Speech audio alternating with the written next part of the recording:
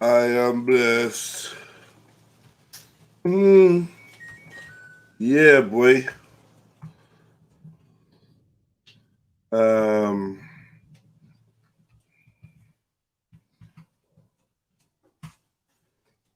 know what I mean? Fuck him. Come on. Vibes or vibes. Monday morning, you know. Bomber clock. Hit the like button, family. It's Monday morning. It's your boy Jeds. Happy New Day and all that good stuff. Motivational Monday morning. Dry your eyes, mate. You know what I mean? Dry your eyes, mate. Fix up. Look sharp. Happy New Day to each and every one of you. Hit that like button.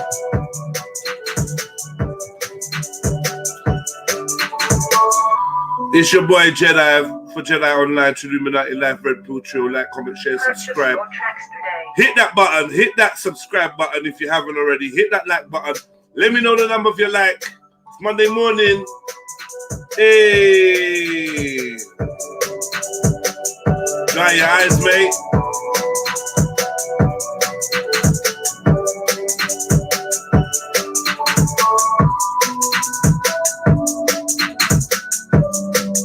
Happy Monday morning.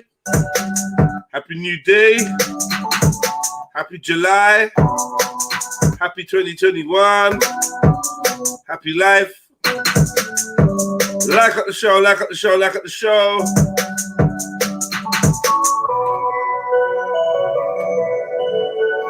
I'll type vegan for life, like number 1 and 2.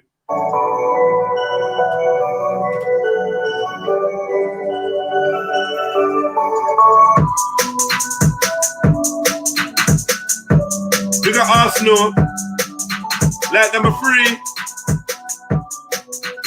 I'll type Trick Victory. Lena Scott, big up the chest. Blue Red Trill. Uncle Barber. Come on. Yeah, man. Vibesy one. Mood best, big up the chest.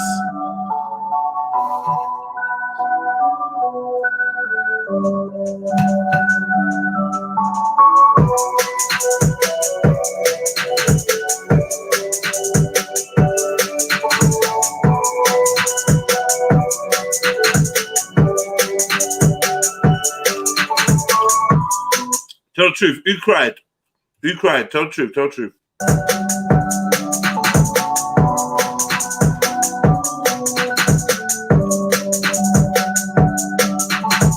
Yes, Mimosa, big up your chest. Who cried? Tell the truth, man.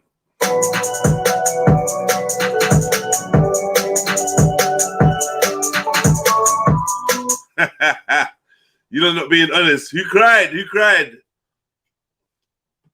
All right, big up Lena. Pasta strike, yeah? Saying no pizzas, no pastas. Is that what you're not saying? Mad. Big up Ace Montana. Man said he's gassed, England lost, slept like a baby. Crazy. Controversial, boy. Old time Ace Montana, man. Like number 16.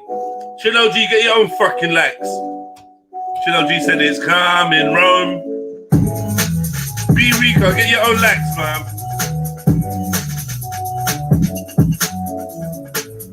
Hey. You know what, yeah, let me see, like honestly, let me get a 1 in the chat if you were disappointed with yesterday's result for your favorite sporting competition. But 1 in the chat if you were disappointed, yeah?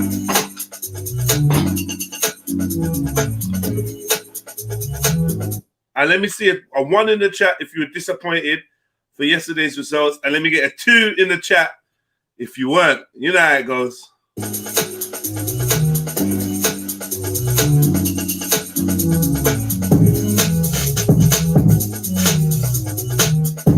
tight drop top hitter, man. Big up yourself wherever you are, my brother.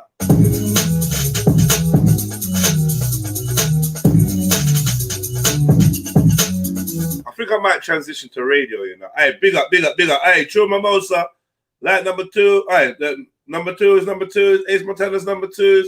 You lot cold, man. Put 1 in the chat if you were upset about yesterday's results. Put a 2 in the chat if you weren't upset. Big up Lena Scott, man. Wearing her heart on her sleeve, man. Lena, we still waiting for you to jump on and come have a chat. Or 3 if it was fixed.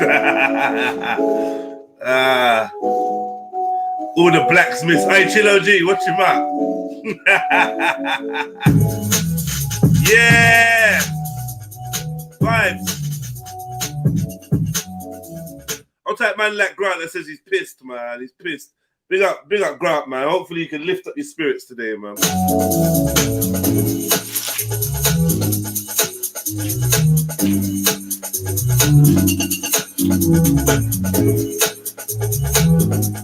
So close, but so far, man. So close, but so far.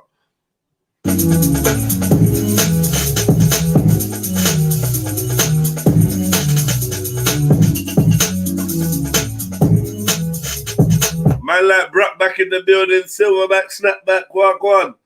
Says, like number 12, Jeds, saw you in the crowds at Wembley Stadium watching the finals. Sorry for your loss. Your team, England, Chad. Fucking dickhead. It was staged, yeah? Oh, you're not screaming it's staged now, yeah? Hold on, Lena. Are you saying it's staged because you lost? Why is it staged? See how you lot are. See when things don't go, you lot's way, you chill ones. You lot start coming up with all these conspiracies. Yeah, I said it. Conspiracies. Get me? What evidence do you have that it was rigged? What was rigged? I'm gonna get to the bottom of this, man. I might have to FTK losers today. But I'm being gentle with you lot today, man. I don't want to upset you. I know it means a lot to you. Yeah? I know it means a lot. I don't want to upset you. So I'm going to be gentle. Jedi's going to be gentle today, man. You hear me? Have no fear. I'm going to be gentle with you lot. Sorry, I'm just making myself a coffee real quick. You know? Wake up and smell the coffee. It was a long weekend for me, man. So to be fair,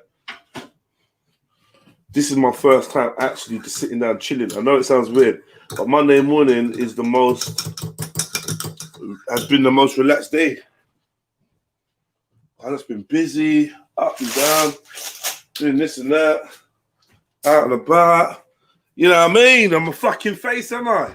I'm a face. I've got to show my face. Right. Hit that like button, you little bomber clouts, kings and queens, emperors and empresses, princes and paupers, princesses and pussy bitches. Big at yourself, you know what I mean? I'm here, man. All right, so let me hear about this stage, Lena Scott. It'd be nice if you jumped on. Let me do this. It'd be nice if you jumped on it, man, and let me know.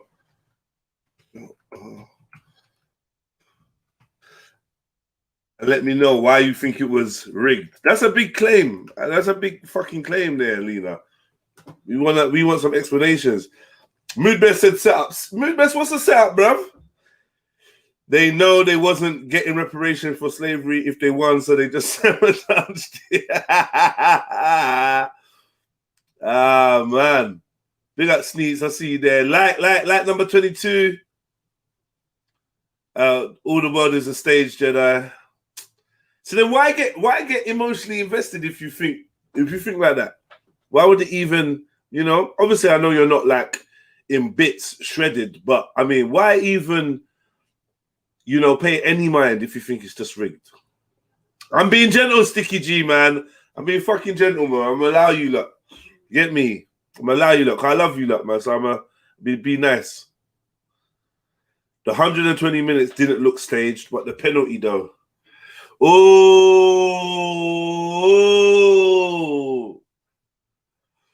so because because I happen to know there's a lot of black geezers taking penalties and that, yeah? So what you saying, the black geezers stay like, nah, talk to me. Football is shit anyways. Come on, Trilogy, high five. Old tight 77 soldier for light number 26, my brother, big up your chest. Man like Scoopy in the building. Jump in, man. Jump in. Let me pin this link to the for light number. Sorry, let me pin this link to the chat so it's always there. Yeah, man. Hey, listen. Talk to me, man. Talk to me. You lot jump on and come talk to me. Talk to me good.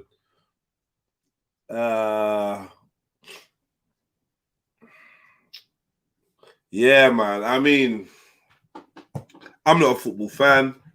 I really don't care about football. It's hard to watch like a penalty shootout scenario. Regardless, it's hard to watch. Like, as in, you know, when you know so many other people have got their little emotions riding on an outcome of a game. Yeah, you can see how intense a penalty shootout is, boy. Like it looks fun, to be fair. Like, not fun, but it's like you've done all this preparation, all this training, all of this, and it kind of comes down to like a coin toss a little bit. It's man, it's deep. Old tight Trill CE, Trilly CE, like number 31. Big up your chest. Who's jumping on? Who's gonna co-pilot with me a little bit today? Only for a little bit. Who is this? Yes. Who I hoped it was, man. Man like Skippy, man. Man like Skippy. Come on, my brother. What are you saying, bro? Big up yourself. Happy New Day.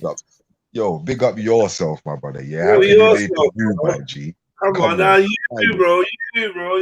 You're the MVP today already. I feel it. You're already the MVP, bro. Bruv, I've already been out of bed and dropped little man to school and whatnot. I come back, yeah, I'm rolling around in the bed, bruv. Yeah, because, living the fucking life, ain't ya? Hey? Yeah. It's all right for some. It's all right for some. It's all right sometimes, yeah? Sometimes it's all right, you know what I mean? I'm saying it's all right for some. You ain't had your hopes and dreams fucking shattered, have you? Right? Don't laugh like that, bro. Now listen, today, everyone expects me to go hard. Today, I am the friend of the footballer whose dreams have been shattered. I'm the friend now. I'm not the friend. I'm the friend today. I'm not gonna. But you see, today of all days, yeah. I get why, yeah. You're probably like, you know what I mean. Yeah, you got to allow the brothers and that a little piece and that. Yeah, but fuck it, bro. Like, you know what it is. Yeah, I'm gonna allow. I'm going to allow Trilluminati Live to be a safe haven for recovering football addicts. You get me? I'm going to, you can come here, man, and we can talk about each other. Mate. Listen, football's life, mate. Through my veins, mate. It's in your veins, is it? I come to you on the pitch then, mate. Footballers, football fans, this is a safe place. I know you expect Jedi to be like, football. I start talking some conspiracy shit, and no, we're gonna take it slow. First of all, it's gonna be scripture that's doing that. But go on, bro. First of all, we've got some disgruntled football fans who are indicating that they think there's been some foul play. I think it's our right to investigate this. It's right to investigate, right? So, from what I'm seeing, people are saying that it looks to them, they think that the penalties were fixed. So maybe we could, someone could, enlighten me, man. Enlighten me. Yeah, you want to explore that avenue, yeah? Is that problem? Yeah, They're like, all right, yeah. We need to start something, yeah. So they're like, oh, look, yeah, we'll give you an extra couple mil. Just don't score them goals. I know the country's been hard on you lads, yeah. You know what it was. I hear what you're saying, but that's not really good enough. Hey, no. Imagine there was like, yo, fuck these. Like, should we not score for them? Let's see what happens. Bro, to be honest with you, more than likely, that was the conversation in the photo that you see them all four standing up, looking out in the pitch, because I tell you this for free, yeah. you as a manager are not gonna go and put a youth that doesn't really take penalties and is, more than likely gonna crumble under that kind of pressure. Do you get what I'm saying? Yeah. Last free kick. Better that you put somebody experienced in there, yeah, and get the job done. Because you're trying to win. I get these man love the sport and that, yeah, and they do the sport because they love it, but some of the fans don't love man, them, they try to give the darkies a chance, yeah, because they didn't want to put them on any but the thing front is, pages of the paper. Man, because the institutional, like, have you ever seen an Indian football player? Emotion, you little sporter. Like Emotion looks like sport. Yeah, he looks like it. Yeah, he looks like. Motion's the kind of guy that will be playing football and basketball at the same time on 2 different courts, 2 different pitches. 100%. That's Gaelic football, isn't it? Slam dunk in a free kick. My position. Slam dunk in a free kick. Alley-oop in a through ball. Get me? When he gets caught for traveling or offside, he's got something to complain about. Mad thing, You know what I noticed though? You know what I noticed on my story yesterday on Insta? Yeah. There's North coloured brothers that I know, yeah, who are out watching the game, yeah. And you know, like after they lost or whatever, yeah. I don't watch the shit on it, but after they lost, nearly every single one of them was like, if you're coloured, get out of the pub now. You think it's joke? Come on, man. I just come off Instagram, yeah. There was 2 sisters, yeah, that went to a pub. Yeah, and they was like, we just got kicked out the pub. They called us Nick-Nogs. Nah, it's cold, man. It's cold. Once that alcohol is mixed in that body, mate, I think that brings out the demons in them. Trust me. All right, I'm telling you. So real talk, yeah. I mean, all right. I can see that the media, the social media, which is the actual mainstream media, despite what we got to start calling that alternative media. It's not even if it's your neighbors reporting, he's gonna report the mainstream narrative, regardless. Trust me. So when we say that we got to stop falling into that paradigm. As if YouTube and Instagram, that's safe media, and ITN, that's bad media. Like, no, that's bullshit. It's all fuckery, right? Technically, all social media was infiltrated when the government started taking place, people like Zuckerberg and that to trial, and that was them infiltrating and gaining control of that platform. So there's like, you're not doing this. All right, so we need to regulate it. And the same with Bitcoin, same with crypto and all that stuff. Everything that becomes successful, yeah, it's the trial period, and then it's like the system adopts it by a hostile takeover. If I'm honest with you, I kind of agree in your end result. Your end result is it's owned by the very same people. Yeah. But my formula, my working out is slightly different. My equations is slightly different. My equation is create the media. Yeah, we create the social media and make it seem like it's for the people, and then later on, engineer it back to your goal. But create it. It's what they're doing with crypto, man. They brought out the crypto, says it's decentralized, and now they're all secretly adopting it. I think so. It's not so decentralized now. Mosh! I know Mosh was at the edge of his fucking seat. Come on, brother. Right, look, listen. Big up, bro. I'm offering a counseling session, for the football man. No, because listen, we're not compassionate enough with them, yeah, because you think you're all woke. Hey, no, gents, man, get the fuck out of here, bro. listen. You think you're all listen. The scripture. You think you're all woke, and you've forgotten your fellow brother. Yeah, you've forgotten that passion of supporting the team. You're looking down at man, and man actually just needs a hug and like a safe place to go where he's not being judged. You know what, Motion? Man, don't judge you, bro. The brother's telling the truth, man. Listen, but today, across the country, women are being domestically abused because of football results. Across the country. You know how much women got punched out last night because of football, bro? Listen, the brothers need a safe space. We need a haven, bro. We thank each other. I appreciate you, bro. I just like to say, my name is Motion, and I'm an addict. You got it?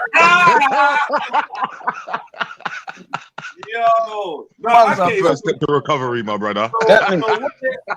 What I'm hearing is this. What I'm hearing from the media is, oh, like I got sent something about punish a nigger day and that. Look, this is all propaganda. I see that. This is propaganda, man. Do you think white folks are really that angry with black people? Are you not really? Come on, man, don't get sucked in. I don't believe that. Man said 500 points for lynching. For lynching, 100 something points for raping, something for punching, something for stealing their clothes. Like, what is this, man? This is not real, man. And like, but I have seen a couple of black people get had up on video. I just can't prove it was racist, but it just looks a bit funny. I see a Italian man get boot up in Wembley. Booted, bro. Oh, shit. Like, man was taking a free kick on his whole frame. Yeah. And he was just on his back with his legs and arms in the air. Yeah, like, you know that when you got a dog that rolls in dead bug. Yeah, the dead bug. Yeah, no, man should have lost. But it's real. Nah, it was fucked. It's real. He watched man run up and boot him in his head. Yeah, he watched it. Literally. You get me? And then just like, bruv, get off your fucking back, bruv. I don't never understand why man is doing that. You know, like that is not no way to take a beating. If you're gonna take a beating, it's not on your back, bruv. You got to be drink, bruv. Balance gone, equilibrium gone. What are you? It's crazy. But anyway, is there a bitter taste now from you've clapped, you've bought the t-shirt, you've bought the pints, you've gone to the local pub? Is there now a bitter taste in your mouth motion? I'm gonna tell you like this, gents, before motion even answers that question. Go on. Yeah. Let's just say from now on, for at least a couple years, you're gonna go shopping, and you know when like man was running out to go and get the toilet roll, and you know the pasta's gonna be left on the shelf. That's for fucking pizza. Yeah. Reduced. No more Bagbo in the house. Take out the reduced iron. Pasta and pizza is Big man stocks in pasta pizza are dropping. Like, what's going on? Yeah. Man said Levi Roots is going to take his biggest profits hit since he was on Dragon's Den. Wow. Hold on. Why is Levi Roots going to take the hit? Reggae scores, the black man is the penalty. Because of his nephews. His nephews, the penalty, fam. Fuck this. Yeah, come on.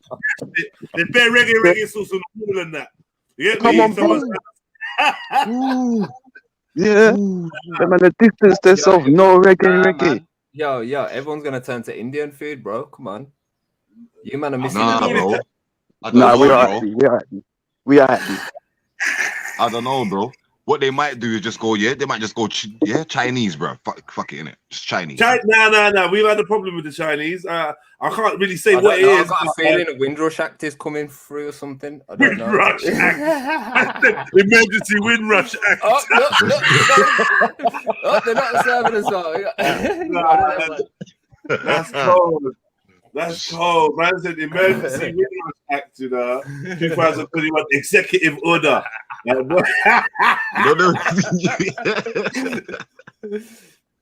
Man said I'm throwing out all my Gucci from today. Man said Nova Face. He's not wearing Nova Facey. Yeah. Don't let London Fashion Week be in Italy this year. Yeah, that's crazy. Yeah. So seriously though, there's a lot of talk like on the social media about backlash towards black players and black people in general. Times, do you think this them that brought them to the final? Yeah, man, it's real, man. 100% it's real, man. These people can't control themselves, bro. Yeah, you know what I'm saying? They get emotionally. They've been waiting for this, but really and truly, like it didn't go the way that they wanted it to go. You see, if it went the way that they wanted it to go, then them man just will be. Right now, you will be seeing no one's going to work today. No one would have turned up at the office. Everyone would have been in the pub. That's a fact, bro. You know what I'm saying? They're definitely going to be looking for Asian players now because they're going to be like, wait there. Everyone who's a Muslim, everyone who's a Muslim, they keep winning. all the Muslims keep winning lately. Like whatever, man. McGregor's had bad luck. Listen. Let me tell you something about England. Bad Yeah? luck since it. Let me tell you something. Since it is what's it, Khabib? Okay. Literally. Listen. I'm not a football. What about Amir Khan? What about Amir Khan? He's forever losing. He's I know. Who fucked his wife? Let me. The brothers, you get me? AG. Taking out his wife.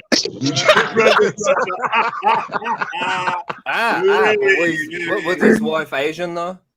Yeah, his wife's Asian. It don't matter. Asian or not. It don't matter. Asian or not. That's his wife. It don't matter, boy. That's how you know Jens did it. Fuck's sake. He went for the lubricant. Anyway, yeah, what I was saying is like England, yeah, like they've had a very long-standing relationship with Asians. If they were gonna let Asians get a touch of the ball, it would have happened already. You man are not getting picked. I don't know what you lot did when you came here early. They decided they're not picking you, man, for football because from growing up, the amount of bad boy Asian man in my schools and that could play football, but they just don't seem to be represented nationally. I'm not sure Scouts what that is. Don't come out and look for them, man. There. Let's be real. I don't know. Yeah? I don't know, bro. I don't know. They don't. Because that's why they ain't getting picked, bro. Let's be honest about the situation, man. Come on, man. They're not getting picked. I don't know why. They're just left behind. They're not getting picked. Do you know what I mean? Man's looking around there, the emotion. Man's picking the guy with the you know what it is? When man runs down the wing or whatever, man get that whiff of curry in it, and man like, yeah, fuck that. But I'm like, fuck this shit, bro. No one want that in my team. Fuck that shit. Yeah, in the dressing room. Yeah, just currying up the place. And it just bare onions and garlic and that and spices. What's he talking about? It's that masala smell. That masala smell. I know. Yeah. I don't know what this curry does. Listen, for the record, Trilluminati Live does not support masala jokes. There's an Asian. Just want to let you know, I'm with my Asian mate right now. I'm an Asian, yeah. Yeah, I'm here with my Asian mate right now. Big up for my G. I get a pass, man. Can you say something in Asian, please, just so that they know that we're Asian friendly? Slowly, come on, brother. Salam alaikum. I said that you're gonna try to get my channel shut. I was saying again. Don't do that. I said say something in Asian. I said salam alaikum. Say, bro, man. Say. Help me. We're just there. You're not gonna know that this has got nothing to do with me, man. I'm just saying, yeah. Listen. Just know this, yeah? Yeah? I'm just talking the truth that people don't want to say. Yeah? Right. Don't be upset with me. That don't mean that I mean the shit. Yeah, because I don't. You know what I'm saying? I don't mean it. You don't mean it. Yeah? But it is what it is. You have to trust him. But yeah, the Asians not getting a look at in football. For you lot been around them, you lot the closest to them. They still don't want you. I don't get it. I don't know, man. It's a conspiracy, right? Why there's not like there should be at least 2 heavy dons in football, Asian. Big names, household names. How is there not? Man, bro. Motion, why is there no Asians in football, like top league football? Like, what's going on? They got a couple now. But the other part of that is the communities. They're not pushed that way, you know. Like when your communities push you towards things like being a doctor, which carries you, like, you know, be millionaires anyway. In that sense, do they need to go and be footballers to do that? They're pushed towards academics and stuff like that. Right. Like kicking football, eh? You're going to be a doctor. You break your leg, bro. What are you going to do then, eh? Yeah. You know, the parents always like, yo. Forget the main plan. Go for the backup. Even growing up as a young chicken, the same. I don't know. It just went quiet there. I don't know. Asian parents just push for like doctors, lawyers, solicitors. Like, yo, if you're a footballer, how can you help me? Obviously, if you're a doctor, when I get ill, you can help me, and it won't cost me. Right. They do things for their own pocket in a way. I was gonna say, go and get proper job. What's it, football? Go and get proper job. Yeah, I hate that still. You know what I mean? Football? What's the football? Get proper job. Mom, like, Mom, I could be making 40 a week, Mom. Oh, just stupid. 40 a week? 40 a week? What the bloody hell is that? That is shit. That's shit, You man. need more than this. Asian parents are raw, actually, you know. They like that with everything. Even your girlfriends are like, go and get a proper girl. Go get proper girl, you know. What English girl, eh? Come on. Go get a proper girl. What? So they're trying to say that English girl's not a proper girl. She's like a dummy, like a crash test. What? Can she cook curry? And if you can't cook curry, she's not proper. Not proper girl. No. Now that makes sense though. If you can't cook the national dish, Listen, anyway, I just want to say, yeah, big up all the Asians, especially the Asian sisters, because I love you, lot, man. Right on, Sneets. Hello. Hello, everybody. Fancy you, Jeffrey. Eyeball emoji. Morning. Yeah, man. Big eyeball emoji, man. Big one. Just the one eyeball. That one. Hang on. Don't call us Cyclops in scripture. We don't appreciate that. Yeah, trying to Cyclops you.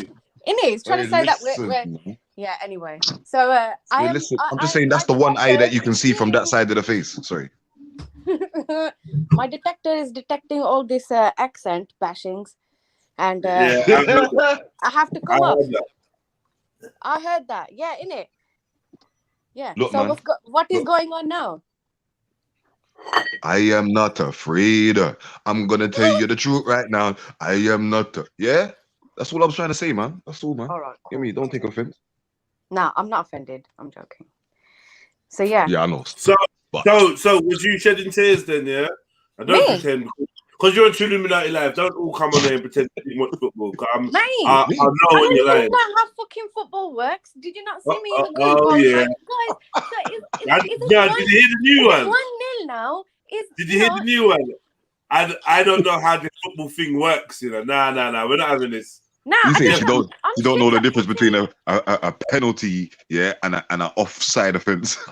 All I know is, when I used to play out as a kid, the lads used to stick me in goal and just batter me with the football. That's all I know. Okay. Until my mom used to come and save me for dinner time. Yeah, that's all I know about football. Don't worry, just stay in goal. You'll be all right. Just say it with your hands. You probably a good keeper. I'm 5'1". Can you imagine me as a child? Like, I was so tiny. The lads were big as well. I imagine you just taking bare balls to the face from the lads. Fuck's sake, Jeds, man. What, man? What, man? What are you talking about? What? There will be no balls in my face, okay? Yeah, no, I get it. Catching them shots. And this ball rubbing. Catching them shots and that. Do you know what I mean? Yeah. Get me. Why am I picturing? No, standing firm. Now you got to stand firm. Keep your eyes open when there's like 2-3 men in the Listen. Okay. Keep your eyes open when there's like 2-3 men in the box. Like, you know what I mean? Listen, there was girls who used to play out as well, but girls and guys taking shots. Listen. No, but I was just more mouthy than the rest of the girls. Oh yeah, mouthy, yeah. My God. Mouthy, you say? Mouthy, you say? Yeah. Please. Dropping myself in this. Just pure. That's by your own tongue, boy. Yeah, that's getting funny. balls and that.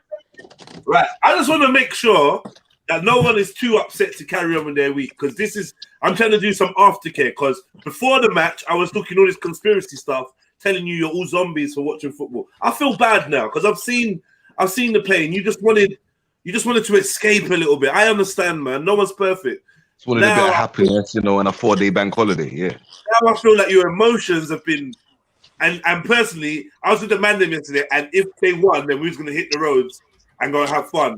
And I kind of found myself secretly hoping England wins just so that they can be like... They can go fuck some shit up. So yeah, so there was a motive that we could have, you know what I mean? But it was raining as well. So, bruv, tell me they're not playing with the weather, though, scripture. They make it rain, like... Did you see? Right times, like they're taking the Did piss. You see, bro? Like, oh my days. Yeah? Like, I'm sitting here and I'm like, rah, rain is falling. You fuck out, yo. You see, this is what happens. You don't deserve shit because you don't know how to fucking even treat your own kind right. What the fuck? That was just raining on your forehead. Yeah, go and celebrate in your fucking bed. Yeah, talking about, bruv. Yeah, I had a brother, yeah, that was telling man, yeah, man, after party, watch, they're gonna win, he's coming home. I looked into his life, bro. You see when that penalty sunk in that net, bruv, he said, no after party, fuck this, I'm coming off live. Wow, the depression is real. All my neighbors are drinking till like 4 or 5 in the morning, mate. Do you know what was he talking about? Nah, they're just all like, I don't know, just an excuse for them all to get pissed, mate. And it's not mad. None of them actually follow football normally. Like all of a sudden, like it's a main fucking thing, and they're all fucking watching it. Gives them. It's something like football paint all over. Go on, Mosh. Do you not think because of the last 18 months though, that something like being in the final and the opportunity to win something like that, it did kind of bring back some kind of positivity to people in their own minds, maybe even subconsciously around the country. It's not us that are winning anything. We're losing the most at the minute. Ooh. Do you get what I'm saying? It's your walk. Hey, he's gonna. I hate you to walk. He's not having it, Motion. Like, I know, but you gotta let a man like get his process out. You understand me? This is my process. Yeah. Everyone's like, oh, you're grumpy, this and that. Nah, I'm not grumpy. I just don't fall for like what everyone else like. What attracts? Bro, you know what other people are attracted you to? should be supporting Aston Villa. You should be pissed off that Grealish wasn't on the pitch for longer. Don't watch no football. Like, I understand. These motherfuckers don't pay my bills, bro. Like, don't matter how much goodness happens, none of these people pay my bills, man. So like, what am I spending my brain power on? Like watching what other people are like succeeding. Okay. Oh, so Jedi pays your bills. Hey. This is constructive though. Nah, this is escalating quickly. Do you know what I mean? That was a shot in the foot. But no, this is a thing. You can say that, but I'm actually working right now. Trust me. Yeah, but there's a difference. So I'm actually working while I'm listening to this. I'm actually filling out applications and stuff. So like, I'm joking, man. I'm just joking. You know what I mean? This is like constructive. I think you know what? How I would argue that, well, because I would I see where Motion's coming from. What I would say is, where you can, if you can interact with your entertainment, if you could talk to your entertainment, be part of it and shape it, then I definitely think it's far more constructive than, obviously there's a whole like thing of aspirationally looking up to these super sportsmen and living through them, which I don't think a lot of us do. No, I think a lot of us do, but not all of us do. Which is cool, because you just look at them. You know what I noticed yesterday? They're flicking through the crowd, on the pitch and that. And they went to like 4 or 5 people that was doing the prayer hands kind of stance, and like it's just a religion, isn't it? It's a religion. There's no way around it. This football thing is a full religion, and especially for this country.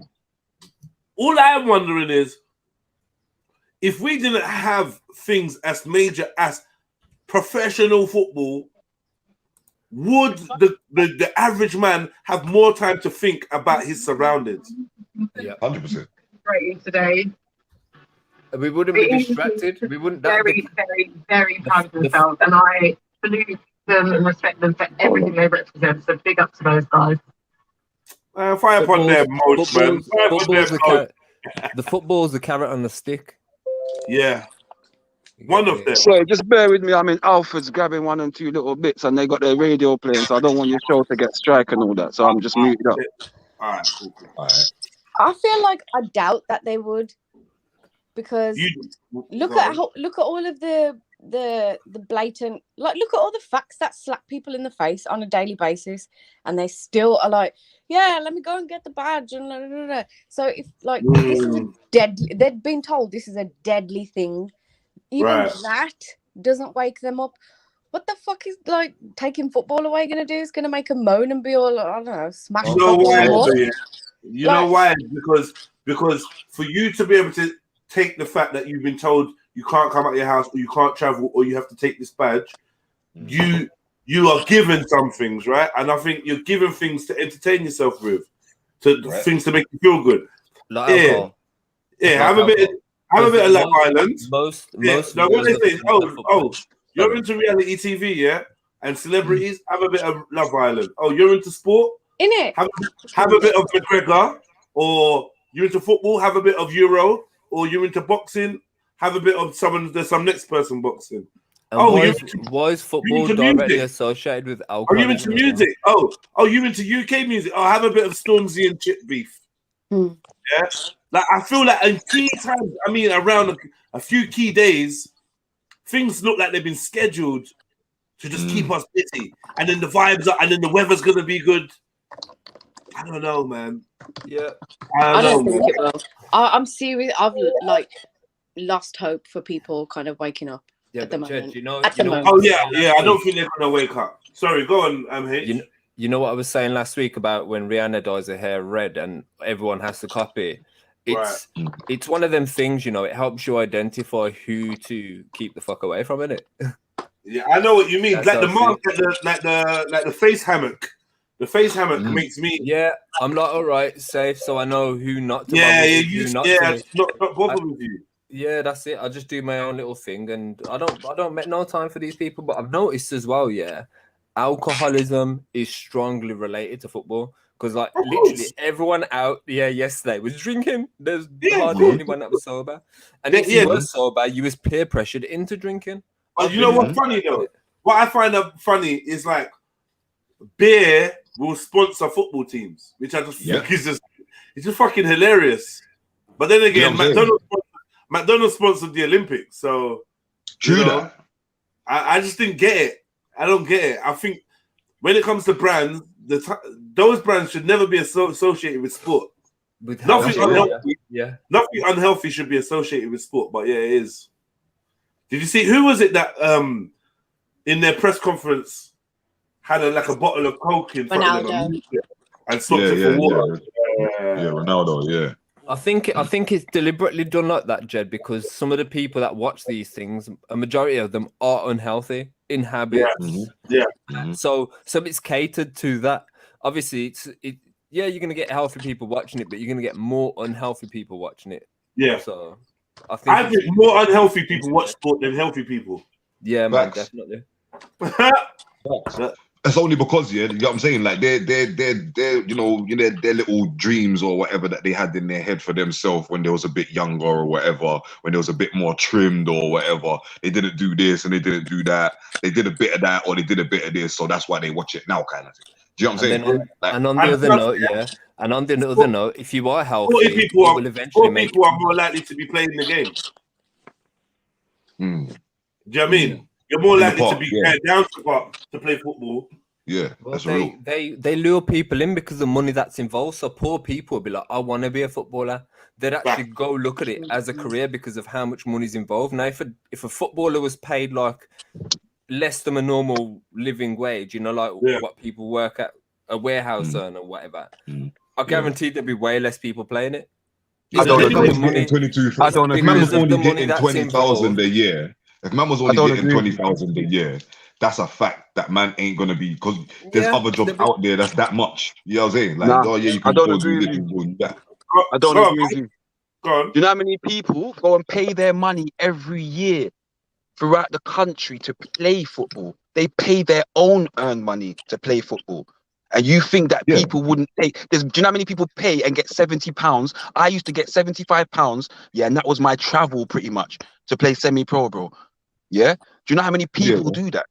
That's a misconception. You know how many people would play football for free? Do you know how many people would just do it? When I was a kid, I would have played football for free. Aspirations of what though? Because a lot of people I know who play for these small teams, they play for them to be able to gain that that portfolio, so you can go play for. Experience. Yeah. So it is tied into it.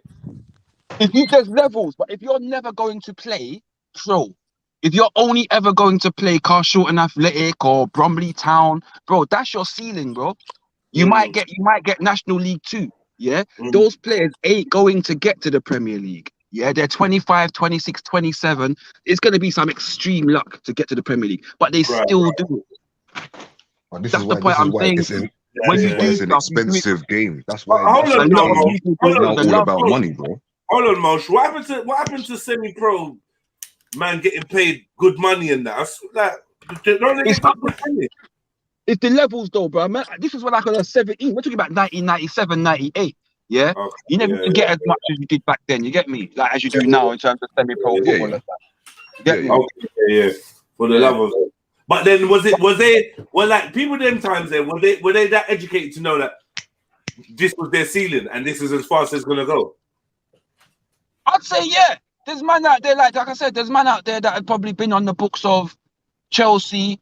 I played with people that played for Arsenal, then ended up going to Scotland and fucking winning cups in Scotland, but were never good enough to play in the Premiership or that good to be seen at Arsenal, yeah?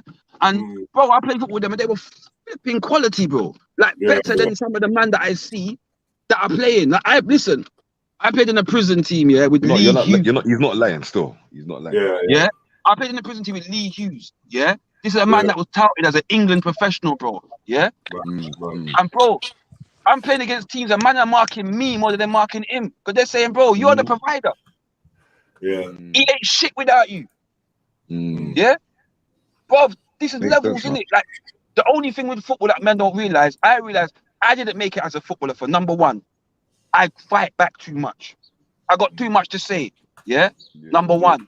Number two, my mum and father work pally with no coach. And friend up and every minute in you understand me? Sitting in people's yard. Those are aspects and that what make some of these guys get through to professional levels. Do you feel what I'm saying to you? Yeah? That's what it is, the pally, friend up thing. You get me? And then the other part is bro, the other part is look at now we're discovering abuse is what ruled the fucking roost. Right, yeah. Why is motion not pro? Why is motion not pro? Because motion couldn't be abused like that by you. Because motion probably would have kicked in your nuts. Yeah, you can't beat me up in the locker room and that. Get me? But little Billy though, little Billy, get little Billy. You feel what I'm saying? That's facts though. That's facts though. Bruv, see what Rika does here. Rika, you start the football team. I mean, I start the football team. Nah, no disrespect to the football team and that, but like, nah, bruv. What am I starting the football team for? Nah, man. I'd rather start an airsoft team. I'd rather start an airsoft team or something like that. If you just make a football team with just straight coloured people, yeah. Bro, we dominate the thing. Think about it. Bro, we've had that. We had Accra from Brixton back in the day. We dominated everything. Yeah? We've had that, bro. We've done that. We've been there and done that, man. They know the levels, bro. Come on, man. Arsenal was basically a black team. Facts. Come on. That was basically when I was growing up. That was basically a black team. And and what other team was it? Was it Liverpool? Villa, Wimbledon. Yeah, bare blackheads on there, man. Come on. That's why I support Villa, bro. That's why I support Villa. Because when I was growing up, they had enough man that looked like me playing for them. Right. Yeah, I made it seem like a reality and a possibility. You feel what I'm saying? So I'm watching man like Tony Daly, Earl Barrett, Dalen Atkinson. You feel what I'm saying? Them gangster name there, Paul McGrath. Yeah? Yeah, there's a lot of skill in football. Of course, mathematics. Yeah. There's a lot of that, man. I mean, footballers are intelligent people, spatially aware. You know what I mean? But who's got the echo? Who's got the feedback? I don't know. It might be me still. Let me know. I think it's nature. I can see the mic moving. Yeah, man. I mean, so today, out and about. What's the mood? Who's been out and that? I've not been out yet. What's the mood? Is it somber for real? Are people somber? Very. Somber vibe. I went out in the garden. I stuck my index finger in the air, and the air feels like it's cleared. But it does feel a bit somber, but it doesn't feel like it's as bad as I thought it was. Okay, babe. I'm not gonna lie, I was driving and two Caucasian people didn't want to give right away, even though they didn't have right away. And I had to pull up and be like, yo, the privilege is done out here, blood. Back up. Yeah. Get me. You hurt it even more. That is telling the bad day is your worst day. But I pull them up on it, bro, all the time, bro. I say, listen, that shit's done out here, bro. Yeah, fucking back up. Yeah. Now, I think what we should do is just go and hug a white guy. Just hug a white guy there. You know they got punish a nigga. Let's hug a white guy. Just like hug a white guy and be like, yo, I understand, man. I mean, I don't understand, but I'm trying to. Do you know what I mean? Oh, shit. Huh? Yeah. Hold the door open for a white guy. You know what I mean? Let it go after you, man. After you. You sure, mate? Yeah, after you. You know what I mean? What if they do a sham and try to kick you in your face? You know, like nah. What? Why sham? Why are you thinking sham? That was just that's what came to my mind. You know when H111 was like, yeah. You know when he was like, yeah, I'll bow down and I'll bow to your feet. That was it. I'll bow to your feet. Face. I bow to your feet, man. I don't want no beef. Man said, yeah, I'll kick you in your face. Like, imagine a man being so humble, he's saying, I'm gonna bow to your feet, and you telling him that you're gonna kick him in it. Like, don't go and hug them. Be nice and put out good energy, but don't get caught bending over so you can get kicked in your face.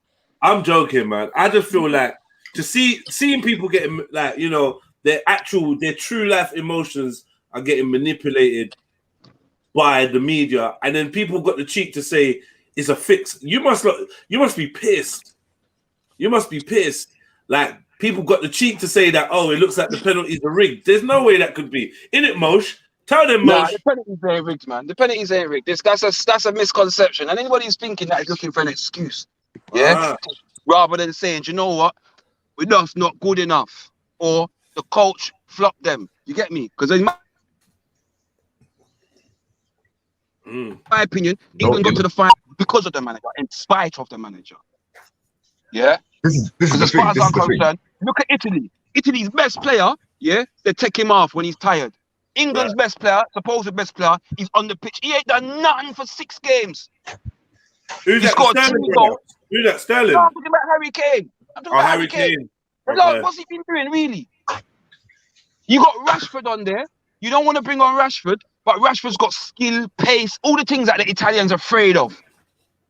Who was the top scorer in Italy? Lukaku. What has he got? Pace, power, bit of dribbling ability. And you go play fucking Harry Kane. Big static, rascal, big head. You know what it is though, Mosh? You know what it is though, Mosh? Yeah? Yeah, for me, yeah. I haven't watched one game, bro. I ain't watched a highlight, nothing. Yeah? But I'm gonna tell you this. For free. Who did they actually go against? No, who did they actually go against in this competition, bro? That was somewhat of a threat to them from early on, bro. Just the Hermans. You see what I'm saying? Do you see what I'm saying? Yeah. Yeah, they skipped this whole competition, bro. Do you understand? That's what I'm saying, in spite of the manager. You get me? I'm upset, I'm not gonna lie. My boy Grealish didn't get enough time. Yeah? When he come on, he's dribbling, taking on, man, and winning, free kicking all them thing there. Playing from early outside gate. Ross Clark, brother. I mash up my bet. I didn't even care. I just had a good bet. You're talking about. 7 mil. Get me? I had a good bet, fam. I'm pissed. Get me? Now, man said the bin is full of flags right now. Like, this is mad. I speak for them, you know. Yo, I'm not gonna lie, yeah. Back in the days when I was a bit more of a cunt, I used to revel in these days, yeah, where everyone was like, yeah, I'm like, yeah, you lost. Good. Yeah, because if I'm honest with you, I'm so unpatriotic, I kind of don't even want to see a national team win, even when it's filled with black man. In fact, when it's filled with black man, it makes me more angry, because to see our sporting ability being used to get more decoration for this city, or for this country, should I say? It just kind of, I'm just not really on that. I think that growing up in South London, I think we're all just kind of naturally a little bit anti. Do you know what I mean? And anything to do with British or English, we're kind of against it. And I noticed that the white folks noticed that, and they kind of don't like us for that. They're like, you're a traitor. You don't live in England, but you fucking hate England. Why don't you go home and that? Why don't you get out? But it's how I feel, though. It's like part of the English experience to not like England. It's part of being British is to be anti-British. the anti-establishment and all these different kinds of things. Anti-Britannia. Yeah, man. Yeah, so like I just don't, man, I see people really sad. But I just really wanted to hone in on whether anyone was reading into, like, you know, the memes and stuff going on about black people, whether there was a conversation there, or is it just a bit of attention seeking and let's just move on? Is there a conversation there? I noticed that England lost. Boy, how many of these things were going on? It literally, as soon as they lost, it was all over Instagram. Yo, get out the pubs, get out. Bare videos of people getting boxed up and that. I noticed enough of it, man. It literally instantly. Yeah, there's so much stuff going around. It's like, but is it real? Is it real? Is what I'm trying to understand. Yeah, of course, man. Yeah, man, that's real, man. I was gonna say that's real, man. That's people's real emotions coming out. I think social media amplifies it, though. Amplifies it because what's happening is people are seeing it on social media and they're thinking it's happening everywhere. To like an excessive. And then it's also okay in it because there's going to be people who are going to see it on social media and be like, oh, it gives us our reason to go out bashing. Do you know what I mean? What's not okay though, H? Yeah, the fact that they got to the final. Literally, that's it. Where is the support for them? I don't care about none of that though, man. No. But hear what I'm saying. Not you personally. Yeah. I'm saying the fans. Of this thing. They did not appreciate the fact that they even got to the final, bro. Yeah. They want to win. When's the last time they won anyway? When's the last time they won? 1920 something or something? Don't get me wrong, it's been a hell of a long time, and people been telling me, "Oh no, they got the best. They got the best chance now. This is like from them till now. This has been their best chance. So be grateful, then, bruv. Like, even when they what the hell? Other nationalities, they still lose. It's not in their vocabulary to do that. But you know what it feels like? It's like it's always there. They've always got this aggression, but it's like they need the extra energy to kind of hype them up. It's like, you know, you've got like in school or whatever, there's a kid who's sick of being picked on or whatever. Maybe that's not the best analogy. Basically, there's a bully, right? And they need all of their peers around them to be like, yeah, go on, get him. It's like without that, they haven't got the balls to openly bully's only a bully when he's got people around him. When they're they need to be hyped up. It's like, yeah, go on. And then all of this aggression comes out. I hope what I'm saying makes sense. Yeah, man. That's why them man there, just said, fuck this penalty, bruv. Yeah, you just miss this shit, bruv. Look, don't care about me, bruv. You know what I'm saying? Man, don't care about me. It's not in their vocabulary. They don't understand that. Wait, you better try to pay reparations. I'm not gonna lie to you. You don't know the Farron Pool, yeah? Yeah. I just gone on Instagram. Like, look, I just like to talk freely, innit? Yeah. This is, I guess, check this now. Just being real, yeah. I don't want Motion, Sneaks, or H, to side with a national team and become patriotic and then develop pride and love and compassion for this nation. Right? I don't want you to do that. Now, having pride and love and compassion for each other, for your neighbor, is different. But having this overarching sense of, oh, this is England, we're England, blah, blah, blah. I don't want you to have that. Why? Because I see you as being potential allies in the fight against the British Empire and the national version, the international version of this, So that being said, that's just from growing up as a. That would be patriotic for the wrong reasons, though, wouldn't it? Like, no, I don't want you to. But check this now. So Farron Poole, obviously, he works taking knives off the roads and working alongside other people, just generally just like a public figure who's trying to highlight knife crime in his way. His main way seems to be taking knife off the roads and that. Now, I see him in some parts as being a potential comrade in certain avenues, youth violence, social justice and stuff like that. Yeah. However, in my opinion, he works very closely. They all start working very closely to bodies like the BBC and this person, that person, and then I can't really fuck with it anymore because I feel it goes away from the grassroots. Meant to do, yeah. Yeah, I don't know. Now you're more a part of the problem than the solution kind of thing. Yeah, you could become like the man them arm of them, like the man or the buffer zone between them and because he's kind of becoming like a policeman in his own way, reporting crimes, putting up videos of crimes, and it's like you're trying to ask for appeals and da-da-da. Then he starts talking about changing the law so people get more time for knives and da-da-da, which means that you're moving in a politician kind of direction. And I'm not really with it. Anyway, I don't like him, to be honest. I messaged him, because he put something saying blaming the government for all this knife thing. I go, what are you blaming the government for the parents' job? Why don't you like put a video saying, yo, if you're a parent, you need to watch what your kids are doing. It's not the government's job to do the parents' job. Like, it's mad. Yeah.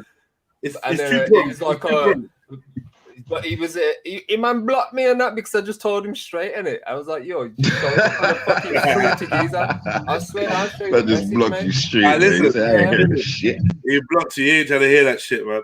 But people who block out like the world, they're the people who live in their own little like. He just like, yo, if you don't agree with me, bro, you can just go over there, which is true. I can unfollow Farron Paul anytime or block him. But I like to comment, and I feel like, especially when me and you have got a rapport or we're cool, I feel especially then, I should be able to speak up. If I'm disagreeing with you and you hear it or whatever, I should be able to speak up and say, you know, I don't agree. I don't want to be Scripture's friend and then become pressured to never speak up if I feel Scripture's doing something I don't agree with. Maybe we have a room for conversation. I want to try and invite him on this week and put some of these things to him. But this is what he read. Yeah, he's put a picture up of the England squad, right? All right, you know what? Let me get it up on the screen. Actually, hold on. Let me get it up on the screen. All right, it's available. Masha's got a little echoey thing going on. Who's got echo? Is it? A little bit. Here we go. Okay, let me share this screen. Hit the like button, family tree. Build up yourselves. We're just warming up the vibe. It's good what he's doing, like trying to clean shit up, like with the knife. Yeah, of course. Gotta be careful, man. So where is at the top? Is it? It's at the top. Where is it? Right at the top. Yeah, right. So yeah. Washing machine on but me there. All right, cool. Listen to this, yeah.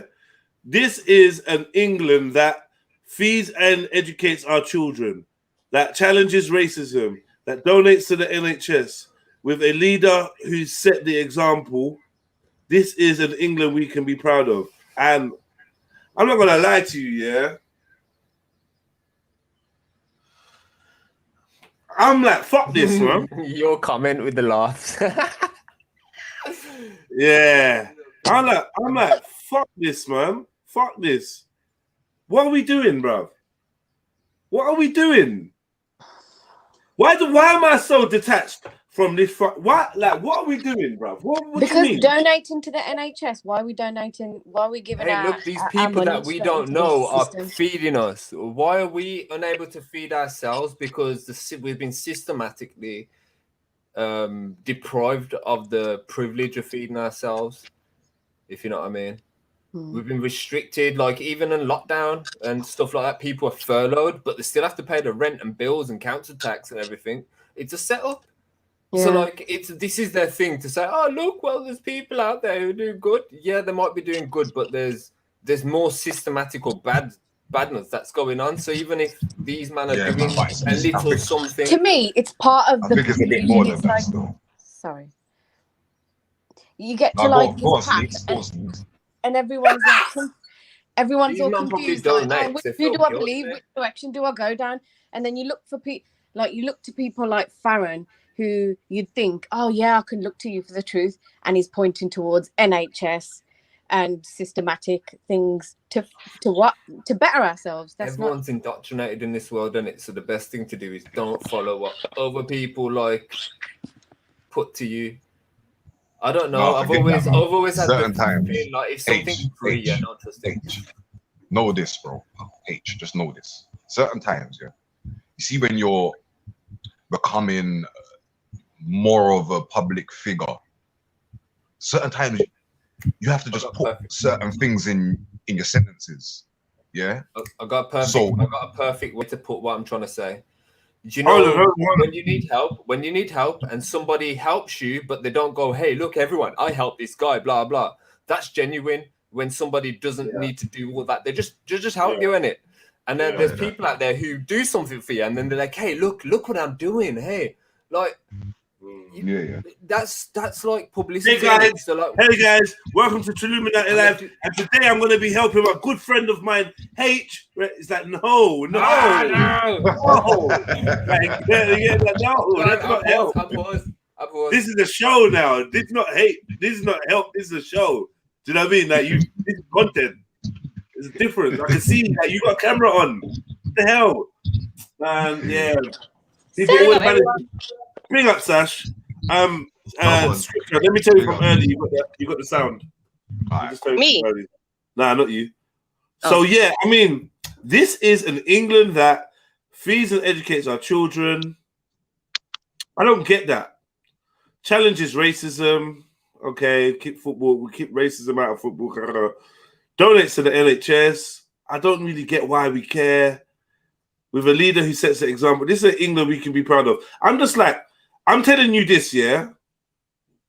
This is my belief, innit? I'm speaking Jedi. This is Jedi speaking. This is Farron Paul's Instagram post. I'm not spoken to him in terms of exactly what he meant, but I'm saying I rate what Farron Paul does, yeah, taking the knives off the streets. I don't see it as being a great fucking revolutionary thing.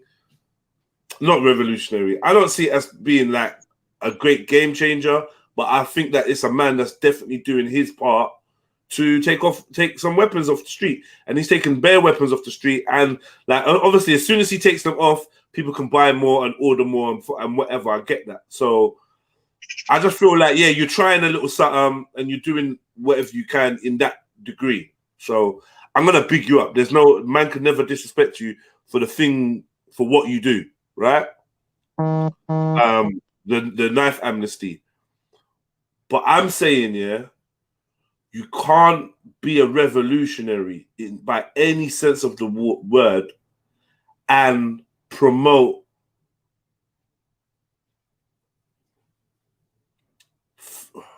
fanaticism or like patriotism. This type of attitude, like this. What am I trying to say? What I'm trying to say is, yeah, if we ever get free, we can't be out here in love with football teams and these kind of posts are just, I don't know, man. I don't know what I'm trying to say. I'm saying this is pro-system, not anti-system. Yeah? This is pro-system. This is pro the bread and circuses, pro the stadium of fucking lights, the theater of lights, where it's just fucking entertainment to keep you distracted.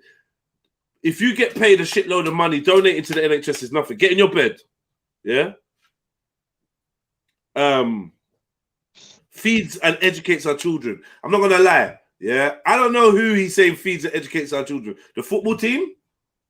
Is he saying the England football team feeds that or England? What does he mean by that? What's he mean by that?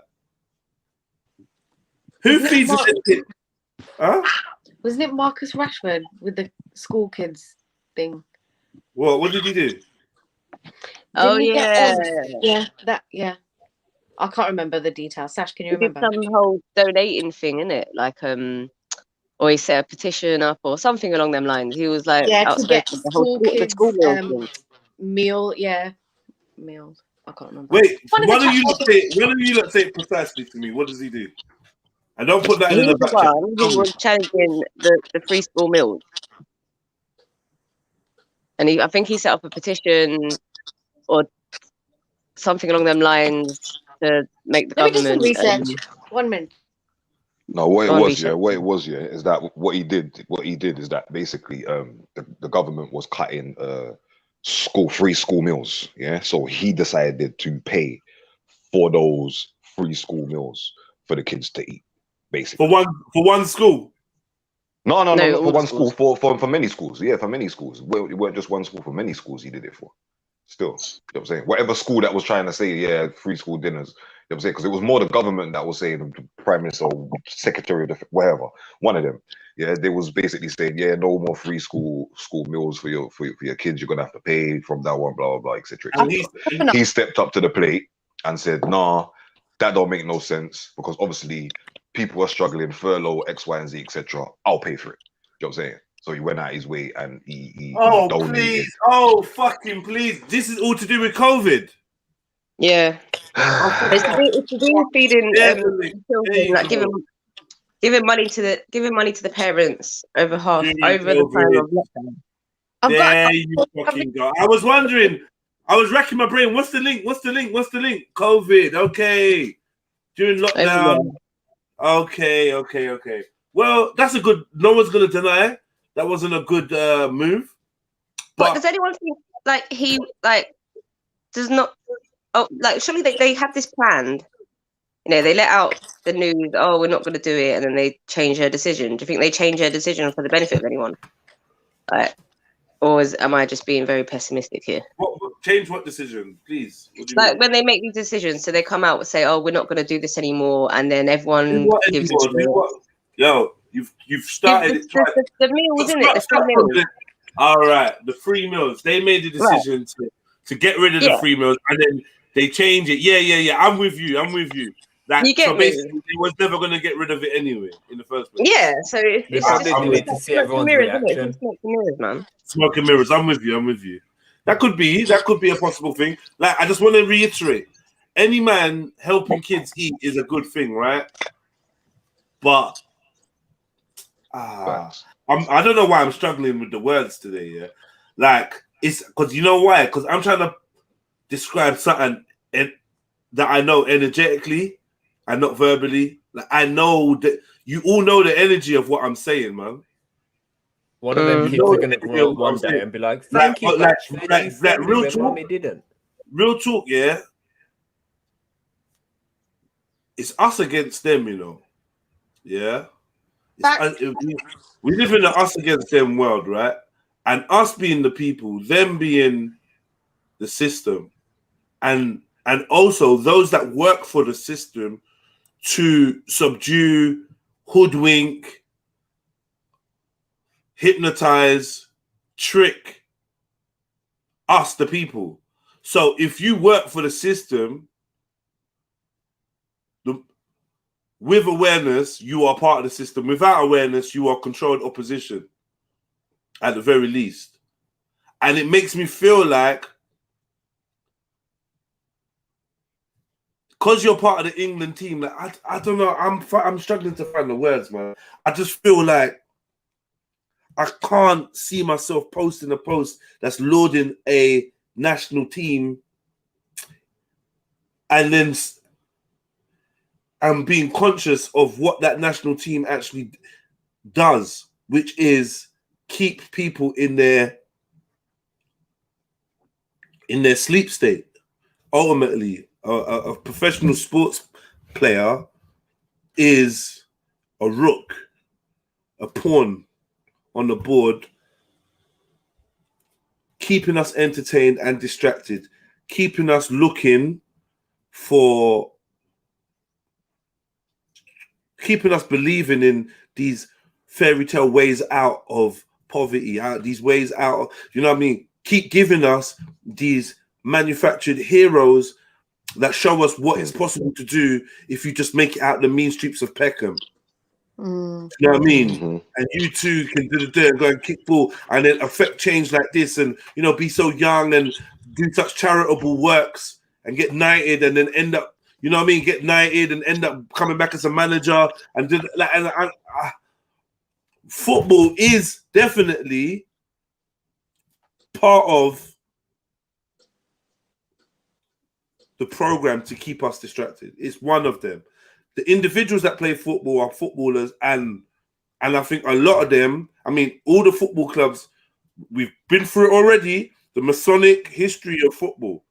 All these football clubs are owned by Freemasons. Freemasonry is big in it. You can't get through, so you can't go through certain doors in football without being a Freemason. Now, who wants to challenge me on a Freemasonical history of football? When we went through it last time, it was a fucking madness. So it was just a madness. Anyone that wants to challenge me, come on here. I'll bring out some resets for you to go to look at. Yeah. It's disgusting. Please, let somebody, someone, please just feel brave enough, please. Step right up. Step right up. Hit the like button, family tree. Big up, sister Shelly. Shelly, yeah. Big up everybody else. Yeah, big up. Big up. So I'm just saying, innit? Yeah, I'm just saying that I feel like when we say this is England that feeds and educates our children. Like, you did something for somebody, for some people. I get it. I just think this whole thing is kind of misleading. This meme here is kind of like, are you being for real? Bigger ID, long time, brother. Yo, brother, man, what going, man? I just wanted to say one thing, man. Please. Yeah, man. Off of the back, what you were just saying about, you know, the teams being Masonic and all that, it's not far fetched, like, because even if you look at the statistics of the match and whatnot, all the numbers, like there was a hell of a lot of frees, and I don't know if you guys, huh? Yeah, do you know what? I'm so glad you mentioned that. I'm waiting for someone to message me back. There's a guy who breaks down goal times, the dates, and he does this whole gematria thing on it. I'm waiting for my friend to message me back on who it is. Because literally, the person that scored for the team, his number was what, Lee Shaw or something like that. Yeah, his number was 3. His on his t-shirt. I think Italy, they was what, 33 matches without no losses or something like that. That's what I read anyway. And Italy scored 3 penalties. There was just a hell of a lot of frees, man. And the three boys the 3 black boys that didn't score no goals or whatnot. So it's just mad, like. Oh shit, yeah.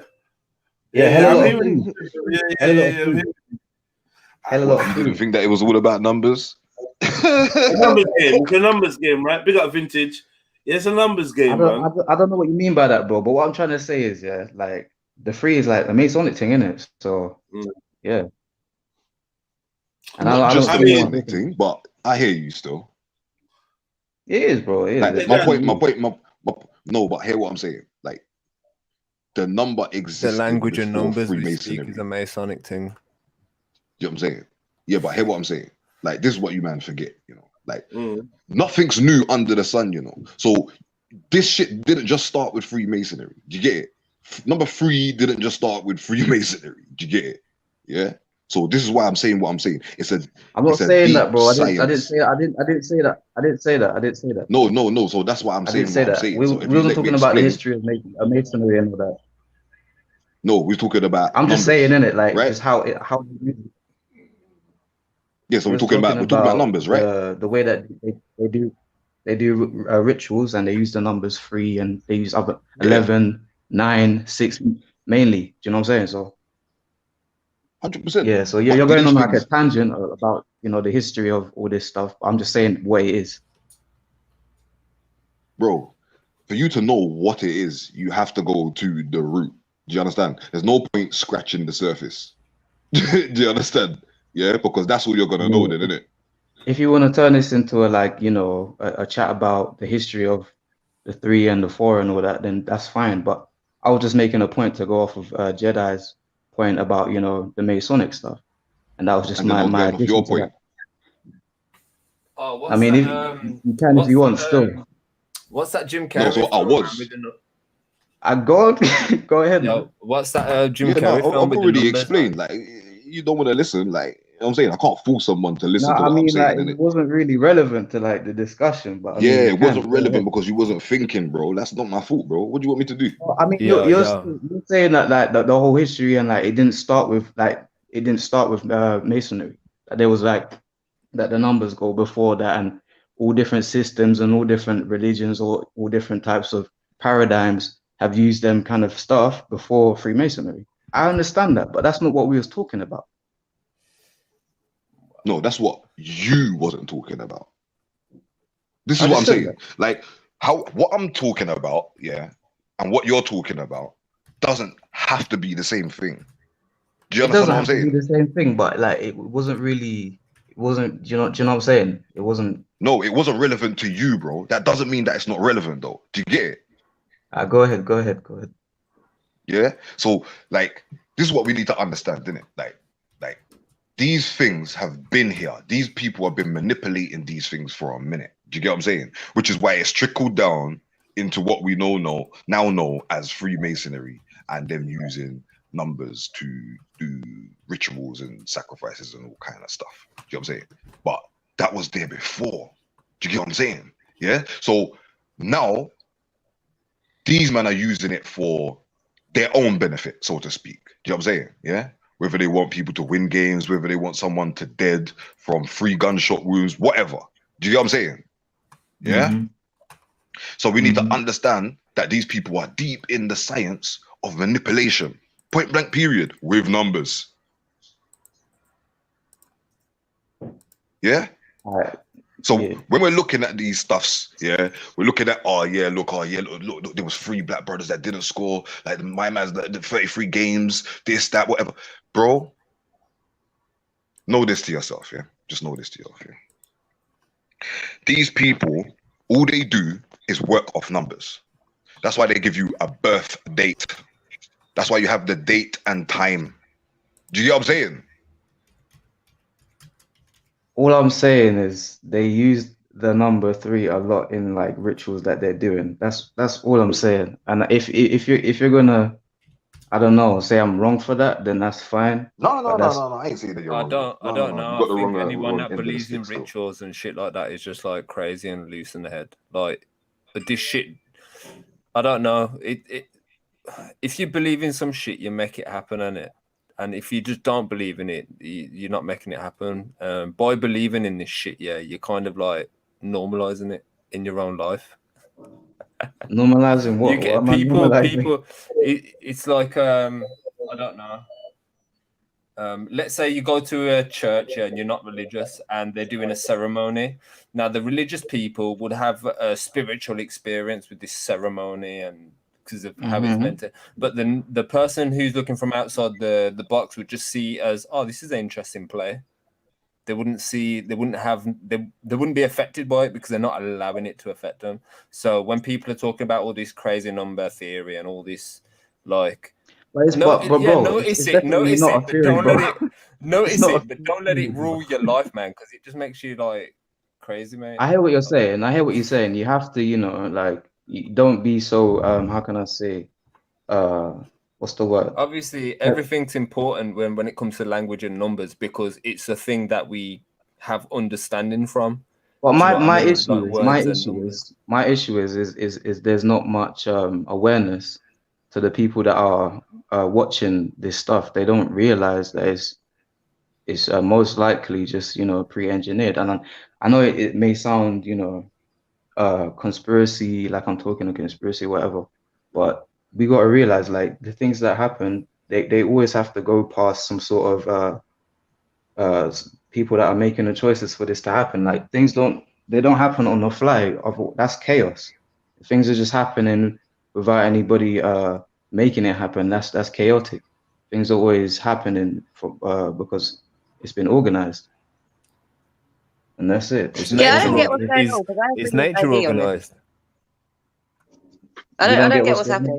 I agree with ID, and I agree that these games are rigged for a certain outcome, for a certain whatever. Like it's predetermined. So kind of like clocking the neurology, if you like, is why they get paid. And I'm perfectly fine with that. If everything's scripted, fine. I don't give a fuck. Like, that's fine. At least I'm aware. But my problem is that there's not a lot of awareness from other people. And then what you got now is you got people that are gonna be running around calling black people monkeys and niggers just because they want to fucking do like a or organized ritual that's gonna cause that to happen. Now we've got people out now. People like us, we just want to live a peaceful life, do what we're doing, and now we have to, we get the brunt force of it because there's a programmed people. Do you know what I'm saying? I don't know. I wouldn't call it a ritual. I call it an excuse. It's like there's people like I know that don't watch football, but as soon as the England match is on or World Cup, they're all of a sudden a football fan. Like it just gives them an excuse. I wouldn't say it's a ritual or anything. It's just people. Look. Maybe the word ritual is a bit too spooky. Okay, but it's not spooky. It's just like it shows that people think too deep into things. Like, no, but a ritual simply is something that you do that has a certain But then again, I understand what you're saying because this is what I'm saying, Chef. This is what I'm saying, isn't it? Like, how can you say think too deeply? It is. I don't. That. Sorry, exactly. I think you got a delay scripture. Sorry. No, I don't. But go on. You know what? I was gonna say something still, but please. No, I want to hear what bro's got to say still, because man's trying to say I'm paranoid and all this. Like, look, I'm just thinking logically. Like, no, I'm not saying you're paranoid. It's just I'm not saying you're paranoid. Nah, I'm not saying you're paranoid. It's just like when I was a youth, went to a football match. I never went to a football match before. Went to a football match, and some of my brethren who never went to a football match, they weren't even into football. But as soon as they went to this first football match, the atmosphere drew them in. They felt like there was part of something. And next thing you know, years later, they're like full-on hooligans, going out like alkies, sniffing, doing shit they weren't doing before, innit? So like, I didn't let it draw me in like that. I didn't really want to be part of some reckless bullshit, innit? Like, do you know what I'm saying? Like, you go out and then they get pissed, and then they just want to fight someone because they're wearing a different shirt. It's weird, innit? But some people got drawn into it like it's a religion kind of thing, like a cult. Like a cult or something. And that's the only way I can describe it. Some people are easily led. They can be controlled by that carrot on the stick. Do you get what I'm saying? And then some people will be like, all right, they observe it, but they don't partake. I went there, but I didn't partake. I weren't bashing people in because of what they was wearing. Like, they're literally bullying people who were walking with their kids to a game, bro. Like, grown adults, bro, bullying people with the youths and that, bro. It's fucked up, dog. But I noticed when I got older that these man, it was an excuse for them to be stupid, innit? That's why they started going to the games. It's like, all right, we'll bash someone in, we'll get their phone. Do you know what I mean? I think that's kind of ID's point, though.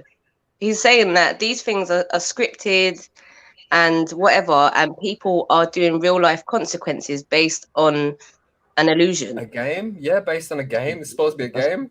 But the game is rigged. Some adults yeah, but the game is rigged. So, like, these things are a false sense of reality, and people are doing real life consequences based on that. Okay. Yeah. What do you think, H? What do you think the purpose of the game is? To rally the minds of the masses in a way. For what? To do what? And there's going to be people in the crowd who are leaders. To rally the people, man. For what? You get foot soldiers at these places, man. To do what? You see who the people when you go to these places. You see work with what I'm asking you. Wait, slow down, bro. Work with what I'm asking you. Yeah. You said they're used to rally the people, blah blah blah. To do what? It's not intentionally. Just go against another side. That's the whole purpose of a football game, just to go against the other, so get two people. No, like, we're gonna win. It's all patriotic shit, man. Like, we're better than you, and then when they lose, what's the point? What's the point of it? Patriotic. Oh, come on, come on. What's the point of that, bro? Let him see his thing, man. In your opinion, allow me, man. In your opinion, what's the point of it? H. So I was just answering my phone. I don't know, because I don't really do that shit, bro. No, all right, so I don't get the point of it. What if I told you? Exactly, bro. Don't get the point of it. Wait, 1 second, please, my brother. You know what? Yeah, you know what it is. Like, there's ways for us to discuss. One way is gonna mean we're gonna end up combating. Another way it means that we're gonna end up bringing the best out of each other by asking each other questions and prompting and challenging each other's point of views. We can go down either route. The combat one is probably essentially going to be more fruitful for me than it will for you guys, because it will get our numbers up and get more notoriety for the platform. But I don't think it's going to bring out the best gems. We got like some really intriguing minds here. ID, H, Sash, and Scripture. We actually could have a great conversation and encourage more people to jump on. But it just depends on how we step forward. For me, it's Monday morning. I've had a long weekend, enjoyable. I don't really have any desire for combat at the moment. What I do want to combat is the spell, the international national spell. I want to combat the spell, but I don't really want to fight none of you lot. I have you lot fighting, but you know, we're all different characters. Chalk and cheese, oil and water. Sometimes it don't mix. I'm gonna try and moderate, but I definitely won't be getting in the way of anyone's swords swinging. Right. So bear that in mind. There's ways. We all have control of how to have this conversation. I won't even. You're not even involved, H, in what I'm saying. This is between ID and Scripture, kind of. You get me? Yeah. Boom. Yeah. So let's start again. We got a tournament set up for the world stage. It was set up for last year. Yeah. But times were so peak last year. There was a virus that was going around the world, killing thousands and thousands of people. It was mad. It was called a pandemic, and everyone was being scared. And to this day, people are still being vaccinated against this killer fucking pathogen, yeah, that was running through the world, right? So we couldn't have Euro 2020. So 2021, instead of them rebranding it and calling it Euro 2020, they literally called it Euro 2020, yeah? I'm not really sure what's going on here. Anyway, let's move past that. So we've got big stadiums. Yeah, remember pandemic. What's it? What you call it? Social distances. No carnival, no club, no this, no that. We've got thousands of people crammed up together in the stadium to watch these men in shorts kick a ball. I wanna ask you, H. Can you, for the life of you, work out why is this so important to make sure that these games go on? Why are the powers that be? Breadcrumbs and circuses. Okay, break that down to me. All right, so we've depressed the masses, and now we've got to give them something like to cheer them up, make them feel like they've got something. We're giving them a bit of freedom. Okay. Okay. So you're saying what happens in these games affects distractions, man. What happens in the games affects the consciousness of the society, yeah? Definitely. They're probably passing mad laws right now while everyone's distracted. Okay, great. So legislation, acts, and all that. So these games are used as mass distraction techniques, right? Do you think there's a possibility that these games are being weaponized in some way against the people? Well, we saw it last night, mate, when they lost, and literally Instagram was full of posts saying, if you're coloured or of colour, leave the venue now, kind of shit. And then you had like hit lists and stuff being posted on Snapchat and stuff. So yeah, it definitely has a reactive. Okay. nature. Do you think, I mean, like you just described, a ritual is just like an event or an act brought about to create change, right? Brought about what's football fueled with as well? Alcohol, right? So I mean, so if football is being used by the governments to distract people, yeah, and we know that members, senior and low-level politicians join a fraternity called Freemasonry. And we know that within Freemasonry, they have many traditions, practices surrounding the use of geometry and mathematics, numbers and shapes. Are you aware of this? Yeah, I've heard of it. Are you aware of the effects of geometry, basically shapes and numbers on the mind and on the psyche? You know that your brain is a supercomputer and can deduce some of the most complicated equations, right? Yeah. Right, even ones that your conscious mind can't fathom. Your brain knows, you know, your brain knows like the distance between the girl that you're talking to, left eye and right eye. I can definitely notice a difference between me and an intoxicated person. Definitely, they are not aware of this stuff. Like, no. When you're drunk, your subconscious just opens up and becomes more absorbent, not less absorbent, more absorbent. Right? The more your conscious brain, the more your conscious mind is sleeping, the more your subconscious takes control. Right. So I'm saying if you're here and you're in an inebriated state and your energy is all up because you know you're gathering all these people, wouldn't it be a good time to maybe use some of their programming, which would be seen as geometry and maths? Couple shapes, couple numbers.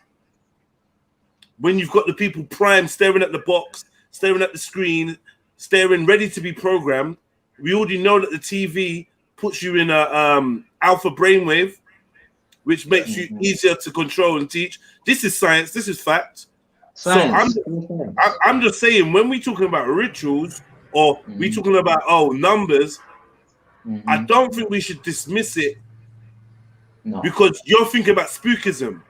You think about some spooky shit, like some supernatural, and you don't want to believe in none of that. Cool, but we can just keep it clinical and just deal with like science, maths and science and psychology. No, I'm not saying it's supernatural. I'm just saying like there's people that are easily led and there's people that ain't in it. And the people that are easily led will just fall for every little thing. No, it don't work like that though, brother. It don't work like that though, H. Because if you're not easily led, we're gonna put in a bunch of things to make you more easily led in your diet, in your surroundings. Like the fact you're even looking at a TV or whatever, like this could help lower your defenses. You probably got really good defenses, bro. You get me? You probably got really good defenses. However, I think that if we let our egos tell us that we're impervious to attack, we can never defend ourselves against attack because we're just telling ourselves that we're good. And you don't know what form the attack takes. So this is why it's good to not rubbish each other's what we're saying to each other and investigate. Because what you find out is, if I say to you, pick a number between 1 and 10, most of you have picked 7. And the reason why you've picked 7 is down to psychology of man that has been understood by other men.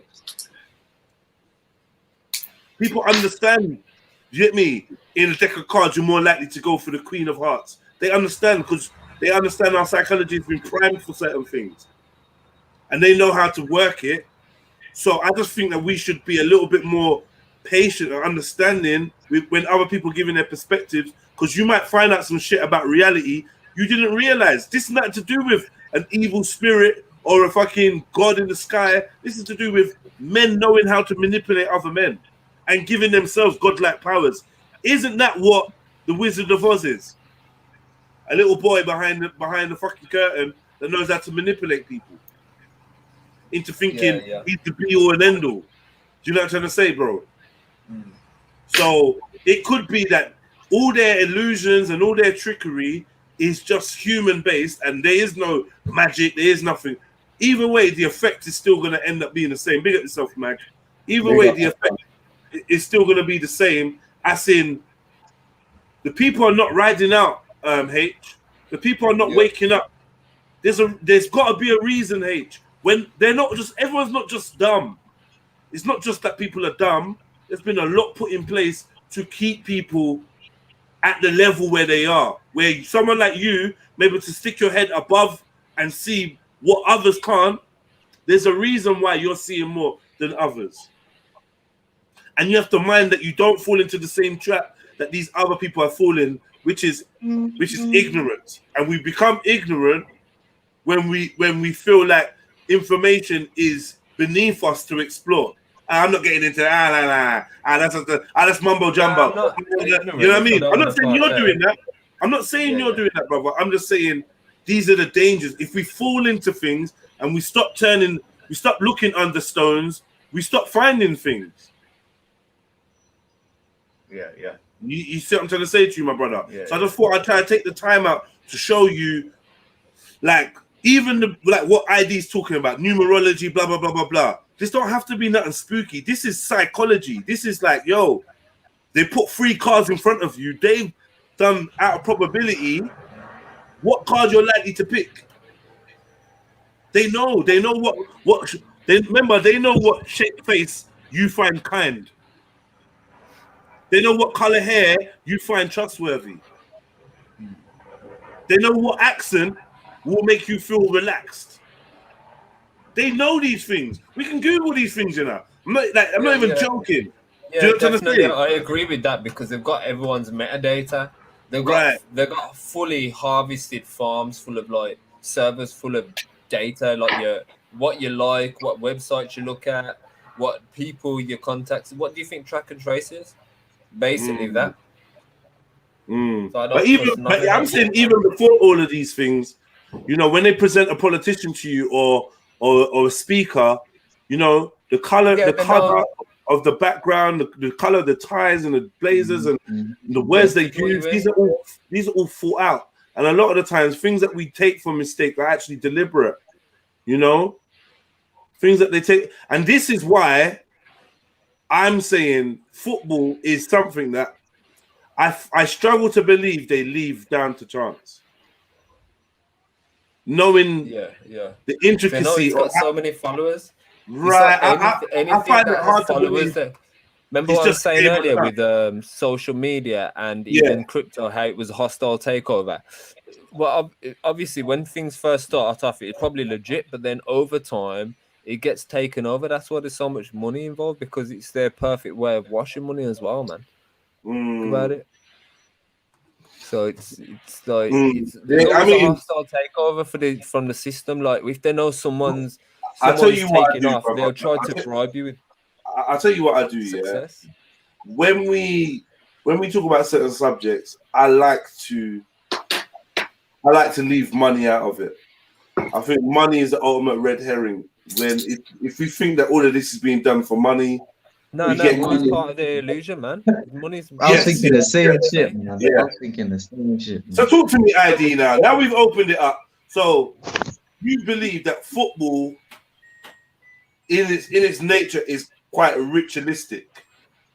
Someone's washing machine. Look, I don't understand it all. I don't understand how things work on that level. But what I'm saying is, like, as you said, football definitely does have an impact on our lives day to day, or even, you know, civilization, society, stuff like that. So with that said, things they can be used, like games and whatnot, and certain events that could happen after those games definitely could shape the way that, you know, like H was saying, new laws to be found after that, and just events that happen around. Yeah. But like in terms of energy and all that, of course, like energy is the first thing before anything. You know, energy is the first thing. And yeah, but obviously how that transpires from all that, that's a whole other conversation. How about H? Yeah. Do you believe that energy can be collected and stored?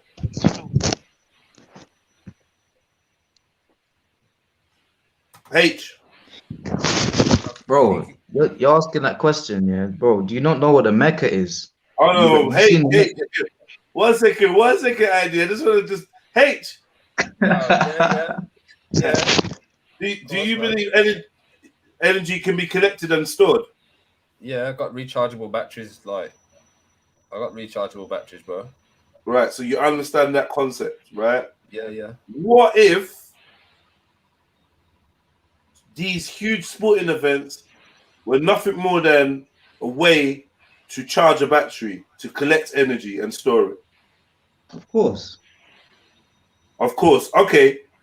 What if I told you that they have ways to collect the energy generated from the attention given to an event? Would that I would ask you how. I would ask you how that happens, but obviously we're just the normal people. You know what I'm saying? When we don't know, but I would ask you how, because that's quite a broad statement. That's quite a big statement to make. So I would ask you how. Well, That's we're what I all would say. conductive beings, isn't it? Sorry? We're all conductive beings. That's why we're all able to be influenced by our surroundings. See, I understand, hair is yeah. antennas, and yeah.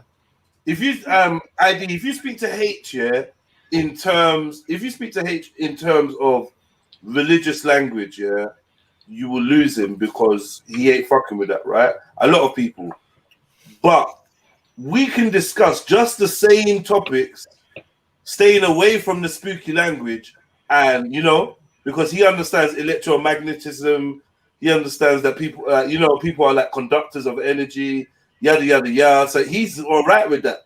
So we basically now got to the point where a ritual is taking place and people's energy is being sucked, and we can all agree on it now, like that. This is a possibility. Like, the reason why I would say is because, like I said, attention is an energy.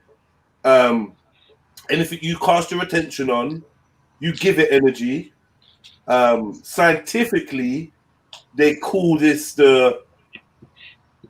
what is it called? The observers, something, whatever, where you observe the particle, and the particle then Observer effect.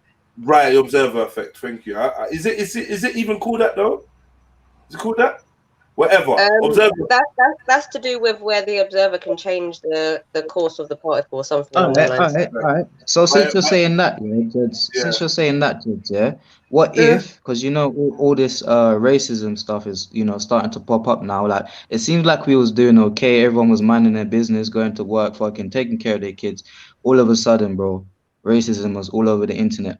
What if everybody in that particular stadium at that time, all that energy that was gathered then was then generated and then spread out to now promote this racism kind of agenda? What if that?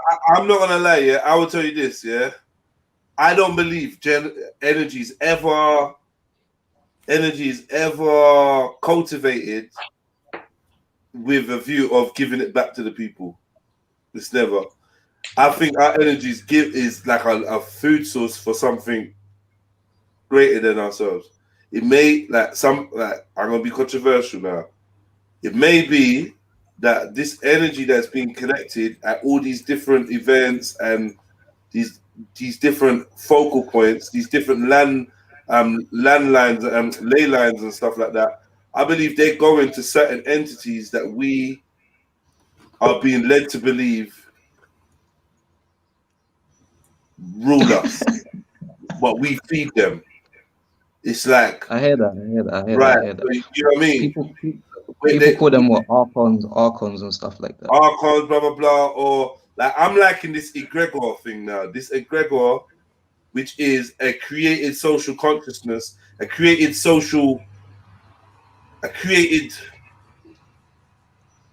It's like an energy or spirit that you've created through believing that it exists, through us powerful conductors, us humans, looking at something and thinking about it and pouring energy into it. It then becomes animated with a life force that we've given it. Do you know what I mean? And then it exists. And I think we keep creating these type of things to rule over us. All these things exist and they just need feeding, like vampires. And rather than blood, they just need our attention. When you look at American gods, they talk about the gods of old dying out because people stop believing in them. And you got to wonder, man. Something like this, what you're talking about now, you would need to do a whole presentation. Like, you would need to take that step by step, because like that is I'm not saying you're like I'm not discrediting you at all, yeah, but this would need to go step by step, definitely. All right. Like to show based on what? All right, put it this way, yeah. When you step out your yard, yeah, did your mom say to you, all right, See you later. I hope you don't get shanked. Hope you don't get stabbed. Did your mum used to say that to you? ID. No. No, well, she probably thought it though. Why do you think she never said that to you? She didn't want it to happen. Maybe she didn't think it was gonna happen to me, you know? Like she didn't think it was gonna happen to you. Or she was like wishing it wouldn't happen to me, but in her own space, kind of thing. Like why praying do you think it wouldn't happen. If she didn't wish it, if she didn't want that to happen to you, why didn't she say it out loud? Maybe she didn't want me to think about it. Why? Because if I'm gonna think about it, maybe I would attract that situation, or I'll be scared. Here we go. Here we go. Boom. Attraction. Now I'm not coming off on the law of attraction thing, but there's clearly a simple science that says when you think about some shit, it's more likely to happen. Like we can't deny that because you do it with yourself. There's some things you won't even tell me. There's some things you won't tell me because you think you'll fuck it up if you tell me before it happens. Would you say it's manifestation? Yeah, there's some things you don't even tell people you're scared of just in case you go around the corner and that thing's staring at you because you understand there's some correlation with speaking things, thinking things, and them happening. There's some relationship. We just don't fully understand what it is. Right? So can I ask you something? We already aware of creating things out of nothing. We already aware of these things. Jinxing yourself, cursing yourself, giving yourself bad luck, whatever. There's bare different terms of it. Wishing things onto yourself. Yeah, but you were saying you were saying that they like creating a specific type of, you know, energy, or creating a being, or creating something like that for a different purpose. All right, so I'm not saying that's not correct. We rolling in the car, bro. Me and you rolling in the car. We go pick up my cousin. My cousin's like, oh, let me put these seatbelts on. Oh, because now I'm like, oh man, ID, the way you drive, man, we could crash, man. The way you drive, we could crash. Oh, I don't want to crash. In 5 minutes, there's one might crash. Slow down, crash. Later on that day, that's different. That's different. Oh, that is not. That's different. It is. Why is it different? Different because that's like a physical thing, isn't it? That's like a happening. You because that doesn't necessarily mean as well. That doesn't necessarily mean that you attracted it. Because sometimes you could see it coming before it happens. So you could do you know what I'm saying? You could see it. If you saw it coming before it happened, why didn't we stop it? That's the link, bro. That's the because you don't trust yourself in it. Like you don't trust yourself in it. You don't think, oh yeah, I'm right, type of thing. You just think it's a thought. Or people are not in touch with themselves, so they don't know that what they're. And you say, I'm not of a doubt that you can see stuff that's about to happen. I'm not in a doubt of that. But what I'm trying to point you to is that you are awareness of your interaction with reality. You have a subconscious awareness and knowledge. It's not even a thought. It's not even maybe. There's a deep down in your heart, you know, you interact with reality on a deeper level than is face value. And we all have superstitions and little behaviors and habits and rituals that we do subconsciously, showing that we're a part of this program. We're a part of this script. We're a part of this interacting with reality. We understand that we have interaction with reality. We get it, but we don't get it. We know that it's more than just waiting for what's going to happen. We know that we have some kind of effect on it, right? Like at some base level, little things we do, there's certain things you're not even going to say because you just don't want it to happen. But why would you saying it have anything to do with it happening? You understand that there's a part of it that you releasing certain things into the ether has some kind of effect. Maybe not every single time, but the time when it's really key to you, you ain't saying some shit. You're never gonna. It wasn't yesterday, but I hear you, bro. Do you know what I mean? You're never gonna say the fucking words, and I'm just highlighting that. I think those with more time to study than that are aware of our interaction with what we call the future or destiny or what's about to happen or what could happen. And also, we have as creators, we have an ability to create things both seen and unseen. And the danger is when we're creating things that are unseen and we don't understand that we're creating them, we can't shut them down. We can't stop production. Do you know what I mean? So if we're being led to create things in an unseen way that we don't know, this is quite dangerous. Do you know what I mean? It's like your money this is like your money being spent on some shit that you didn't know, right? And you know, essentially you could be spending money on your murder weapon. You know, the thing that's going to kill you. You don't even know. You're not even aware your money's being siphoned. I think this is how our attention is being sucked. And this is why I think we have so many appeals for our awareness, so many appeals for our energy. Come spend some energy here. Come spend some attention here. Do you know what I mean? And when we look at who controls these major ports of who, like, say for instance, all these distractions are buckets, right?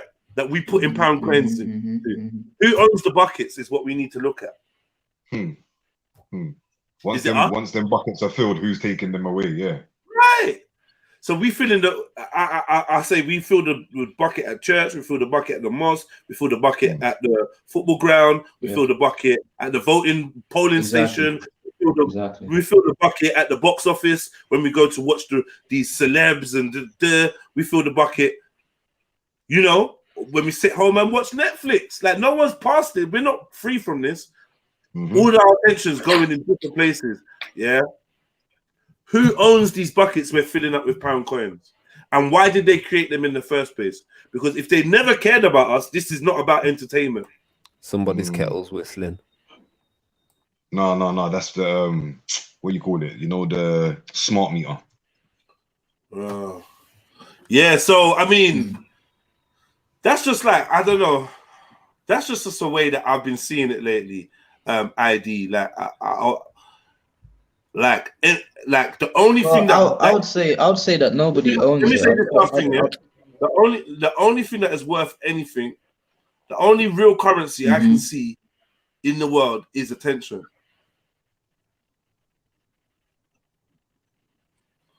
How it gets used. I recognize. I think knowledge and skills are currency as well. If you know how to do things, you'll be useless. You'll be useful to people. If you don't know how to do anything except for get off your tits and get drunk and pissed, not really useful, isn't it? Cool. I think we pay our way in attention, observation, attention. Even being here. Yeah. Even being here, we're observing, we're paying attention, and this is our currency, our life force, our ability to observe and acknowledge, and what we spend it on is very precious. What we look at is very precious. Anything you look at is making money. Make that make sense. Anything you're looking at right now is made money. He more so looks at the physical side. Yeah, he's very physical, but at the end of the day, he still embraces the metaphysical. He just doesn't like the language used by religious people when they embrace it. I think H likes measurable things that you can measure, things that you can. So you can. I think H is on the spiritual side sometimes, if it's measurable. Things that can be. I feel like if you start talking about metaphysics and energy, none of that's measurable. He loves that shit though. So I just said, I just think. Once it's got religious labels to it, that's when he shuts down. But if you call it scientific or whatever, he'll embrace it. No, but scientific, like how do computer processes work? That's metaphysical. How does your brain work then? Similar ways. We're connected by neurons and nervous system, and it sends signals and electrons. That's good though, because scientifically, that's why we're conductive beings. That's why we got scientifically. Can you tell us where your mind is, H? Where my mind is? The answer is no. It's a number of things. You can't. My whole body. You have to be up there. You have to be up there with the reading. Located in my head. Nah. Can I just go on a little? I get gut feelings, so that's still a. That's cool. Go on. Go for it, ID. The ID. Big up Lost Epilogues, man. Big up yourself. Yo, ID. All right, back onto you, H. Yeah, that. Where did you say scientifically your mind was? Well, they say it's in your head, but then you get gut feelings and stuff like that. So, and then also when you feel things, you see things. It's all connected, man. Your whole body's connected. But the hard All right, drive is in your H. head. Do you think that your thoughts are yours? No, let's go back to where your brain is first before we move on. Your mind, not your brain, your mind. Yeah, your mind. Sorry, yeah, your mind. Sorry. Yeah, my mind's in my skull. It's in my head. But it's not just there. Don't say just there. It's not there at all. One second. Scientifically, brother, can you prove to us? Nah, do you think that your thoughts are yours? I'm not talking scientific. I'm talking. I said, do you think that your thoughts are yours? I was asking H. I'm talking about do you what think I can that your thoughts feel are and yours? what I can, in my own body. Like You I've do? lived in my whole body my whole life, so I know exactly how my own body works. I don't know if your body's wired up differently or whatever. Yeah. I know how I'm wired up. Like when something bad's about to happen, I get gut feelings. I get this feeling like, all right, something bad's about to happen, and usually when I listen to that feeling, I find out afterwards that my intuition was right. So your whole thought's not coming from your mind. Your whole thought's coming from your body. Your senses, all your senses are connected to your thought. Your nerves are connected to your thought. When the wind touches my hand and I feel my hair move on my hand, that's Wait, you just said something about what's that? Yeah, what's that? I said something about what? Hello? What happened to ID? your mind, not the brain. We all know the brain's in the head, bro. Yeah. Yo, ID, you kind of cutting out, brother. Hold on, wait.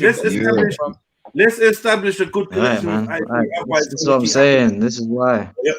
H and ID. Yeah. ID. I think you got delay. He's got delay. Yeah, he's got delay. ID, jump out and jump back in, brother. Yeah, that's the best thing for you, bro. Cause you, yo. Yeah, man, his internet's fucking up. Let's get a waiting wisdom up in here as well. Randy's Pub, big up yourself. Welcome to the show. Thanks, Jeds. Good to be here. Right. And I'm loving a strong start to the week. We've got a good conversation going. And big up yourself. As I have always said, Jeds has been my mental health counsellor for at least 4 months. How many you had? It was actually November, December. So what we're in July, so it's been 8 months. Just listening to the chat, just coming over. Got my mental health. Why do you think? Loving the week, starting strong. That's all I'm going to say. Why do you think? Why do you think that you get a gut feeling? How you mean? Yo, ID, can you hear us? ID, Bombaclat, ID. Leave and come back. He's froze or something, he's in a different dimension. Just he might be trying to locate where his mind's at right now. Yeah, he's in a whole different dimension. ID. What's the difference between the mind and the brain? Can you hear us, ID? Look at this. Yo, ID, leave and come back. Please come back. He's gonna get that message 30 seconds later, gents. You know, like that, yeah. Well, I'll explain what the difference between the mind and brain is. The brain is physical. The mind is the explanation of the, you could say, spiritual. Right. Pardon, H? You could say your individual spirituality. That's what your mind is, but your brain is a physical thing. Like it's a descriptive thing. Like it's a solid. Like if I was to say someone's brain, everyone would know what I'm on about. but somebody's mind is a different thing because you have states of mind. So, like, do you know what I mean? Everyone can have a different mind, but we all have a similar brain. But isn't that part of your brain? No, it's a state of your brain. Your mind is your state, the state of mind. Yeah, don't get me wrong. Your whole brain is a physical thing. Your brain is the physical thing. The object. But a mindset within that brain, exactly, is still mindset in that it's going brain. To be individual. It's going to be individual. Everyone's mindset's going to be different. So it's more. You get me? Everyone's brain is like near enough the same, but everyone's mind is different in its own way. Everyone's wired up differently, isn't it? I don't know. I think I might need a different wording for what you're trying to say. I get what you're saying, but I think it needs to be explained better. Do you get what I'm saying? Yeah, I'm shit at finding the right words to explain things, but yeah. No, it's cool because I kind of get what you're saying. Still, I just want a little bit more. The gut instinct? Would you say the gut instinct's the mind?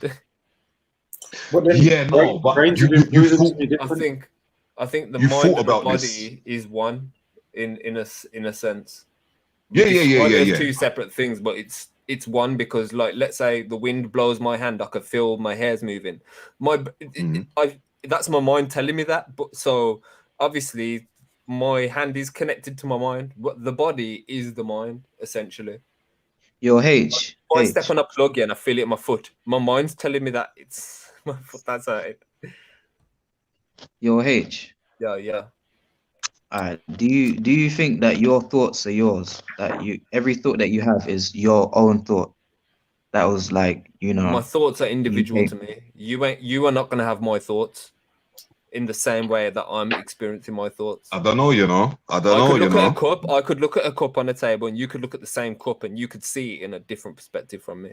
Even though but we might be looking at it from two different angles, but we could still see the same perspective within this thing. Exactly. So you're saying that don't mean you're different from me. No, I didn't say that. We've seen the same thing. I didn't say you're different. No. I said you're perceiving it different.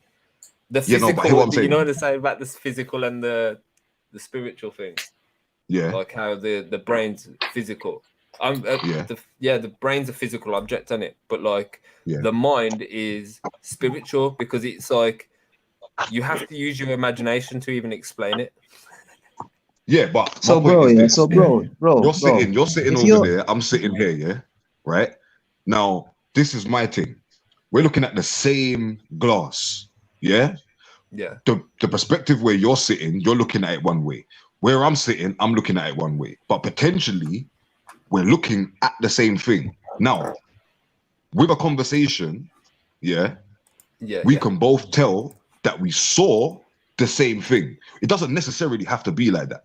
Do you get what I'm saying? Yeah? Yeah. Because that's when we've actually saw something different and not seen the same thing or looked at this thing in the same way. Do you get it? Yeah. Like, like you get people that, like, for instance, like you think about your brethren and then all of a sudden they phone you. Like certain little things like that, is why I say I don't know about what you're saying in terms of your thoughts is your thoughts. You're not going to think the same as me. Because sometimes I've got the exact same thought as my brethren. Yeah, that's what I mean. Or my cousin. So we are conducting something. We're conducting Is it the same or is it corresponding? The same and corresponding is the same thing, man. I don't know, because you could be both watching a film, and I don't know, somebody could say something that you both can associate to, if you know what I mean. Yeah. And you'd be like, oh, you look at each other, oh shit, that thing. Do you know what I mean? So some things can be triggered. Some things can be triggered by things that remind you of something. Like a song could be playing, you'd be like, oh, I remember that time we went out and to this place based on a certain song, a feeling, or a person, an object, even. Yeah. I mean, yeah. But my thing is, if you, like what you was talking about, your imagination, if you can tune in to what someone's actually trying to tell you by visualizing it, you got more of a chance of actually fully understanding or understanding exactly what they're talking about, and not just listening to them and being like, yeah, I agree with you. Okay. How about then this scenario? Have you ever been having a conversation with somebody and they're trying to tell you what you're about to say when they haven't even waited for you to finish, and they get it wrong, and they're like, no, but I know what you're thinking. Yeah. Like, what about that then? Because that person is not in touch. That person is just straight. Like, that's what I was gonna say. But you'd be surprised how many people like that there are in society who are like, oh no, but H, do you believe in like psychics? Do you believe that there's people who could could go and speak to them and they'll tell you stuff about yourself? Ghosts, no psychics, none of these horoscopes. We say my prediction was wrong for them to lose yesterday. Is that what you're saying? Are you mad, bro? All right, H. Have you also been to a psychic before? Have you been to see a psychic before? No, I wouldn't really waste my money on something like that. So how can you say it's not real? I know other people who have been. I know other people who have been because I've watched documentaries on how they trick people, man. No. But you're missing the point. You haven't actually. That's not. Sorry, H. That's not enough.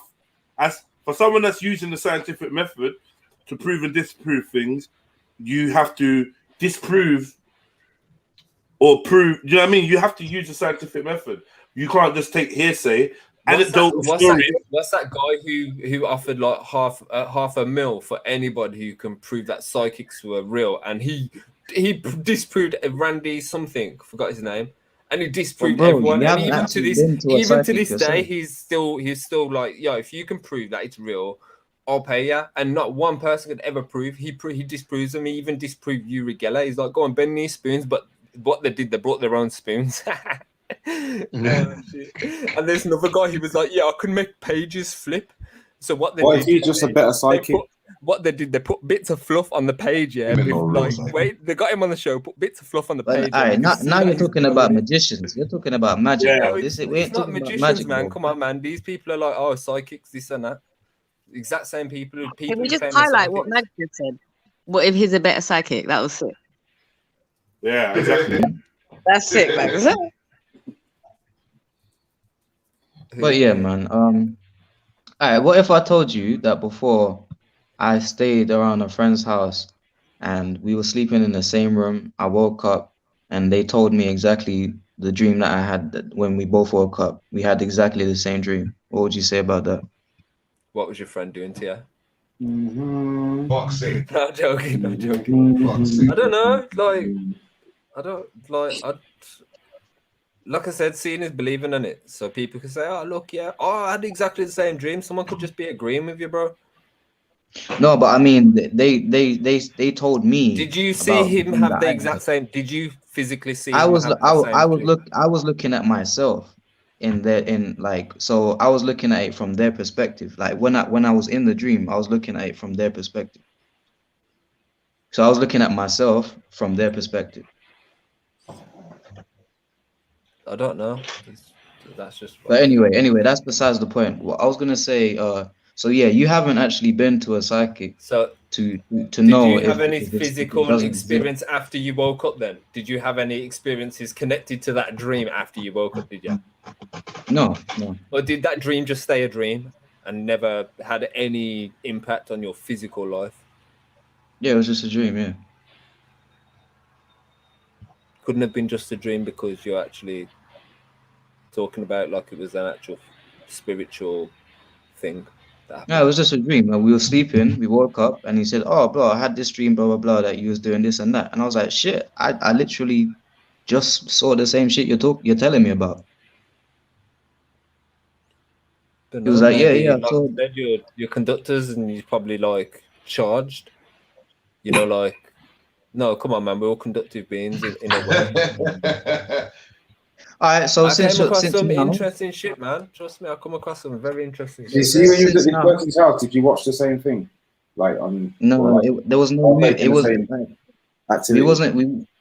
We. Oh, did we watch the same movie that same day? Yeah, we did watch the same movie, but we wasn't really like watching it per se. It was just in the background. Okay, sure. And were you both ovulating at the same time? Was we both what? Nothing. That's ovulating. no. I'm taking the mick, but what I'm really getting at is like, imagine you partook in the same behaviors, you had similar food, you watched the same food. Did you have the same conversation before before you exactly? You're both chatting about the same thing to each other, obviously. But now I can't really take your hypothesis seriously because you're trying to say I was ovulating. Like, I don't know how a voice like ovulating. Like, that's ridiculous.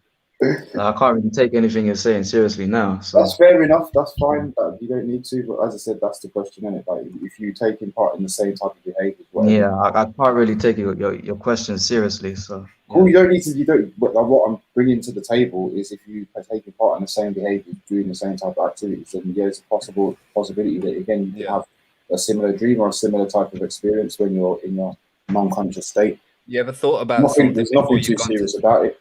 You ever thought about something before you gone to sleep and then drifted away into sleepness, dreaming about what you was thinking about before you went to sleep? Try it.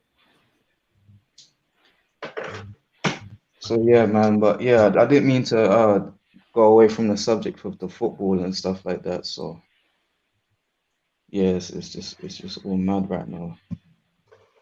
I don't know how people are going on, especially these white extremists, let's man. stay on topic then, man. Let's get right back to it, man. Don't let it slide away. Like, do you know what I'm saying? Yeah, no, for real. But these white extremists, man, I swear they're going on like black footballers are nothing. Like they haven't done anything for football. But that's not the That's not the focus, though. That's only a focus because we make it so. You get it? Yeah, we're making that the focus when that's not the focus. The focus is where all of this energy has gone to the point man want to go out there and start thumping man up. Exactly. Man ain't going home with their you know what I mean, with their head in their knee, in between their knees, like, oh, we fucked up. You know what I'm saying? Oh, better luck next time. No, man, are fucking man up before they go home to go and put their head on the pillow, bro. But that's what they wanted to do. That's what they wanted to do in the first place. It would have happened if they won. No, who wanted to do that? Whoever wanted to do that. There's people out there who just are into having a rock. See, this is what I'm saying, man. You're missing the point, bro. So what's the point? That's what I'm saying. You can't really take him seriously, bro. You can't. But yeah, carry on, bro. Carry on. What I'm talking about here is the fact that this was a staged event, yeah? And I'm not talking about the match was rigged, yeah? I ain't talking about that. I'm talking about there's a stage, there's two opposing teams, you're gonna go and support one, and with that being said, that's where all your energy is going, isn't it? Yeah? Whether you're in the stadium or not, yeah? Now your team's lost. You're pissed. You're so pissed, you're willing to thump up a fellow supporter just because someone made that happen to you. Yeah. Definitely. Like I get the whole stage. I get the whole stage thing, definitely. Yeah, so that's the point that I'm trying to, you know what I'm saying? Like, we need to go back there. Because ultimately, no one just don't want to go and fuck a man up. Yeah? Unless you're actually like mentally challenged or something. You know what I'm saying? Can you provide because everything was nice. Look, everything was nice. Yeah, everything weren't that bad. Yeah, we was still a bit locked down, this, that, whatever. But everything weren't that bad. Or this bad, I should say. Yeah, to the point where man are just calling man monkeys and telling man to get out of pub because man miss a couple pennies and that. You know what I'm saying? Yeah? Like, yeah, but can I just yeah, go ahead. What I always go back to is data and facts, Yeah. How many, and it is abhorrent that this happened last night, yeah? I am the first to stand up in the front of the queue to fight these fuckers, yeah? Believe me. But how many people is it in the population of the UK that actually did this? That's a bit question. Of a hard one to gauge. Do you know what I mean? That's a bit of a hard one to gauge, considering like the country itself, like football moves you guys to the ends of the fucking earth. Literally. People was willing, yeah, to take an extra hour and take their kids in late today just because of you winning a football match. I've never seen that in my life. I've never seen that in my life. In my life, I'm 37 years of age. I'm 53 years of old. I've never seen that either. Do you see what I'm saying, though, right? I got a point, right? You have got a point. I get that. I get that. I'll take that on board. And you know what it is? It's because it is you guys have made it a cultural thing to have a bit of like a combination, a little bit of a amalgamation of things. By the way, just before anybody says, I'm not a football supporter, yeah? I only watch big events, yeah? So before anybody thinks I'm a football supporter, I am not a football supporter. All right, that's cool, man. That's cool. But you still do enjoy a bit of footy when it's on the TV, when, like what you said, special events, yeah? Special events. So it's like theatre. It's like me. If Jed said, right, I'm doing a Red Pill Trill gig down Hackney now, it's coming down round here. Man, I'm down there, yeah? So it's just like that. It's just like, oh, I've organised a venue round. Do you want to pop down? Something that you're putting your time and your energy into. It's the same thing for me, is whether it's football or whether it's music or whether it's yeah.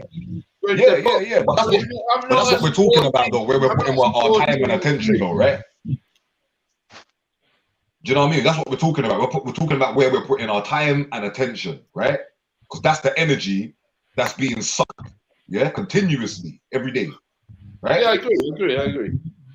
So when it comes to this football thing, like, you guys have made it such a almost like religion for you guys. Me guys, me guys. I'm not.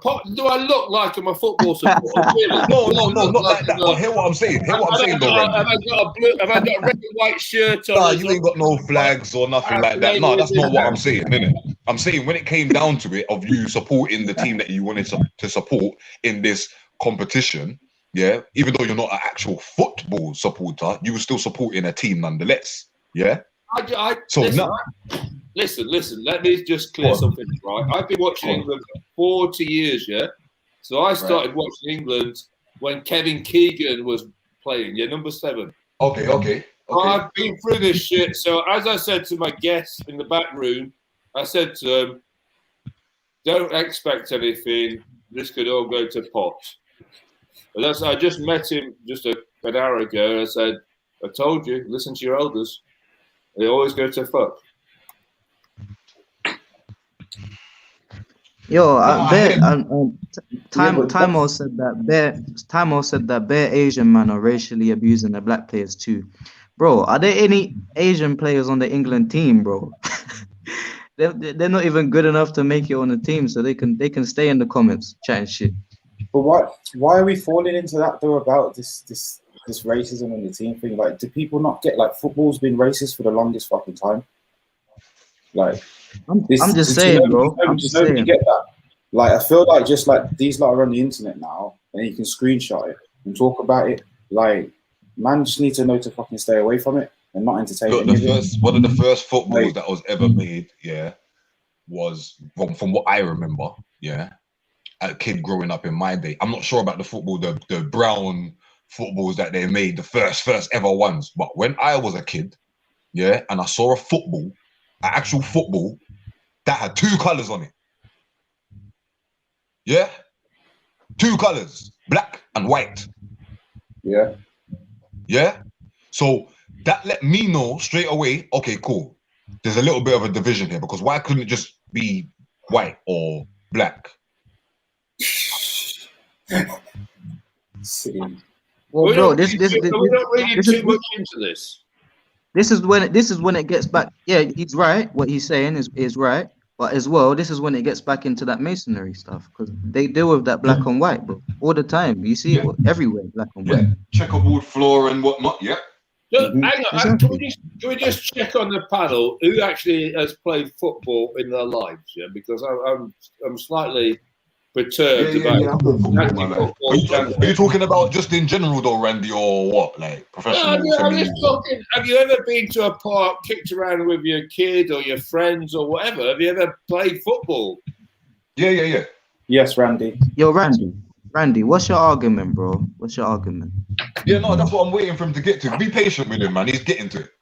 No. What I'm saying is, obviously, it is disgusting and abhorrent what happened on social media. Nobody's getting away from that.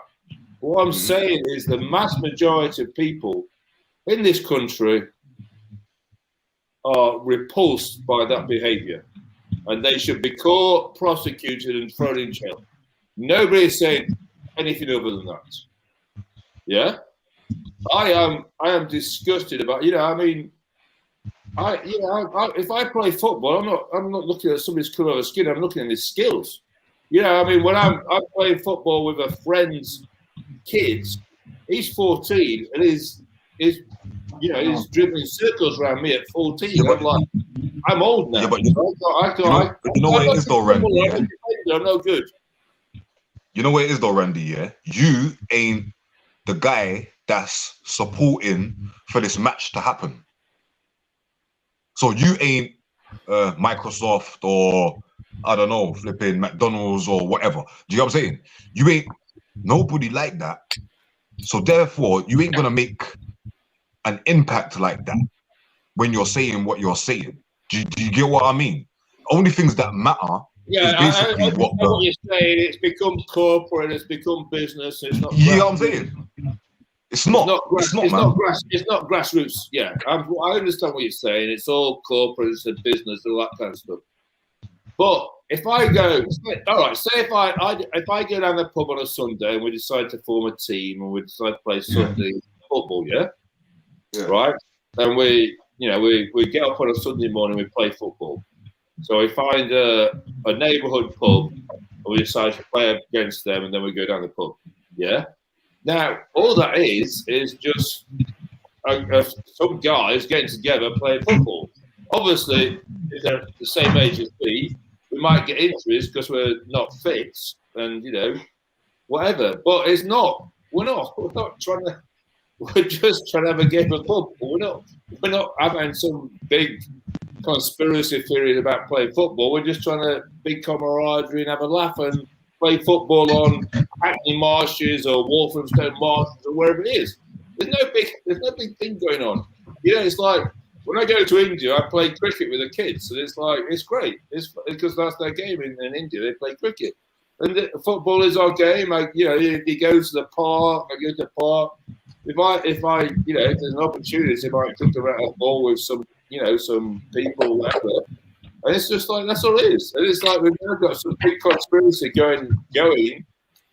Oh, football is controlling our lives or something. I don't really get it. I understand, but I do understand the point. I know why you don't get it, yeah? Because you see me, yeah, when I was a kid, yeah? Like this is one of the things that when I knew that football was a madness in terms of like masonry, whatever, Illuminati, whatever, right? Man United, yeah, was the fucking team. Point blank, period, hands down, doesn't matter what you want to say. When you watch them and you watch how they play football and how they move in their formation, you get it. Because nobody else at them days there was moving like that. The devil is the thing as well. Fix your mic, Scrippy. Fix your mic. All right. And you got to think as well. Yeah, bless him, brothers, man. Bless him, brothers, man. I just agree with everything Scrippy said, man. Cause fucking hell, blood. The pub, I wanted to mash up something yesterday, but I just allowed it. You get me? Or just easy, you know what I'm saying? Because obviously they started. Huh? Why did you want to mash something up? What happened to you? Why did you? Because I could see them starting to turn nasty again, like normal. I could see them starting to turn normal. Again. I could see the normalness coming out of them again. Do you get me? Because it was all in hysteria for 5 minutes, and then they snapped out of it and they realised, right. Now, break down. What did you see? What was it you actually saw? That I just saw disappointment when black players was coming on the pitch. Do you get what I'm trying to show you? I started to see less singing and more grumbling. Do you know what I mean? Like, yeah, so they're just getting into their normal bag, really. You know what I'm saying? And I was saying that this is a complete reflection of society. One thing. England have been, One second, bro. England have been racist. They always will be racist. And obviously, it doesn't matter if it's a minority. That because of when you look at the whole country, that minority becomes millions of people. Okay. Okay. One thing I can't stand. One thing I cannot stand is black people singing "It's coming home, it's coming home, it's coming." One thing I cannot. Why not? Are they not? Don't they deserve to? Are they not English too? No? Yeah. What if they claim this as their home? It's not all right for them to do so, no? No, bro. How nice has England been to you, bro? How nice has England been to you? How nice? Well, is you know what I mean. I got an all right job. I got an all right job. You know what I'm saying? Like, why are you singing it with so much? Because I got a nice ass. I got, you know what I mean. I got misses and kids and that. You know what I mean. I buy my season ticket for my local team and that. No, everybody. Do you know what I mean? No. Yeah, but hear me out, mate. Do you know what I mean? I'm pushing a little 2.5 litre or 2 litre car. But like you know what I mean? But like you're saying right now, you're saying I. You're saying that's singular. That's not plural. That's not plural. This is how they talk. That's why I'm giving you I'm giving you. What I'm saying though. You know that's I. Yeah, of course. That is singular. That's not plural. It's not we. Of course. That's not we. Yeah, so but basically what you're saying is I'm doing fine. So that's all that counts. I hear that, but it don't matter. You know why it don't matter? Okay, my bad. Because who are you? Who are you so to tell me that I need to be thinking about all of these other people? It's sickening, bro. It's actually sickening. You're there in your suit and tie singing "It's coming home, it's coming home," bro. I just get away from the coming home shit, yeah. Forget that coming home shit. And what I've realised, all I'm saying is that's what everybody else does. Any other civilization, any other race or whatever, they look out for each other. Yeah? You're a fucking coon. You're a coon and a pagan. Let me finish, yeah. All I say, life is unfair, yeah. Whoever you are, and obviously I'm privileged because I'm white and all these kind of things. But life is unfair. It's going to be ups and downs, and you just have to do the best you can. And obviously, when I was talking about shit last week, I do not want a pity party. I do not want sympathy or empathy from anybody. We don't care about life being fair. We don't care about life being fair. So what do you care about? Your ID, you're cutting out again, bro. Like you gone silent again, man. Try and drop out and then jump back in if you can. Still, if you can hear me, still, I'm not sure. Still, because we can't hear you right now, bro.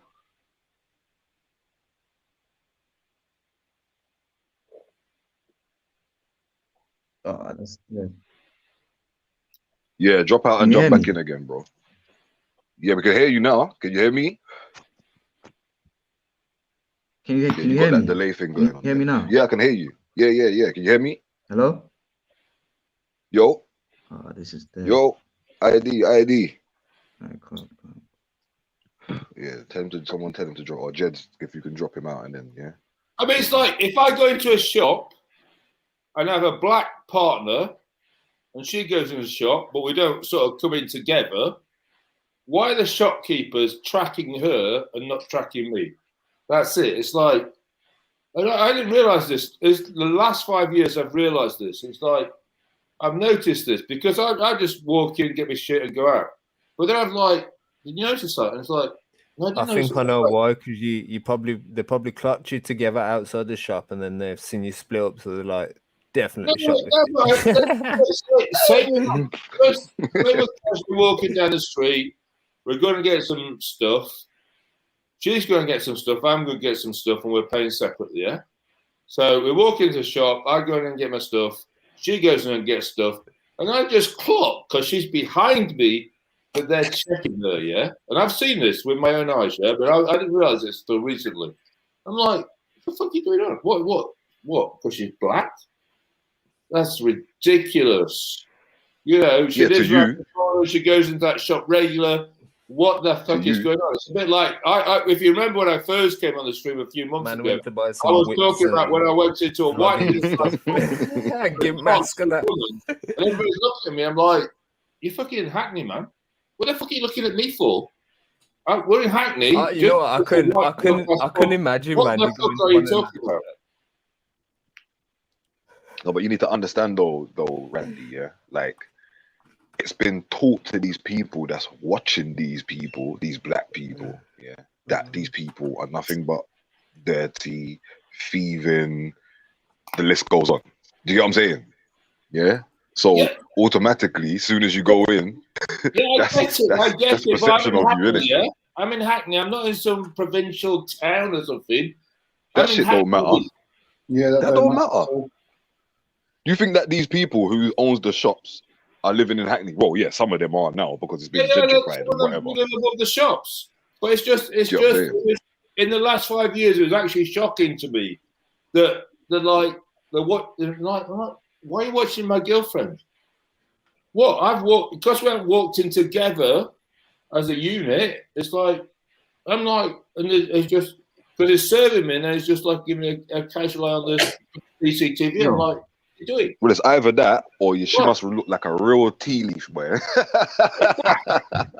Oh, Jedi, can I ask you a question? Is he still there? Probably doing something, bro. That's why he ain't here right now still. I'll ask you then, yeah?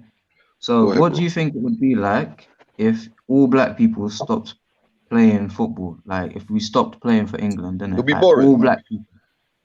It'll be boring, man. It'll be boring. I don't know. I think football would be shit. That's what it'd be like. We'd be shit. Hella boring. I think the football fans would just trying to qualify. I don't know.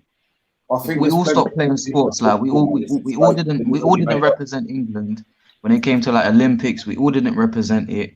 We was like fuck you. We're not fucking doing that. It was all just white fucking people. Well, what would it be like? No Olympics, no black.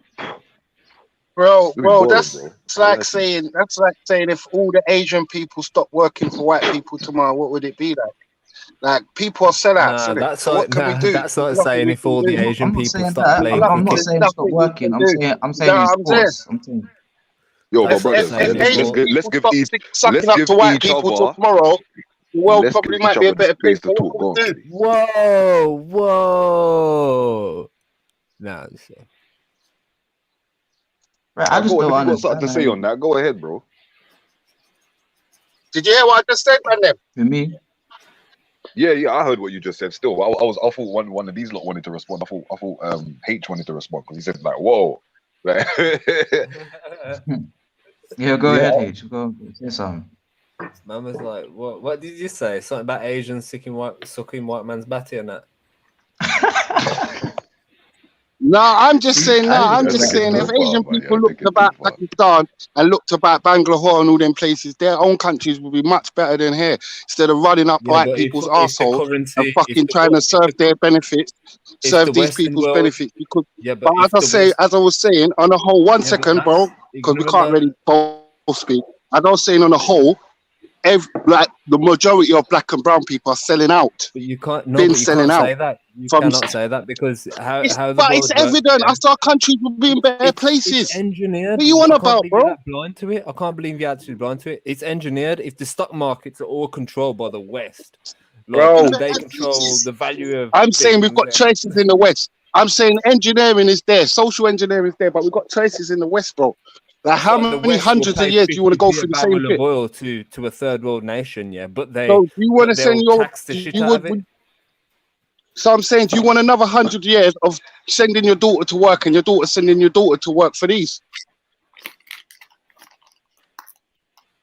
I often think when I enter these conversations that people. I'm asking a question though. I'm asking my man a question.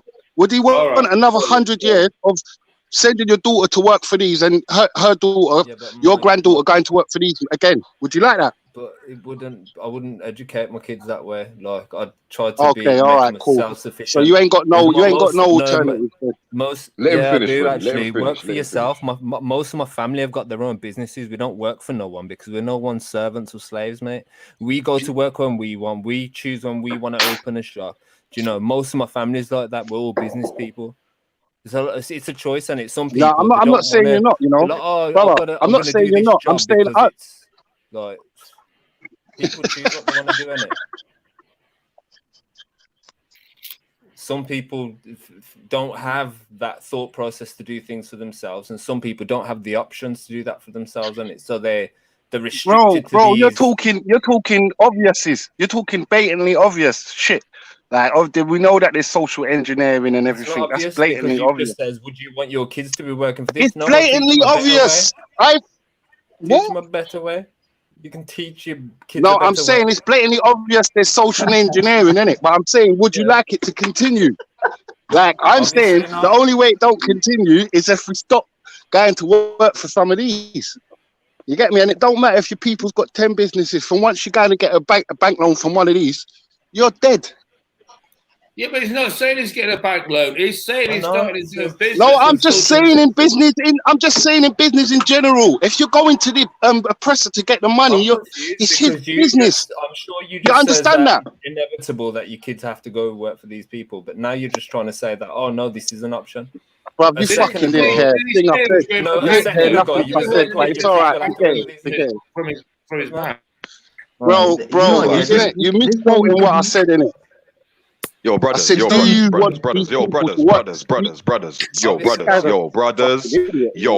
brothers, yeah? Hear what I'm saying? It's not easy to have a conversation when you're talking over each other, yeah?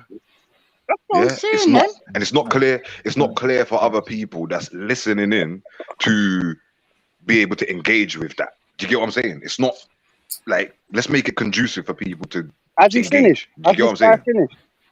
So I can explain what I was saying to him. Because he fucking keeps starting in like a dickhead.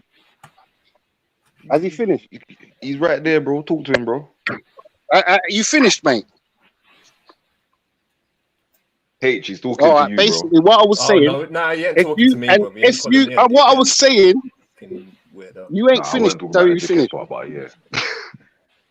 Have you finished or you not finished, bro? I've been quiet mate? For like 2 minutes. Fuck's sake, man. Just talk, man. Fucking hell. Well, what I was saying before you fucking misrepresented what I was saying. What I was saying before you misrepresented what I was saying. I was saying if we continue along the same cycle of neo-colonialism, we're not going to go nowhere. And I'm saying one of the main perpetuators of it, out of the black and brown people in this country, is brown people. That's all I'm saying. You know what I'm saying? That is all I'm saying. At the end of the day, we will sort. There needs to be some kind of community work, otherwise nothing will get done in society. So these jobs need to be there, but the roles of these jobs need to change because they're not serving the people. I'm old enough. How old are you, bro? Because I'm saying to you, I came from a generation where we served each other. We didn't rely on these people. So you know what I'm saying? I want to mind. And I know that. That's what I agree with. I agree with that. But we don't live in that generation because this generation has been engineered to think a different way through social media and just everything, man. Everything, even the education thing, man. This generation I'm saying if we is keep not working like for the old these, generation. What I'm saying, if we keep going along the same routes of our parents and our forefathers, it's not going to work. That's all I'm saying. It's not going to work. That's all I'm saying, you know. It's socially engineered not to work. In the end of the 90s, all the family-owned businesses were pushed out of business by corporations because things like Asda was opening up in your area and they'd sell what you're selling for a fraction of the price. Yeah, but I know what you're saying. I know what you're saying, but I'm saying we've got to look past these shows now. No, these things have already happened. That process has already happened. I know. So, I hear what you're saying. And then, no, of course, I hear what you're saying. And then this furlough pushed it even further because that deliberately made sure that family businesses struggle to survive. So the corporations are taking over, and that is the problem. So do you know the biggest emerging country in the world right now? China, because they've owned some of the African countries actually booming right now. It's Africa, isn't it? It's African countries that are the most undeveloped and the most fertile, and You know what I'm saying? Business. If you're looking to get business they've been done, kept that way. They've been deliberately. yeah, kept no, that most way. definitely. But I'm saying the most business opportunities in the world right now is in Africa, isn't it? So I'm saying if we stop looking to Tesco's and trying to make up business over here to please master, we should be all Go right. straight to the source, Does man. that Go make straight sense? to the source. But we need people Yeah, who are most willing to go definitely. there That's and why I make the said. That's why I connection. said if Indians was dealing with Pakistan and Bangalore and all that, the places would be better. But business needs to be done in the right way, man. This generation, it's all about ripping each other off and getting one over on each other and shit like that. Right. And it's the culture Bro, that promotes all that shit. these people in England are fucking disgusting, man. I want to get away from them. I swear, black, brown, and white. I'm not even lying, bro, because they're all weak. I'm not gonna lie, man. Seriously. To me, it sounds like you agree with each other, but you can't see it. No, I'm blessed with him, innit? I don't like looking over, man. That's the only thing. Yeah, they started agreeing towards the end. But all I'm saying is, yeah, if I hear any black people singing "It's coming home" today, after today, yeah, I'm telling you, the ratings is gone. I don't want to see no posts on Facebook and Instagram with no England gonna win no football team, no game. Bro, come on, man. They don't rate you, man. They don't respect you, man. Why you fucking with them so deep? Like, come on, man. The sweetest thing is they've never rated us and respected us, but because we got to get the rent paid, and go over and beyond. It's got you categorizing people though and assuming. And as well, I don't want to put everybody in the same box, because there is some white people out there that they don't really care. Like it's not they don't sit down every day thinking, oh, they hate black people. They really don't even care. I've got a bag of white people that don't like what's been going on lately, man. They've been agreeing with, you know what I'm saying? So you can't put everyone. And even them, they gotta get tainted with the same brush, because there's people that want to act like fucking idiots. So like, yeah, I'm fully aware of that. I'm not saying, yeah, fuck every white person, but I'm saying like you can't be out here, it's coming home. Bro, I know certain man, bro, they speak like me, like they speak with a London accent, bro. As soon as they get around white people, all right, mate, yeah, what's up, mate? Bro, stop all that, bro. Stop all that. That's facts. It's called gentrification. That's definite. I mean, yeah, it's called obviously personality gentrification. You have to feel like you have to change yourself. Yeah, man, just be yourself, man. Be yourself. That is fucked, yeah. That is really fucked, because it breaks down community. We do it all the time. It's a part of the sellout program, man. Man will give them their kids, man. Man will fucking sell them their whole kids. You know what I'm saying? You got African people saying, give me an English name because you'll get a job. Like dumb shit like that, man. Stupid dumb shit, man. When you look at the black and brown people, we're fucking sellouts, man. We are proper sellout cunts, man. Not gonna lie.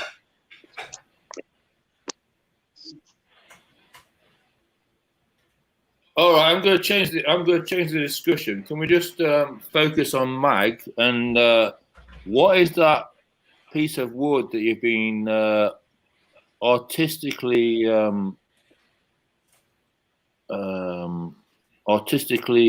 colouring in this morning? Because I was when you turned it over, it had two things and a thing. I couldn't work out what it was.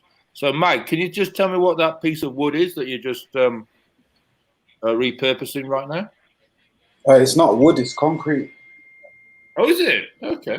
Yeah, it's from a washing machine. Oh, so it's one of those breeze blocks that you find in washing machines that stabilize it, yeah? Exactly. Yeah, it's one of them. But yeah, so the old washing machine broke, and I was getting rid of it. I've got a washing machine right here, so maybe I'll drag one out and send one over to you. Oh yes, please, but it'll be probably kind of pricey in the post, but whatever. But yeah, always, I just like to use different types of stuff in it as a canvas sometimes. Yeah, now I see it. Now you say it's concrete. I see the holes. I realize it's concrete. Yeah, look. Yeah, cool, man. So guys, I heard they was making lists and that, like putting, saying 200 points, like if you kill a black man and shit. Like, is that true? What if it was though? Like, how are you going to respond to that? I'm asking if it's true, innit? Like, if was there, did that happen? Yeah, I'm sure somebody did. like realistically, but like as I said, I just feel like the type of person that does that, they do this shit quite regularly, and most of it's mouth. Yeah, there's a lot of these people. Like again, a lot of them are like young, like fucking just lost youths, just chatting shit online, like youths from other groups in the country, like saying the craziest shit amongst each other on the internet, thinking that it has no consequences. Like, do you know? Because what seems to happen is at these times is they know that there's something that's politically sensitive and identity-wise sensitive for all of us, innit? And so they'll zoom in on all these little things that are on corners of the internet and corners of people's life. And yes, some of them do have real implications. I'm not going to like beat around the bush and lie about it, because I guarantee people get started on, people get cussed out, people get harassed as a result of this. And it's going to be like racially charged or whatever, but they're going to draw it to your attention to make you start feeling a way.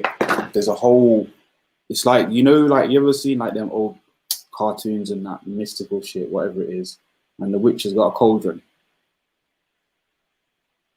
When whatever she's putting in there, or whatever the person is putting in that recipe, it's a big spell, and it has effects on effects on effects on effects on effects on effects on effects. So it's not just like a bunch of people throwing chairs. It's not just a bunch of people buying alcohol. It's the backlash, and it's the backlash against the backlash, and it's all the kind people on the sidelines saying like, nah, nah, nah, we're not all the same. And then that generates a thing, and that generates another narrative, and that's all it is. It's like you're picking up a big rubber ball and you're just dropping it from a higher and higher and higher fucking height to get that bounce. You know what I'm saying? And that's that bounce that just going through everything that you can do. You can have a good bounce or a bad bounce, and obviously you're trapped in a bit of a bad one at the moment. That's how I see it anyway.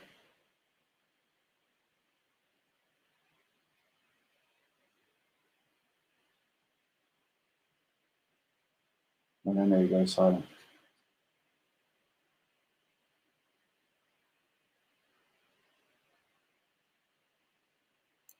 So everyone's gone on mute just like that. No, is everyone here? That's what I was just thinking. Was it my phone for a minute? Where's everyone gone? I think they got fed up with the football now. What happened? Yeah. I don't know, Randy, you must have said something and everyone left. I'm joking. Yeah, I'm back, man. I'm back. Yo, Scripture had to go. Where's Scripture? Where's ID? Scripture's back.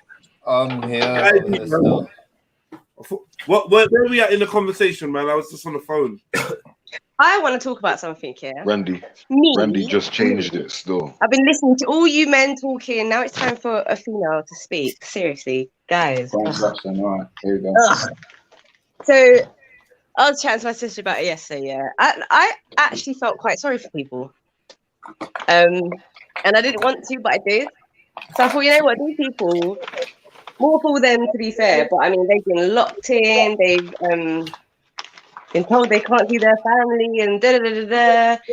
They get their hopes up, and it gets ripped away from them, like just some mad roller coaster. I just felt a little bit bad for the first time, and for a long time, I actually felt a bit bad. Yeah, but you know, some of these hooligans ain't been doing all like that, and they've just been getting on with what I'm not talking about them, man. I'm not talking about them, innit? Like when I was driving home from my sister's, I'm seeing like families walking home, like with their kids, obviously come from their friend's house and stuff. I don't know. I felt a little bit good, man. Good. Oh, good. What do you feel? Sorry, what is it you?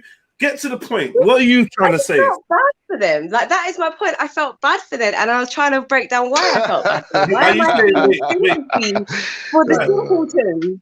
When did this happen? Stash, are you saying that you feel sorry for the football fans who didn't get the result that they were hoping for?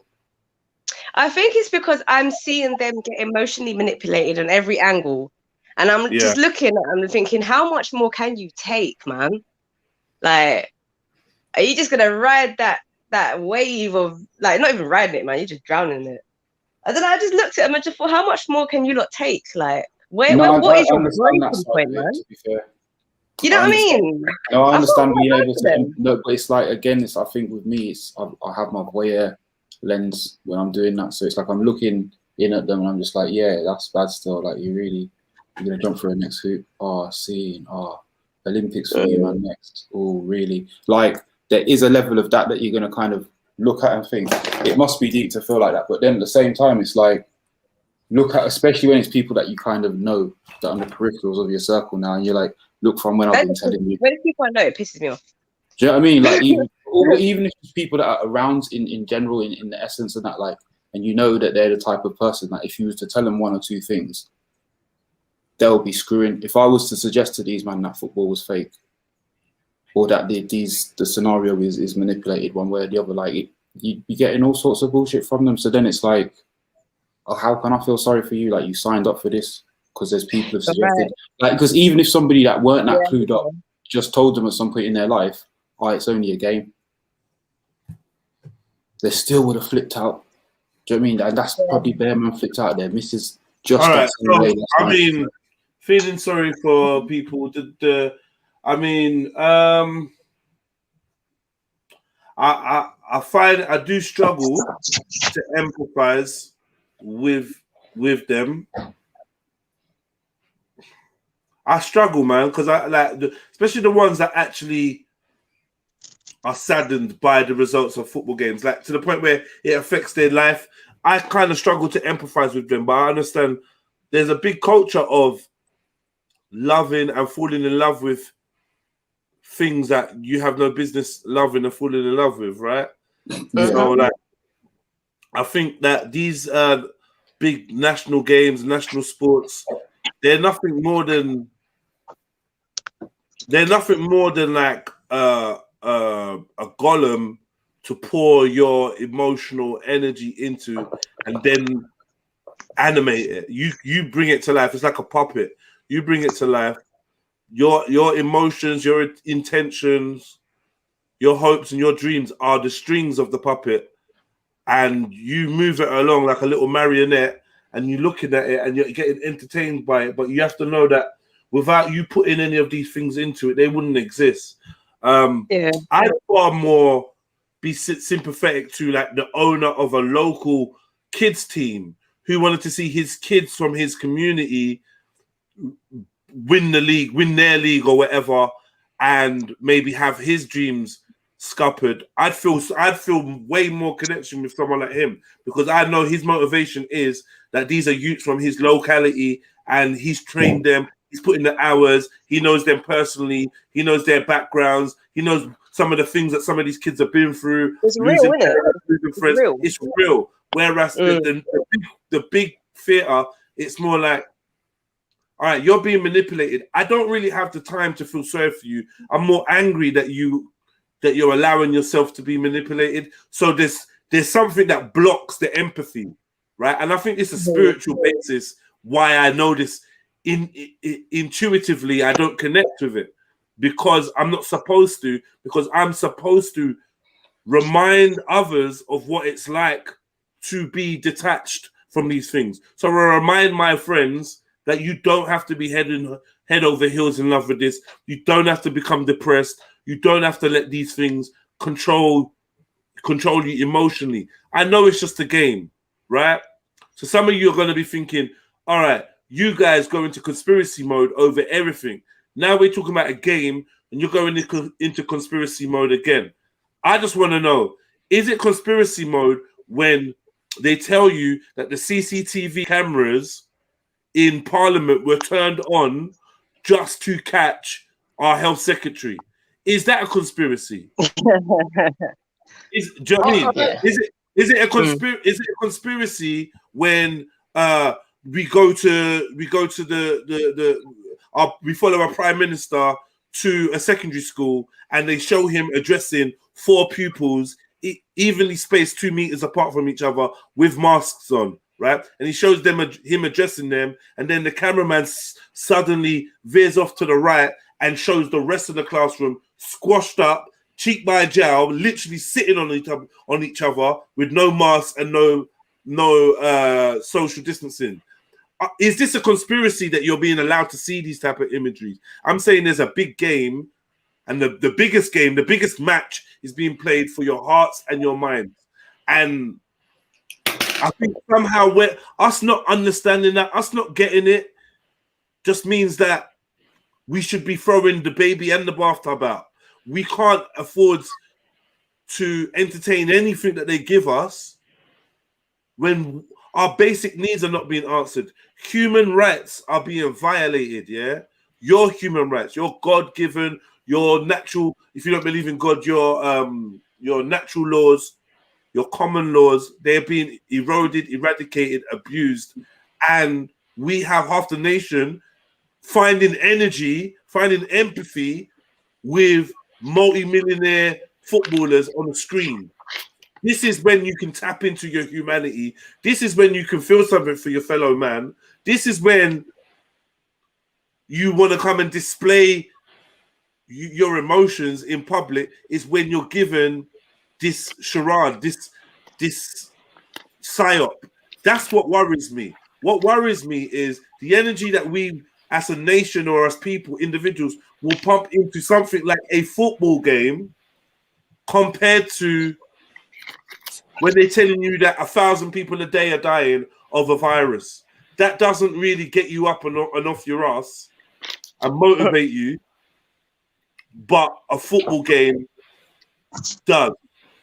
And like that to me is what's really scary out here. It's not whether England deserve to win, whether there's racism in football, whether there's racism in society. I don't give a fuck about none of that. We know it's a racist world. We know that UK is racist. We know that they use racism to keep people separated. We know this. If you don't know that, then you will eventually see it. I don't need a football result or a couple highlighted tweets, highlighted posts, or one video that suddenly goes viral. All the millions of videos that I send daily, one video is going viral, and that's helping to paint. That's helping to paint the story that is relevant for today. But I'm saying, why are we even in a position where we live in a society that football should be cancelled? The reason why football should be cancelled is because there should have been enough people riding out for their right, for their human rights, that football was impossible to entertain. You had Prince William and Katie, yeah, at the football, watching a football game, when society as a whole and the rules of society as a whole and your human rights are being literally eroded, and we are literally caring. Like I've got man saying it's coming home. Yeah, I got next man saying, "Oh, this is an England that we can be proud of." Yeah, I got next man saying, "Oh, well, we all need to unite and come together for football." Half of these people have been, when I mean 100% silent on the events that have been taking place under our noses, to us, with us for the last 18 months. These people are silent, but very vocal when it comes to football. Bring up the side, Jeds. Pardon? Bring up the English side and let's talk about the makeup of the English side. All right then. All right. Cool. Because it's one of the most diverse English squads that we've ever had. Okay. I take on your points. I'm not disparaging anything you've said. Yeah. The last 18 months, it's been a nightmare. And for me personally, it's been a nightmare. I'm not disparaging anything you've said, but I'm just saying, if I had a son and he's mixed race or he's black or whatever, and there's a white son and we go and play football together. You know, I used to work, as I told you before, I used to work at a children's playground. When you watch kids interact, you realize there's no racism. Where does that start? It starts with society, their parents, whatever. But if you watch young kids interact, they don't see color, they just see kids. Yeah. Why are you going into race though? Kind of just out of interest. Not to say you can't, but yes, you were talking about race. I wasn't. I'm talking about us against them. I'm talking about us, the people, us, the little man, the commoner, the everyday folk, the blue collar worker, the factory worker, the do you know what I mean? The man down the road. I'm talking about the non-elites. I'm talking about those that are that are not sure where the next meal is coming from, even those that do know where the next meal is coming from, but are unaware of how we are governed. Okay. I misunderstood. Right, yeah. I mean, I agree with you, yeah. But this is why I would say football is a little bit dangerous as well, because it can lull you into a full sense. These things sports tend to have people feeling like a sense of belonging. So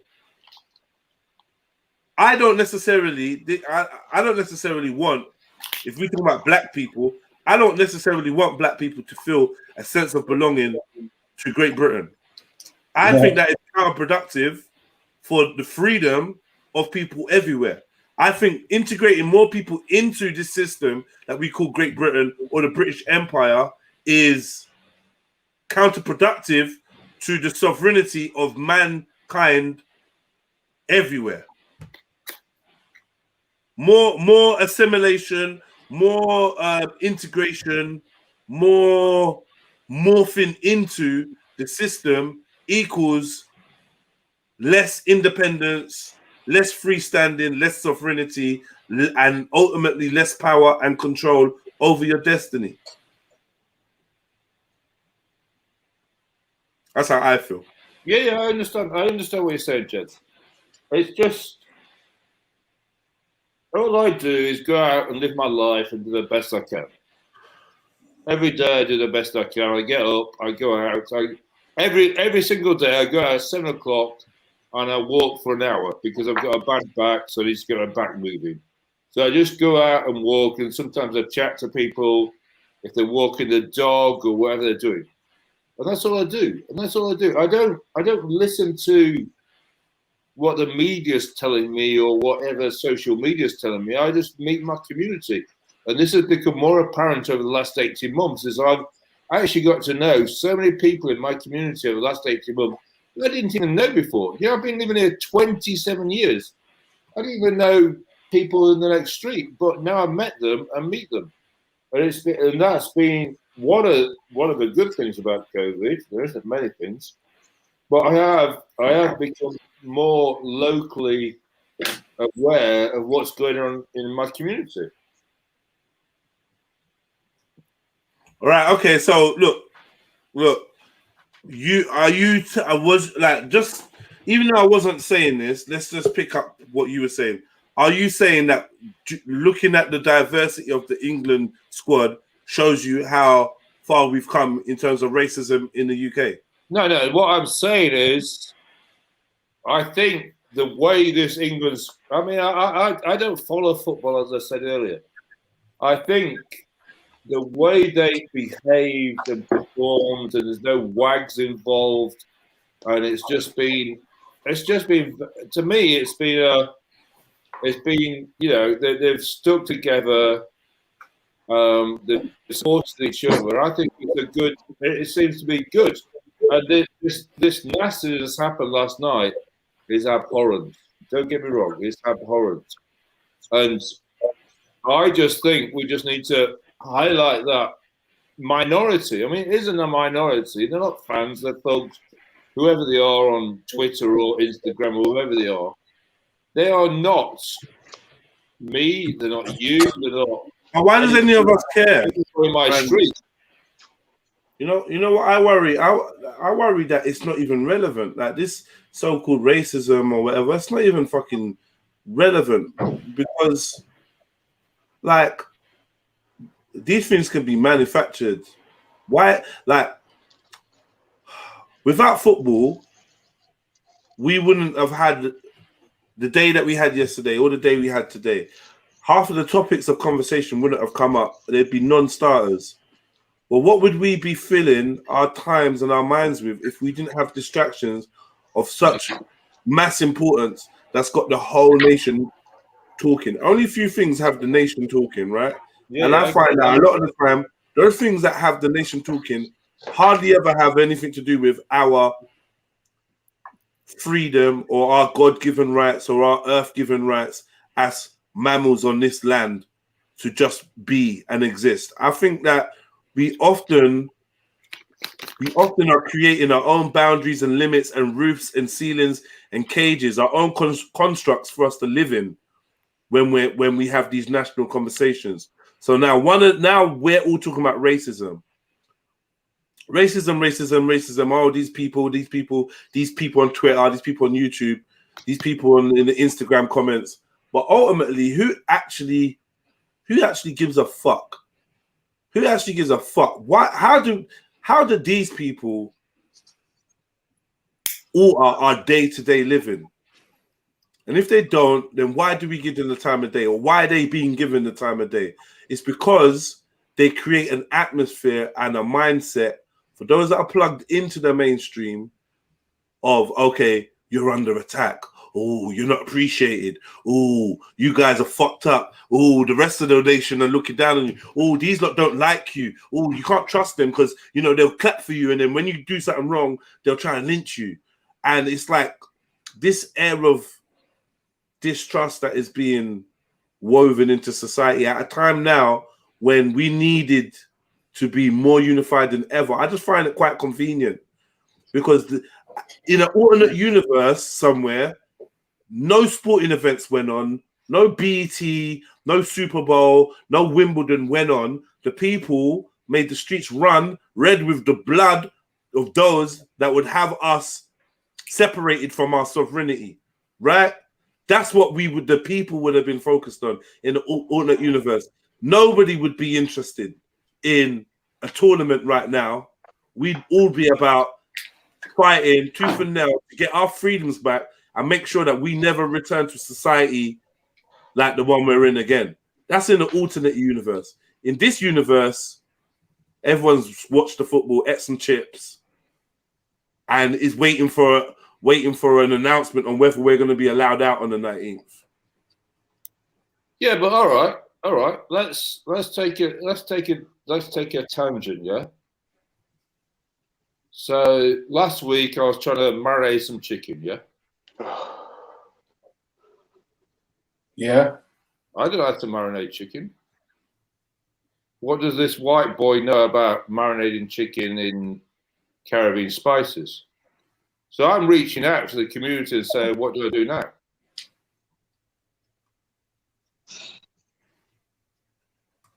Sorry, Randy, what are you saying? I'm saying that we should listen to each other and meet each other in the street and get to know our local community and forget what the media's saying, forget what social media's saying, and just meet people to people is what I'm saying. I'm talking to you, Jeds. I've never met you. I probably will never meet you. But I'm just saying, let's just talk. Okay. I hear you.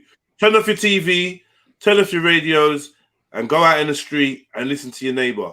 Talk to your neighbor. That's not a bad start. That's not a bad start.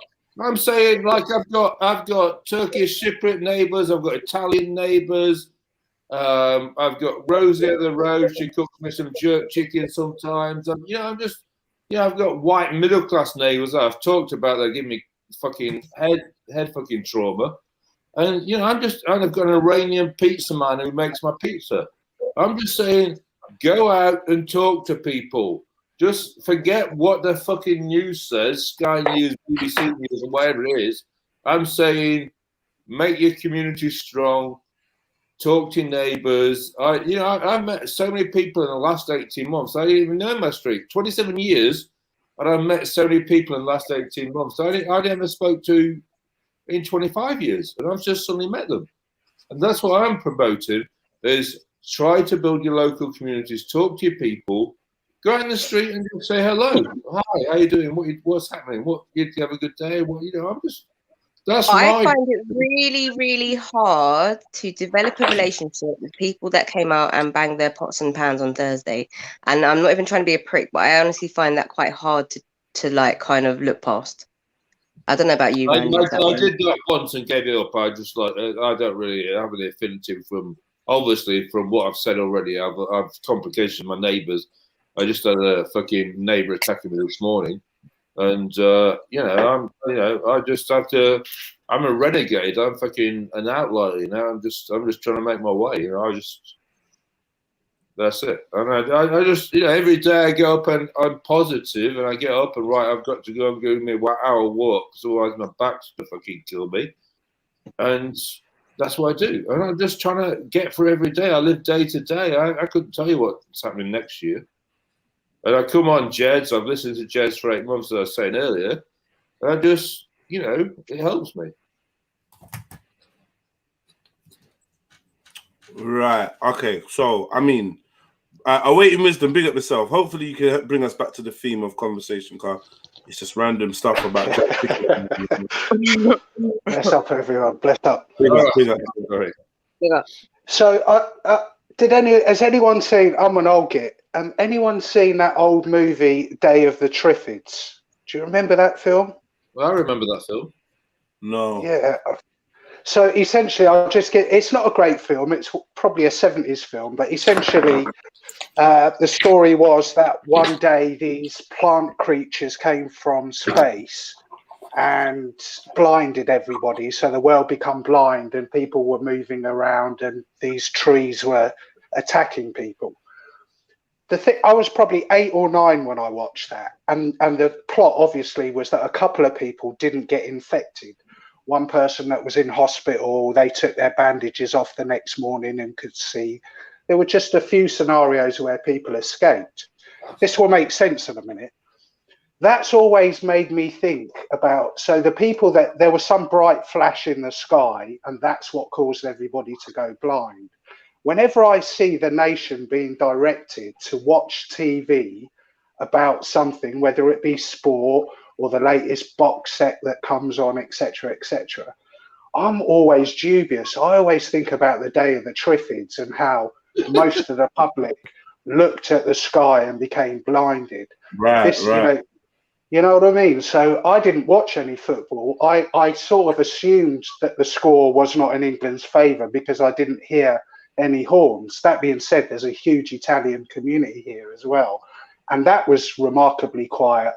I remember back in the 90s when the Italians won a game, it went mad. But last night, my town was eerily quiet. So I knew something wasn't quite right. This morning, I looked at the headlines and saw, I didn't even know about the memes of black people being blamed for missing penalties. That doesn't surprise me. What a clever twist to the narrative just to drive the energy wound in.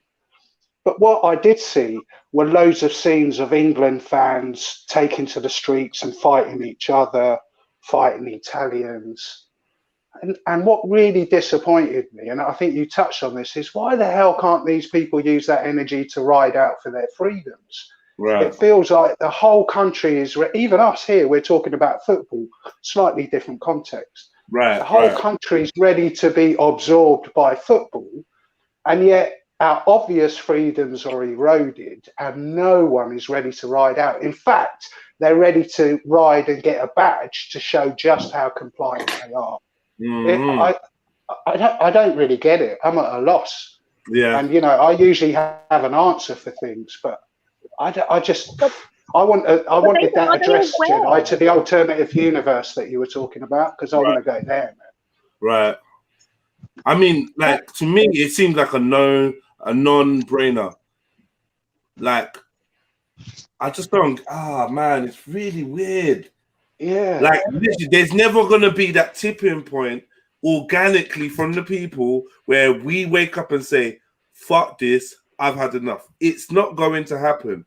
Now, what's more interesting is why is that never gonna happen? Now, in my belief, why it's not going to happen is because our emotions, our reactions are carefully monitored and controlled and led. Yeah. And this is why you're allowed to express jubilation, elation. You're allowed to be ecstatic over a select few scenarios. Yeah. Do you know what I mean? But what it's not going to be over is anything to do with liberating yourself or those around you from psychological enslavement. That's the one thing you're not going to get to celebrate in the street and beep and honk about. Not just yet.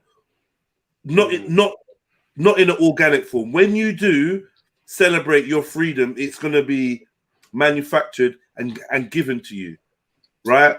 And what you're going to be classing as freedom is probably going to be your last days of actual freedom, your last moments of freedom.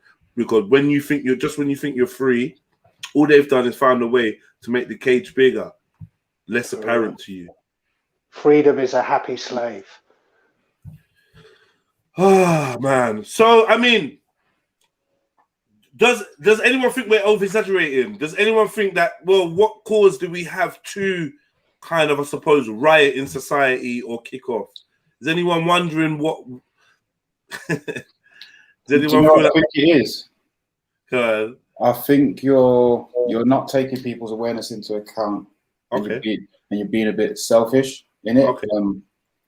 Not saying it's a bad thing. Like you can't drag everybody to drink. But I think that, like, in terms of the question of why people aren't doing one thing and why they're doing another, is because I don't think they're fully aware and could even get their head around what they're being subject to.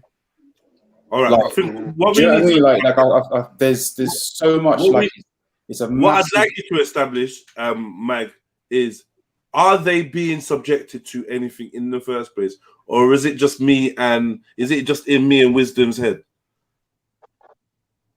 What do you mean in just in you and Wisdom's heads? All right, me and Awaiting Wisdom are. We're illustrating, we're painting out a universe, a world in where the citizens, if in control with their faculties, should be calm and should be kicking off, and fighting for their rights, right? Yeah, I agree. The scenarios that we're painting, that we're alluding to, are they real? I'd say so, yeah. Okay. So then when you're talking about the masses, you're actually, and you're saying they're not aware of, you're not saying they don't exist, you're just talking about their awareness of such issue. Right. Okay. Cool. And even, I don't disagree with that. And also there's like there's lots of different variations of limited awareness. So people can be on this thing, but then put it aside for sport. Right. People can be on this thing and then put it aside for the Glastonbury Festival and just raid a big pyramid stage and just think, it's just music, it's just music.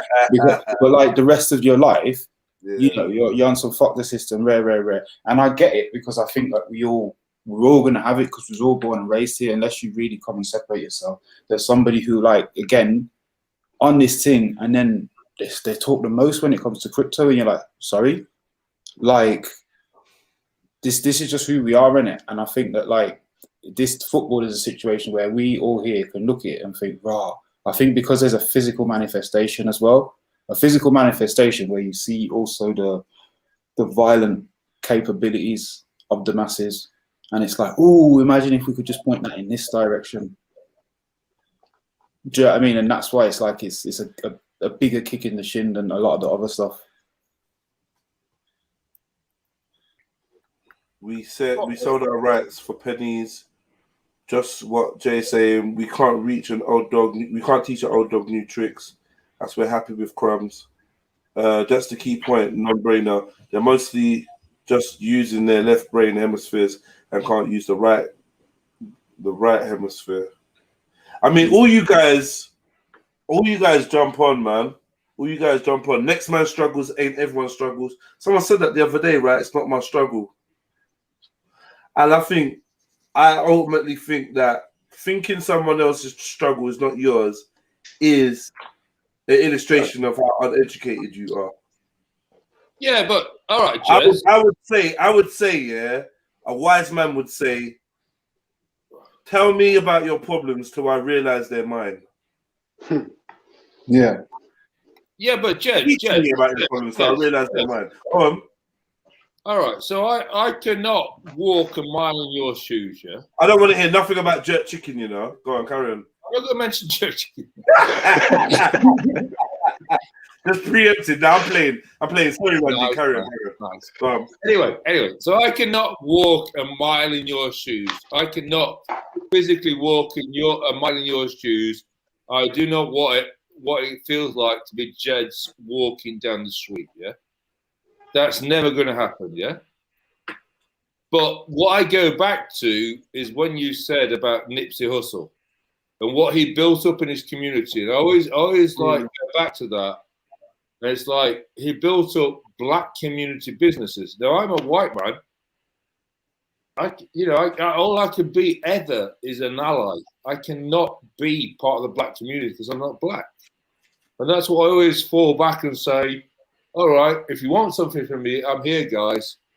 But I'm not part of the struggle. And that's all I have to say.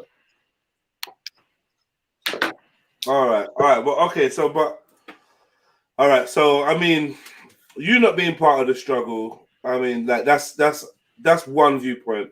I would say, in a friendly way, I'd say it probably is uneducated to believe that, I mean, it's less than 1 degree of separation you have from a black man. And I'm not really sure how his issues are your issues. I think that's the truth. I think because you are comfortable with the barrier that separates the lifestyle that Jedi goes through from what your experience is. I think, and not that you're doing it on purpose. I don't blame you. I'd probably be the same. If I was a white guy or whatever, I'd be the same. I'd be like, look, mate, I get on with you, like, I'm rare, but when it comes to being treated like shit for absolutely no reason, like apart from the color of my skin, I don't go for it. Right? I think that's a fair stance. But when you look just beneath the surface, you see quickly how it involves you, how it affects you and the people around you.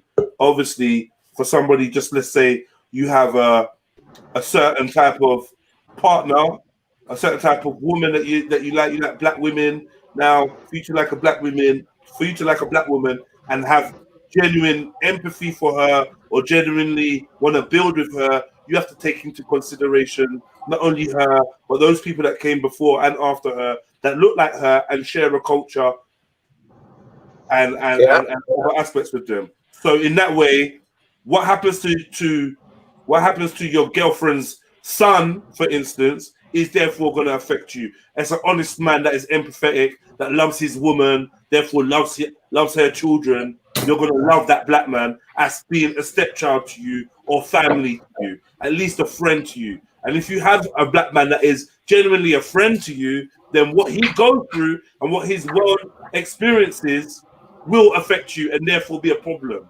Because if somebody attacks him because of his color of his skin, then that should affect you because then your friend has been attacked based on the color of their skin. So it is your struggle. Yeah. But it's how far you're willing to open yourself up and say, do you know what happens to A affects B and C. It's you being able to accept that and be like, I'm not going to move past it. I'm not just going to be like, well, you know what? We're all alphabets, but what happens to A has got nothing to do with me. See, everything is correlated. This is what I was trying to explain to my brother Maku when he was saying what happens in Birmingham kind of doesn't affect him. And like, obviously, we agreed to disagree on that point, but my point was I can see the interconnectivity, the oneness of most things, of most people. Right, yeah. So let me stop my rant and welcome on Shug and Sniper. We got a full house. Thank you. Glad to be here. These fucking niggas, these niggas. You see what the niggas done yesterday? The fucking coons, these black bastards. Yeah, they fucking fucked us up. Nah, I'm only joking. Let a monkey take a penalty. I predicted I'm the actually best pundit on road right now because I predicted from the beginning Italy would win. Italy was my team, and I won a good amount of money from it. So you know what I mean? It's one of them ones there. You get me? Everyone take the L. And I felt sorry for my brothers because that was a blatant setup. You get me? You bring black boys on the last 5 minutes to come and take the L for the country. It's very good management. Yeah? And just showing you and highlighting you that this fucking country is fucking racist. Yeah? You saw what happened 5 minutes after the game. People are bloody on Twitter, It's fucking Saka's fault. Yeah. It's fucking this one's fault. It's fucking that one's fault. Man can do school dinners, but can't score a free goal. Like Ross Clark, Pussy Clark. You get me? I had to be careful going home. Mad thing. Yeah. I had to be careful. Yeah. And I've heard people been attacked and all sorts of rubbish has gone on since yesterday. Crazy family. Do you know what it is? It was like people felt like they've been locked down for a long time. Morale was at all-time low. And a lot of the people that have like taken the jab, they're patriotic. They wanted to show the glory of their country. Because right now, you know, morally, it weren't right. It was at a complete low point. And this was the boost that they felt their nation needed to uplift all of them and to kind of excel in a sense where they're thinking, you know what, we are great. We're sitting here feeling bad, but we're fucking great. And it just didn't happen. And that's why it was devastation. It had there not been everything around this whole football match, it wouldn't have been as bad. You know, a lot of people would have, you know, just got on with it. But it just amplified everything and just made a complete another level of low. So, yeah, man, I think that's definitely a part to play. On the whole subject of, you know, it doesn't affect me and whatnot, I would say, you know, that whole example of having a black girlfriend, definitely. I wonder if you can see that, Randy, because you didn't reply. You don't really need to reply, but yes, having like a black woman. Go on. Having a black girlfriend? Like, obviously, you said you're not part of the community, but if you're banging a black woman, you all of a sudden you become part of it now, right? No, that's not you. All right, all right. Let me try and clarify it. Yeah. So what I'm saying is, what I said was I cannot walk a mile in Jedi's shoes. Yeah, is what I said. If you rewind the tape, so I do not realise the struggle on a day-to-day walking up my yard, walking down the street as Jedi does, of what that is. Yeah, that was my point. No, I can sympathise and empathise, and so your point is you can't relate. Could you clarify? You're saying you can't relate. Right. As I said, in the last 5 years, if you scroll back an hour, I was talking about me coming into a shop with a black girlfriend. Then I've been here, Roger.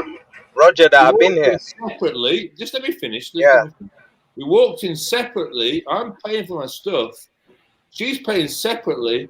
And I suddenly noticed he's clocking where she's going and like, keep an eye on her. I'm like, what the fuck's going on? We're in Hackney. I'm not in fucking some provincial town. You're in Hackney, son. And I'm just like, why are you fucking watching her? She's not, you know, I don't even understand. Did she have a big bunda? Sorry? Did she have a big bunda? Look, you're saying something that I've heard you say this, innit? That I'm saying to you, are you saying you can't relate? Let me finish. What I didn't realise is the casual racism that goes on every day. And it's only in the last 5 years I've realised about casual racism. And this has been an education for me. And do you know why you got to respect Randy? Because he just noticed it. He says he notices what we always have noticed. So big up Randy, man. Yeah. Through a black woman, though. You noticed it through a black woman. So you had to learn that by... No, but he witnessed it, and he's because he's witnessed it and he's noticed, like, wait there, that's wrong. How come that's happening? But obviously, when you're not subjugated to it normally, you would never notice it. This is why white people are like, oh, we're not racist. Do you know what I mean? Yeah. Because they're not going through it, so they're not subjugated to it. But if one of them was put in a position where they can witness it and be like, wait there, okay, you are right. Do you know what I mean? And that's what's happened to Randy. Randy's been but he had to see it happen to someone he cared about. So because there was someone he cared about, it became personal and he could observe it. So it's more about the connection that he had to the person than anything else. Because if it was a random black woman, he must have seen 100 different black people get violated in the street and not care. That's how life works, though, isn't it? You got to have a personal connection to feel something. There we have it. Yeah. So when he's saying it doesn't affect him and I can never be part of that community, I don't understand how now he cannot turn around and say I'm very much part of that community if it's affecting my black woman and let's say you guys were younger and you had children, you'd be as involved as everyone else. So therefore, it's definitely your problem. You know, I don't see why that's so difficult. I think that should be a given, to be honest.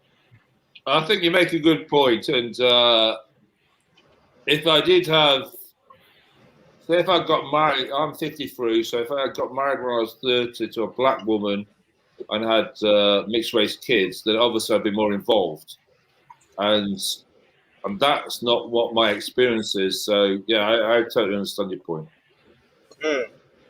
I think that's the main thing in this situation. It's like you're not gonna see things until they literally are staring you in the face. And when you see the inequality, and you gotta remember, people live with this day to day. Like most people, they just ignore it because it's like, if you're gonna pick up on every single thing, like you're gonna be fighting all day. You get what I'm saying? So you just gotta get on with shit and just not even think about it, man. Hello. All right, Randy, what happened to the Hello there, man. I mean, the seasoned chicken. Did you have it already? Man, it's in the belly. It's in the belly. It was lovely, man. Was it good? Yeah. It was good, man. The tits. Yo, Elron, one. Why are you not just going to talk about seasoned chicken? New person's just jumped on. I just jumped on, bro. I just jumped on. No, not you. As a new person just jumped on. Oh, big up, Elron. Yeah. Greet him, isn't it? I heard some good and bad some not so good takes from you over the last 10 minutes. Who? Go ahead. From the panel. Go ahead. Some deep understanding and some, biased ones, I would say. On what? Okay. Yeah, so for example, you making the point that football is basically a distraction, right? This is my biggest criticism when you're watching the lefties now responding to what happened yesterday. I can talk about Germany, for example, right? Since I'm a German. So I think the last European championship was in 2016, so it's 5 years in the past. The left were basically, they were saying we should boycott the European Championship. Germans shouldn't wave German flags because this is nationalism, this is racism, and so on. And now you have a paradigm shift. And the paradigm shift is they have now full control over the narrative, what football is about. It is not that England played for England yesterday. It was England playing for global homo, what we are calling global homo. And the symbol of global homoism is the rainbow flag. It is a transformative state, a transformative symbol, which is post-national, right? This is what the World Economic Forum and all these guys are standing for, right? This is what football now is standing for. It stands for LGBTQ and all of these, elite, what the elites are pushing. So now they are celebrating it, while on the back in the past, you had leftists attacking it because it was too patriotic, right? And it brings back this dark times and everything like this. And you have left-wingers, which are more of the old school tanky left, that were basically saying, well, you shouldn't watch football, not because of all this kind of cultural Marxist narrative, but because it's a deflection. It divides the workers. The workers are going home and focusing on bread and games, right? Instead of uniting against the capitalist system, right? So, but all of these leftists, or most of them, you only have a tiny minority of these old school leftists, right? Old school communists, they are now celebrating it. And that was the main network. The huge paradigm shift in the left when they are watching football. And you had this, not the civic nationalists, but the to some extent also the civic nationalists, I have to say, but especially the ethno-nationalists saying now, if you watch football, you are basically contributing to this globalist system, you are becoming an ally of those who want to destroy us. So stop watching football. It is, it is destructive for our people. Hello, Aaron. Yeah, big up the sniper, right? Me and you've had a long conversation before on G Block. Yeah. Remember about those people, your people, those Khazars. You get me?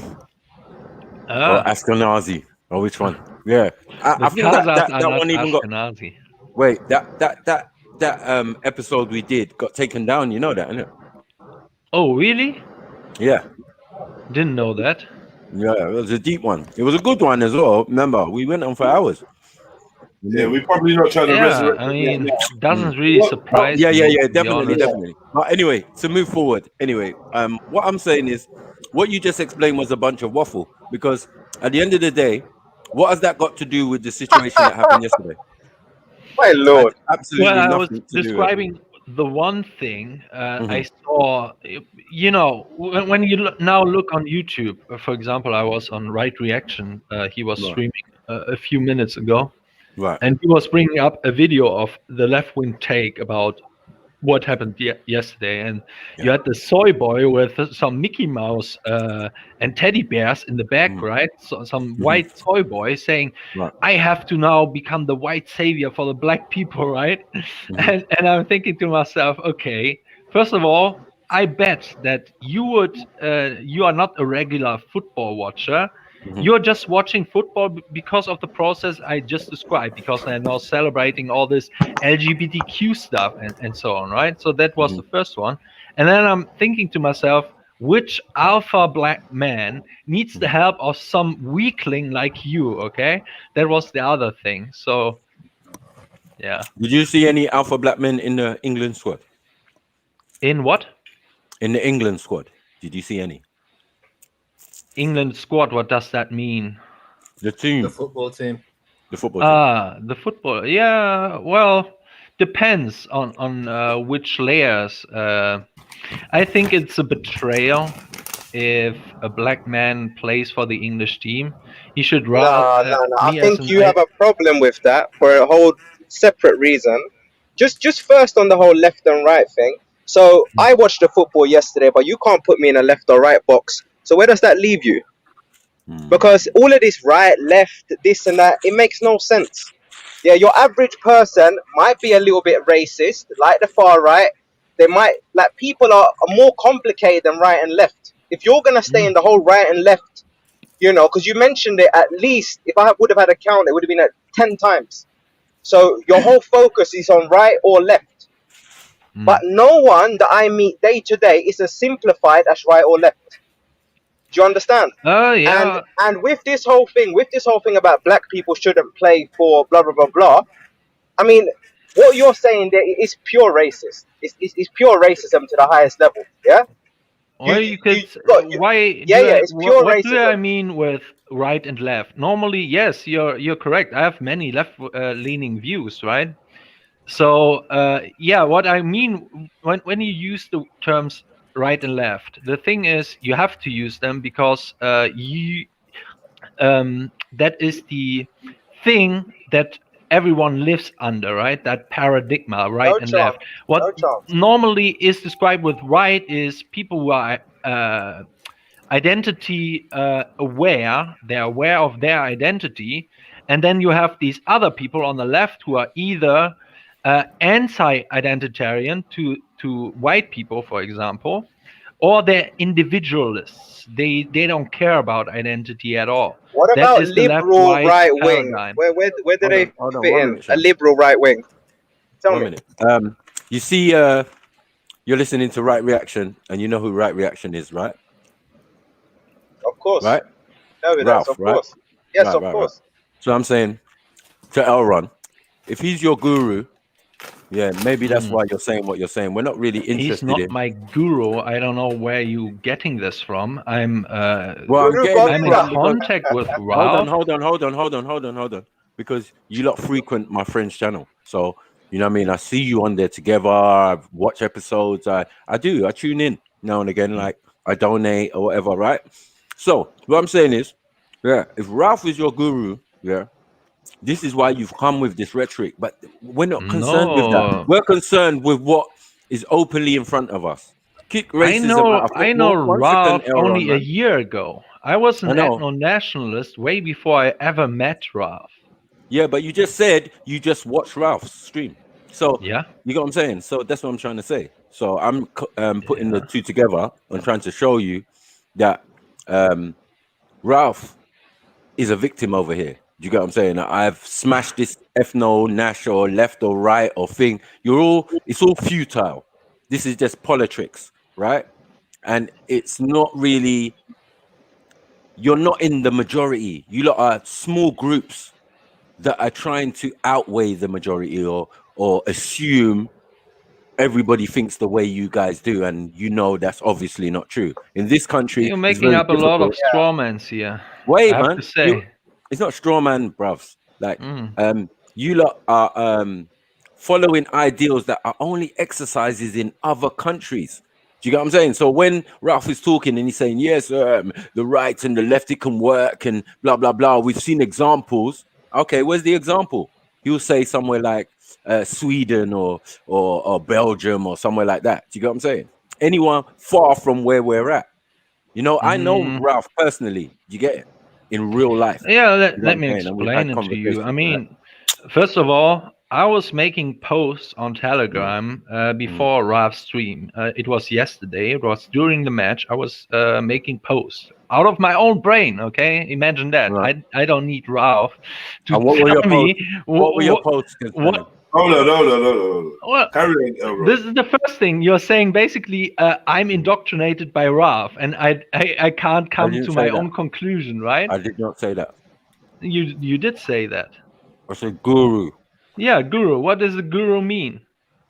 Well, it That, that wasn't the focus of the argument, though, was it? It means my ideas are implemented by Ralph. No, it means your association. I'm in contact with many people. Yeah, but you just said you just came off a man's stream. Like, what are we doing? Yeah, I was I'm only associating the stream. two, bro. Come on, man. And I'm saying what I've seen previously on other streams. You've been together. So I know when you once Let me moderate part. We talking about other streams. Like, let's deal with. Steer it away, man. Can I say something that he clearly said that? I just wanted to deal with what Elron. I'm often on Valley. Is Valley now my guru because I'm often on Valleys? Yo, listen, sorry. I just wanted Elron to get a chance to respond to what he said. Like, I'm just trying to check if Sasha's here, if Randy's here, Mag. Who's this again? Oh, H. Yeah, man, I'm there still, man. I just got the little one. I'm here though. Right, so let me just quote Elron what he said, because I heard what he just said. He literally just said we all live in a right and left paradigm. So we don't have to say that you're following necessarily right reaction or anything like that. You've now just said that we all have to live under it. I would argue against that. That's why I said to you, what is a liberal right wing? Like, explain, where do you put that? Well, what I mean with we are living all in a left-right paradigm is the people who have power in social conditioning over the media, over the schools, politicians, and so on. They are having the control of what most people view the world under which paradigm, right? And this paradigm is left and right. So, of course, you have to use that paradigm when you're speaking to normies. Not really, because that's engineered paradigm that you're on about. In reality, there's always more than just two options. There's always more than just left and right. Left and right is the condition. Definitely. It's conditioned. I never said otherwise. You have many, when you're talking about left, right, it also means economics and so on, right? But the more you get into it, the really that's the same as saying climate change. It could mean social, economical, monetary, weather. It could be anything, depending on the individual's perspective and perception. Anyway, my main point was the ideologies are very similar, and that's all. I wasn't really like trying to say that, whatever you was thinking. But Yeah, let's move on from that because, as I'm saying, like, can we kind of focus on what happened yesterday? Because that is a scenario that's just happened. Do you get it? Well, you saying black people shouldn't be there? I don't really understand why black people shouldn't be there.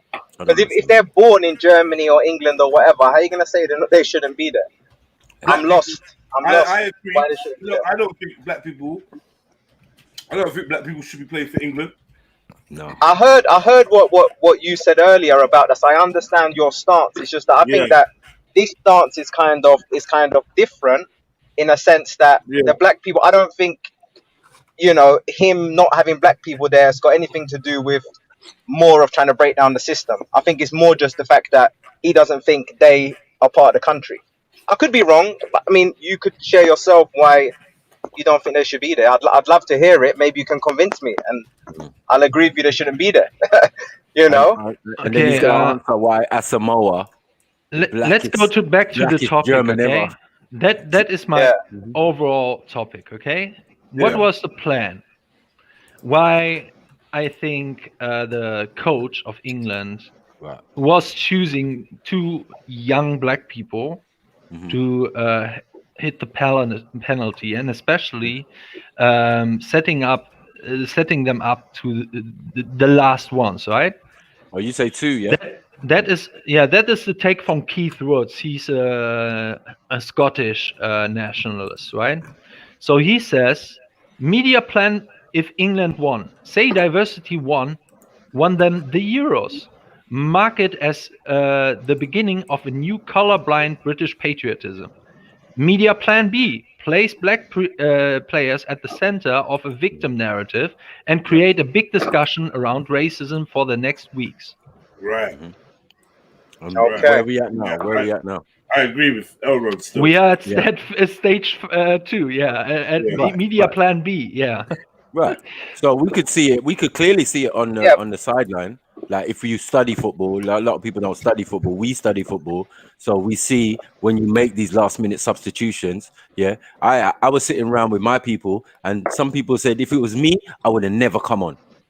And then another man said, I would have come on, but I would have purposely missed the penalty. You get it? Because all the fuckery and oppression and the disrespect, the kick racism out of football, just highlighting that football is racist. The fact that you have to do a campaign to get it out of football means it's inherently in the sport. It's another racist institute. Remember, this football is a gladiator thing. Yeah, it's just changed from the gladiator arena to the football pitch. Yeah. It's a cheaper way of committing war or having war. Do you get it? So I mean, it's definitely a hub for racism. There's no question about that. I mean, all racist organizations, if you look at from all of these English ones, what they got in common is that they all love football. They all go to matches. You see all of them team up to fight when it's another country's Italy or whatever. That's another place. Pure racism. I would say we're very hard pressed. When I told people I'm supporting the Azzurri or Italy, right? They were like, but they're a racist country. I said more than, and we went through the list, and boy, it was a struggle, bruvs. Every single team in the Euros, got some issues with immigration, with having people in their country. So back to like whether English people should be whether black people should be playing for England. Elrond saying no. Is there anyone on the panel that agrees with Elrond that black people shouldn't be playing for England? No, absolutely I don't not. agree. Black people should be playing for England. Let's have the black community. I mean, in everything we've done. I'm back. All right. Sorry, Randy. Black people would call that a white coon. If you were black, Randy. Wow. A race traitor? I think personally, hang on, just a second. Just as they do a DNA test, I want to know his ethnic origins. Who? German. Uh-oh.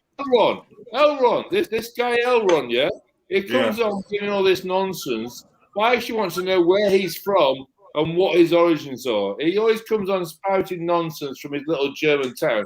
I want to know where this guy is from and what his heritage. Already told you. Are you drunk, Randy? Randy, you're talking shizen You should know that, again. Randy. Still, you should know, Randy. I know. No, the question the question was, would an alpha? Did you see some alpha black man playing in the English football team yesterday? And the question is, what is an alpha? You can have alpha like stereotypes without being racially conscious, right? Randy, he's trying to tell you are a beta male. And it also depends, why are you playing for the team? Are you playing for the team just to make cash or get publicity or something like this?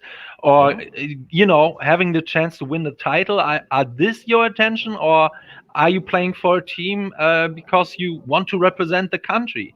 That is the issue, right?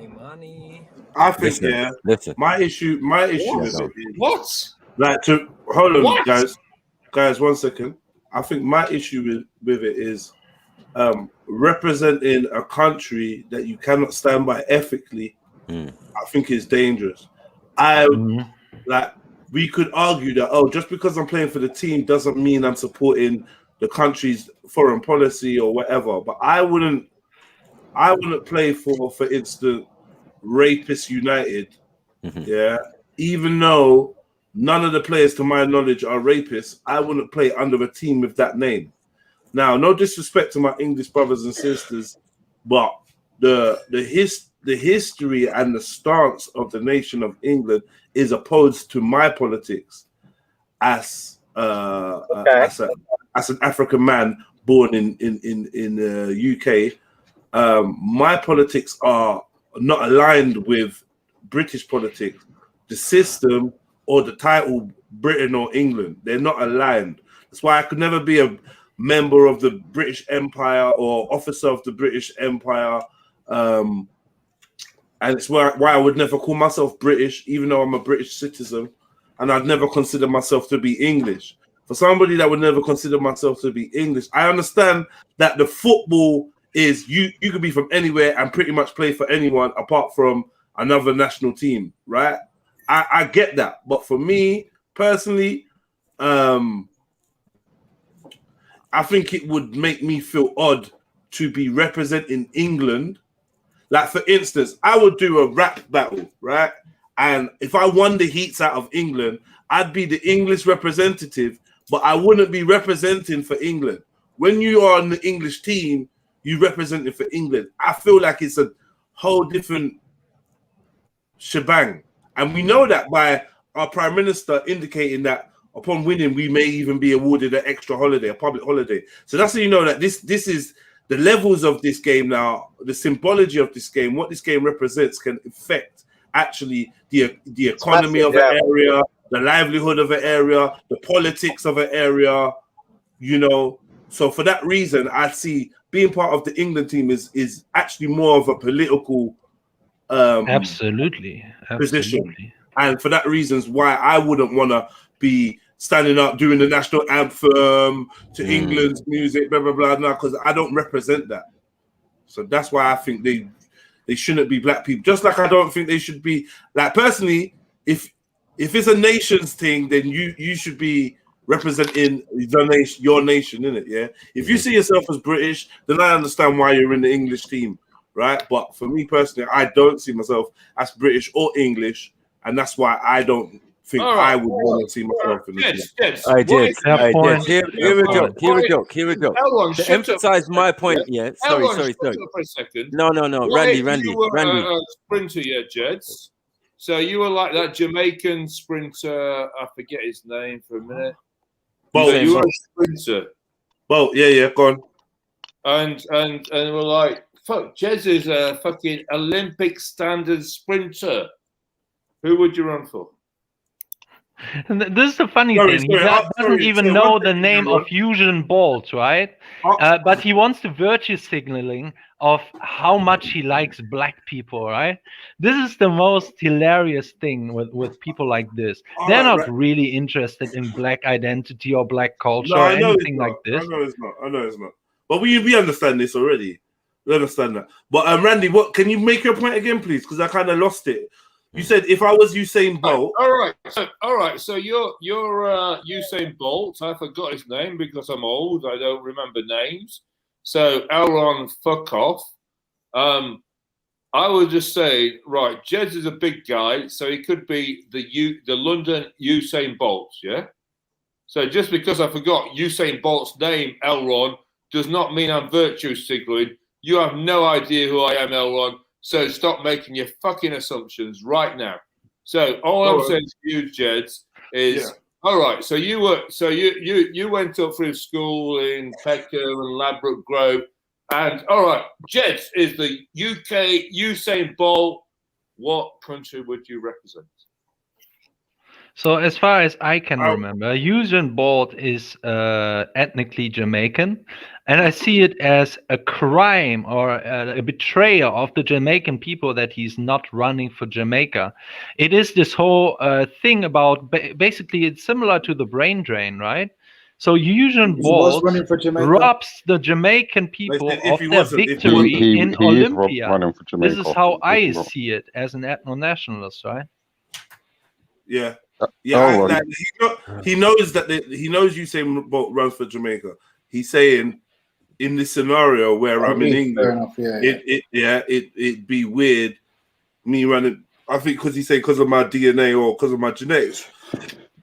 Personally, we had this argument millions of times about whether being born somewhere makes you from that place, right?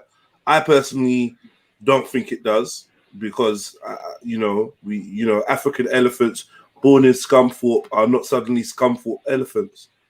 Do you know what I mean? They're an African elephant born in Scunthorpe.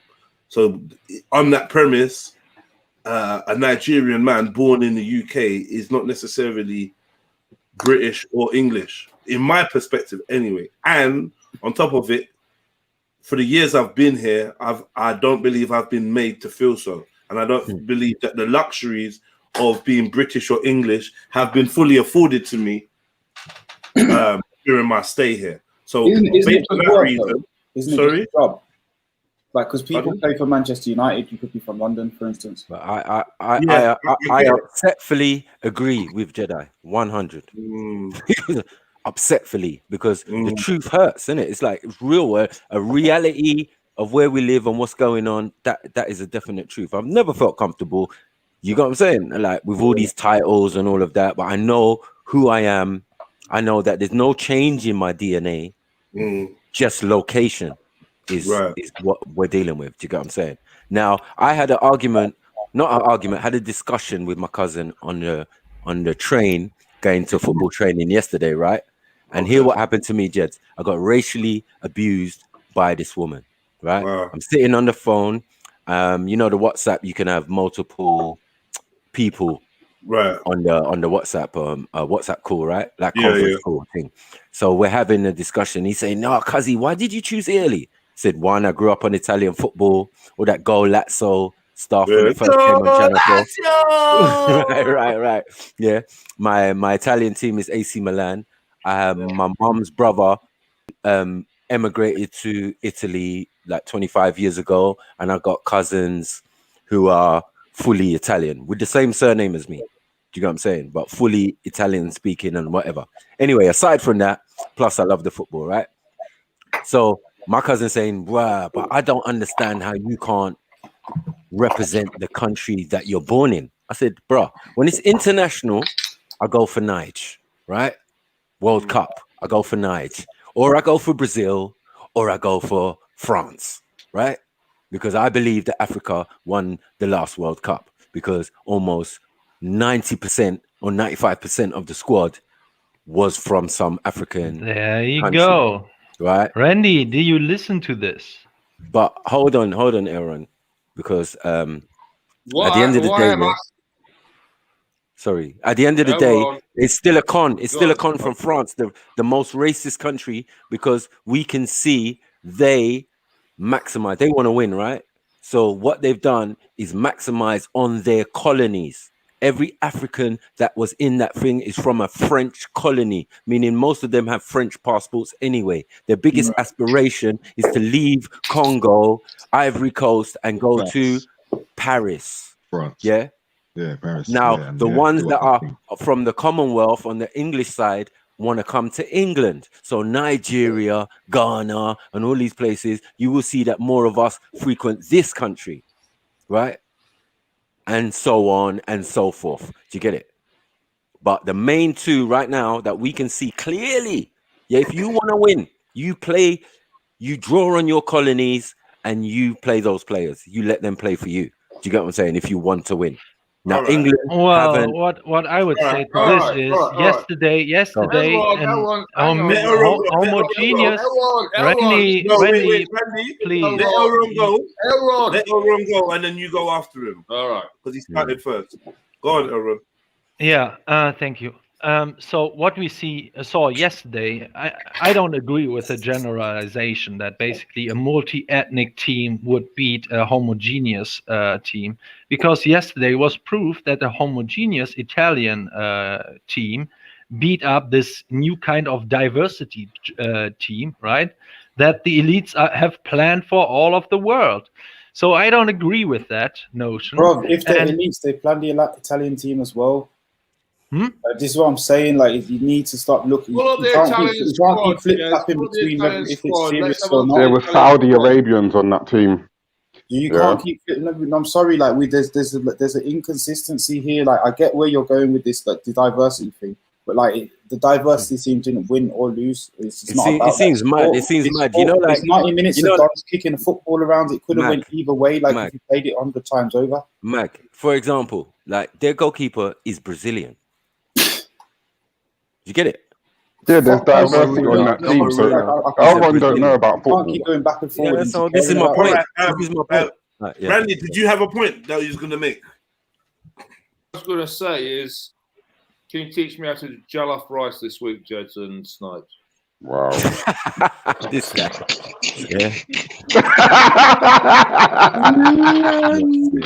The last European... Now, what I wanted to say to Elron is, Elron, you saw with your guy Hitler that Jesse Owens, who was a black American, no? Oh, be careful there. Don't running for hold on, wait, too much. Wait. Running for the United States. You got what I'm saying? Yeah.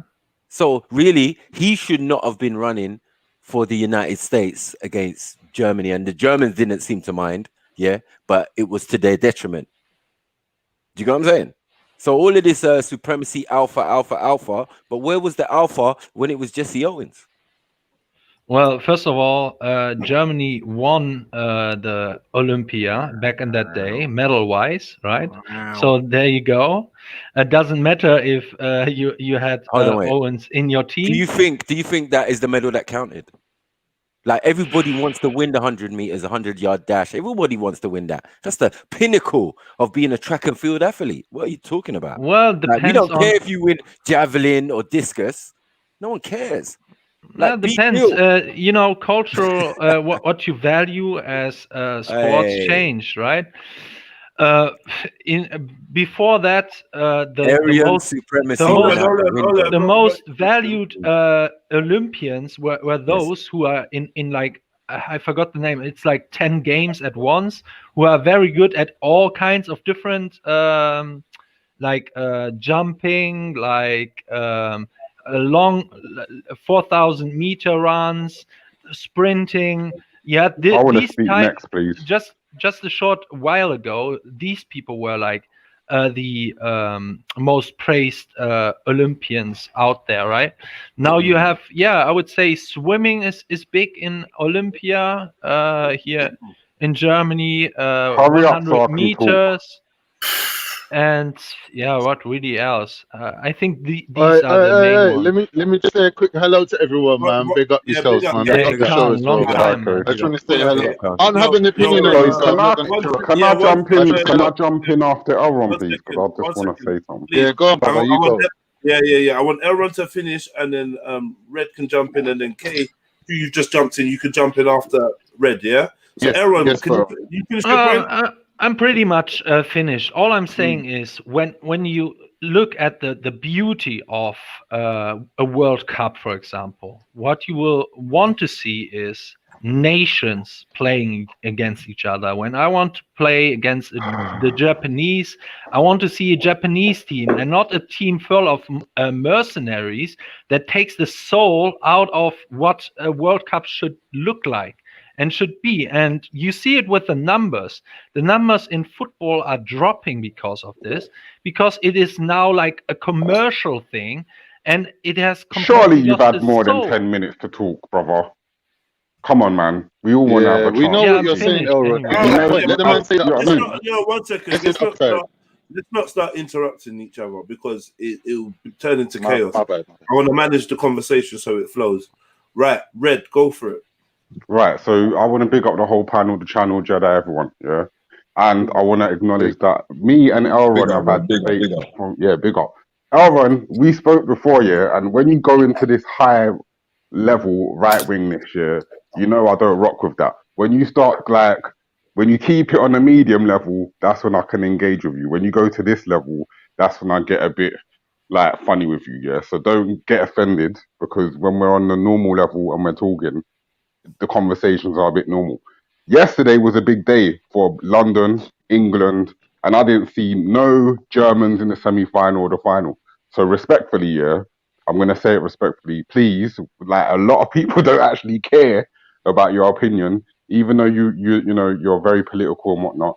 Like, I think we just need to just, like, not really listen to someone who's trying to be too critical and their team didn't even get anywhere. Do you know what I mean? So let's just remember that first and foremost. And then secondly, like, big up to the nationalist people who are, like, really in touch with their culture and know their roots, because, like, I have to respect people who can talk to me about their culture, their roots, and how they feel they're represented and what type of experiences they've had in the UK. But apart from that, I'm not going to hate on people that want to play on the national team, even though I have had plenty of conversations with my elders saying the same thing. Oh, why they play for England? Why don't they play for the... But I've been taught by life experience that not everybody's going to do things or think the same way as me. And I've had to learn. It's a tough pill to swallow as you get older in life and you start to realize you have to respect other people's choices, whether you rock with it or not. And that's my point. All right. Big up, Red. Big up, Red. K, what are you saying to me? I just thought it was so funny, that he's telling the guy off for not knowing Usain Bolt's name, but he's pronouncing it Eugene Bolt. It was just so funny. You don't even know who Eugene Bolt is. I was like, what? And then he said he went for Jamaica. Like, who does he run for them, bro? Yo, swear your mic, okay? Sorry. It was just funny. It was just so funny. Eugene. Yo, okay. Yeah. Yeah, what was he saying? Eugene Bolt. Yeah, he's calling him Eugene Bolt. Yeah. You know what it reminded me of?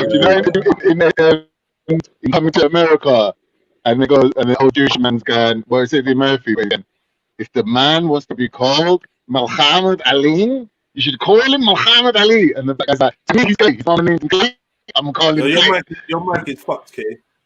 All right, cool. Let me just disconnect the mic. 1 sec. I'll be back. Anyone else got something to add? What you saying? Snipes, Mag, H, Script. Where was it at?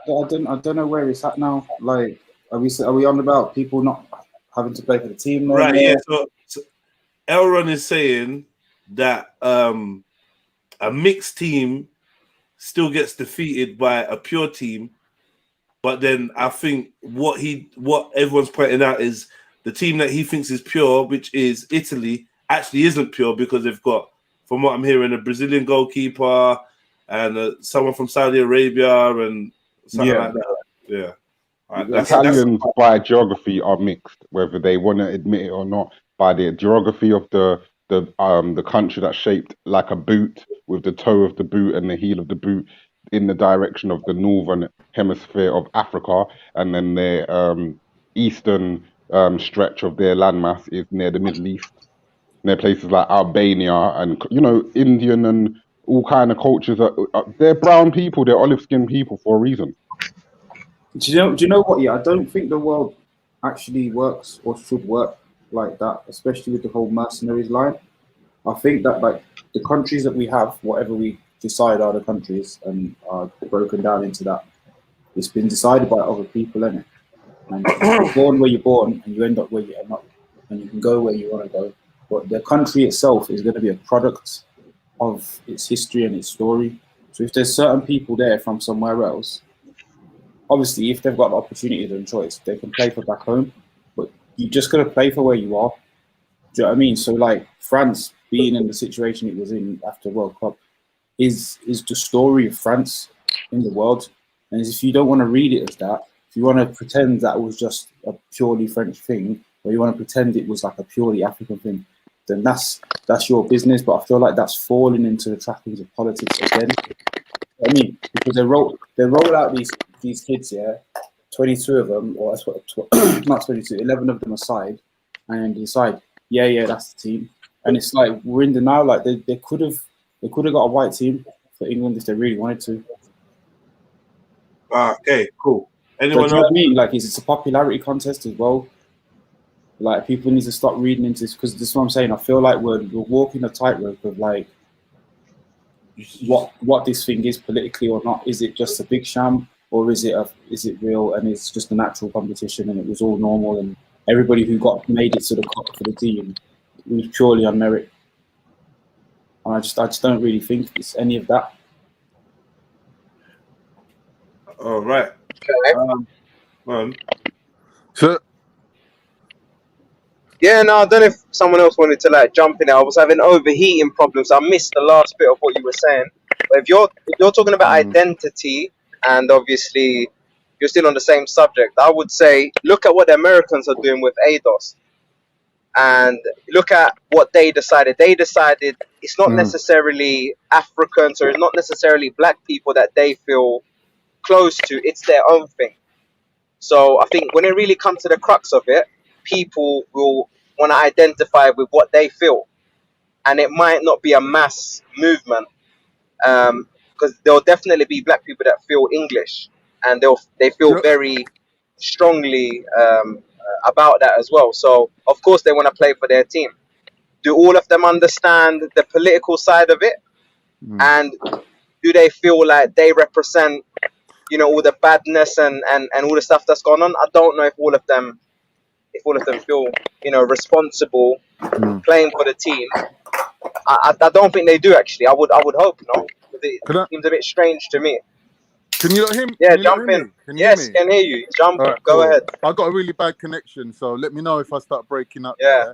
I think, to be honest, we don't need England, Ireland, Scotland, Wales all having their own separate football teams. There needs to be one football team called Britain, right? And it will make it fair, because then it will be less racism as well. Because me and you, we can be British, right? But we can't really be English or Anglo-Saxon. So that's where the racism comes into it. So if there was a team called Britain, it would be fair. Because really, no Englishman is 100% English. They're all mixed with Scottish and Welsh and whatever. Anyway, before we even, as immigrants, before we even got here, they were already mixed. You get me? So to take the racism out of it, I think that's the right move to do.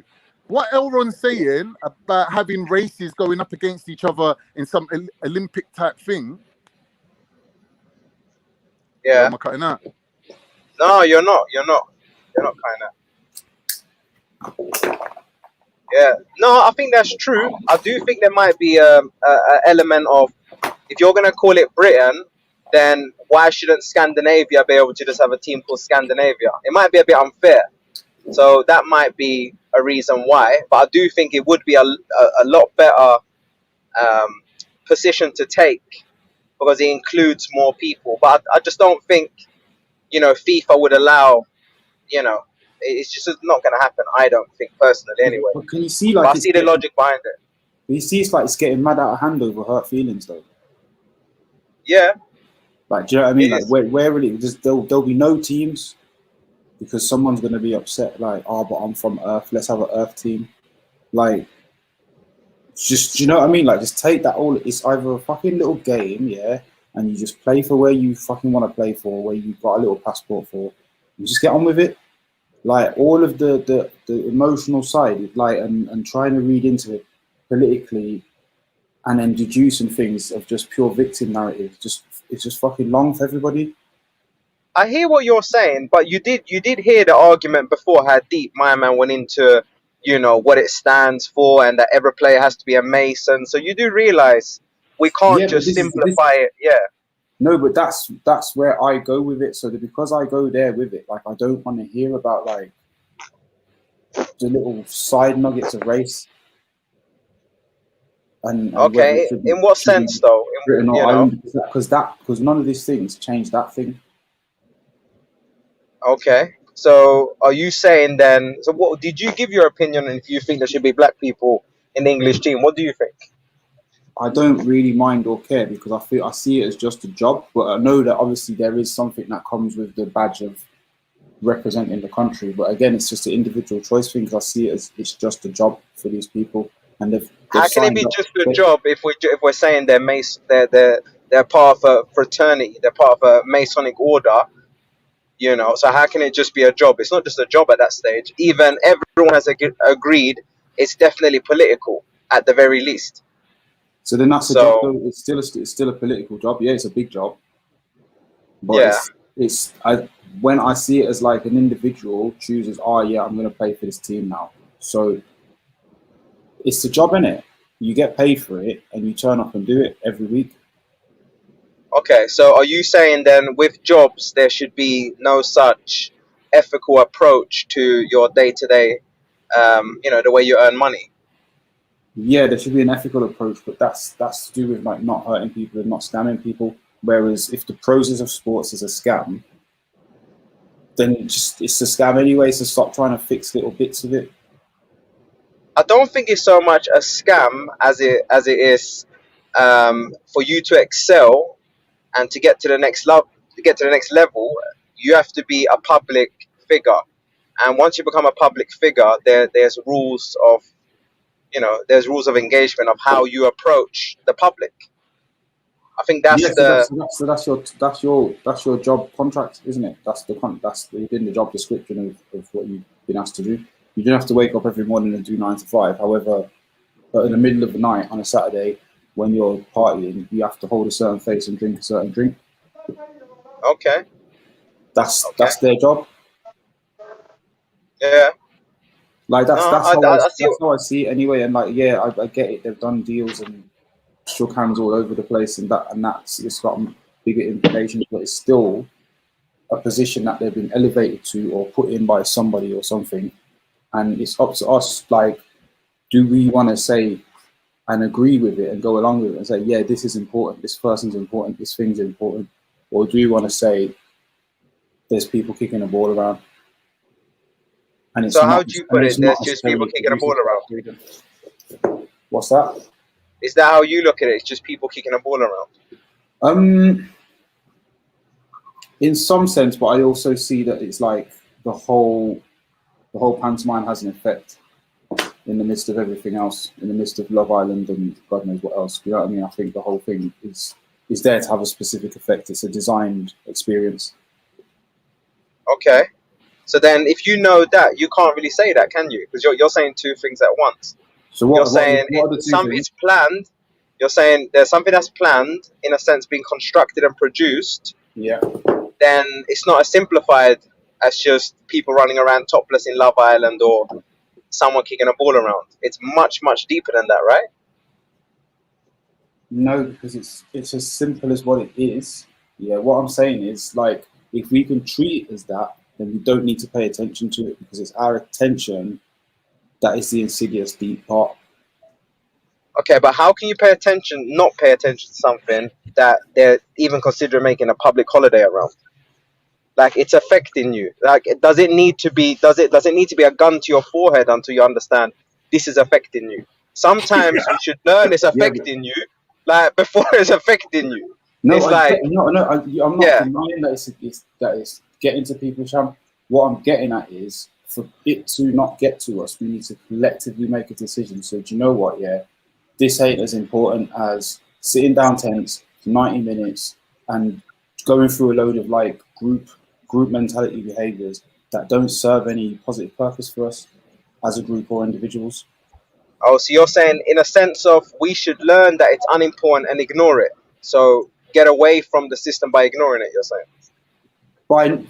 Because by ignoring it, in my eyes, is how you stop fueling the magnitude of it, and how we get out of the cycle of all the little, and how we get out of the cycle of all the little fallout that we're having today of these varying narratives of pissed off idiots getting emotional about words and stuff that happened yesterday. Yeah. And further I think taking I've come. No, I agree with that. I think I've come to a conclusion, and I'm surprised that the solution is actually so simple. But I've come to the conclusion that as long as people get self-employed, they're out of the system. Yes, you might argue they're paying tax, but if you become self-sufficient and self-employed, I would say that's the first step. Because if you think about it, every single institution will fall if people follow and do the same thing. So technically, you will break the back of the system by becoming self-employed. And I don't know, I haven't heard of a stronger and more direct approach. Aaron, what do you think about that? I think he made some very good and deep points here. That is my whole problem with what does it really mean if in this liberal age you're playing for the English team, the German team? What kind of qualifiers do you need to represent that country? Right? You want people to represent the values of the country. So what does that mean today? It means embracing LGBTQ. That is why they kneeled. That is embracing the rainbow flag, right? But other people would say, no, that is actually not what British, that is not cohesive with what Britishness was in the past, or Englishness was in the past. This is like an orchestrated effort to destroy what Englishness really means, and it makes it like you can be anything and everything. You don't have to stand for anything. You just have to embrace, global homo. That is what it really comes down to.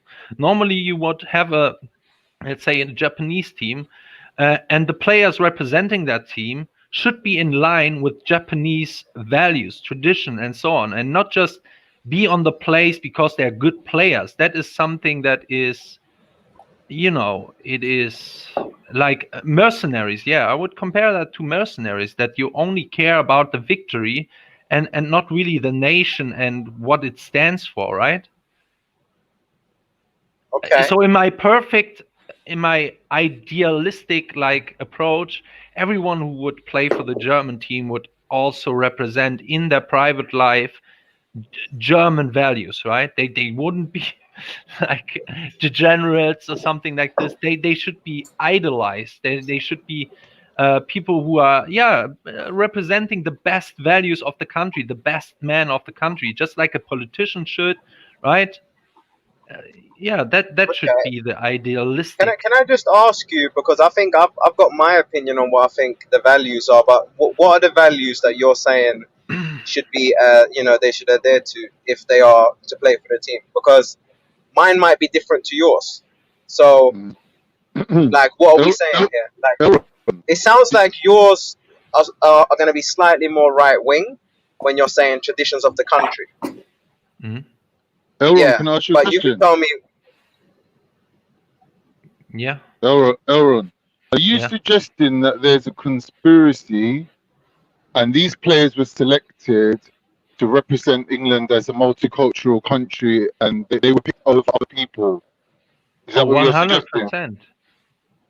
100%. Now, how could the organization be so crafty to do that when they can't even run a football team? How are they gonna? England's known for being like shit at running a football team, yeah. Like it's just like depends on the manager. So you know, this guy Southgate, that put everything into it, and he's managed to get them to the final. And obviously, he himself is known for messing up on penalties. So obviously, his selection for the penalty taking might be based on the fact that he should have taken the penalties himself. You're a little bit robotic. You're a little bit robotic. Oh, I'm sorry. I've got a really bad connection. No problem. I think I got the meat out of what you're saying. So the first thing is back to the race lens. Basically saying yeah. Oh, you're gone, mate. You're gone. Close your porn tabs, Khan. Yeah. So so skinny team POV. Allow it, man. Allow it, man. He said two things, right? So on the one hand, it is this narrative that the black players were only criticized because they are black. That's nonsense, in my opinion. You had a lot of people who are very angry with white players in the past, and they were attacked non-stop if they had missed a penalty or something, okay? That was no problem because back then football was more homogeneous, and white people criticizing white people was has nothing to do with race. It was based on the characteristics, right? And especially when it comes to the one final shot of the first player, he moved like, you know, he does his tricks and everything like this. And I think you can criticize him based on this. Just basically, instead of just scoring the fucking goal, he was making a scene out of it, right? So that is why many people criticize this particular player. It is this old saying of that basketball. I was mentioning it on Ralph. White people can jump. Do you know the basketball movie? I think it was from the 90s. Yeah.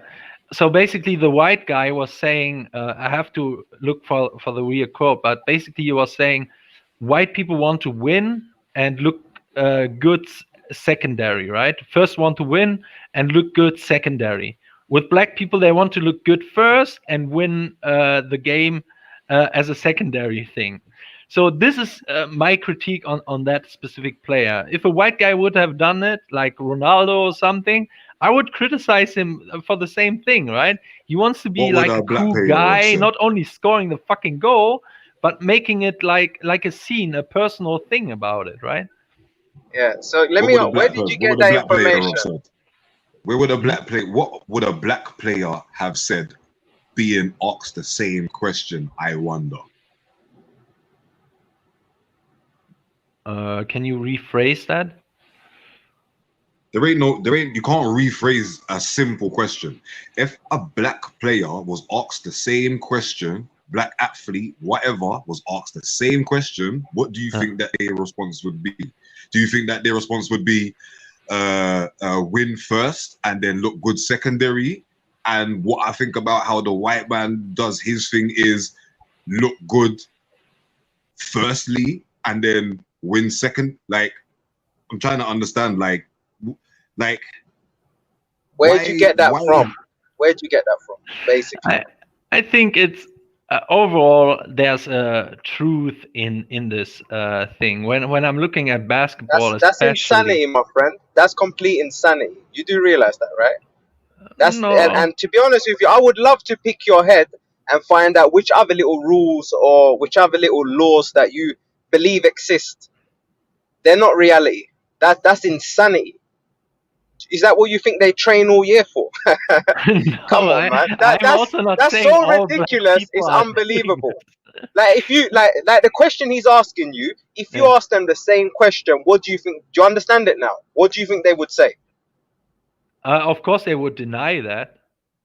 They would deny it. Nah. Yeah. So come on, man. It will be something that they deny and not their own truth. This is what I'm trying to get to right here. Be serious now, man.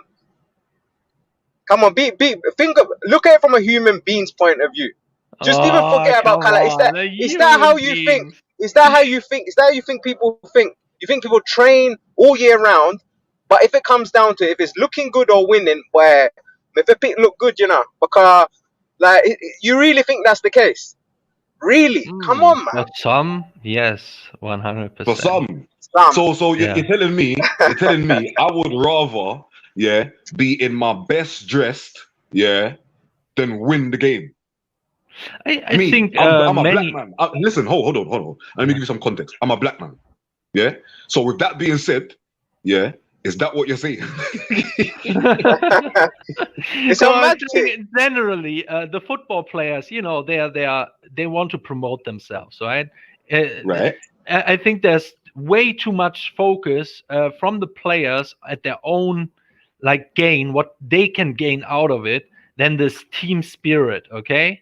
That is my general critique on football today, because it is a sport full of mercenaries. That is why for a little bit of money they are going to another club instead of playing for the local club, for example, right? So what you say? You know what it is? You know what it is? Hold on. You should focus more on smaller leagues then. Because the bigger the league or whatever, the competition, anywhere, it becomes as much about the show as the fight. You know, if you think about boxing and Vegas. 100%. There's lots of examples, but that's just how it goes because show business. Yeah, the system is also promoting this thing. Yes, 100%. Yeah. It is all show. Yeah, but if you do look at the smaller leagues, they are the majority. You only see the 1% on the TV screen. So if you do, look at things around you, is that what you see? It's like I'm surprised to hear you say that, and I'm asking you, is that what you see in your reality? Yeah, to a certain degree, yes. I think you got some funny glasses on then in that case. No, man, he's he's somewhat generic ideology of how things should be with the precursor of understanding things only from a German perspective. Do you get what I'm saying? Yeah. Yeah, but what you guys got to take into consideration, is what type of Germany is. Is he an ethnic minority German? That's what I'm even saying. You know what I'm saying, like, 100%. A man is an ethnic minority German. You know what I'm saying? And a man tried to do ethnic cleansing on his people. Them, I don't understand how he come can. on. That is ideology. That is not fair. Wait. I don't understand. Yeah. You're betraying me like I'm some kind of monster or something. That's not no. fair. I'm just. 1 second, I Randy, just don't want to say the word. Randy, you got some stuff to say. You type in a lot. This Elron character. Yeah. This Elron character I've been listening to for a lot of hours on stream. I hate the fucker. He lives in some small German town. He lives in some small German town. Bear in mind, when I was 16, this is a long time ago, I'm 53, I went to Germany, so I know this kind of mindset. These guys do not live outside their neighborhood. He lives in some small German town. He has no worldview. And he's pulling on this, he's literally saying on this live stream what his worldview is. And it's ridiculous. It makes me really angry. And I will go out and I will fly to wherever he lives. And I will man on man.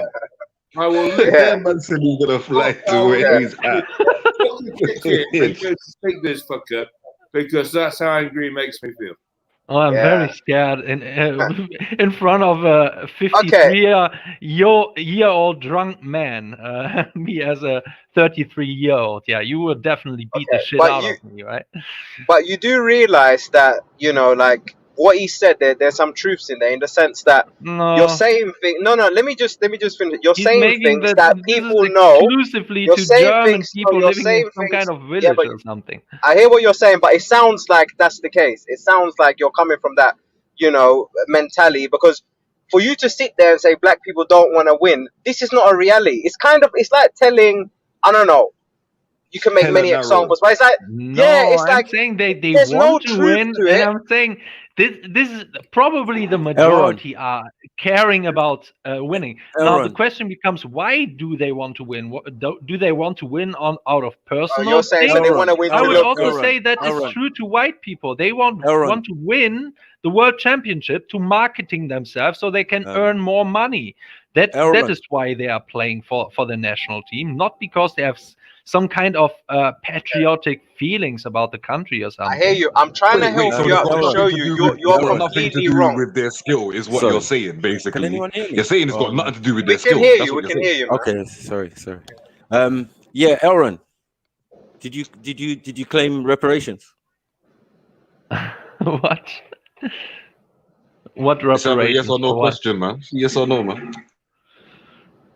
I don't ask anyone for reparation. I think the Germans are fine when they are left alone. We don't need anyone to be successful. Are they? Hold on. Are Germans just one type of people? Well, the Germans are different Germanic tribes. Back in the past, there were hundreds of them.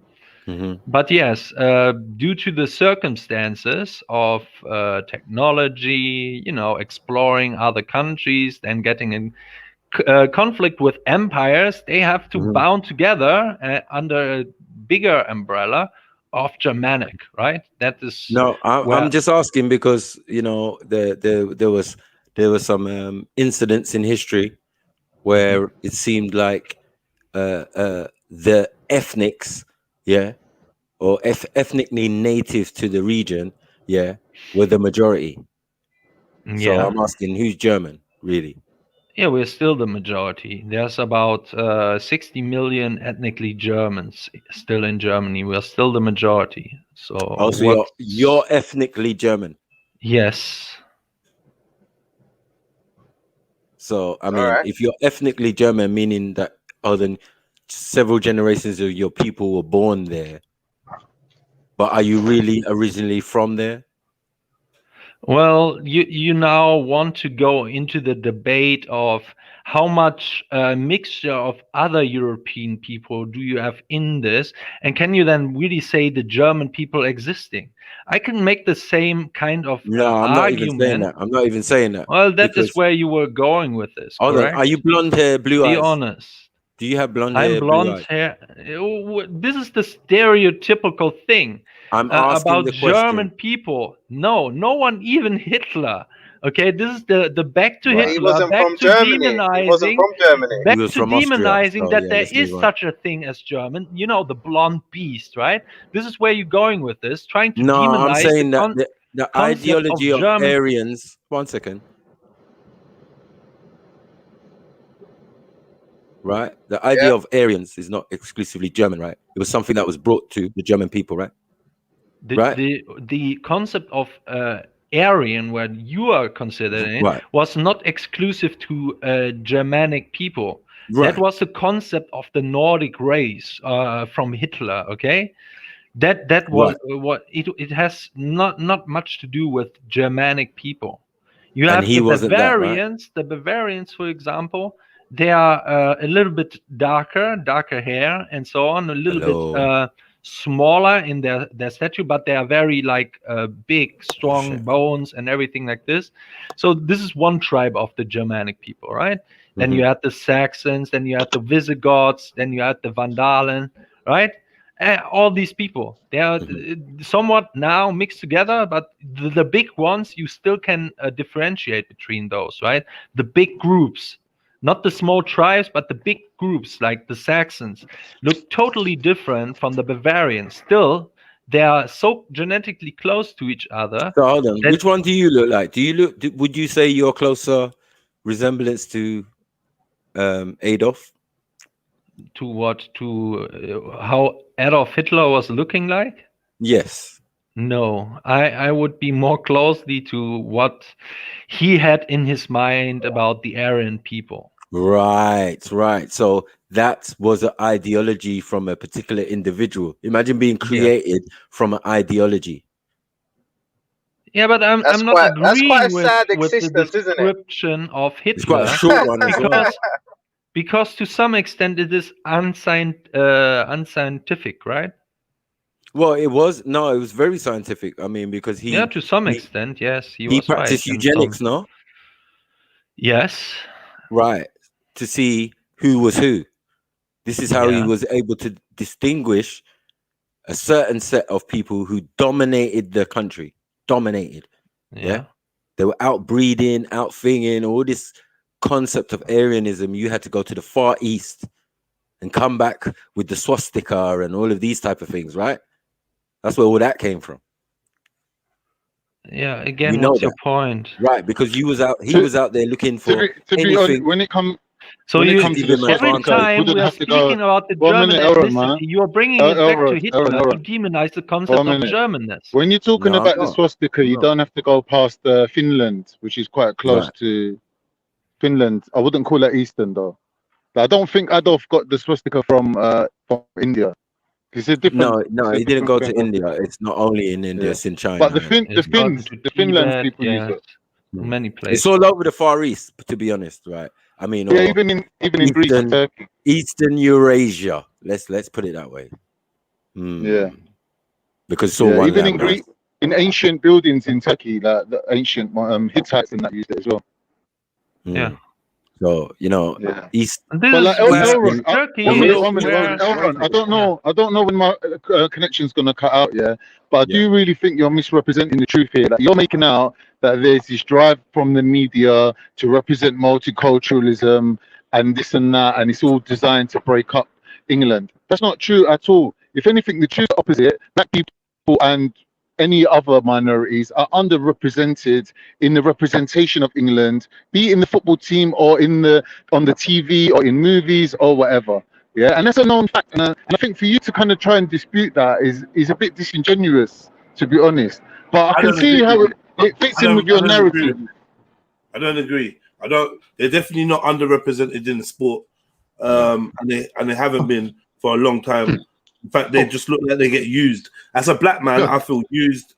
No, as a black man, I feel used and abused by England for my traits, for my qualities, for my talents. And when I look around the world, I see black people, African people, Caribbean people, melanated people being used and abused for their resources, for their skills, for their talents, for whatever, for their fucking gullibility and their big hearts. And they get trampled on. And that's what I see repeated. And that's more the energy behind where I don't understand why you would feel connected enough to this land to want to represent them on a global level. I just wouldn't, innit, yeah? I got a video that I just bumped into, literally just bumped into while you lot was chatting away. It might help further the conversation. Yeah. Yeah, someone just sent it to me, and I think I'm proud, yeah, because not only do I know this guy, but the reason why I'm proud of myself because I feel like sometimes when you say things and you're in a crowd of people that don't necessarily agree or see things the same way as you, you can maybe like after a while you maybe can like have some confidence issues. Like, right, do you know what? Am I sure I'm right? Am I sure I'm looking in the right direction? So then to hear somebody else echo what man said just reminds me that you are still in a lane that is recognized by few people, but still others share this viewpoint. So I just wanted to say that and play this video quickly. Check this. Unlucky England team, etc. Blah blah blah. But lo and behold, as soon as a black man's done something wrong, they're getting racial abuse online. Do you understand? Getting a bag of racial abuse. Like, how does a black man in the UK get a sense of patriotism? How can a black man be proud to be British when he gets that treatment? Do you understand? I understand people get a lot of abuse when they miss penalties and that, even white people. But they're white, innit? Do you understand? Black people's getting racial abuse. Yeah? Because man never scored the goal. If man scored the goals now, what would man be saying? Will man be singing man's praise? I doubt it. I doubt it. Do you understand? How are we supposed to say we when England's playing? How is black people in UK supposed to say we, our team? Come on, boys, it's coming on. How can a black man say that and he gets racial abuse for missing a penalty? Like they could do any better. After the game, I'm driving through Clapham. There's a bag of England supporters, and I come up to a traffic light. This English supporter looking at me as I'm slowing down to stop at the traffic light. This England supporter is looking at me. I can see resentment and hatred in his face. So he says something. Yeah, he's walking with his girl and his friends. He says something. I pulled down the window and said, "What? What did you say?" He kept on walking, looking back at me with a snarl on his face. So I turned off the ignition and I got out of the car and I went to him. I said, "What are you saying? What's your problem?" Oh, nothing, man. I wasn't talking to you. I was talking to the other driver. You obviously wasn't, but you didn't expect me to get out of the fucking car. Do you understand what I'm saying to you? Like, you just embarrassed yourself in front of your gal because of a game of football, you stupid bastard. Do you understand what I'm saying?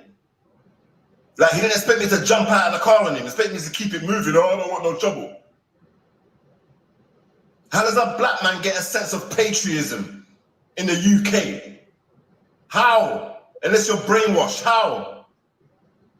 Do you understand? I'm not trying to incite no hate, but man's been getting hate for a long time, so what? Man, speak on it. Do you understand? I'm not gonna hold my mouth. Like, this ain't apartheid. Do you understand? This is 2021. Young people being racist in that. How? Do you get me? But yeah, anyway, your thoughts. Peace. Well, talk to me, man. I mean, I think first and foremost, hit the like button, family. Yeah, like up the show. You know what I mean? Wait. Yeah. Let's get a response though. While it's fresh in people's head, I just want to hear what people's response is to this. But big yeah, go on. Shug, go on. Yeah, so basically, I was gonna say, I think if we just look at just evidence, like forget all the bullshit about, because you're gonna have people's opinion. If you say there's racism, you're gonna find people that say there's none. But if you just look at facts, and if you look at the shit that they tried to do with the whole like Windrush scandal, you're shipping people back that are supposed to be technically British. What about the Gurkhas?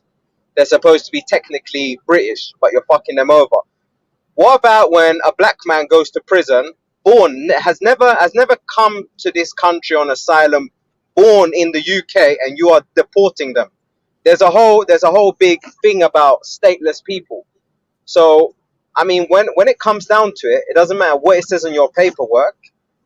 I think I have to agree to him. To a certain extent, you become very un-British very quickly, you know, politically, you know, just socially in your day-to-day life, like the man sitting in his car.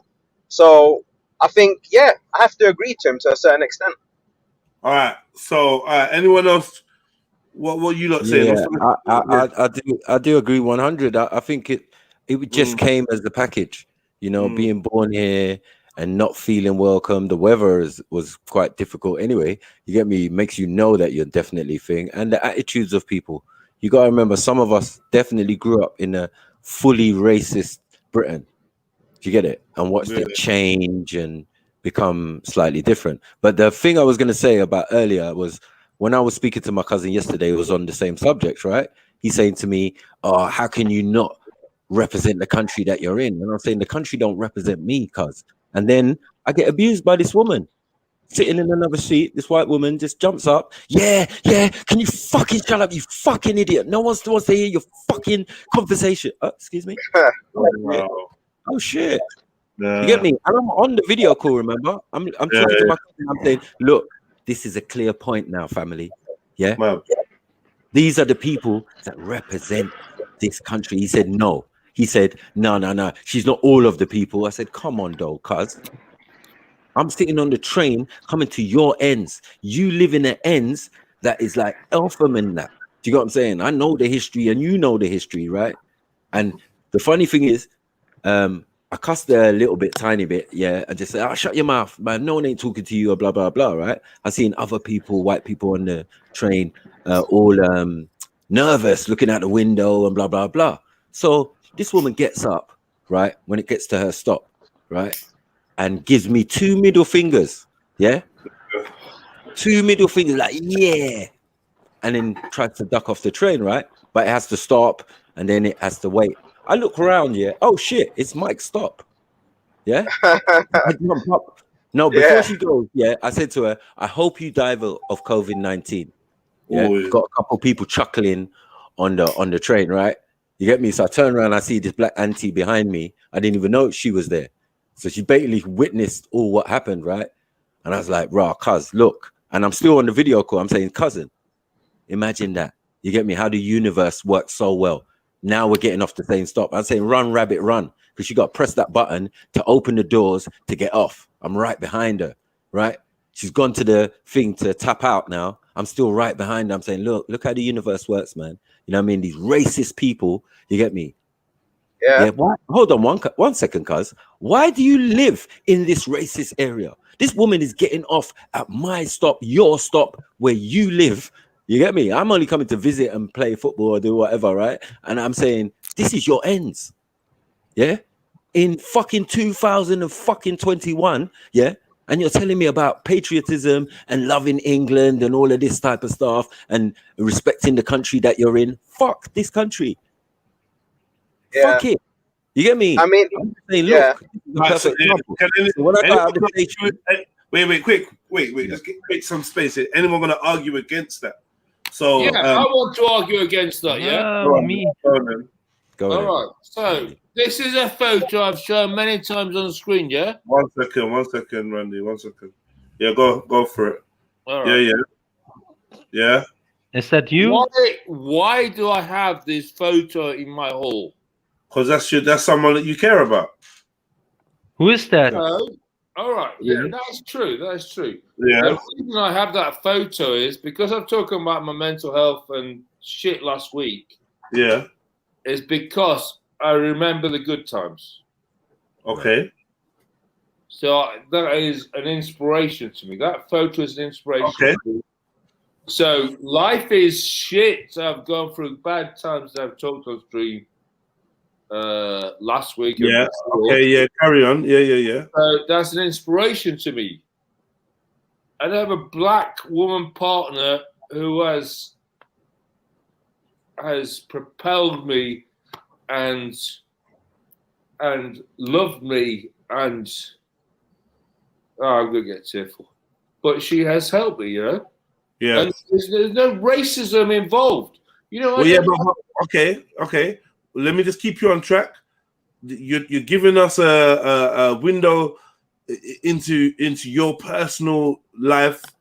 Take your time, brother. Take your time. Your personal life, your personal relationships. But what Sniper was saying was, in his experience as a black man in UK, he experiences racism, and because he's experienced one second, brother. Because he experiences racism in the UK, he finds it hard to be patriotic. I get that. Okay. You're saying you get that, yeah? I get that, but the white man is not all the same. So when you see it on Sky today or BBC today or the racist abuse of the black footballers last night, that is not the person you might walk down the street. All right. Let me do it. Yeah, let me do it. Let me go 1 second. You know what? Sorry, can I say something quickly, James? Let me just do it quickly, differently for you. Randy, would you say that you are quite a unique character? Yeah, I don't fit into any group. All right. Would you say that your worldview was kind of unique from like maybe the people you grew up around? Yes. Do you think like your neighbors? No. So if it's gonna be that rare for me to find people that think like you, that are kumbaya and hold hands. But listen. Hold on 1 second. All right, kumbaya's game. You know what I meant. I'm just saying your views are quite hippie, love the world, love each other, blah, blah, blah. But if you think that your views are rare from your experience, then imagine what it's like for me. Being that I'm part of 3% of the population. I understand. You're a white man that's part of 94% of the population, right? And I'm a black man that's part of 3% of the population. And it's rare to you to find people that think like you. So imagine how rare it's going to be to me. I understand. I'm just trying to say, please. I'm just trying to say that there's a positive light today. We've had racist abuse online. I'm just trying to give hope to the community. That's what I understand. Well, please. Life is fucking shit. You know what?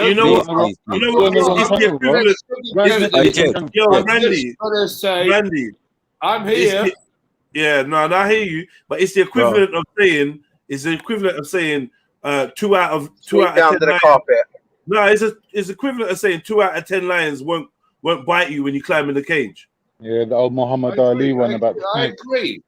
But I'm saying, please don't give up, guys. Okay. This is discouraging tactics. I'm not in a kumbaya please business, don't bro. give up, because there are people out there who love you guys and support you. All right. Pick up yourself, Sniper. If you're gonna respond, pick up Sister Nine because she's coming. I'm gonna introduce her to come in and speak after you. Big up. So as I said, when I was coming out, so I'm trolling the woman now, basically. And we're walking down the street at the same thing. If you see the look she gave me when I told her off, I pointed my finger out and I said, under different circumstances, I would have slapped the shit out of you. Yeah, but I'm not going to be responsible for putting my hand on an elderly European woman. It's like I want to get jumped or something. Do you get what I'm saying? On the latest day of the year, you get me? Where you lot are all patriotic. Do you get what I'm saying? But those on the train at least knew that she was blatantly in the wrong. Do you get what I'm saying? And I could see with the way she was gritting her teeth. And if she could have done me something, she would have. Do you get it? But I just warned her and I just kept it moving. And then we walked majority up in the same direction. Yeah, she disappeared for us 2 seconds. I thought she went into the shop or something. And then came out across the lights. I was doing something on the phone and stood on the corner of the road. And then she saw me and crossed over and continued walking. Don't think she disappeared when it got to a church. Oh, no. You know what I'm saying? Don't think she disappeared when it got to a church. I looked back and I was like, oh, shit, she's gone. Either she went into the house before the church or she went into the church. So I'm saying, look at that. Look at that. Look at that. On the normal. And I'm talking to my cousin. You get me? And I'm giving them a proper lecture because I'm saying to you, bruvs, in 2021, yeah, this is why man don't have respect for that England shit that you got on. Man had England, half England top and half Niger top. Like, bruvs, I don't even know what you're doing, bro. Right, anyway, let's bring Nine Ether in. Nines, walk one. Big yourself. Hope you're there. Yeah, bless up family. Bless up. Happy Monday and all that good stuff. Man. I would love to be able to all stay here because this is such an interesting conversation. I kind of touched it up on myself this morning still. But what I've really ascertained over this particular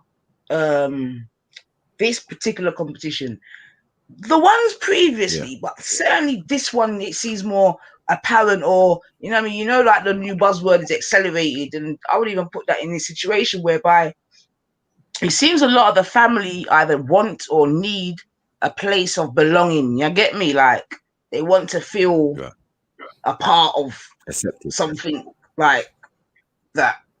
You know what I mean? And I've been this time I've been really surprised because you know what I mean, a couple of people have sent me texts and whatever, and they keep like it's coming, and I'm like, are you in Nigeria right now, bro? Or are you in Ghana? Are you in Jamaica? Or are you where are you? Because I know it's coming on. It's coming on more. You see what I'm saying? And I'm talking about people with the hardest Niger accent, the hard. You get me?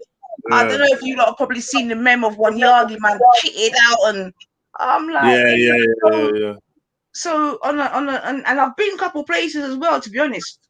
Couple functions, in fact, where the games a bit. I was somewhere where the Germany game was on. and I was somewhere where the Ukraine game was on. Yeah, and boy, Jedi, I'm seeing people in the air. I'm like, yeah, when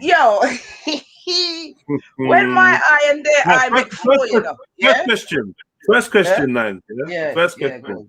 Good. Should black people be in England teams?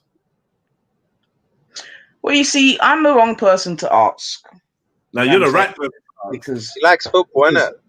Because you see, I always knew, that it's not something that I don't think. You get me? You get me? And you know, as a youth, I was a baller, very this, very that, but and just athletic. You know how a thing already. You know what I mean? But when I used to think about them thing, that it would stop because I can't see me doing a lap of honor with that thing behind me when I know what that thing represents. You get me?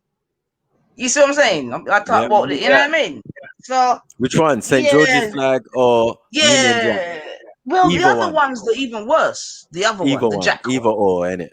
Mad. Well, for real, either or. But we know that one there really is the one that they took round to do all the captivate. You get me? So So no, Jets, to be honest. That's why I said I'll be a hungry actress. You know what I mean? I couldn't be an actress neither because there's certain storylines coming my way. I'm not doing it. Yeah.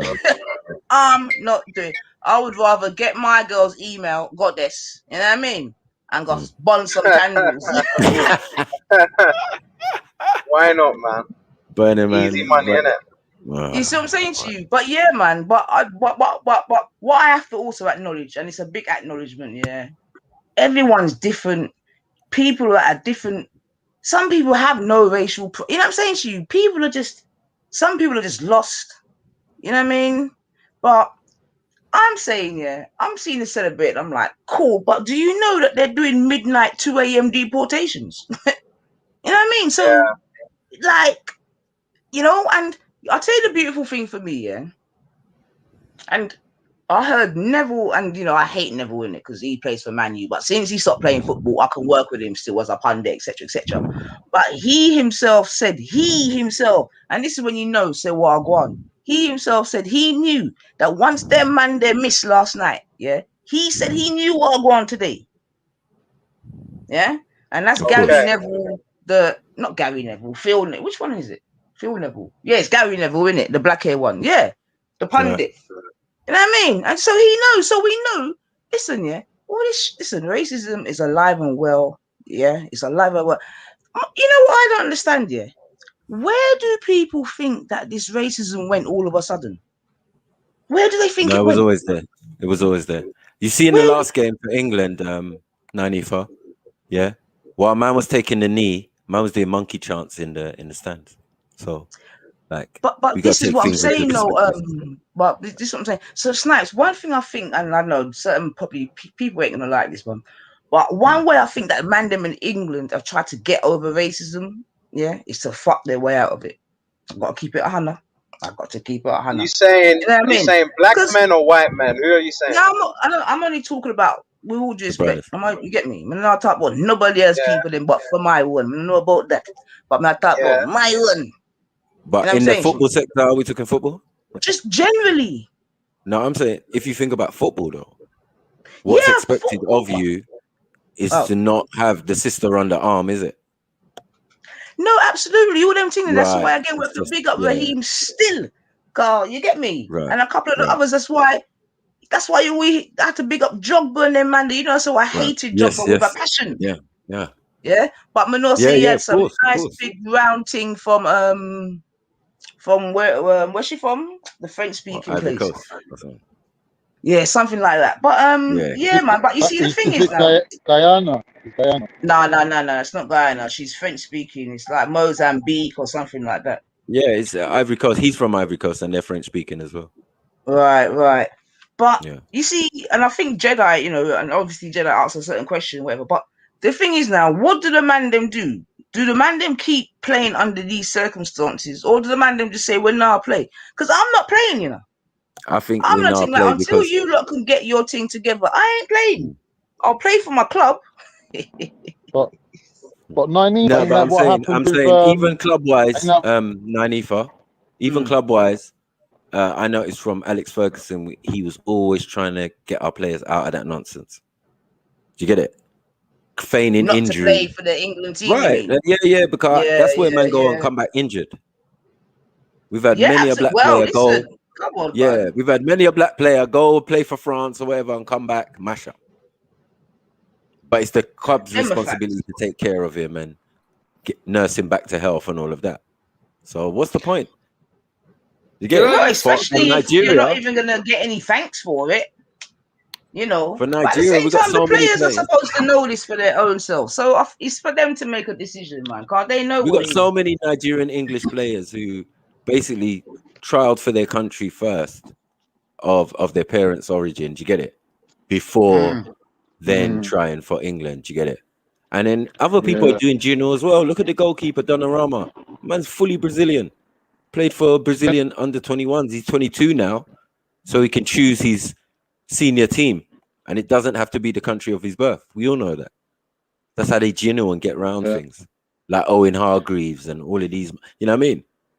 Because remember that the main thing for these men, right? The main man for these men, I find that Brazilians go to Spain and get Spanish passport. They go to Portugal, get Portuguese passport. They go to Germany and get a German passport. So this is a thing that's always been happening with these countries. But that what even would the be players interesting, are trying Maku, to emigrate. Sorry to cut you. Yeah, is how. Yeah, sorry to cut you, man. But what would be interesting is to know how some of the other black players are treated in some of the other. Because you know, I see everyone flinging in a black player. Yeah, so now you know even them Scandinavian countries and whatever.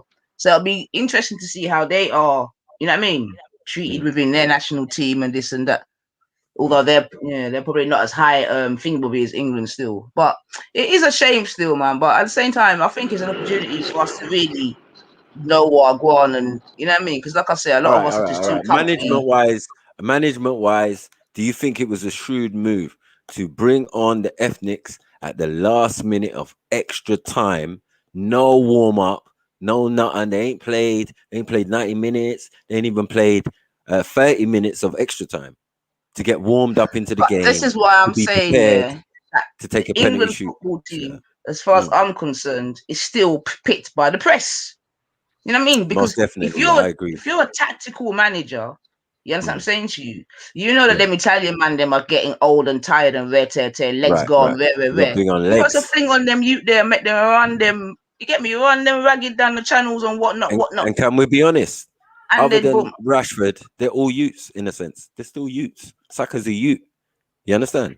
Yeah, but what do you think? So I'm back. What do He's you not think like Ian the Wright or reason someone. behind? Oh, no, wait. He's not like Ian coach? Wright, who was a mature man, or even Les Ferdinand. These are grown-ass man.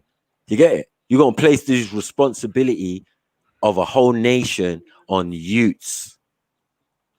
How? How is that fair? Yeah, this is dumb management. If you didn't want to go to penalties, this is our overstanding of football. If you didn't want to go to penalties, you do what Nainifa said.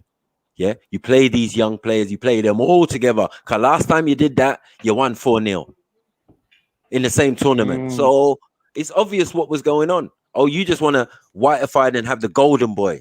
The golden boy started with them Beckhams and them Shearers and them Owens, and then we know about that. And the Grealish. Not playing what was on the merit. obvious one and that he's was been going tired on since the behind second his game as decision? well. How effective has Harry Kane been? Absolutely non-effective. Joke. Racism. Yeah. When the little youth Rashford or someone else should have been up there. Yeah. You're speaking in mystery. Yeah, they hardly played them. What was the obvious reason? What do you mean mystery? We know English. Yeah. We know this. We know our country, yeah, and we know the type of football. Do you get what I'm saying? So we know what happens behind the scenes. 1 second, my friend. We know what happens behind the scenes, and we know little things like when Harry Kane scored in a game where Sterling scored twice. Yeah, it was Harry Kane on 9 out of 10 newspapers. Right? 9 out of 10 newspaper. Only one newspaper had Sterling on the cover, and that was the Sun. Perverted, the son of all of them. I don't understand. So why has the coach decided to what is the word, change? Because he's crap. Because he's crap at taking penalties himself. Yeah, he flopped at taking a penalty. He did himself. Yeah. Euro So 96 what makes you think? Do you get what I'm saying? What makes you think he's make a great decision when it comes to him making the winning play for the team? It's not gonna happen, unfortunately. He knows, yeah, in his right mind, he should have put a better experienced penalty taker on that pitch. So, okay, I will bring you now a take that I heard now twice since yesterday. One comes from Schiffer, who has the same notion as this guy here on Twitter. Let me read it to you. I didn't say anything because I don't know shit about shit when it comes to European football, but I did kind of feel like he sent those 3 black men out there either to win or provide an irresistible target for a deeply racist media to let him off the hook. Do you agree with that? Yes, I agree. The latter is correct. I agree. The latter is correct. I don't think the first part is correct. I think the latter, though. So that you're they didn't bring them on me for that any the success. coach- Hold that on, the hold on, coach- Elron. They couldn't bring them on for any success because of the timing. You don't bring man on. You say you want to win a game, yeah, in the 90th minute of extra time. Like, it doesn't even make no sense, bro. You know what I'm saying? You're setting people. One second. Yeah. You're setting people up for a downfall. Now, your history, as far as penalty takings from your time to this time, they were saying it doesn't matter, it doesn't matter, it doesn't matter. I was obvious. I was like, if this game goes to extra time and penalties, England are done out here. Straight loss. Straight up loss. Because Italians, Alright, they're not gonna miss many penalties, bro. You're One man. accusing, And you can see that the one guy here didn't have confidence in his eye, and he was brought on last minute. Can you so understand? you're telling me you're The basically one what person you're who missed for implying Italy, there. one second. The one person who missed for Italy is a striker, yeah, but he missed because he just looked nervous, one in the face, and two, he just came on in extra time. So it seems like this is common. So I'm not exaggerating what I said on Rao's stream, saying that is a common narrative under the black community. That's basically implying that the coach of England was choosing these 3, and especially those 2 who are fresh into the game, right? Yeah.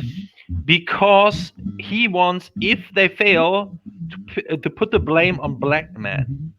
And that is a very interesting thing because it is coming from a black identity perspective, and I understand why.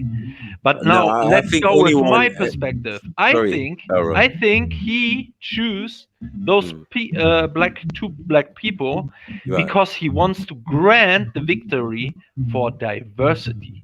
He made in case he bowed down to get the victory to a black man. Aaron, to do that, yeah, he would have to brought them on earlier, is what I'm saying. That's just simple football. That ain't got nothing to do with any type of deceptive or what seems deceptive is the timing. Do you get what I'm saying? Very last minute doesn't help anyone's development or anyone's confidence. Let's be real. I get what you're saying. I get what you're saying, though, Elron. Yeah, give him a second. I get what you're saying, though, Elron. Yeah. But I'm saying it doesn't help anyone's development. So the obvious thing, yeah, is that tactical move was not very good, right? Let's look at that in itself, yeah? And we can see on both sides, when you brought people on last minute and asked them to take a penalty, they failed, right? Right? Yeah, we can see that clearly. Do you know what I'm saying? Like, it doesn't have to be. It doesn't have to be race. One second. Now, it doesn't have to be race yet. Into what makes more sense? It doesn't have to be race yet. One second, Elron. Relax, man. I'm saying it doesn't have to be race yet. We're just analyzing the statistics of football because a lot of people who watch the game don't even know football and knew something was taking place. Yeah. Do you get what I'm saying? So I'm being accompanied by people and they're asking me, what's going on here? Like these guys, why are they being brought on now? I wouldn't come on now, and I don't even know about football. I'm like, you get me? So what I'm saying is, yeah, just on that, Elron, like we can already see, man was setting man up for a fall. While man was taking a penalty, you know what I even said? I said, Sancho, please, don't take this L. Don't be the one. So and guess what happened? One second. Guess what happened? He missed the penalty. The next one missed the penalty. Yeah. And then someone in the middle, they put a white boy in the middle. He manages to score the penalty. Yeah. And then they put on poor Saka, who's not a striker. Yeah. Who's really a wing back. Do you get what I'm saying? Like, you've got to understand strategically, you've got to make this thing make sense. Man who take penalties regular, yeah, should be stepping up to the plate. And they weren't. Do you get me? There's other players who play and thing and seem to play 90 minutes and extra time and all of that. They should be only like willing, like, yeah, let me finish this off. Let me get a goal. Do you think though, Maku, yeah, that he made also, like, it might be another reason, yeah? The fact that Rashford wasn't on those papers, on the front of those papers. So therefore now it's like, yeah, all right, cool. I'm gonna do this, win or lose. I gave them the opportunity. If they pull it through, I'm gonna be seen as the best type of manager from when till now. Do you know what I'm saying? Well, let me give you an example. Yeah, as a football player for many years and whatever level, right? You know, no one wants to come off the bench. You give me 25 minutes off the bench, yeah, I'm still pissed. Yeah, saying, I couldn't even get into the game properly. You lot are taking it. You know what I mean? You're pissed. You want to start. You want to be that guy fatigued in the second half after scoring a goal, 2 assists or whatever, and then man's taking you off. Yeah. But you do not want to be the guy coming on, yeah, like 75 minutes or 10 minutes left, or bruv, it doesn't help. Because you can never replicate the energy and the movement and the fatigue. They all actually aid in your football. Because I was saying yesterday in training, like, the way I play my best is when I'm fatigued. You know what I'm saying? I have to be more focused. I have to be more concentrated on my passing because I ain't got the energy to be chasing and running after the ball no more. So now I must pace myself and know my capabilities. Am I good on the ball?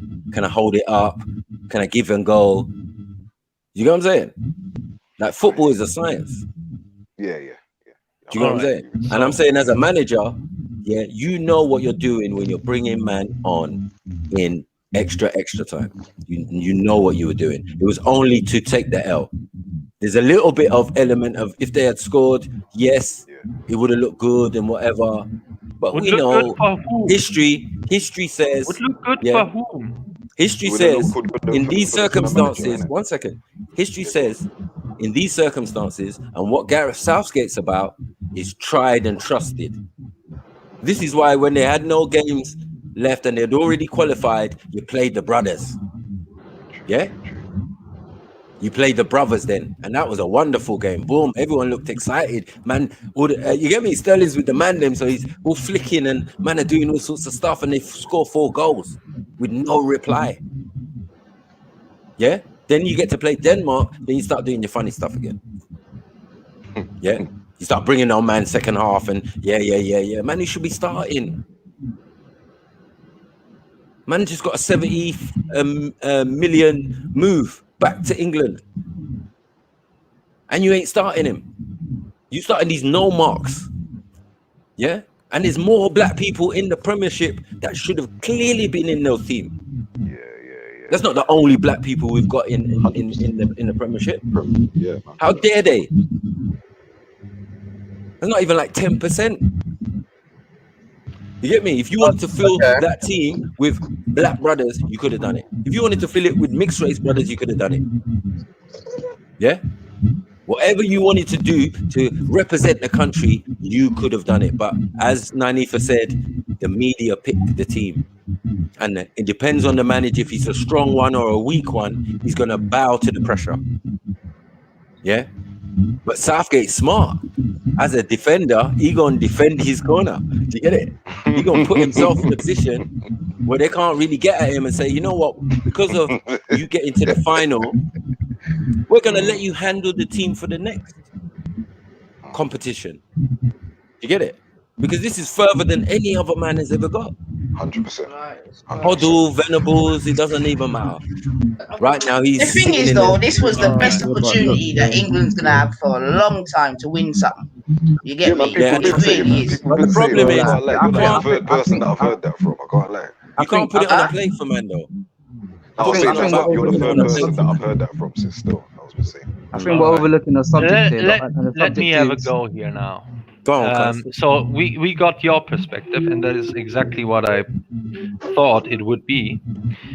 So you agreed with the notion of that tweet here. Let me repeat that, okay? Yeah. To either, it was so he sent the 3 black men out there to be an irresistible target for a deeply racist media to let him off the hook, right? So when you look at the media today, name me one mainstream media outlet defending the racist attacks, defending not the 3 black people who have missed, who have failed there. That's Name a me very one silly. mainstream media outlet. Elwin. That's a very silly thing for you to say. Yeah. Why? That don't even make no sense what you just said. Seriously, man. Why? Give me a reason. They do covert racism. They're not going to put it on the main headlines. They do racism in a totally different way. Part of their racism would be them not exposing a major problem in a community, like the black community or Asian community, wherever it might be. That's racism in itself. Do you understand? So you're not going to see them, you know, being open and racist. So I don't understand why you would use that as part of your argument when we know we're not going to see that. Because you're living in another universe here. So one thing would be the power institution and what their view of the things is. The other one would be like the average people, right? So I could understand. I think it mostly what you saw on Twitter and Instagram was mainly coming from 4chan. It was a troll campaign. It was not the average English people that were putting the tweets out there, right? So it was I was looking at this, and I know some of the accounts that have done so in the past already. So it wasn't orchestrated, accelerating target, right? What they have done yesterday on Twitter. And there are many rumors out there, even all Black Lives Matter, an account in the UK, official Black Lives Matter account, putting out there that black people have been stabbed by white people. That is completely wrong. There was no follow-up. And then on providing evidence, right? There were people, minor people, right? A minority of people in the comments saying, provide some evidence. He hasn't brought any evidence up there. So there were not IRL attacks on black people or something like this, or of violence at least, right? I haven't seen any video of this. Stop. Wait a minute, I'll ask a question because you're going to go on a rant. I asked you if you know who Phil Neville is in England. Do you know who he is in England, Bab? Phil Neville. Who? Neville. Phil Neville, yeah? He's a Sky commentary commentator, yeah? Sky Sports commentator, yeah? He used to play for Man United and he also used to captain England, okay? Yeah? And he said that he knew after that game, once those man then missed the penalties, and this is a white Englishman, by the way, he knew what it was going to be today, L1. All right. So which side is the famous? So the point wait. You asked me a question. Now I respond. I haven't finished. So which side did he choose to protect? Did he protect those white people, or did he come in to help to support the black cause as being a victim and everything like this? Elron, man, bro, you're deluded, bro. Being slandered at the moment. Yo, Elron, you're gonna have English people, or is it black people being slandered in mainstream media? But I know you're used to not listening, yeah. So I'm asking you respectfully to stop talking because you're not hearing what I'm saying, bro. And I know you got your mantra that you want to get through. You with me? But you have to listen to what's being said to you. Yeah. Now, did you hear the last point that I made about the gentleman and what he said? Yeah, I know that tweet before you brought it up. I've read it today already. Okay, so what do you take from that, Bub? Well, it's an interpretation. It's his feelings. Doesn't mean it's true. Okay. He could make that statement to get into public again, to have some virtue signaling points, because this is what all the mainstream media people are doing right now. He doesn't They're need saying, to get into English the public. people evil, black people great.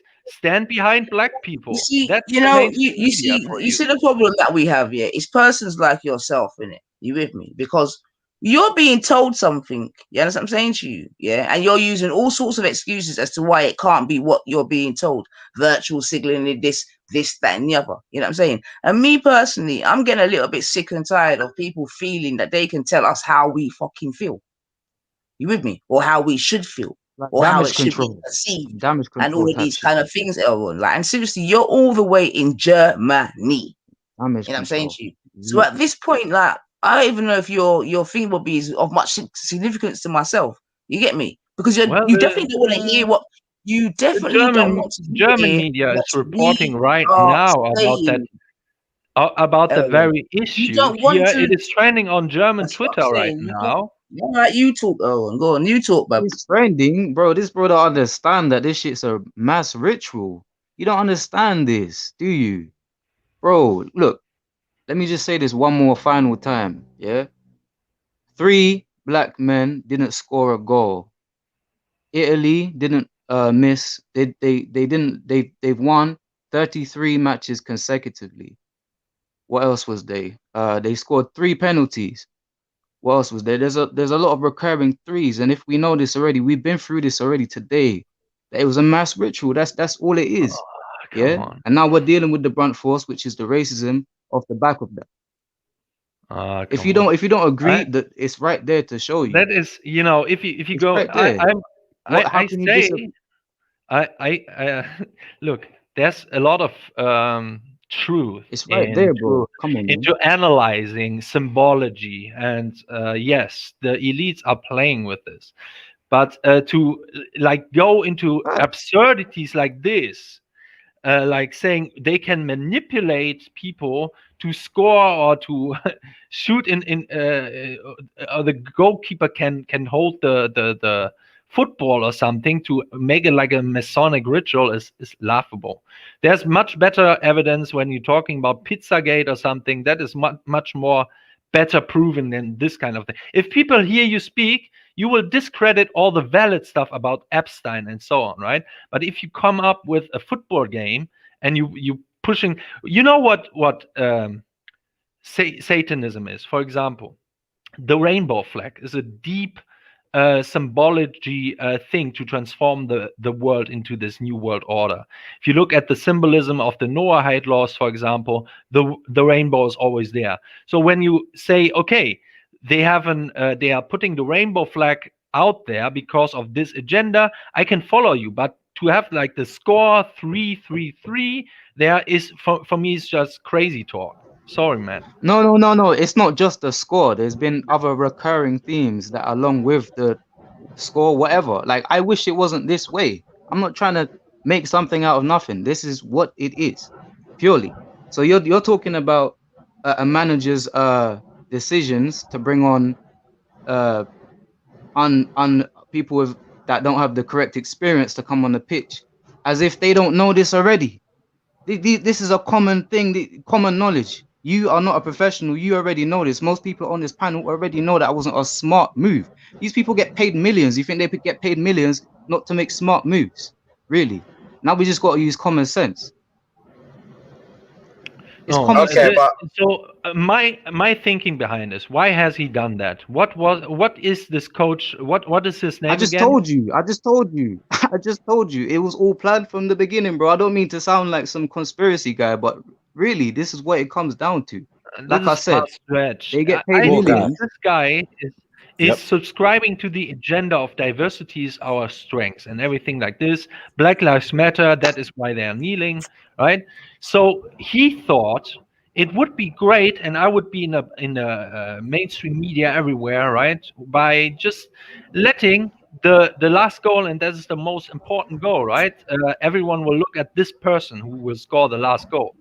I would pick a black person, for diversity is our strength. That was his reasoning why he was getting two black gentlemen. Well, why do you believe this? Why do you believe this so strongly? It's like you're obviously so focused on your viewpoint and any positive promotion of black people or anything like that. It's like it offends you. Why do you think there's an agenda to promote black people? Why do you think why are you so obsessed with this? I don't understand why you keep saying it. First of all, because it's reality. Second of all, because white people, when they are collectivizing, are the biggest threat. Can I just ask you really think black people have got it good and they are being promoted? That's what you think, yeah? They are promoted everywhere. They are even having now they are officially discriminating against white people in favor of black people and other people like Mexicans and so on. They are calling it affirmative action. They are the big companies are all having symbolism of Black Lives Matter out there. They are having special. They are giving billions of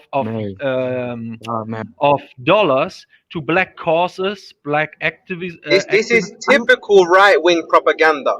Typical right-wing propaganda. That is the reality. No, it is. These are the kind of stuff that you guys like. It's fake Facebook post, and this is fake news to the fullest.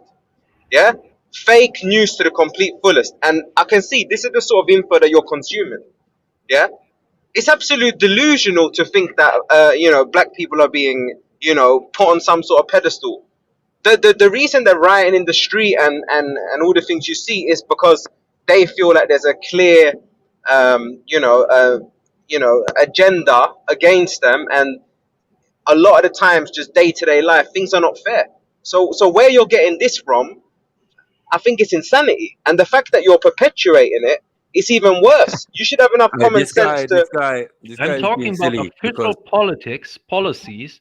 I'm talking about Joe Biden giving out handouts to black farmers and minority farmers exclusively, and outsourcing white farmers from getting those benefits because of COVID-19. I'm talking about real stuff. It is not it's not fake news. It is kind of thing, and you should really concentrate on your own country. You know what I mean? Instead of talking about other people's foreign policy or things that happen in other lands, let's just talk about Germany. Anyway, what about it? I didn't even notice that I was bleeding. And let's talk about where you sit there, because I swear you told me that you are part of those people who were oppressed. Yeah, you have those people in your DNA, no? It's weird, man. It is weird. So you want to change the goalpost? So you're. No, I'm asking a question, bro. Do you deny the facts I just gave you? I'm just asking. Yeah. Just the most. No, totally don't accept what you just said to any extent. And remember, all the big companies, because I don't want to make an assumption. All the Fortune 500 companies putting out Black Lives Matter out there, LGBTQ out there, or are they putting White Lives Matter out there? I've only got a few. What are the universities teaching? What is critical race theory? Is it a pro-white narrative or is it an anti-white narrative? Is it a pro-black narrative or an anti-black narrative? Okay, so are you worried? Are you worried that you're going to lose your so-called white privilege? Is that what this is about? We already have lost it. There is no white privilege. There is no male privilege. There's only minority privilege and woman privilege. Women, by the way, white women are falling down the victim. Okay, let me let's just finish that bullshit. So maybe we can let's go to it. Yeah, if we look at employment and if we look at people in significant places of power, big companies, multi-million-pound companies, where are all of these black people? In places like Germany and stuff like that. Because I know for a fact they do not hold them kind of positions. They do not hold positions of authority or influential roles. Yeah, there's a few token people, but in general, it's plain white. So please tell me how you can stand on what you've just said when black people have no control, Look, you know, and they don't pull any significant strings. Yeah, what you There's need to just a few tokens. understand, what you need to understand is that this is a process. It is not, they are not blatantly putting out laws to discriminate against white people just a few years back. Okay? Now They are I'm asking you to please implementing it deal with for the that last question. 20 years. Please deal with that question. Just on employment. Let's not jump around. Just on employment in Germany alone. Yeah. Please tell me why there's no or there's not that many you know, so-called black people in positions of power. Please tell me how you can equate that reality to you now saying that white people are losing their privilege. Right. It's easy. It's first of all, once it is personal responsibility, what interests them, what they are putting their efforts in, and normally what you would see is black people are just like Turkish people, to be honest, here in Germany, are more or less, as they are a tiny minority, they are feeling like there's no need to getting involved in politics because they are How the feeling hell like do you know that? the system You're just is making against them. statements. Yeah, wait. How They're on earth do telling you know that? they're telling us that. They are saying the police Bro, will that's the thing. They are telling you that, bro. They are so telling if you. you become a police officer, for They're example, or fucking retarded, bro. in any way, shape, or form, perform in the police, you are getting called a traitor by these people, right? That is changing now, Yeah. however, because they are Here, bro. seeing. They're telling us. They're, What the fuck's wrong with this dude? okay, Bro, continue. you think that everything they tell you, you think that everything they tell you is true? Is that what you're saying, man? That's the way Who it told me sounds. what? They are telling you. That's the words you just used just now, all right? Yeah, black people telling me Okay, that. so Black Lives Matter yeah. is telling me that. They are telling abolish the police because the police is a racist system that is against us. And if there's a black police officer, he's contributing in that racist system. That is why black people are not going into police or wanting to go to police. That would be one example of why Can I ask you a black question? people. Can I ask you a question? Can I ask you a question? Do you Yeah. think that black people should police black people and white people should police white people? Absolutely. Okay. Now we're getting somewhere because obviously there's little things, there's little differences and little sensitivities and little cultural, things, sensitivities that you would have towards somebody that looks like you, other than somebody that does not, right? So how come this has not been implemented? Because the first thing how all of you have gone here and how the feminists and all of these movements have succeeded is by saying you shouldn't judge people based on groups or something. Okay. But What you're saying is you individuality, shouldn't. right? What you're saying is you shouldn't. Okay. ID, But can I is say it? something, please, bro? Go on. To add to what you're saying, because like Go on. the point is that you're trying to ask questions from a man who comes from a society where genocide, separation, No, let's give him all sorts of opportunity. Let's give him the opportunity. yeah, genocide. Do you get what I'm saying? Holocaust. I get you. I understand. Right? I understand. And then they lost the Second World War, and now they've managed to rebuild their country and their economy to the way they want it, right? Yeah. Right? They've rebuilt their country because really, just Don't like forget, Japan, Michael. yeah. The Chancellor of Germany is running the EU as well, basically. Yeah, they definitely run the EU. Right. Their banks control the EU for sure.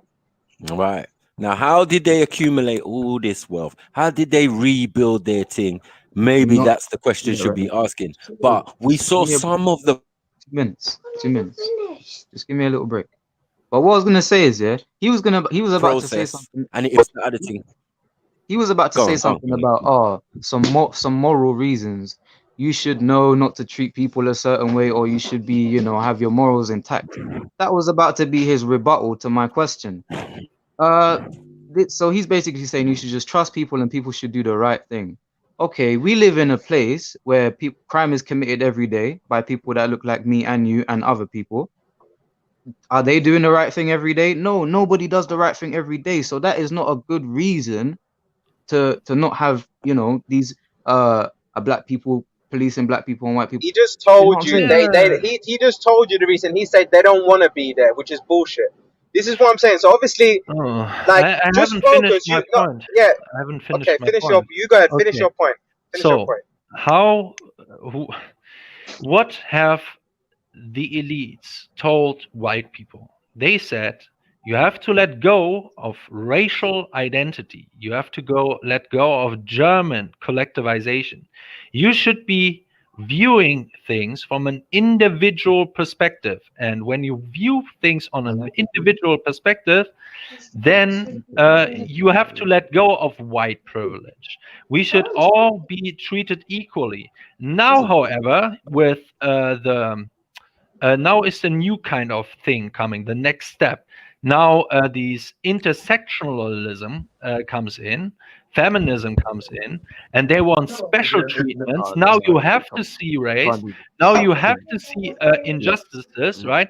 Not judge individuals on the character, but holding people responsible on unequal group outcomes. So saying if the black majority performs worse than white people are at fault. So now white people have to make sure, have to pay more taxes to black people and so on, to put them on the same level as white people. So it has changed from individualism now. Elron. It's a mad thing. What it is, you're saying that they're making an even playing field where people who are successful are actually held back, so it can be even with people who aren't successful. But that's not actually the truth. The truth is the things that's making people unsuccessful needs to be removed, so then it can become an even playing field. What you're saying is you want to hold on to your white privilege. Yeah, I say we should never have getting rid of this. I see no way why the Germans shouldn't have the say in how the country should look like in Germany, and why I should grant non-ethnically German the same right as Germans. Here's the thing. 1 minute, Elron. Going back to your 1 minute, Elron. Going back to your previous. Going back to your 1 minute. Let me address your Elron. Let me address your previous point. You said the elite said to the white people or the majority people, no, they don't need to say nothing to them because they're busy in the rat race with their heads down, paying their mortgages and sending their kids to uni. What the deal the elites are doing is with other countries, right? So England's doing deals with, let's say, Turkey to supply Turkey with cars. And Turkey says, all right, we'll buy your cars, but you got to kind of like take some of our excess people. You got to take some of our immigrants, right? That's how comes you got so many immigrants living all over the world, is because of the high-end deals that's going on. Majority of immigrants is not people swimming across the sea, right? The region, if Nigeria didn't have oil, would Nigerians be allowed to come and live in England? It's a deal that they make, right? This deal goes on at the top level. It's got nothing to do with white working class people. It's got nothing to do with middle class people and such what you're making out. The elites have got nothing to say to you. Why? Because you've already been given your privilege. So keep your head down. Keep your head down and get on with your life. So you think it is about resources? Okay, let me Bro, ask listen you. to what I'm saying to you.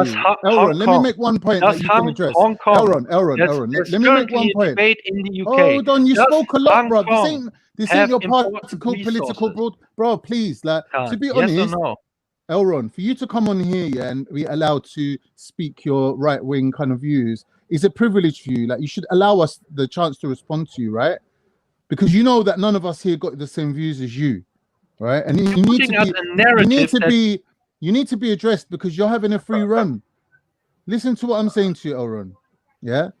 Now that there's Brexit and all the European migrants are stopping from coming here, right? When there's a shortage of labor, British are going to call on their colonial connections like India, right? So there'll be an increase in immigration, right? Legal immigration, and it won't have nothing to do with preferences of race. It will just be to do with India will offer England the best deal out of everybody. Do you understand? So they will take that deal. And if like the Hong Kong Chinese have to come here or Indian immigrants have to come here, the elites don't care because to an elite, yeah, there's not much difference between you and an Indian. They're going to work and pay their taxes there the you same have a as you, fair the point. same as you. There you have right? a fair point. Right. So the only person it matters to is the person that's halfway up the ladder who's saying, well, I'm moving up the ladder, yeah, and now I've got someone hot on my heels. Why is he hot on your heels? What you don't seem to understand. Let's address the truth here. Why is the immigrant hot on your heels, white working class man?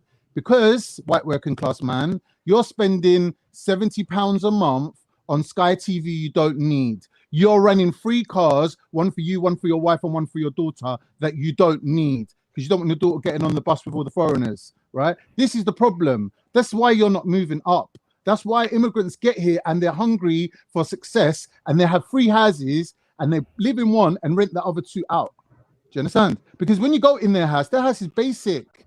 They have something like you, where you got that little tap where you turn it on and you got hot boiling. Khan, you're all over the place. Minute. No, I'm not. I'm saying to you that white working class people, middle class people, sacrifice moving up in favor of a luxurious lifestyle. That's what they chose. Now, if other people come here and then they're not into luxury, they just want to catch up to you, right? They're going to work hard to catch up to you, right? This is just because they're hungrier than you. They're more passionate than you. Their wives ain't gonna demand, that they hand over the card so she can go Oxford Street and go wherever and blow your money, right? He can just tell his wife, listen, you ain't getting nothing, just shut up. And she'll be happy because she'll be like seeing the benefit to her kids rather than to herself. But average white working class man, to maintain a full-time wife, do you know how much that would cost in a year? You'd have to put her on a full-time wage. Hear that, Eldon? It's your own fault. So I have to respond to a lot of things you were saying there. Okay, so please do. First of all, you still have some kind of picture of old geopolitics. I would say especially, and we have a gentleman here who is deep into conspiracy theory, so he probably know about the New World Order, right?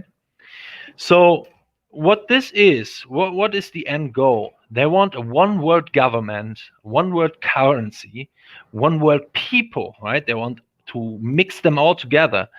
They want to break all those things that will prevent them from this, right? So things like history, culture, different cultures. If you mix all these people together, they become atomized, right? That is the thing. And what do companies, globalist companies like multinational companies, what do they want? They want consumers, right?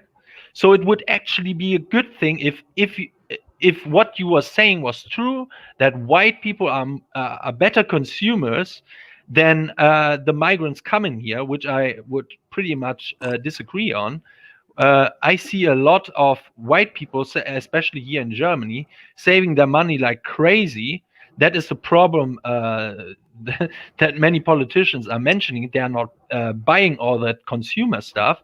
And I see a lot of immigrants coming here anymore. buying bling bling, the whole hip hop culture and everything like this. They are deeply invested into this. White people don't even have children, That is great for the state. For a short amount of time, because then they don't have to provide for the children's education and so on. Another benefit. So all your narratives another benefit for those who are short-time thinkers. You're freestyling. You got no evidence for any of this. It's just speculation. It's off the top of your head. You're just going off the dome, bro. You're not even chatting sense. Listen to what I'm saying to you. If there is less white children, right? The schools that provide them education are still there. The teachers are still getting paid. What difference does it make if you're having less children? Those institutions, Oxford and Cambridge, don't care if there's a drop in white population. They still have to run their school the same way. Yeah, it's cheaper for the companies and for the country not to invest in their own people, but to just import people from other countries who were even trained in foreign universities, have the knowledge, and then get them here to work here. It is that is very logical in my opinion. What you're saying? How are white people not the biggest consumers when they have the most money? That doesn't make sense. And they're the majority of the population. Yeah, but the question becomes if other non-white people become this successful, and especially when we are talking about the Indian peoples, they are the most craziest about that. when you have the same living standard, white people normally don't spend as much money on bling bling than other groups. That's ridiculous. Can I just say one thing? Bling, just to hold give on a 1 bit minute, of a Sham. Let me just make one point. Bling is an investment. When you're buying diamonds and you're buying gold, that's an investment. When you see rich people like celebrities, like from the hip hop, spending money, right? They're teaching you how to invest in diamonds. You're very right, Kanye, but more than just the hip hop community or whatever, watchmaking, diamond gold brokers. I mean, this is a European market. Yeah, let's not pretend like the people that buy the most expensive jewelry or whatever are one kind of community other than white people. Can I just say, I think I understand what he's saying to a certain extent. Just to, if people don't know this, just to give you a bit of an understanding, white English people are different to white German and white Norwegian. Like in Germany and Norway and Sweden, they are very humble. Even if they're rich, they'll drive an old Volvo. Even though they might have millions in the bank, they're all very humble. No one wants to stick out. And do you understand? So if he's from Germany, I'm telling you, they're modest like that. There's a difference. They might go and buy a boat that they got in the docking yard. Yes, they might have that, but in their yard, you might not know how rich they really are. Sham, did you go up in England? Did you go up in England? Yeah. Like the white I might be wrong on the. I agree. I might be wrong when talking about England. It might be different there. English people have to take their whole families on holiday twice a year just to keep up with the Joneses. Yeah, once a year, you're a tramp. You go holiday twice a year, a summer holiday and a winter holiday, if you want to be keeping up with the Joneses. We can see, Elron, how these people are living. You're telling me that they want to have less children so they can spend more money on their lifestyle. That's their choice. I'm saying German people are different to like English people in that sense. That's all I'm saying. You have to understand there's different type of white people. I'm not, you get me? I'm just, like he's trying to explain it to you, and I think there's a misunderstanding because when he's coming and saying that they're humble and modest, you want to see how crazy the Germans are? We are destroying our economy right now by putting in laws that you can't have like nuclear power anymore. We are willing to save the climate, to suffer financially, Elron, to have the biggest energy prices in the world. Elron, so don't come with German people spending money just on consumer things. They are willing to sacrifice a lot of their income, right, to save the fucking climate or some bullshit. Let's go point for point, right? When it comes to carbon emissions, the West rinsed it and then turned around and said to China and whoever else, you can't burn fossil fuels to slow their roll because they didn't want China catching up to them. They burnt all their fossil fuels years ago. They polluted up the environment years ago. Now they're telling other people to stop. Why? Because they don't want them to catch up to them. Simple as that. So don't make out like you care about the environment. Wrong. They make exceptions. They make exceptions for Africa, for India, for China. It is only Western countries that have to abide by the Paris climate laws. Why is that? Because once again, the New World Order wants everyone under the same kind of level, which is a slave level. Listen. A slave level. They transfer. They transfer companies and so on to other countries like China when we look to get at them on the same level. Warming, when we look at global warming or climate change, as they now call it, when you look at the knock-on effect of that, the knock-on effect is on countries like Africa, where poverty is increasing and people's health is going down. Are the whites paying for that? No, they're not. The people that burn all the fossil fuels. Hold on, my buddy, my broski. Let's be fair. Let's go point for point, right? You just made a point. You said that there's an exception for those countries, but those countries weren't the ones that got us in this mess. Your lot were. But you told me the Europeans are doing it to hold other people down. So why are they allowing China, already a superpower? Why are they allowing the Chinese this kind of thing? English is cutting down their carbon emissions by making all cars electric. What does that tell you about the amount of carbon that's being produced? and just we by are making people driving ourselves around, dependent on getting China. fatter. You know where all these batteries come from? It's Don't let coming me from make a China. point. So we are actually making us dependable on China. Bro, you made your money. This That's why doesn't make you're on any top sense. of. Bro, listen to me. You made your money. That's why you're on top of the pile. Yeah, that's why you're on top right now, because you made your money. Now you're trying to stop other people making money. That's all it is. And once again, I'm asking you, why do we then allow India, an upcoming superpower, right? China, already a superpower, to not abide by the Paris climate change compact? Unfortunately for you, your whole culture is based on white supremacy. As we move forward into the future, you're not going to have that anymore. So what are you going to build your culture on? You need to find other things, like take up knitting or do something, right? Because this white supremacy. One minute, man. Let me make my point. Listen to how things are going to go. China is expanding at such a rate that both America and Russia need to do things to slow them up. This is a fact. Do you understand? Do you agree with that? No, I don't. Normally, yes. When the people in the government would be nationalist or European, like European, have a sense of European identity. Yes, that would be the case. But they clearly are acting against what you are saying. How? Demonstrate. By as I said before, they are making exceptions.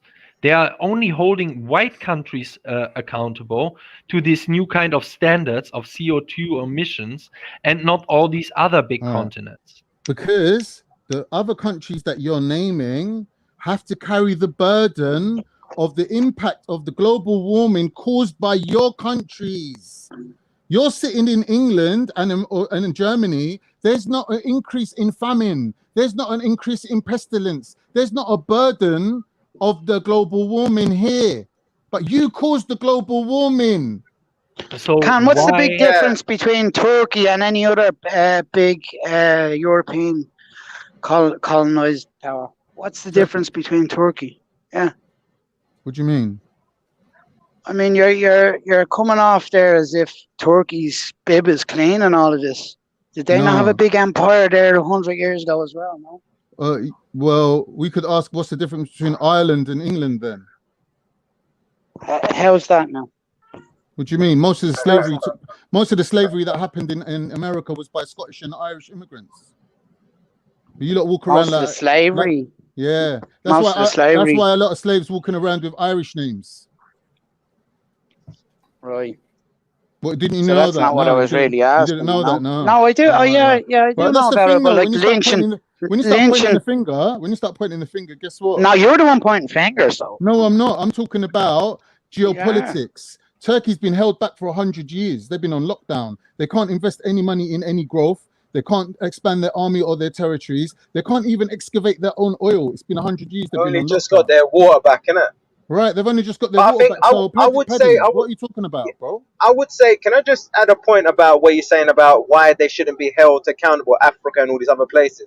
You import rubbish to Africa, for instance. So you import wooded junk that you don't want to recycle and deal with. You import shit there. Old cars, you export them there. So how do you expect them to have the same, carbon footprint as a modern society when you keep shitting on the place?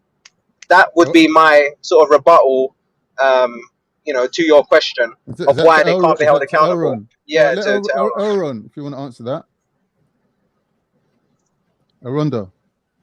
So, yeah, it's like with that going on, it's impossible.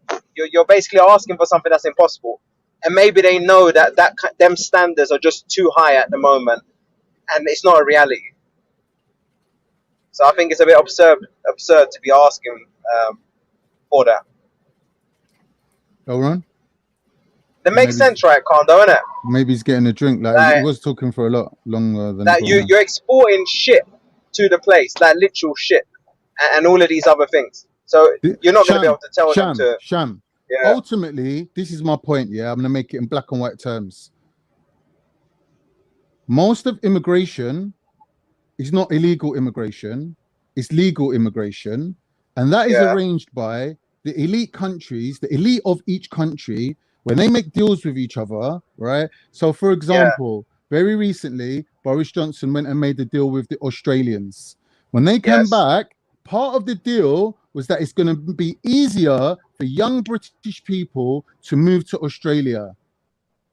Even in the news report, on a basic news channel, is saying that that is one of the main parts of the deal that he come back with, right? So as we can see, when these countries on the elite level make these deals with each other, right, moving people around is part of it, right? It ain't like people just getting up off their backsides and thinking, oh, I'll round up another 50,000 people from my country and we'll all make the trip to England like some biblical exodus. That's not what's going on, bruv. The government offers them an incentive, yeah?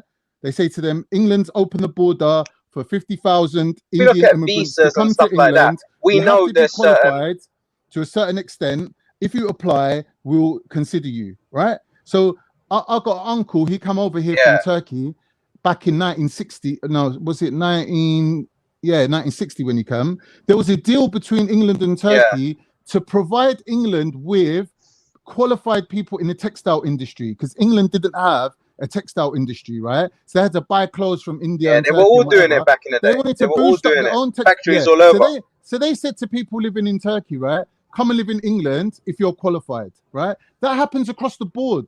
They do that on every industry, on every level, and the elites do it. So when China goes to Africa, right, and says, we're going to build a plant here, Africans are like, yeah, come and build your plant. But what they should be saying to them is, part of that deal is you have to educate, train, and replace all your Chinese workers with African workers within the next 20 years. Do you get me? But China's clever. They don't do that because China's got more excess population than everyone. They're trying to get rid of people so that, you know what, wherever we build a plant, we're going to train people and send them there, and we're getting rid of our own population. Because no one don't want to take Chinese population. No one don't take Chinese people. Do you get me? Yeah. They don't want them. Yeah. Do you get me? I don't know whether it's to do with their look or whatever, but they don't want them. Do you get me? Like everyone else. I think it's definitely the look and the smell. It's the look. It's the look. You get me? Because if you mix everyone else together, like if you mix Asians with black people and white people, we're all going to come out roughly with a harmonious end result. So let's just agree on look and smell. Look and smell. I'm just saying that it's just probably based on the fact that they look different, right? Yeah. You get me? Because it's got to be that, innit, Sean? What else can it be? Has to be. No, to be honest with you, I think what you're saying there, and obviously putting context to it, I think it's irrefutable because we all know the way visas work. Visas are based on relationships that the countries have between each other. I mean, just on that simple basis, we know how they communicate, and that you could be from two of the same European countries, but when you're at that border, depending on whatever relationship they have or whatever, there's a different criteria. I've experienced it myself, so I know exactly. I know this for a fact. So yeah, exactly. I do think to a certain extent. So when it comes to them arguing about being the majority in their own country and this and that, that is something that's controlled. It's not something that's beyond the remit of the country, because to be honest, the minor amount of people that come through by swimming through the seas and whatnot, it's not even like a high percentage of immigrants. It's such a low percentage. I don't want illegal or legal migration. It doesn't matter. It doesn't matter. The only thing I care about is free migration. Okay, this is about the reality of living in the modern world. It's not about what Elron wants and his. It's not the reality for the Chinese people. It's not the reality for the Japanese people. The human people have always been moving around the planet. Now you wait. Hold on a second. Narrative that this is kind of inevitable, or however it's pronounced. Inevitable. That this is just like a natural phenomenon. No, I'm not saying that, Elron. Hold on. So I'm going to say one thing. The Japanese are Listen, Elron, let me say one thing. They don't have any big resources. They're dependent on other countries' resources. I'm not saying they don't it's inevitable. Take in I'm saying it's controllable. Of people. Elron, why are people controllable. Still trading with Japan then? Bruv, England is an island. It's controllable. You can't even get a fucking boatload of heroin into fucking England, bro. What are you on about? You want to have an island because it's unconquerable. That was the problem with Germans not winning the war. It is very easy for an island to protect its borders, its resources, and so on. An island is a perfect geopolitical thing Elron, to expand. You go from channel to channel, putting across your political view. No one puts no energy into it because you never come with any facts. You're coming with some made up version of reality where black people are being put forward as the model for multiculturalism. That's not. They don't want to win. It's the opposite. It's the opposite is the case. They're not sufficiently represented in films, in industry. All right, what Jedi said was true about the sport, right? But when we're looking at everything else, when we're looking at how many people go to Oxford and Cambridge, they're underrepresented on every level. Do you understand? Let's stay on this one because he still didn't defend when we're talking about significant positions in the workplace. You said the police, but the police that's institutionally racist is an incredibly bad example. Exactly. It's kind of like worse example. Yeah. So I mean, if you want to focus on that, and you could even tie it into elite schools and universities, please tell me if they are being because remember we're saying now that they have got it worse than white people, but you have gone to such extent through whatever media sources where you get your information to say that they are excelling and they are doing better, and that white privilege has disappeared. So I want you to show me where in society we can get a clear picture of where this is happening. All right. Yeah. First of all, once again, can't try to talk over me by me bringing up an example like Japan or China, who don't have mass migration, who are dependent on exporting things and importing resources. So everyone is trading with China, even though they are communist, even though they're putting Muslim into concentration camps. So the notion that other countries will just trade with you if you accept mass migration, legal or illegal, is just simply wrong. It is out of your head. It is to justify the displacement of European people. The second thing is, yes, you can, for example, I have data for the LGBTQ community, right? They are saying they are not represented in media. That would be one minority group, right? The GAAC, which is a transgender rights and laws advocacy movement, they are bringing up stats every year about their representation in the justice system, in media, and so on. And guess what? Sexual orientation has nothing to do with race. I just have to tell you that. It's the same thing. They are it's saying not. How is it the same thing? How is it the same thing? Same victim narrative they are pushing forward, right? They are all oppressed minorities, and they are oppressed by the white patriarchal system, right? And everyone who's non-white is being oppressed. When you look at the data, for example, why are the media not focused on the overrepresentation of, let's say, East Asian people who are having a better income, overall income, than the average white people? Why are we not saying then that this system is an East Asian supremacist system where East Asians have East Asian privilege? The purpose of the media and advertising is to make people spend more money. They don't want you to live like an Indian eating dal every day.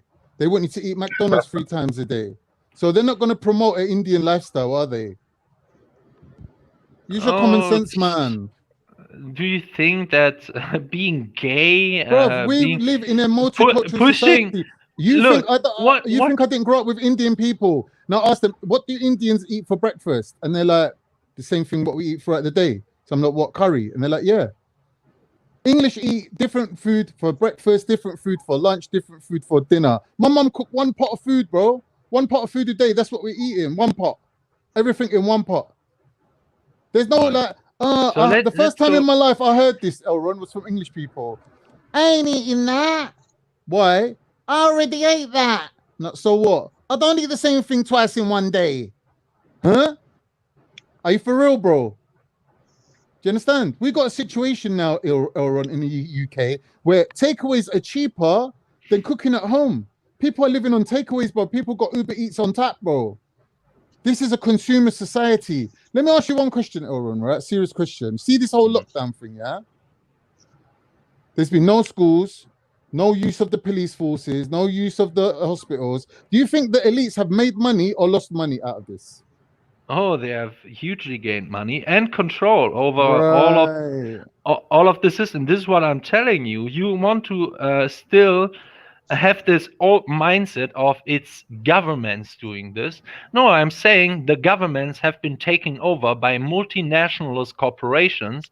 They are pulling the strings via the NGOs, the United Nations, and so on, by lobbying, by putting in these kinds of laws, talking about the World Economic Forum, talking about the WHO, nothing to do with national governments.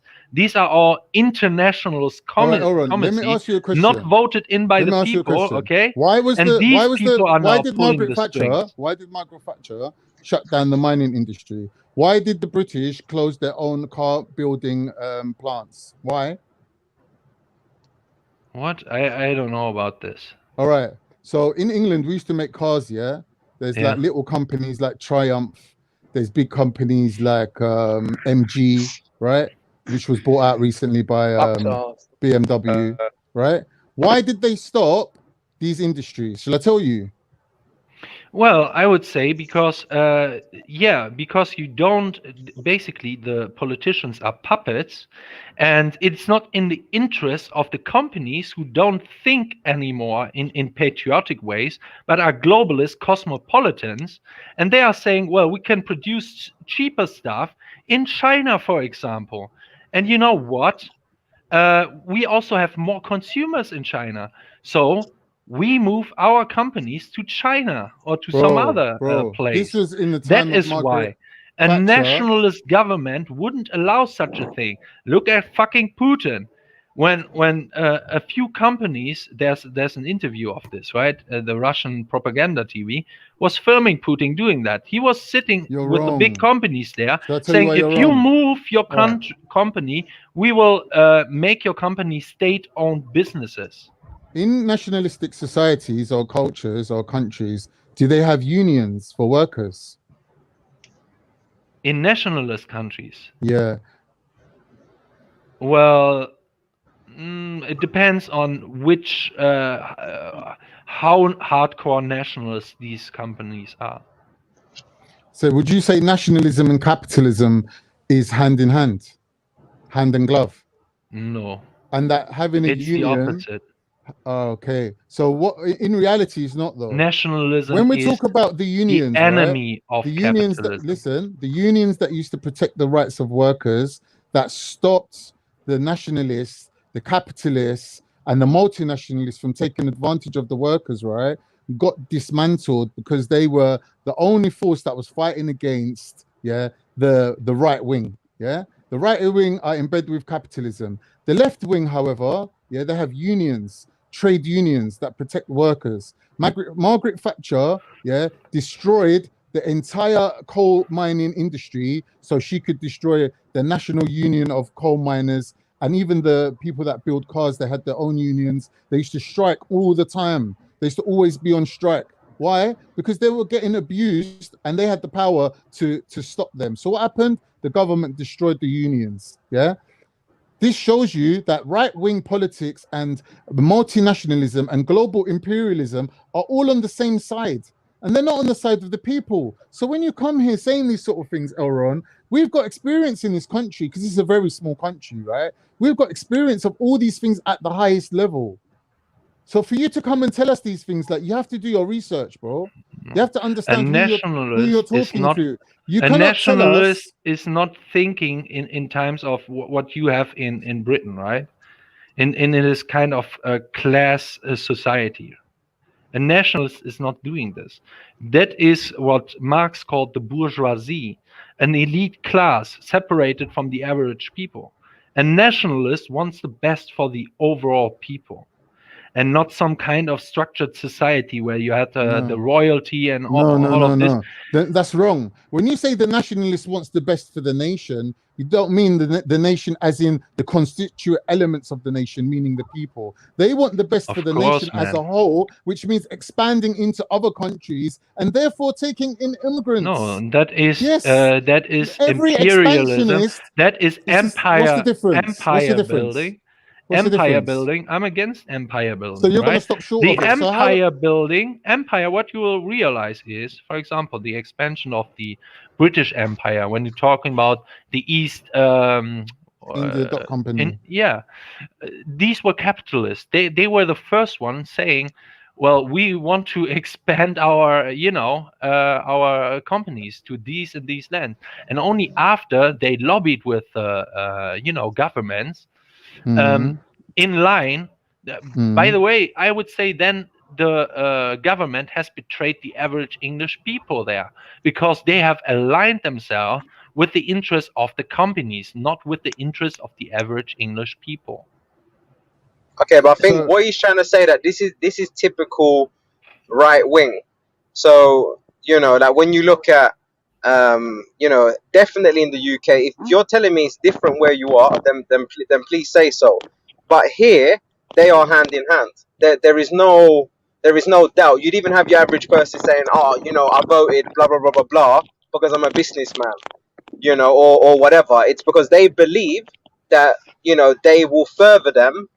If you have a business or if you got a company, then definitely they will be more inclined to go, so-called right wing or whatever you call it. Yeah. Are you saying this is not the case internationally? Are you a National Socialist thing, Elron? Like the Nazis, basically. No, not really. All right, are National Socialists, are they left wing or right wing? The National Socialist movement, is it a left wing or a right wing movement? Well, it's tough to really there's nuances between that, right? The National Socialists believed in hierarchy, but they made sure that everyone, regardless of where they coming from, has the ability to rise in the ranks, right, within the system. So you don't have this kind of monarchy where you are basically from the birth, you have the birthright to rule, right? Just by not by merits. No, the National Socialists. So in that way, in case of hierarchy, they're right wing. That is a traditional right wing view. But they are making sure that you have somewhat of an equal opportunity, right? By having the same kind of school system for everyone and stuff like this, right? Of course, you will never, ever achieve complete, even equal opportunity, because still money could buy you maybe a private teacher or something like this, right? But as far as humanly possible, that is what the National Socialists stand for. So they had left-wing views and right-wing views. So it's tough to say they were right-wing or left-wing. They were a mixture of both, I would say. All right. But it's even more complicated than that. And I can't really explain the whole economics. I'm very bad at explaining economic systems in English. I would advise people to look at Morgos for this, or Academic Agent on YouTube for this. So yeah. So what we're talking about really is capitalism, right? Well, they were against global capitalism, right? They were crushing globalist capitalism. And that's what you believe in, yeah? You said it's imperialism, etc. If a company, they were letting the companies being private as long as they were working in the interest of the average German people. When they were not, similar to Russia today, right, to some extent, or to China even. China has a similar model. And they're left wing, right? It's almost like Russia and China state capitalism, maybe you can call it this. State capitalism. Yeah. Okay. Right. So the traditional capitalism, that we have in England, for example, is very right wing. Yeah. And the nationalists are also their right wing. They don't stop short of drawing the line between expanding the industry and expanding the country. So England's never going to give up. It's a colonial ties, right? I would call the model in Britain, when you're talking about this, as feudalism. Okay, but what I'm saying to you, Oron, if we look at England, right, because the colonies are not really going to go back to being independent, really, even though in name, you know, you have Jamaican Independence Day and all this, you have that and that, yeah. In reality, yeah, they're still part of the crown, right? The British, right? So at the end of the day, to maintain good relations with them, they have to let some of them come and live here, because some of the English are living there. So if I'm from Cyprus and we've got a community of expatriates living in Cyprus, even in North Cyprus, right? And England takes in some of our people and brings them here, yeah? This is maintaining good relations, yeah? This is this is essential for trading and for industry and for import, export and all these sort of things, right? Now, Germany doesn't have a history of that. You can't really understand the benefit of that, really, compared to English, I'm saying. Yeah? Oh, I would state the exact opposite. I would state that Germany, and especially German-Turkish relationships, were much better when we don't had millions of Turks here. We had much better relationships. How can it be better if you don't have a lot of them there? That means you don't know them. Well, you're not living with them. So how can you know someone better by having less exposure? Yeah, I'm sure that's a contradiction in itself. Elron, I'll give you an example where you're wrong, right? In terms of money, right? When Turkish people become millionaires because they're making, I don't know, salami factories providing Turkish people with halal salami, right? That's good for the for the economy of they are calling it sucuk, Germany, right? Sucuk, right? Also, as a German, I like sucuk, by the way. You have a good understanding of Turkish food and Turkish culture. So guess what? You go to Turkey on a holiday and you spend money there. So that's good for the Turkish economy. So in terms of money, I guarantee you there's more money being exchanged between Turkey and Germany now than before. I guarantee you that. Facts. What I see is Turkish people. You're trying to put social interactions or social cohesion above transferring a lot of money they are making here by benefiting from the German society, getting into German spaces and transferring a lot of that money, spending it in Turkey. But also, not in Germany. But they're providing you with intelligence, because the people that invented the COVID vaccine in Germany were Turkish people. Yeah, fuck the COVID vaccine. This is, you know, it doesn't matter. Fuck COVID vaccine, because there are it's going to already make some you money. reports out there It's going to make you a lot of money. That more people died with the vaccine than not vaccinated. I don't know. Listen, here's the ultimate problem with you, Elron. It's a fucking hoax. Here's the ultimate problem with you, right? As an individual, you put things above money, and that's not the world we're living in. That's not the world we're living in. Let me just quickly say we don't agree with Elron's views, and we wholeheartedly support the government in their endeavors to vaccinate everybody, even the babies. Do you know what I mean? Because we know right there forward. We're in the middle of a deadly pandemic, as yesterday's football game obviously shows you. You know? Yeah, exactly. As possible. We take it seriously. Racism is the real pandemic. Elron, look, I have to look just from a small observation. I have to say, you do realize that you're swerving almost every single question. Fair enough, people can't. We can't pin you down. You haven't answered. You haven't answered what I said about he ain't used to getting pulled up. He's on G people in employment. You haven't answered it. That's fine. I'm not even going to ask it again, because I know now you don't want to answer it. So even now, when we're showing you that more money is flowing towards your country with immigration, you have no answers. Let me tell you something. Let me tell you something. There's even. Of course, we're talking about inflation cannot happen with heavy immigration. They are impossible. You can print money as long as you have immigrants coming through your door. It's a known fact. Go and do your homework. We are standing in front of a fucking financial collapse. Listen, what are you talking about, man? He would rather be poor and white yeah, then have to open his window and see a brown family living across the road from him. And let me tell you another narrative that you're saying. And they are just still quickly importing people. This is Listen, this let is me crazy, tell you. okay? Let me tell you another narrative that you're saying as well, because all of these things have been heard before. It's like there's no difference between your racist German guy or your racist English guy. The whole thing about people just coming to your country, working and leaving, it's bullshit. Where's the stats in that? You have generations of people living here to the point where they're born in England and Germany, and they're trying to bring all their family there to carry on working and to carry on contributing to the system. All of these fallacies are filled by your own little close, small circles, and you keep feeding each other with shit. I've heard it I'm not being before. funny, Elron. You are known as a conspiracist now because of it.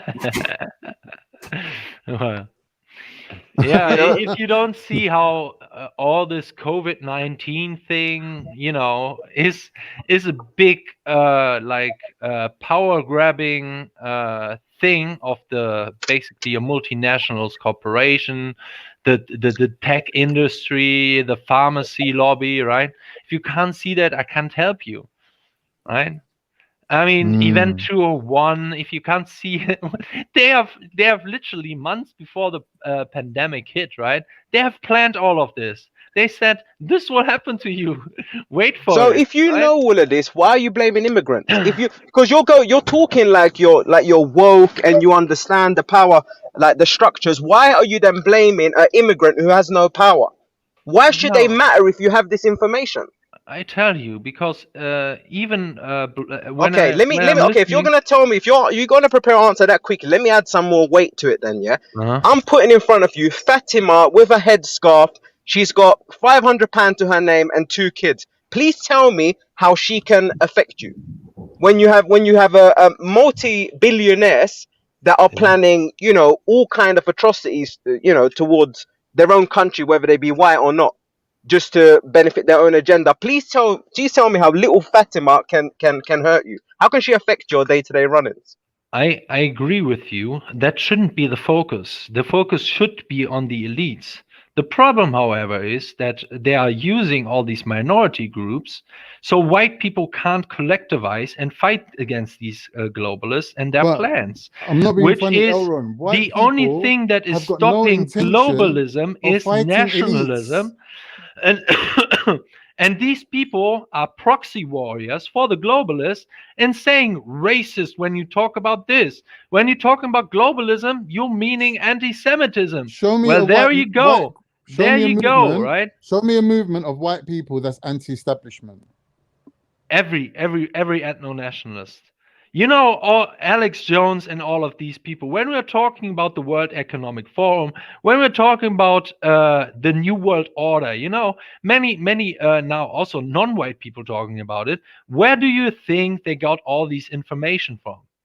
It is from nationalists they got these information from someone like Alex Jones. You're resting your whole argument on Alex Jones. No, if I'm he's saying so he's one of the guys. Why is he on TV, bro? Why are they letting him on TV? He's that dangerous, been banned from every platform. He's been slandered in the mainstream media. What are you talking about, man? Bro, so he says. He also says they tried to kill him all the time, but he's not dead yet. Yeah, he's all talking stuff a lot that of he keeps shit saying, too. right? Yes, he's talking a lot of shit too. I'm not agreeing with Alex on everything, especially when it comes to who. Yeah, he won't mention them to a specific degree, right? He won't mention this kind of influence. Yeah, but he was right on a lot of things. Alex Jones was right on a lot of things. Okay, so let me rephrase it. And why do you think it's important that the people collectively? Why do you think it's important that white people collectively team together to fight? Why would you not group together whatever you would call Germany or Austria or France? Why would you not group together on a national level? Why does it have to be white grouping together to fight a so-called bigger enemy? Yeah, why should white that doesn't see color? Because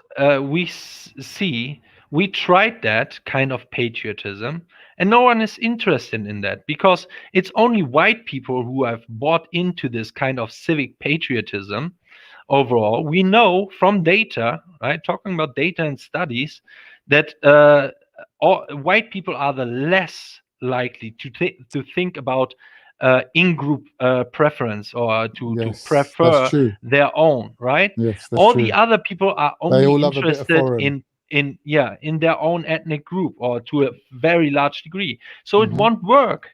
It won't work. This internationalist solidarity movement has Elron, failed. The globalists Elron, are do white pushing people, this. Elron, They do are white people pushing. identify themselves as white? Do they go around thinking I'm white, you're white? Is there? No, there's I'm no. telling you There's how no a identity coalition. as white. Like there is no I'm such thing as telling you. white.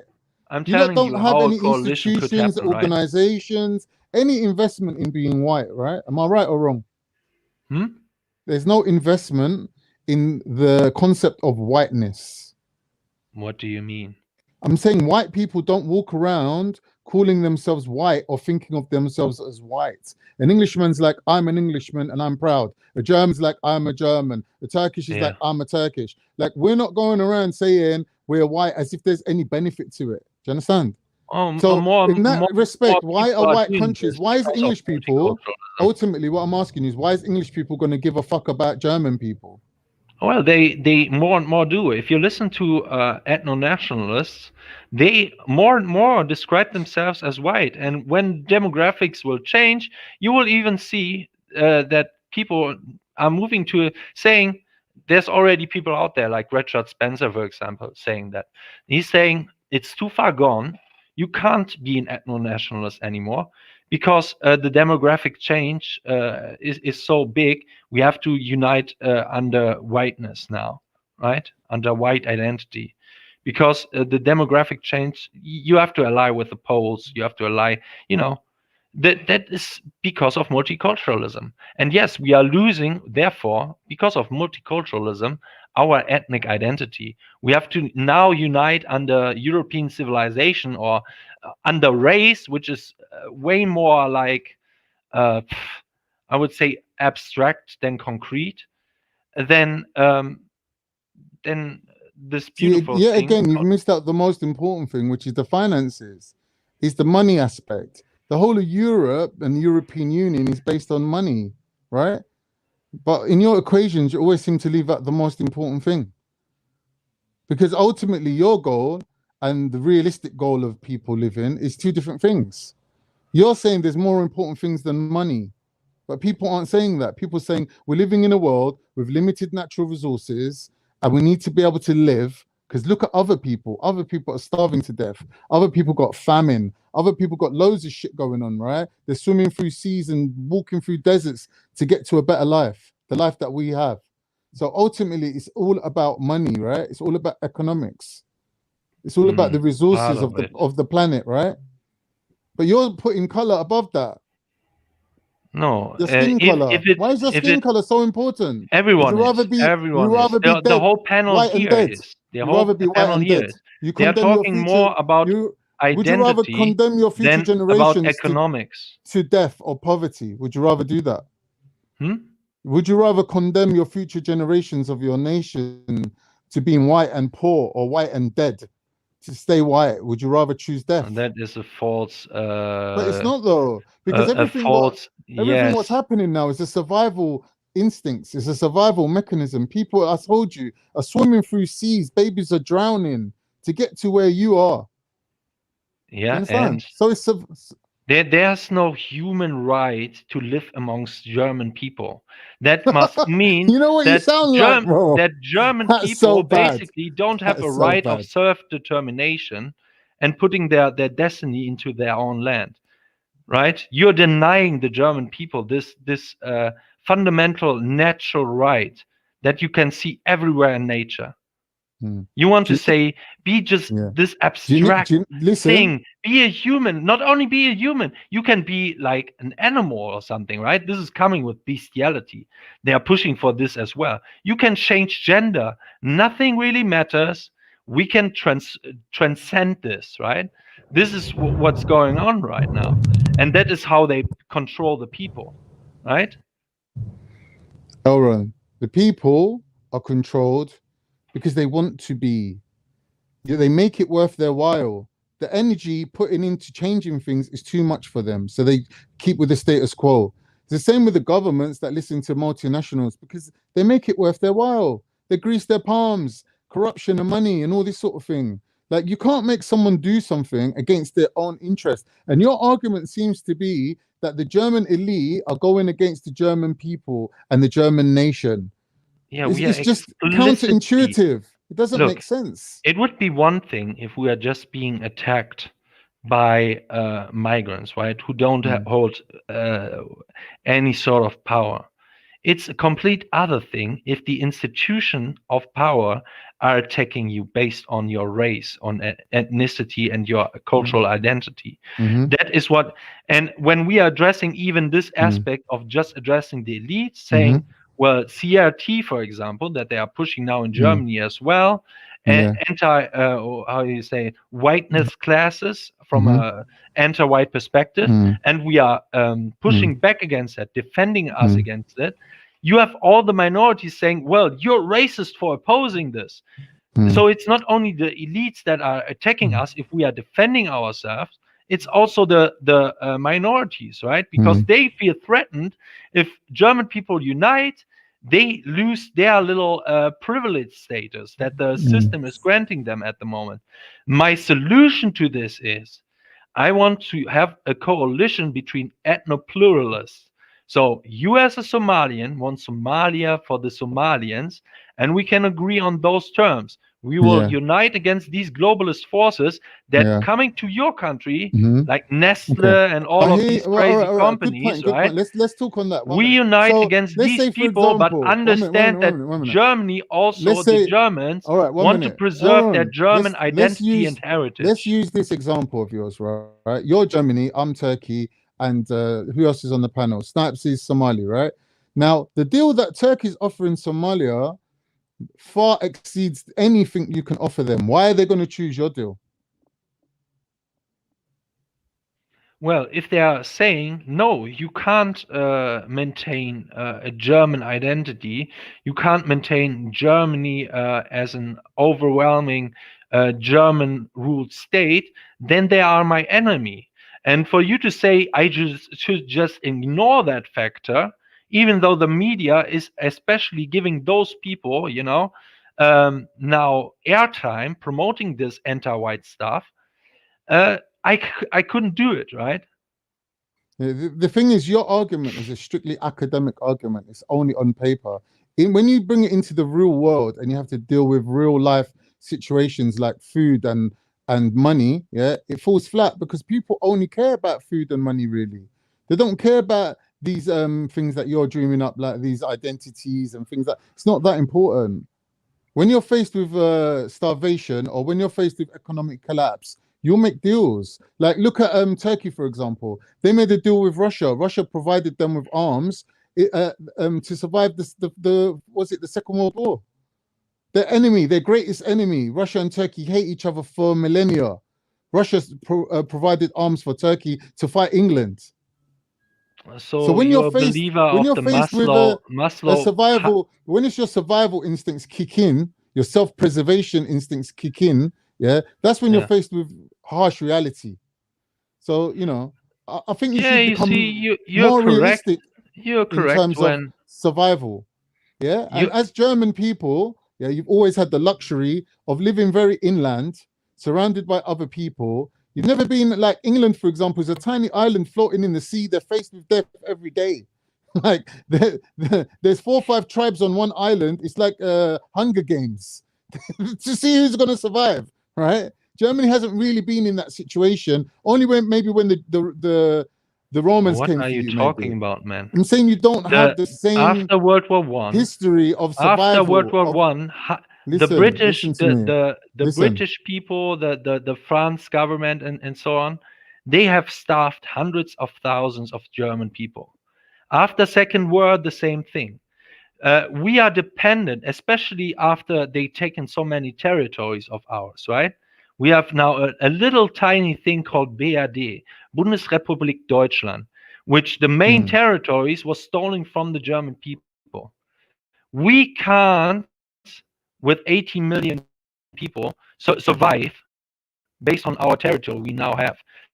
So the notion that we haven't suffered under some kind of hunger or something is ridiculous.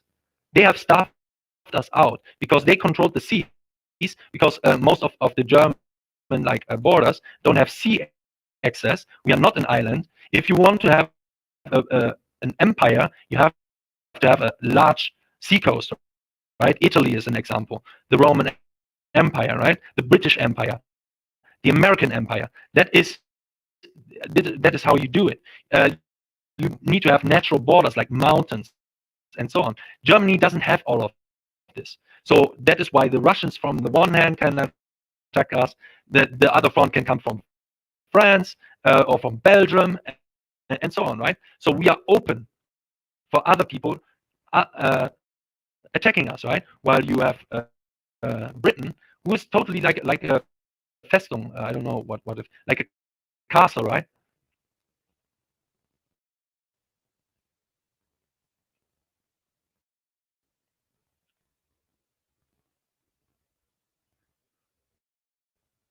And yeah, he's basically bringing up the Maslow pyramid here. To some extent, it's right. By the way, very degenerate who came up with that idea, right? So when you're in the West, right, what people, they have food. They are in the self-actualization process. And that is where you get transgenderism and so on from, right? In Africa, some place where you have to, like the bottom thing, right, is the most important physiological needs: food, water, warmth, rest, a house over the head, right? They don't care about transgenderism, right? So when you're also talking about minorities within Europe, they are caring about identity politics way more than getting food on the table. That is what I'm telling you. It could be, however, by propaganda, saying, for example, that these white oppressors are coming from you, they are killing you on the street, police is racist, killing you everywhere, that you can fall back under this false narrative into the bottom physiological needs, right? By propaganda. Doesn't mean, however, that this is reality. Right, I didn't hear what you was responding to, but I'm back now. Big up, Chill Billy. Don't know where everyone went, but that last point you was making, can you like refresh it so I can respond? Yeah, so he's basically a materialist. I didn't know that Khan is so materialistic. So basically, his whole argument is based on the Maslow pyramid, right? Right. And I don't agree with that. That is all just about the money, right? You don't agree in food, clothes, shelter, love. Yes, yes, but we are not in that stage here in the West. Everyone has basically everyone has a house. Sorry, Jay, can I just ask Elron a question, please? Has food. No one is really starving. That's not Can true. I just ask Elron a question, please? If that was true, they wouldn't have food banks. Elron. Well, there are people willingly, because they're not going to the offices. I get at least in Germany. I don't know how it is in America or something, but I don't think that anyone needs to starve or something in a Western country. We have welfare systems, right? You don't think anyone has to?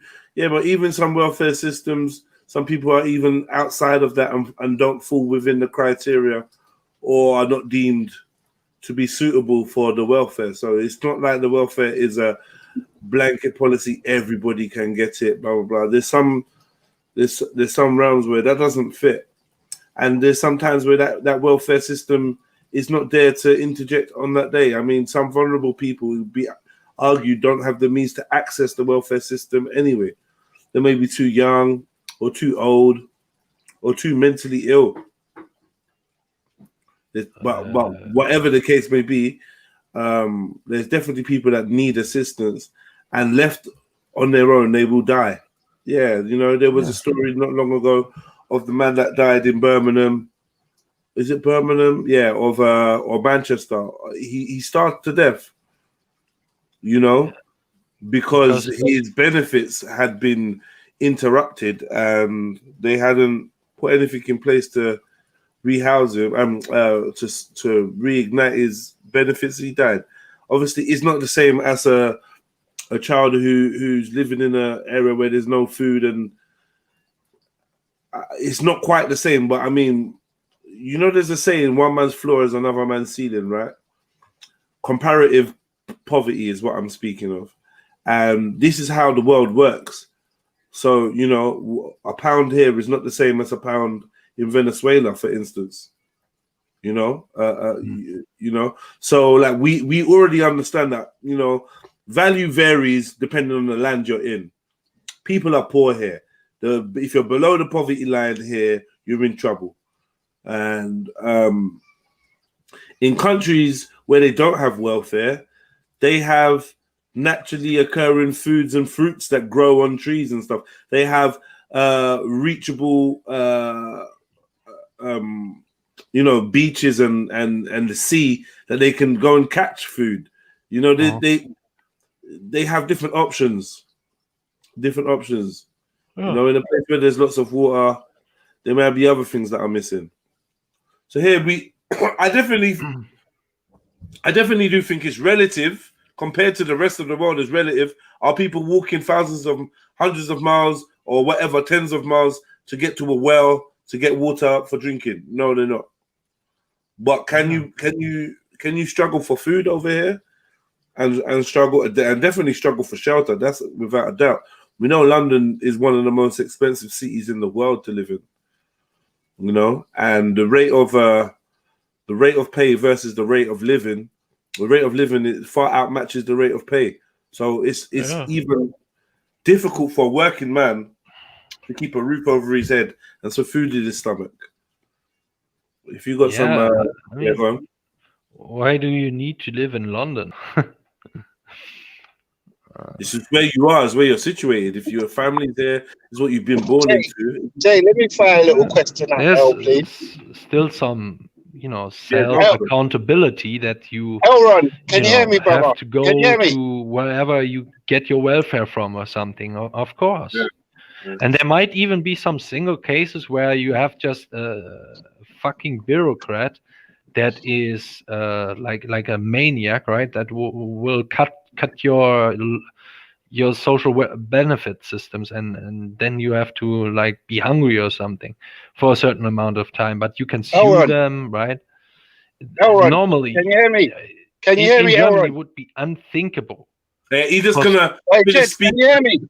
He's gonna finish speaking, then respond to you, Fred.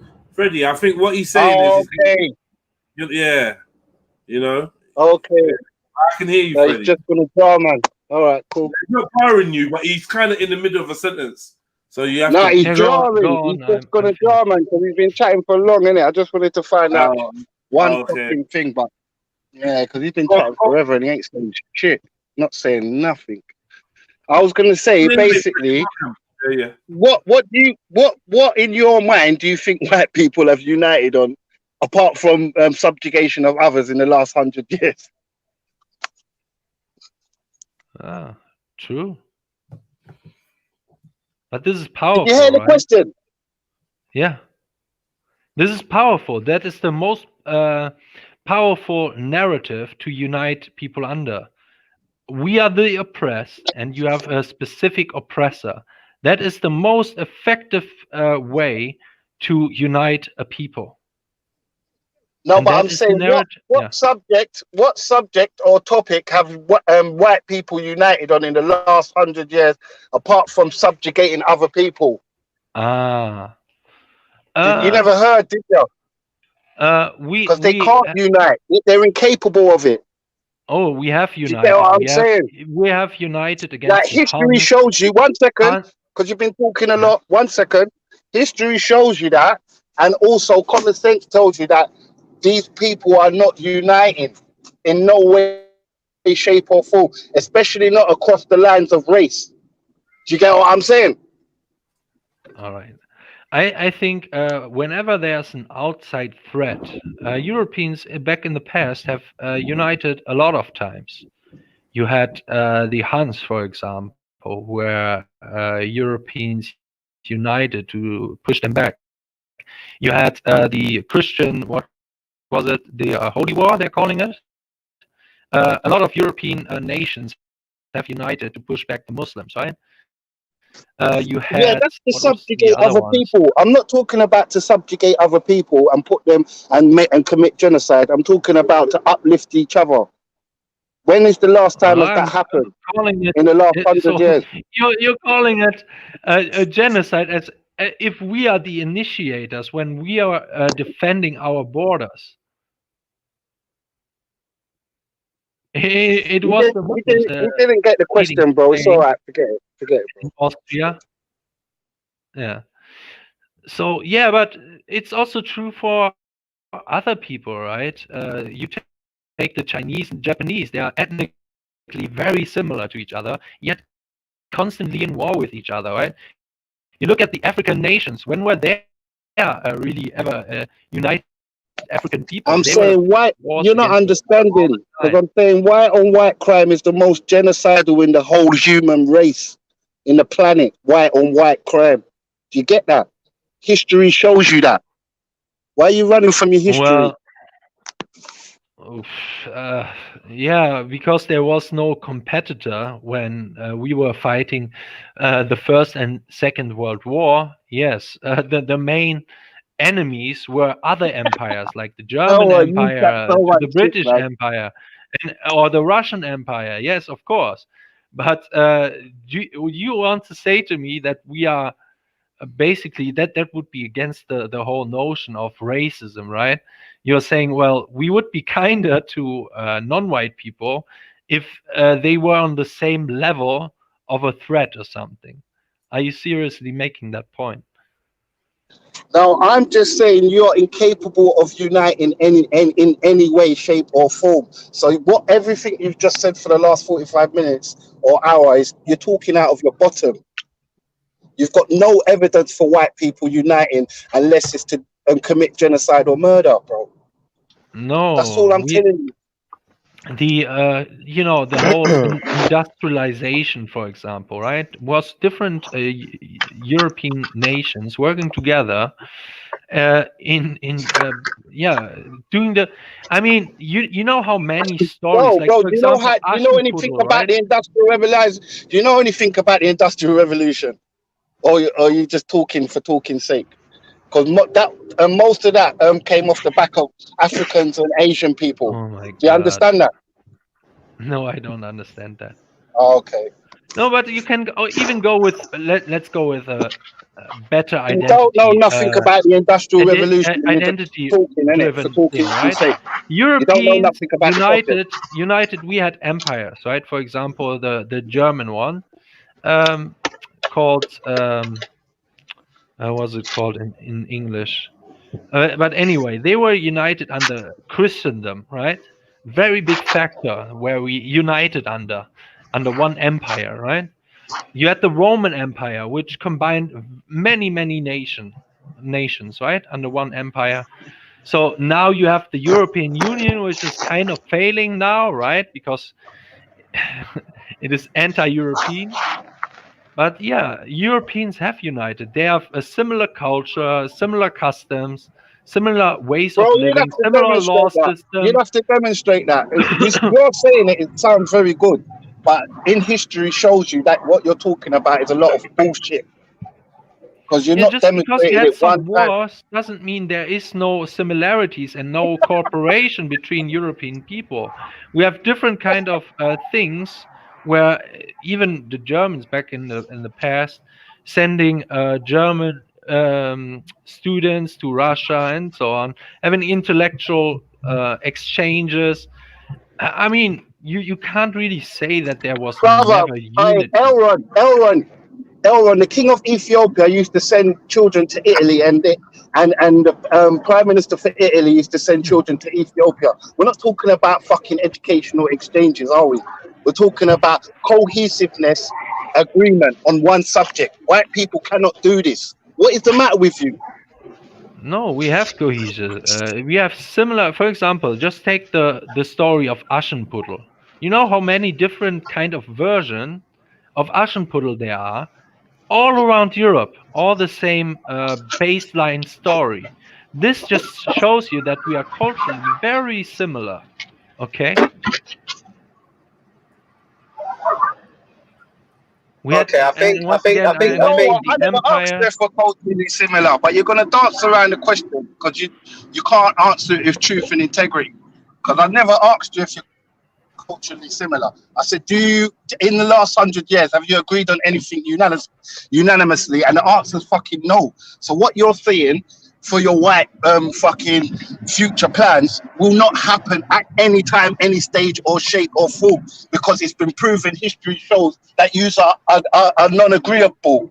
Do you get what I'm saying? Well, it depends on what you mean, right? Some liberals would say, well, actually, we never worked better together than to this day with the European Union, having similar laws decided in the European Union, having free travel between different European countries, having a similar way of You looking. can't stand each other. You're dropping out of the EU like flies. You can't stand each other. Let's be real. Come on, have you traveled Europe, man? I travel Europe. Don't try and pull the wool over my fucking eyes, bro. You cannot stand each other in Europe, and you're pulling it further away from each other as fast as possible. What's the matter with you? I think what it is, the argument you're trying to bring out is basically you don't want to come out and say, I just want the white man to prevail, because it would sound like a very basic argument. So you're using the cover of other white countries getting along. It's a cover. I can't put it any better than that, because it would sound very primal argument to just say, I want the best for white people. But I think really that is what you're saying.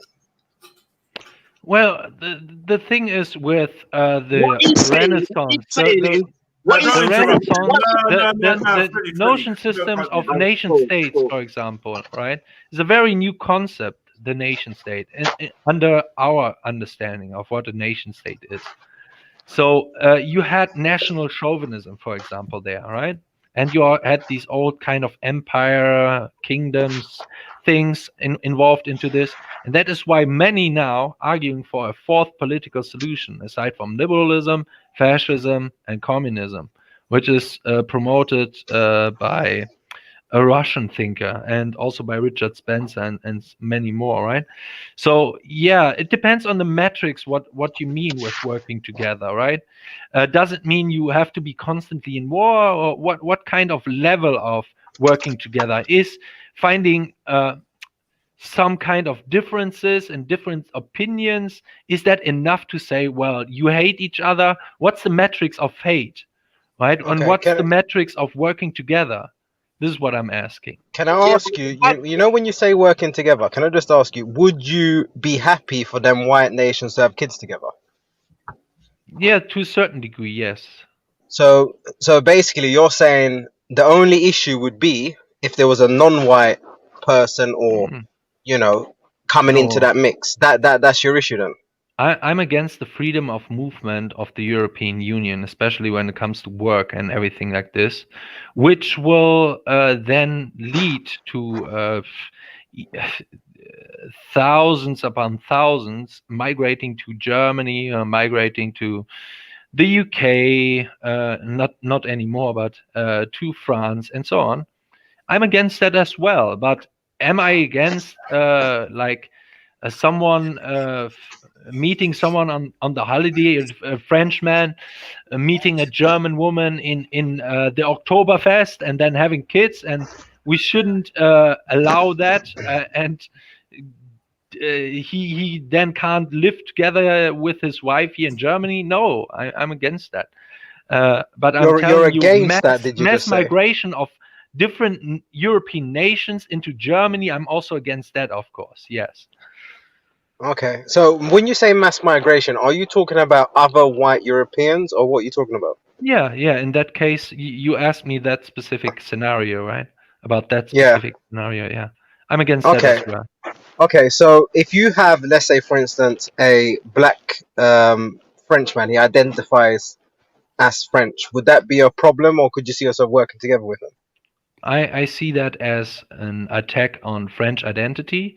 I see that as a way to water down what French is. And yeah, Okay. I wouldn't Thank you. recognize I think I'm satisfied with that answer. In that case, you have to understand when we make the argument that your stance is extremely basic. It's almost primary school level in the sense that you're just looking at a color. You're I not like going simple. any further than just color, yes, no.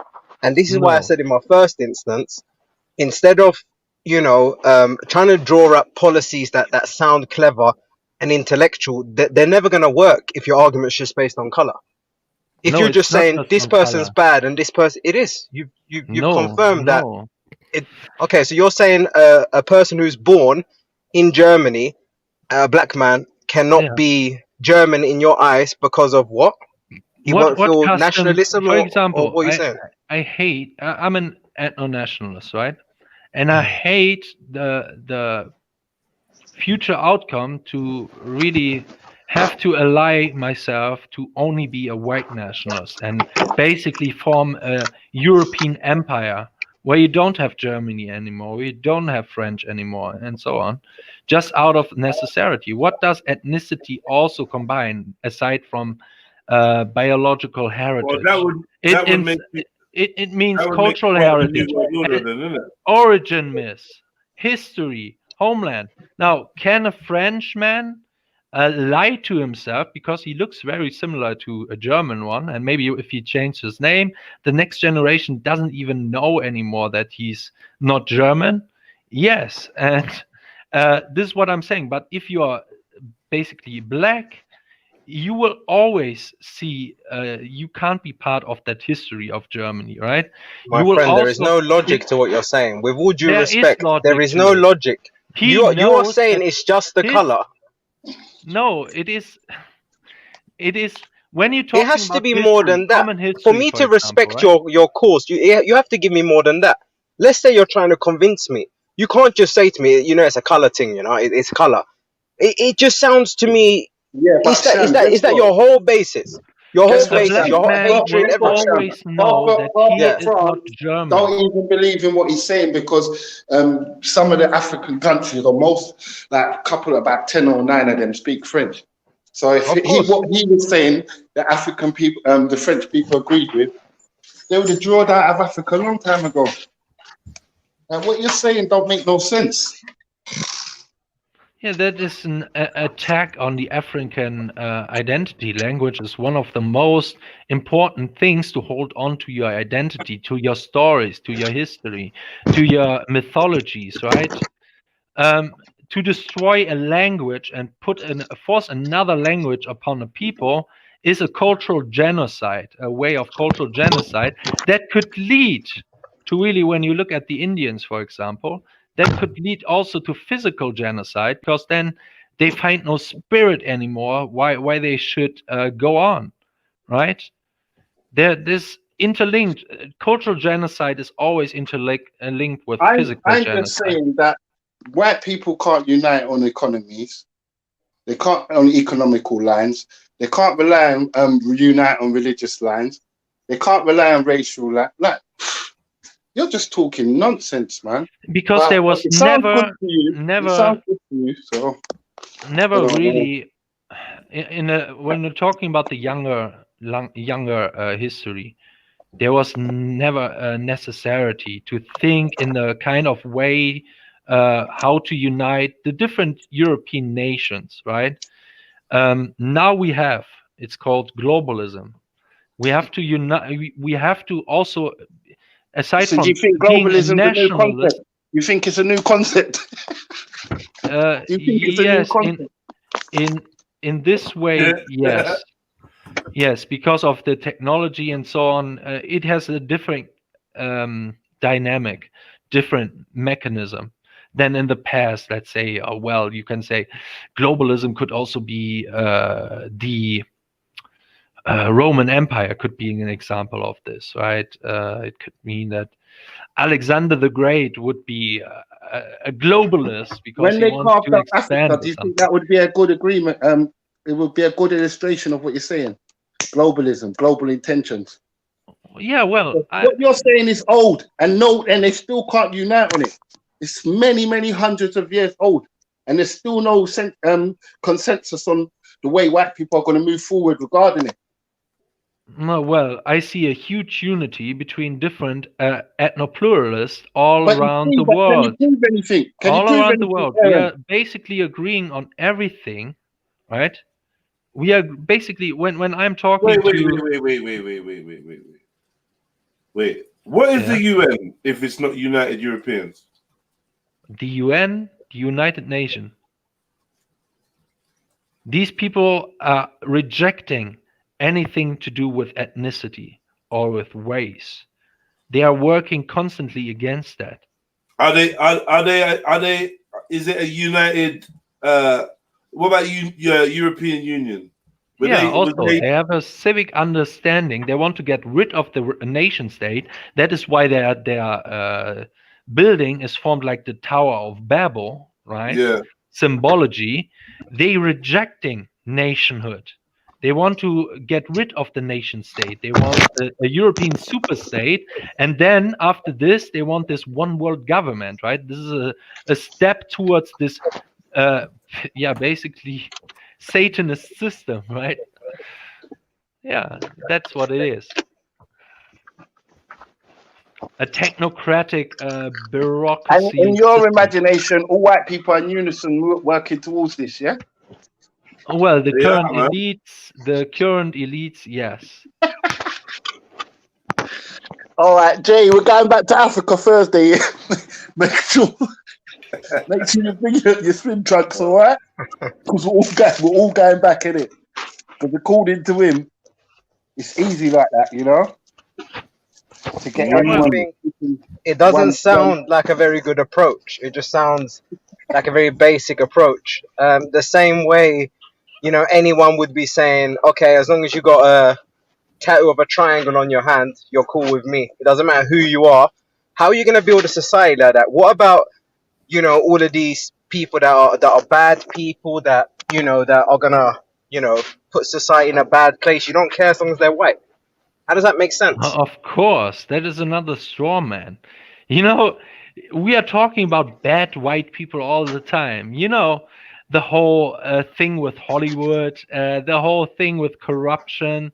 We're talking about Klaus Schwab wanting to have this everyone, he can control everyone, right? We are talking about these people. We're talking about the people, white people, putting up degeneracy all around the TV station, demoralizing people, making the unfits, the spiteful mutants, as the normal people, and people with morality like the immoral demons, right? So we are switching the place with the devil right now. Okay, but to me, the only white people that you have criticized are people that you believe are boosting black people. All of your arguments have been, okay, they are doing this. And even when we're talking about, the football results, and, your whole stance and your viewpoint of the whole situation is, oh, they're trying to boost black people. So the only white people that seem to be an issue with you are people that you believe, even if, in my opinion, they're not trying to elevate black people. So it's still a disingenuous hate for these so-called white people that you say you don't like. It's all based on an agenda. Oh, I criticize them for many reasons. This is just one reason. I'm criticizing them for allowing, for example, someone like Miley Cyrus to perform on stage and be a star, be an idol, okay, in the current world. Being a former Disney star, little children watching this girl and then sexualizing her after, I don't know, she was 16 years old or something, okay? So I'm criticizing that for sexual demoralization of the society, right? I'm criticizing my white people, the ones in power right now, for that as well. Germany's a leader in that type of depravity. Germany are leading the way in Europe when it comes to depravity and sexual fucking like liberties you're taking with women, basically. Berlin's a hub of it. Yeah, it's the hub. Well, Come on, man. You need to I look would in your say- own back garden before you point fingers at other people. Because Germany is depraved. They've got some of the most fucking sick. Do you think I have a problem You know what with I'm saying? criticizing Germans who are doing that, like the Green No. Party that I'm are just promoting saying. all these? Look, there was a. I'm just saying. Your country's got a worse problem than America, my friend. Because you No, go I don't global, think so. you go I around the don't world think so. globally, and you rape people. I've seen it with my own eyes. Germans. Well, you have to back that up with some kind of stats or something. No, when we're talking All about right, hey, Jay, if you can just get up the flight stats on how much Germans fly out every year, because I'm telling sex tourism. Yeah, sex tourism. I think that's a known fact. To be fair, it's right. Yeah, like Germans are the leaders on it when it comes to sex tourism. They're sex nasty, tourism bro. is actually one of the biggest disgusting. unregulated forms of paedophilia. You know, I mean, I think that's an accepted fact, to be honest. And anyone who goes to visit and seeks sexual services in these countries, you are basically a paedophile. And I don't think there's any argument that it's overrepresented in your culture, this same culture that you're trying to propagate and bring to the forefront of society. I would say to you, who are one of the biggest vocal voices? What you said about Miley Cyrus, who are the biggest community of people speaking against this kind of stuff? Wouldn't you say it's Muslims and people of color and stuff like that? white you say? American Christians. That's a White lie. American Christians. That is the biggest You know group. that. You know that, Elrod. You know that's a lie. I think the Mormons and they're a bit more liberal. A lot of the sexual approaches of the church, and there's, you know. Yeah, I think the biggest one who are unapologetic and using very harsh language are actually the Baptist church ones, right? Yeah. These are the most hardcore people against this. Yeah, but there's different generally. Well, so you're saying it's white people that are against the more liberal approach of, you know, sex on TV and stuff. You're saying, you know, it's white Americans in particular. I haven't heard this before. Hey, brother, they got one place in Germany, yeah? It's the size of, I don't know. It's fucking massive, bro. It's proper. It's got about 8 floors, yeah? And all of them are for whores. All of them. Every single floor is whore, like you can buy pussy. Yeah, I'm looking at it now. Look, bro, I'm telling you, Jay. I am partial to a bit of pussy, so I'll stay on the fence for this one. Hold on. I have no problem with saying that, but what's this place called? Kufursterdam. Look, if I would be in power, this place I in would Germany, ban. I would not only ban those brothels, whoa, I would whoa. ban pornography Elron. and everyone who's participating in this, producing this stuff. I was asking you a question. What's this place called? How do you say this word? Fürstendamm. Kurfürstendamm. Kurfürstendamm, yeah? Yeah. That's in Germany, yeah? Yeah. Mm-hmm.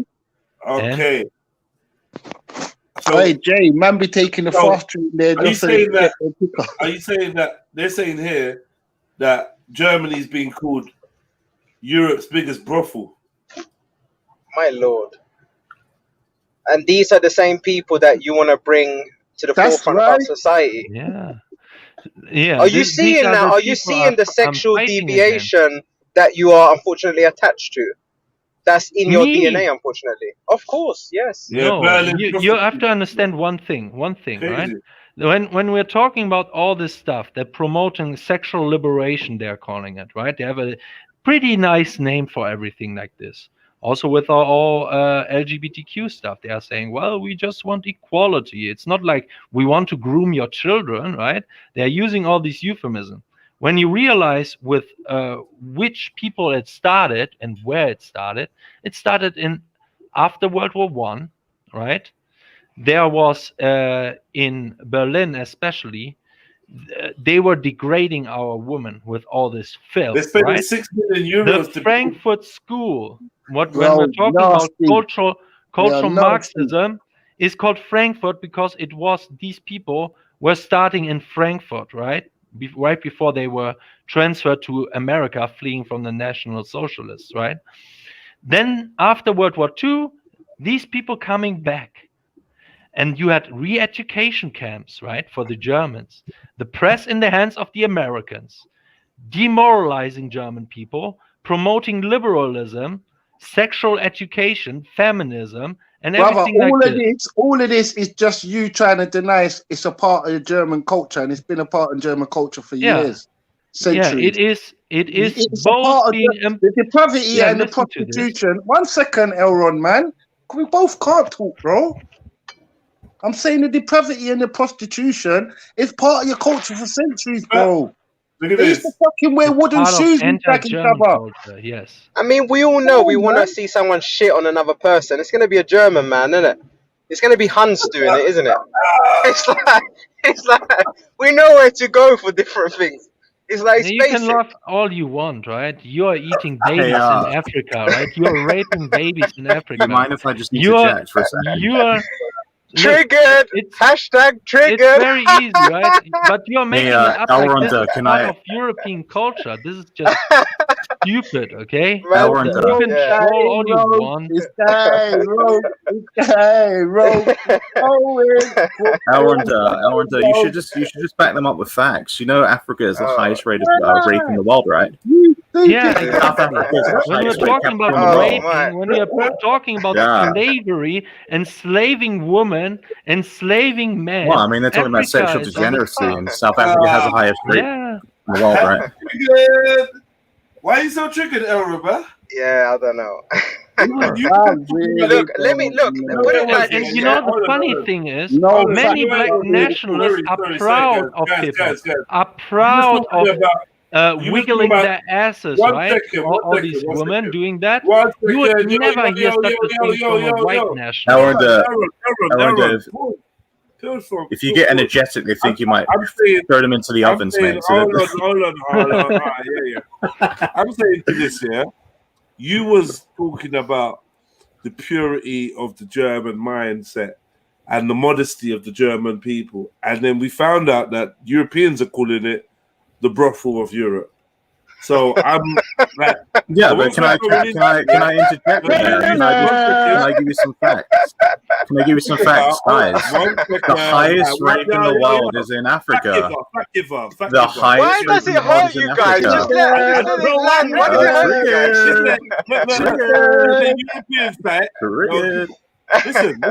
Slow down, everyone. Slow down, man. Let's be civilized, yeah? Like we learned in Europe, yeah? Be civilized. So I'm saying, yeah, this is a European website, right? This is not anti-European, but it seems to be kind of anti-German sleaze. I agree. We need to stamp out Germanophobia. So what they're saying is that there's a lot of sleaze going on in Germany, and I'm not gonna lie. I think Shem's point about weird types of porn and sexual, I feel like I don't know, me living in England my whole life, I think I got that view of the Germans from the English, that they're all a bit weird and into leather and whips and stuff like that, right? Yeah, left-wing people are weird, but the right-wing Germans are pretty normal. Left-wing people are weird in general. Even black left-wing people are pretty weird. There we go. It's all left and right. That's not what we're not talking about wings. Simplified like that. Can you try to think outside of poultry? We're not talking about your Sunday roast, right? Yeah, but your political views are genetic. You know, over 40% of your political views are genetic, right? I don't have political views. I just look at life. You don't have political views. I'm not left or right. I'm not up or down. No, You're a black nationalist. I'm not a black nationalist. What's that mean? You think I'm a black nationalist? We're all learning stuff today. No. Hold on 1 second. I think for some reason you've put me in some kind of box. I don't know what box you put me in, but we don't know each other, right? Okay, you're just an individualist. Okay, you believe in individuality. I'm not an individualist. I'm saying we don't know each other, right? So what is it about me that's made you assume can tell me what my politics. Well, I don't know. The fact for the 7 hours of the content of the stream, we've been talking about European and white people being racist towards black people. So you seem to I've hardly been speaking, concerned about the views of how white people have on black people, right? No. Sorry. One second. Oh, brother. Sorry. Like, this is the thing is, I ain't really been speaking at all throughout these 7 hours. So I don't know who you've been listening to, but it ain't really been me. I ain't really given much views. When it comes to the football, I will say, like, yeah, I don't think black people should be playing for England. I don't think black people will ever truly be British or English. And I'm struggling to understand how you can play or be patriotic to a country where half the population swears there's no racism. They can't even see. I agree. I mean, they can't even see the prejudice you face from the other half. I heard the bartender yesterday when I was in the bar say the most racist stuff I've ever heard. He said he wanted to genocide all blacks after Saka scored. So, I mean, Elrond, aren't you scared for black people in this country? I think they should go home, really, man. I think the threat of white supremacy is too pervasive, I heard man. that. I actually saw it right in front of my window. They were beating up a black man just because of that. Man. Yeah, okay. Yeah, I'm scared. I feel like just one political leader gets in power and they're straight in the offense. Hey, can I tell you one thing? I'm not really sure. So the thing, you just greeting me with sarcasm. I thought you actually wanted to be factual. You made a statement. Yo, I beg you. Why do you want to be factual about racism? He was just laughing about your feelings, right? Your feelings. Oh, someone looked at me the wrong way. That must mean he's a racist. Well, I feel the same way when I'm walking into a Turkish area. They look at me funny. You're making up stuff that we're not saying. So if you don't stop shouting stuff, guys, come on, let's not shout. What I'm saying. Let's shout. Come on. Let me finish saying what I'm saying, and then you can stick on track. I understand it's hard for you to focus. But let's have a real conversation rather than trying to sound like the new kids in the classroom. Okay, no sarcasm. No sarcasm initiated. I'm not saying no sarcasm, but I don't see why it was warranted. Because genuinely, I was trying to understand. I was trying to understand why you have formed an opinion on my politics. Yeah. You said I'm a black nationalist, and I need to understand why. But we know you're a black nationalist. I don't know why you're trying to pretend that you're not. It's kind of let me say to you, I didn't. Then how about that? And I'm sure I've been here longer. So you tell me, because that's break news it down to to me, Han. Tell me about how Jedi is a black nationalist. Let's talk about it. Break it down. Well, every time I hear you speak, even your linguistics are wired up genetically and biologically to black collectivism. This is sad. You're going to embarrass yourself now. You're breaking up, by the way, Hal. Please let me cook it. Talk about, and then I'm much smarter than you, man. You may be much smarter than me, but you don't have more intelligence.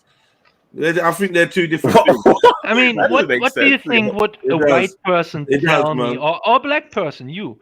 If I would say, well, can we let Hal? No, sorry, Elron.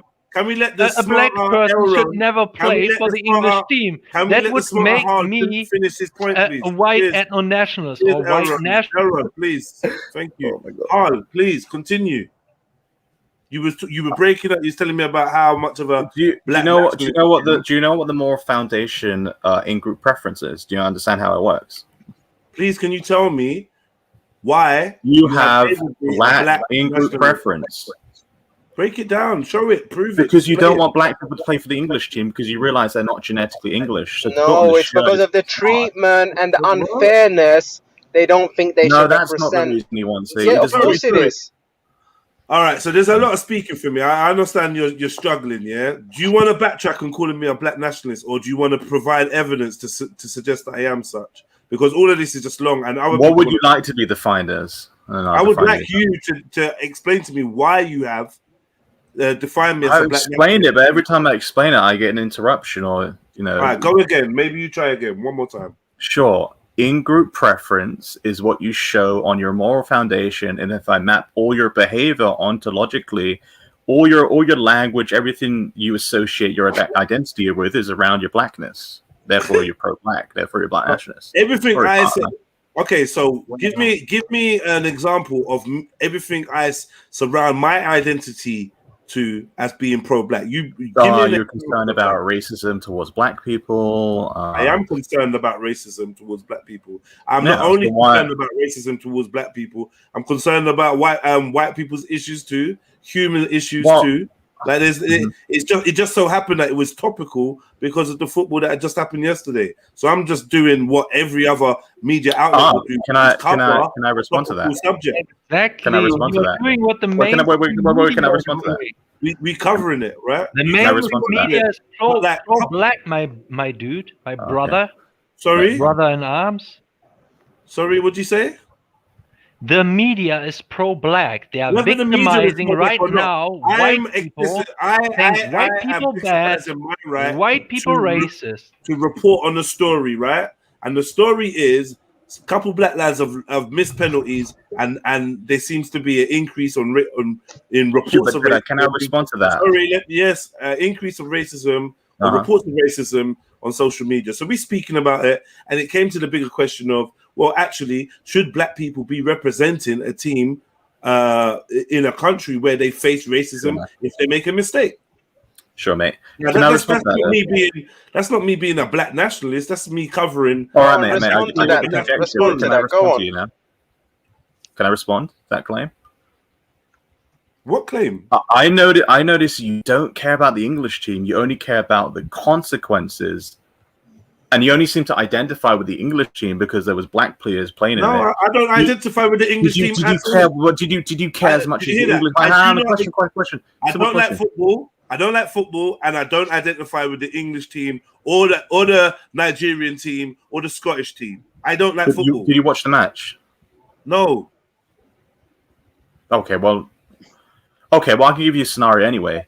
Did you notice when Luke Shaw scored, all the English lads were like patriotic. They were going nuts. But you notice how the black people didn't care when Luke Shaw scored. They didn't care as much. They don't care about football. So let's go back to you. Sorry.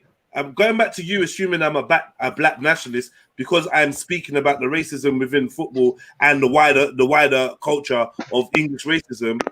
I'm just saying that it's apparent.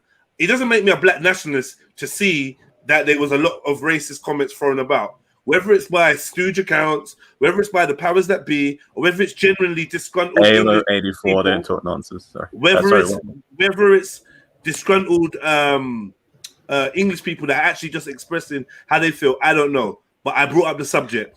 And my question was, is it right? Should you or would I represent a team that that represents a country that has racism interwoven throughout its foundations? And my answer is no. Does that make me a black nationalist? No. I don't really see any evidence. You supplied no evidence. Okay, it's like saying you don't want to work for a corporation because you don't believe what they stand for. It's the same thing. It doesn't negate to being racist or nationalist or nothing. You just don't like the direction A is going, so therefore you do not want to represent them. So if you want to tell me the rebuttal to that, our job is that we want to accelerate the media, calling all English people racist. Until that word you have has no what's the word? It has no social shaming factor. Because remember, racism is only felt by white people as a social shaming factor. If I call a black person a racist, he goes, "Oh, I don't care, bloody, you crack a bloody." So I don't think white people are on there. Listen, you can't say soccer hasn't got racism. They have a whole organization to try stamp out racism within soccer. So it's bullshit trying to say that soccer hasn't got racism, and it's plagued by it. It always has been. I agree, man. I mean, as I was saying, it's just a reflection of English society, isn't it? And obviously, I know it's well, they're the ones that came up with the game, isn't it? Yeah, it's a small minority of fans, Dublin. Trust me. But obviously, when you look on that small minority in the millions, because obviously it's a reflection of society, isn't it?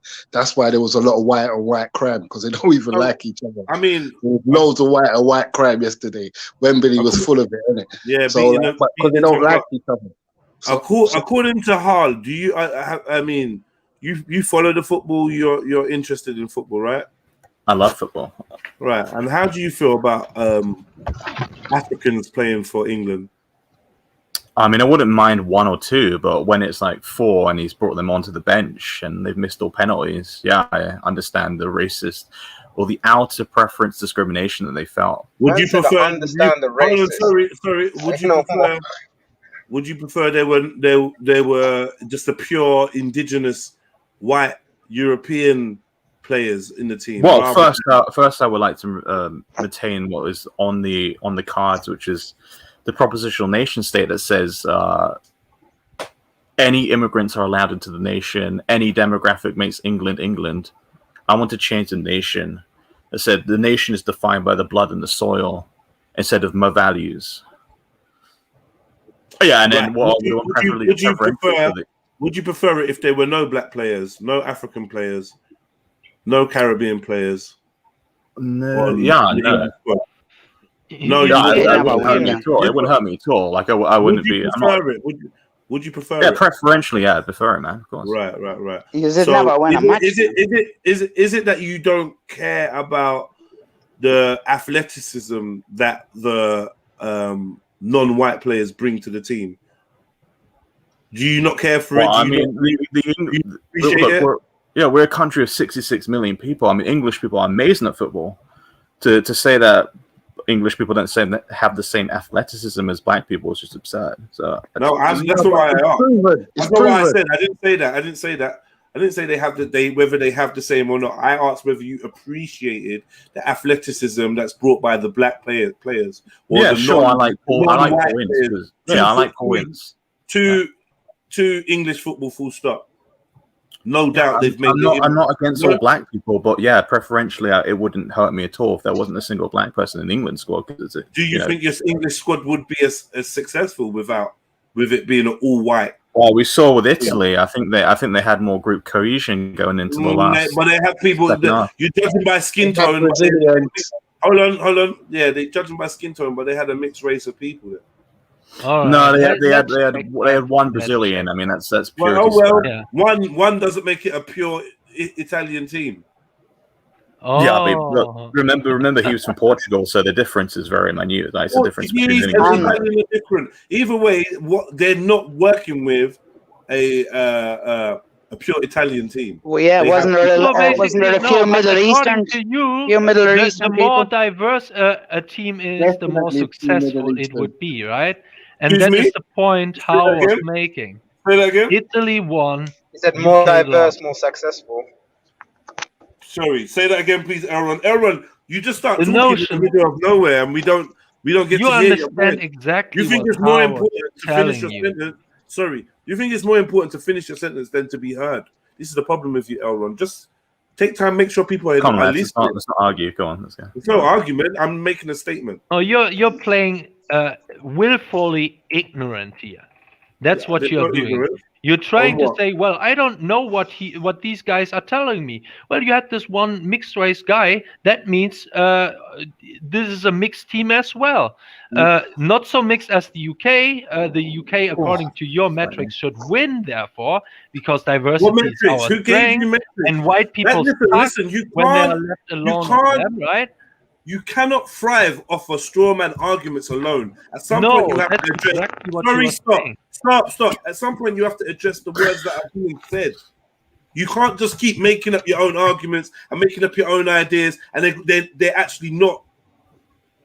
They have no bearing on what we're saying. Nobody is saying that mixed team is stronger than a. I'm asking you. Look at that. But look, Elrond, go to the football match in that mine shaft. I go to the names. Yeah, just go out. It shows you all the players. Just go out. I'm just saying to you, proven that black athletes, football players, they rank higher than most of their European counterparts, isn't it? No, that's nonsense. So name the 5 best players. Ronaldo, Messi, they're all European. No, you're chatting shit. Harry Kane, Phil Foden. You're chatting shit. I'm saying the most expensive players right now is. What would happen if 11 English lads played any African team? I'm saying, can you deny that the most expensive player right now in the transfer market is Kylian Mbappe? You fucking donut. Okay, yeah, he's swearing again. Cringe. Cringe. Jordan, can I ask you a question? All day because you chat out your bum with no facts. Okay. All right. Alronzo, do you see the team right now? Jordan. Yeah, all Italian names. You see it there. Yeah, look, Gianlangi Duroma. There you have one. Domenico He Baratti. wasn't Italian team, right? Oh, there's the one token. Moise Kean. That's the one token. So yeah, if diversity is a strength, these the people UK team was much more diverse. Sorry, right? first of all, yeah, I see the faces. I can't be sure that these people are all from Italy. You can tell from the names. Come on. Yeah. No, that's not enough. That's not enough. And they embarrass them. Embarrass them. 1 minute, Elron. 1 minute, Elron. 1 minute, Elron. Because I saw the English team without it. 1 minute, Elron. Elron, 1 minute. Guys, there's no reason to shout. You can speak after me. It's no problem. All I'm saying is, if you get the English team up without immigrants in it, it's only Pope and Kane. So no, that's nonsense. No, can I break it down for you? Can I break it down for you? The 26 players, 16 were English, 2 were mixed race, and 8 were African. But Maguire and Rice are actually Irish. Did you listen? Yeah, but we're taking them as English now. How can you do that? How can you do that? Because they don't even like they the devote Irish. their love to the English nation, to the majesty, the queen, the empire. Oh my God! Did you listen to anything I just said? That's why football's going wrong, isn't it? Because you don't listen. You're purity spiraling. Do you hate Ghanaians? Wait, what is your ethnicity, man? Can you listen? No, what is your ethnicity? Now, 1 second. Can you listen to what I just said, please? Because I said to you, without immigration, in the England team, there's only Harry Kane. Yeah, but I responded to how stupid your point was. You weren't listening. Because maybe that's the African IQ. And you tried to claim Irish people. I was listening when you tried to claim Irish people, but you cannot do that. Yeah, Irish people have over 25% English How can DNA. you erase their heritage? Do you know how much of the Irish DNA is English? Over 30% of all Irish people have 30% English DNA. I think you'll find that's the other way around. No. The English have the Irish DNA. No. Yeah, it is because you are claiming DNA from all over. I think it would be the other way around, actually. Yeah. You would have the Irish DNA. Yeah. You know, you're looking at Vikings and the whole, the whole show. Yeah, but we don't hate Irish people. We love Irish people. Happen. But we don't like Nigerians, right? How can you say that when you sent armies in here? Give us a second. I'm trying to screen share here for a long time, and I couldn't talk about it. You're screen sharing. Just give me a second, though. Yeah. Is there a need for you to like Nigerians? Because you made it as a statement. I don't know if. Is there a huge need for like Nigerians apply to you for likes, or what's going on? What's this whole? Oh, I don't like Nigerians. What's the point you're trying to No. I said English people would like Irish people more than they would like Nigerians because of genetic distance. Oh my God. That doesn't mean I hate Nigerians. It just means I like Irish people more than I like Nigerians. All right, so you like a lot of men. On what basis? All right, that's cool. Oh, okay. Whatever men you like. You're jealous of white people's physical appearance. It's understandable. You're black. Black people, these people on the planet. So anyway. Anyway, Elronda, what do you have up here? Could you turn your camera on? If you want to fight racism, right? Hold on, 1 second. Hal, could you turn your camera on? No, you wish for that, mate. You couldn't, could you? But why? If you represent what you say. 1 second, please. So when we talk about white people looks and blah blah blah, but white people are statistically the best looking race. I don't think you're proud of how you look. Of course, I'm proud of how I look. I have photos of myself. Turn your camera on. Yeah, you're proud of what you say, then. The only reason why I'm gorgeous is because my mother's mixed. Turn your camera on. You're triggered, man. No, where's the trigger? Very insecure black man. I'm saying for you to turn your camera. The online day by race. Here we go, Elronda. Here we go. Yeah, no, I don't. So. This is the thing, man. Like the thing is, you got a voice, but you can't stand by your voice with your face. And why do you have this absurd Let me idea finish saying what I'm saying, there? please. Who's triggered now? Who's triggered I'm now? not triggered. You just have an Calm down, absurd, man. Let insane me finish my reason in sentence. your head. Calm down, man. Your impulse control is horrible. Yeah, man. okay, now you Chill out, project it. chill out. Take a chill pill. Take a chill pill. You know what I mean? Take a chill pill. Eat a cucumber sandwich. Yeah. Right? Oh. What I'm saying to you, Harl, is you Can you will see have that? fancy notions of grandeur and superiority and pride. But one thing you can't do is associate the words you say and the theories you spew with your face, even in your own land. I think I don't, but that's just Even in your own land. Okay, well, you can think that. And You can think that. You Okay, remain I'll lose amazing. sleep over that, man. That's really It's not about No. It's about the integrity. It's about the integrity of your argument. Exactly. Yeah, it's got nothing to do with anything else. you go. If you can't back what you're actually saying, Well, I then we don't have need to to take back your what I argument with a said. The pinch of salt. 2.6 million. But you know it's Freaking man. nonsense. You know it's ridiculous and it's unbackable in your own country. Crazy. Okay, cool. That's why you have to have like a certain level of anonymity, right? Do you think I'm anonymous? That's just really cool, They man. soon drag you up, man. They got a place for people like you. It's called it. There we go. Look, black people are the least attractive, man. I don't know why that triggers you. Maybe you want a white girlfriend. I don't know, man. And here we got no one triggered. No one is triggered. No one cares.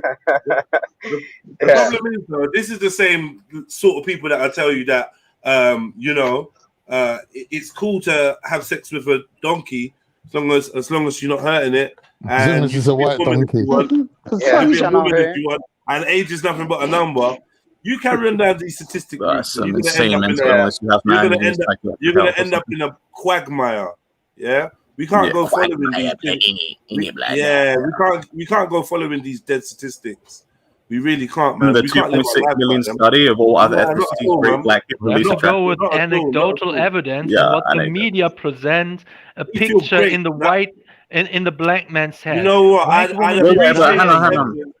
I'd appreciate Hang on, this Jedi. evidence from a white Can man- I ask you a question? A white man Can I ask you a that could question? actually show himself. Are you triggered now? Is that your trigger now? Impulse control? No, I'm speaking now. There's a difference between being No, triggered because and you don't want to speaking. hear what I say. I think you need to, I think you need to just take a pew and understand that the mic goes around. So you have to actually listen as well as speak. And that's something you're not doing it well. So anyway, Can like I I ask said, as well? I would take this anecdotal evidence with a pinch of salt, right? And that pinch of salt is simply because the two people that seem to be lauding it and backing it, 3.6 million people is anecdotal. Elron and Hart. See, there you go again. You talk about being triggered. Can't let someone finish a sentence. Yeah, you have the attention span of a shaved fucking ape. But for some reason, you think everyone Looks else- as well. Pink one. Looks as well. Pink one. So check this, yeah. We talking about who's most attractive and who's this and who's that, and you can't even show your faces. Yeah, because you think I don't. This is just insane. You just type my name in. You just type show my your name in, you'll face find me. in the relevant circles where you feel safe in your protective bubble. But you know, I've seen Elron. Wait, so can I ask a question for you? Big Jedi? red. If you don't, You're a hang on, coward. Jedi. You're a coward, Can I bro. respond to him? Jedi, No, if you don't think because you're you just ugly, said- wait, hang on, said Jedi. that I've black seen all the people ain't arguments people have don't against feel you. pressed to respond to me. You know, Are you? Yeah, Yeah, but why are you scared to hear what's If black people ain't attractive, why is there a rule? There's If one black- thing I'm not feeling in my kitchen. Chatting into the blue microphone. I'm not feeling fear. That's one thing that I'm not experiencing. But that's why you don't want to hear my words.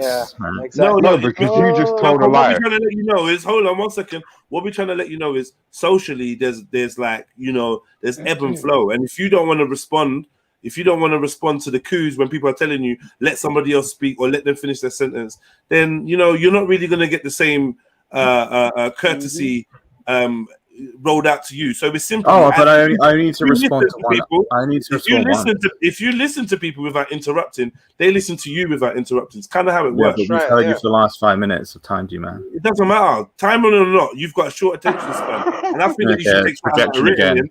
Take something like Ritalin for your short Can attention I span. just respond to something you said, which made me come onto the air? You said black people ain't attractive. That's a subjective point of view from yourself. No, it's subjective by data. That is Why subjective, have you come on to and respond to that? there is a large amount of evidence to contradict what you're saying. No, if you want to take, yes, there is. If you want to go from either direction, you could go from a colonial direction or an adult entertainment direction. Even in America, in the adult entertainment industry, they've put in place laws, and segregation in that industry to keep. I don't think it really matters which way Jordan swings. I don't think no, because these guys sit at home beating away all day. Jordan just wants. I don't think Jordan. You should be arguing. Yo, 1 second, family, please. I don't think you should be arguing from a place of whether who's more attractive. It's clearly a subject. What, my girlfriend's better looking than your girlfriend, right? Listen.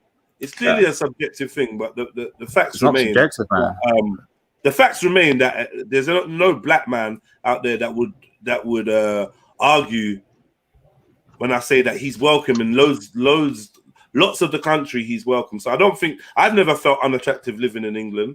Quite the contrary. But you are unattractive. I've never. Whether I'm unattractive or not, thank fuck that. No, I'm not being mean by that. Not because you're black. No, you're being gay. That's what you are. Shut up. You're being gay. You keep talking about my attractiveness.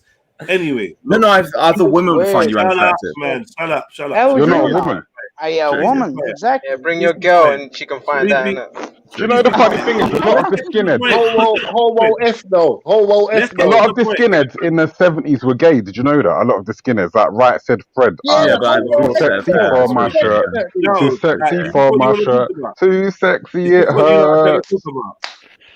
Oh, white male even got a better response. They all get triggered. Then the black female, then the black man got from the black female. Why has it turned into this? This is fucking weird. You don't have no fucking. Elron. No, you don't got. I don't know. Nah. Listen, man. Honestly, I'm not gonna lie to you. Yeah.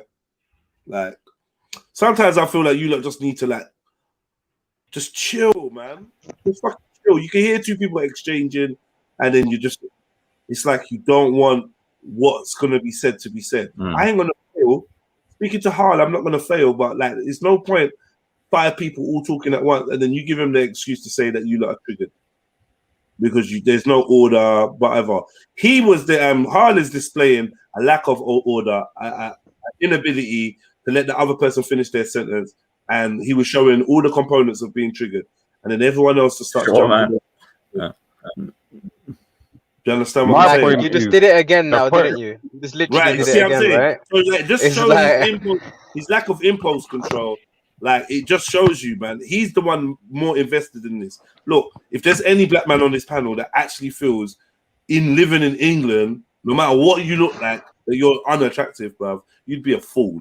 You go to any hovel, any fucking any back street fucking place in this nation, and you be carried like a fucking king that you are. So don't listen to none of these statistics. And the black sisters know just as equally. You take your head out of remember, they need all these machines to try and affect your psyche to get you to value yourself according to their beauty standards.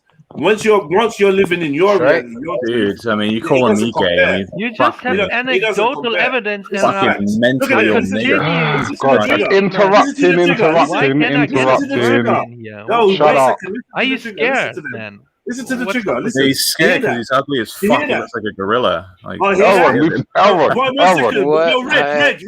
Red. Let me work, man. Okay. Can you not hear them? Man saying man fucking looks like gorilla, blah blah blah blah blah. Just because I'm speaking a simple, calm. No, because you'll be going on for 10 minutes like a fucking nutter. Yeah, it's boring. Let's go into some real data. You hear the emotion leaking from him. Yeah, man. Let's go into some real data. Carry on. The things where you asked me the question where white people Elron, can you chill, please, and let 2 people speak, please, Elron? Man, I'm waiting for 15 minutes. Elron, you've changed. Get to the point. You've changed. Listen to the trigger, man. Elron's changed. Look, bro, and you're still not getting it, Red. Look, man, he's run. Yeah, because that's what he does, bruv.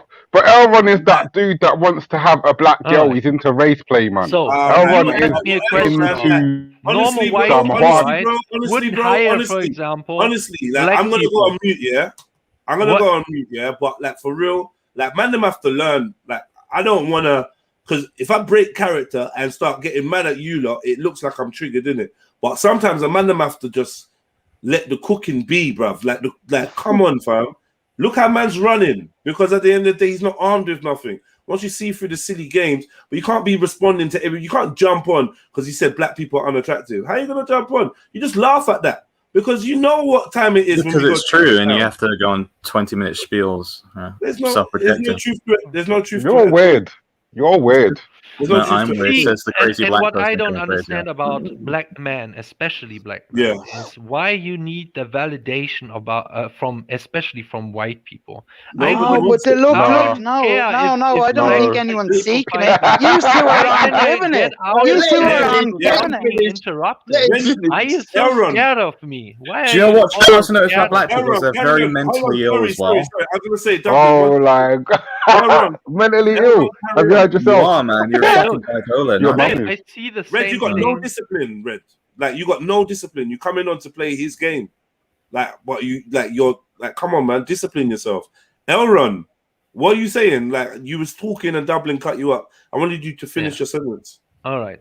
So I want to get into some data because I'm tired of this anecdotal evidence, right? And everyone has to bow down to feelings. Yes, feelings are important, and I think feelings are leading the politics today, right? I will never convince any black nationalist of my narrative of white positivity, right? So we know we can never, even if I show them the facts that he's wrong, he will never agree with me. He will say, well, these stats were made by white supremacists and so on. So we can end this talk. We will never agree. Okay, so what I would say... Let me hear. The biggest minority, let's what was step the aside from black people, because it's not only a black and white issue, right? When it comes to identity, when it comes to ethnocentrism, in-group preference, and so on. So in Turkey, they made some things, right? And I'm mentioning the Turks because they're the biggest group aside from the Germans here. 90% of the youth said they would not want their daughters to marry someone who was not from the other group. And when you look at Turkey, it's mostly Kurdish groups, right? And other groups are very similar to them. So way more genetically close to each other than, let's say, a German, Italian, a Chinese guy, and so on. 90%. So let's imagine, why should we let Turkish people in there, knowing about 90% have nepotism, have rejection against the other group, right? 80% of you said they would not want to have a neighbor from a different group. That is why you have everywhere Turks uniting against each other, discriminating against Germans to have a territory of their own, occupying states, occupying cities, and so on, right? Because they have in-group bias, they have ethnocentrism. 48%. This is the problem with going off numbers, Elron. They would not do. This is the problem with going off numbers. You don't have a clue. Wait, this is the last point I want to make. That because black people are so focused on this. I'm not black. 84% of Turkish people said they will not do business with member of the other group. That is in-group, out-group preference. So imagine Turkish people would rule, let's say, the UK. Do you know how hard it would be for black people to be hired then? You can be glad that most of the people are white liberals, that you even get a chance to get a job. Data. You got some anecdotal data, but do you know how anecdotal data? This is do you know how many? Here. Sorry, you just have anecdotal evidence. Hello. Do you know how many Turkish people were surveyed? What?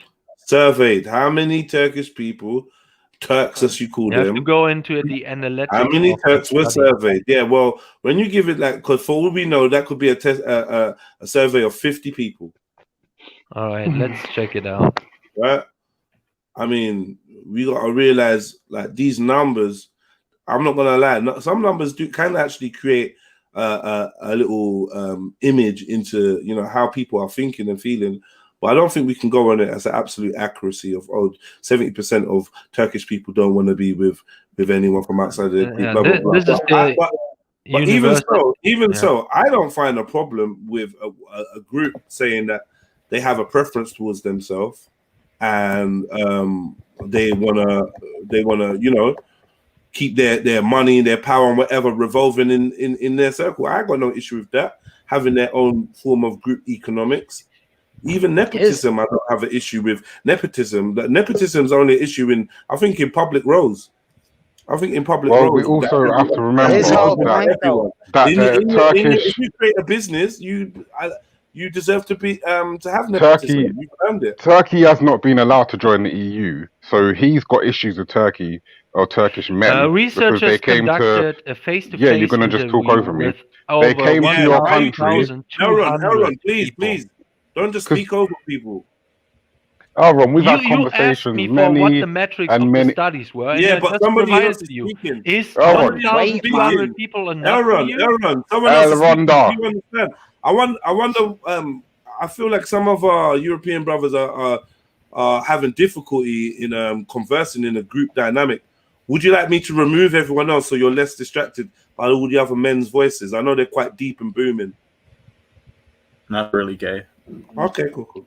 Elron, we've spoken many times before. Many times. Yeah. White people. Let me explain something to you don't because even we've had this conversation before. Racism against white people when it hits them with a sledgehammer in the face. Our fair-haired brother here is struggling yet again with the group dynamics. Sorry, how it works. You ended. Now you're just trolling because you have no argument. Do you think anyone with a neutral, objective mind? It's etiquette. Red was speaking. Please, in what world do these tactics work? Can Red finish speaking? And then you can come back with your little numbers after that. Can he? Shimping out. Why are you shimping out, man? All right. He's not simping out. Elron, don't you know who this is? This is the red golden child. You used to talk to me about German stuff all the time. Yeah. My point is this: Turkey. Yeah, I showed you 1,200 people, right? Were asked in the study. You're not letting me speak, though. Is that enough for you? Wow, bro, are you all right, bro? Can Red Golden Child make a point without you interrupting? Is that okay? Maybe you need some more visuals, right? Let's go some visual. You want to go some visual? Okay, the visual is this, yeah. When this guy speaks, go visual. Yeah, no, sorry. When this guy speaks, yeah. You with me? This guy doesn't. That's the visuals, okay? So when the guy with the red and the letters, yeah. When he speaks, sorry. You mute, and then when he finishes, you speak. I hope you get that, yeah. All right, thank you very much. Sorry. I realized when I'm making the screen share and someone new comes to the panel, I can't understand what he's saying. So that might be my fault. Elroy, I'm going to give you a tip. Get yourself a pad and a pen. Get yourself a pad and a pen and write down what you want to say instead of interrupting him. Go get a pen and a pad. The civilized ones. Write your little document. Yeah, the civilized ones. All right, Red. Sorry, my brother. This is weird. Do you know I used to sit down and talk to this guy? He knows who I am because I ain't been on that. Because I ain't been on that other. I ain't been over there. Yeah. Sorry, I'm not going to encourage you to get your point. Not because you took long, but because obviously I know the attention spans of our brothers are not that. All right. We've had these conversations prior. Yeah. Turkey ain't been allowed into the EU. That's a discriminative thing. They're dealing with it their own way. A couple of their people come into Europe, and that would obviously play into your stereotype of them being in group favoritism because they're actually experiencing discrimination. Next point. Attractiveness of black people. Yep, I already said it's subjective on whoever's looking. It's not subjective. Can I respond? Excuse me, I wasn't addressing you, and I don't really. I'm addressing Elron because I've spoken to Elron in the past. Please, notebook and pen.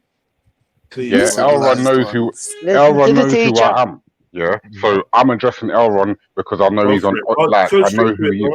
Yeah, and with the there's been a lot of lynching because of attraction from other races to black men. Yeah, men hung from trees because Caucasian women have said he Not looked because at me, he Irish and touched fair me, enough. You're and right. stuff like that. So that is just evidence there. Also in the adult entertainment industry, white, female, Caucasian performers. Yes, because they're being promoted by Jews. Excuse me. Can you just Notebook and pen, please. Notebook can and you pen. have impulse control? Yeah, yeah. Because you're Please. supposed to be smarter than me. I'm supposed to be in your NRX movement. I'm supposed to be, conquered. Yeah, and that ain't going to happen. But in the adult entertainment industry, white women are being persecuted. Caucasian women are being persecuted by adult male performers for doing scenes with black men. Yeah, why is that the case? Why are they being stigmatized and discriminated against if they do interracial They scenes? should be And sluts. third point is, I think, just on a personal level, because Elron, you know who I am. I He think doesn't care who you are, bro. I'm just saying it because Brother we've had the side, you're conversations. saying like Yeah, this is a bad thing. That I've said it to you before, and I'm going to say it again. I've said it to you before. Finish up, Red. I've said it to you before, and I'll say it again. I've seen what you look like, and I personally think you're jealous and envious because you want a black girlfriend. And I will never stop saying it. And I just came on to let you know that, yeah, bruv. See, if you wasn't talking crazy, you could have came to London and you could have had some black friends and maybe a black girl. But because you're so socially awkward, you've gone the other way, and you've got worse. Look, I have a black friend, right? I hate to make even this argument to have this token black man to say, well, I don't hate all black people or something, right? This is this cringe argument. But I'm actually in contact with two nationalists speaking on behalf of pro-white so you hate black people.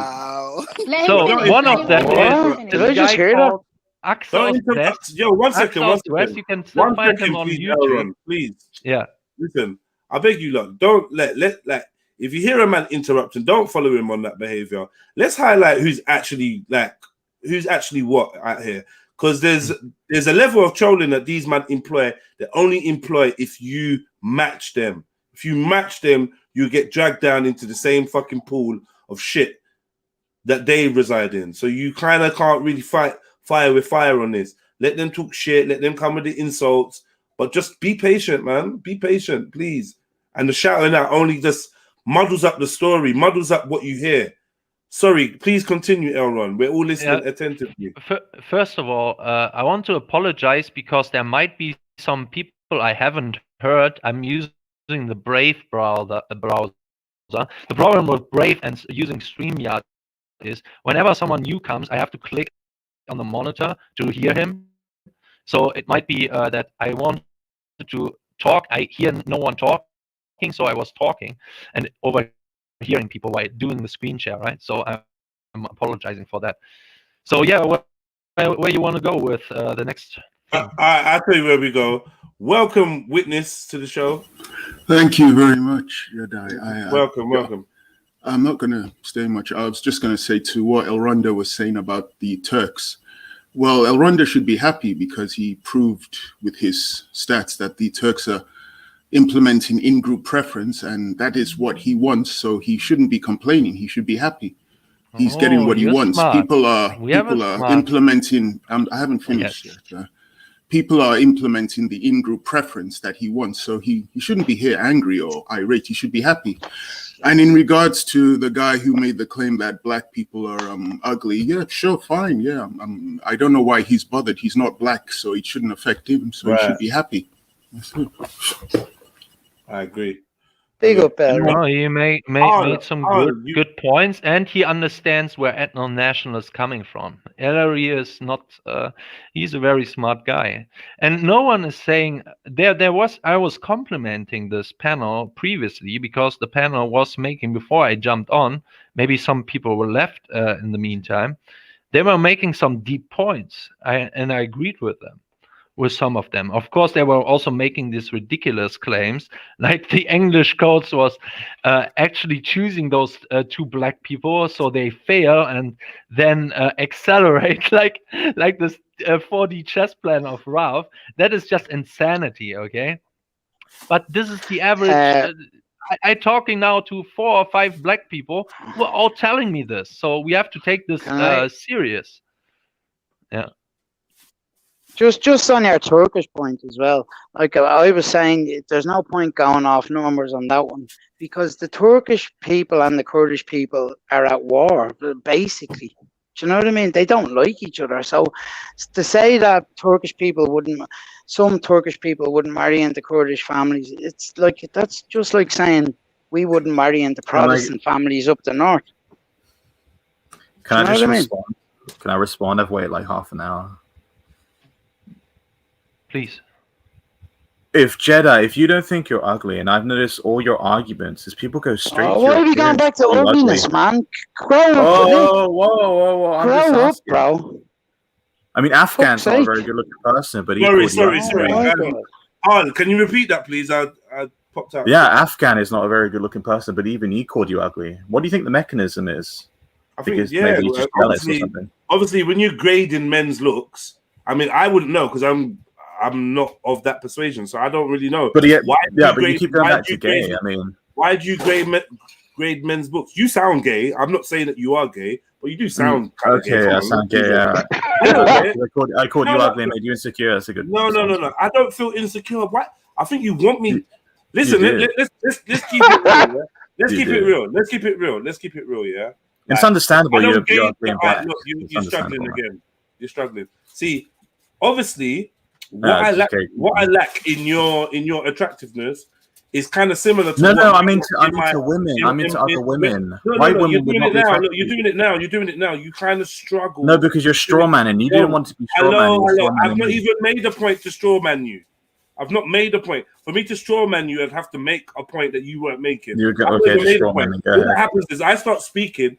I step on your toes, your emotions go off, and you can't help but. All right, dude, just get to your fundamentally your point about Here you go. Ad-libs. You just spews out of you the pain. No, I do think you're mentally ill. You do it again. Look.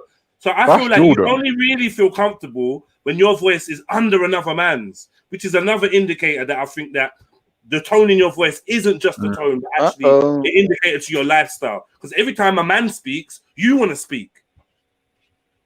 No, I just don't want you to straw man me because then you go on your rambles. There was no straw manning happening. You're Jordan. Okay. You got finished on Trilluminati on the Trill channel before. It's normal. He wants to talk about people's looks. He wants to say, Jedi, you're not attractive. No, I'm doing it because I'm accelerating you. I'm making you feel insecure about your appearance. There was nothing going on. Jedi, you're we were not talking attractive. about something else, and then you brought back up Jedi's attractiveness. Yeah, definitely. Segued to it. He segued to it. Yeah. Obviously of interest to him. Yeah, you're fetishizing the black man. I'm making you feel insecure. It's bizarre. You're fetishizing black men.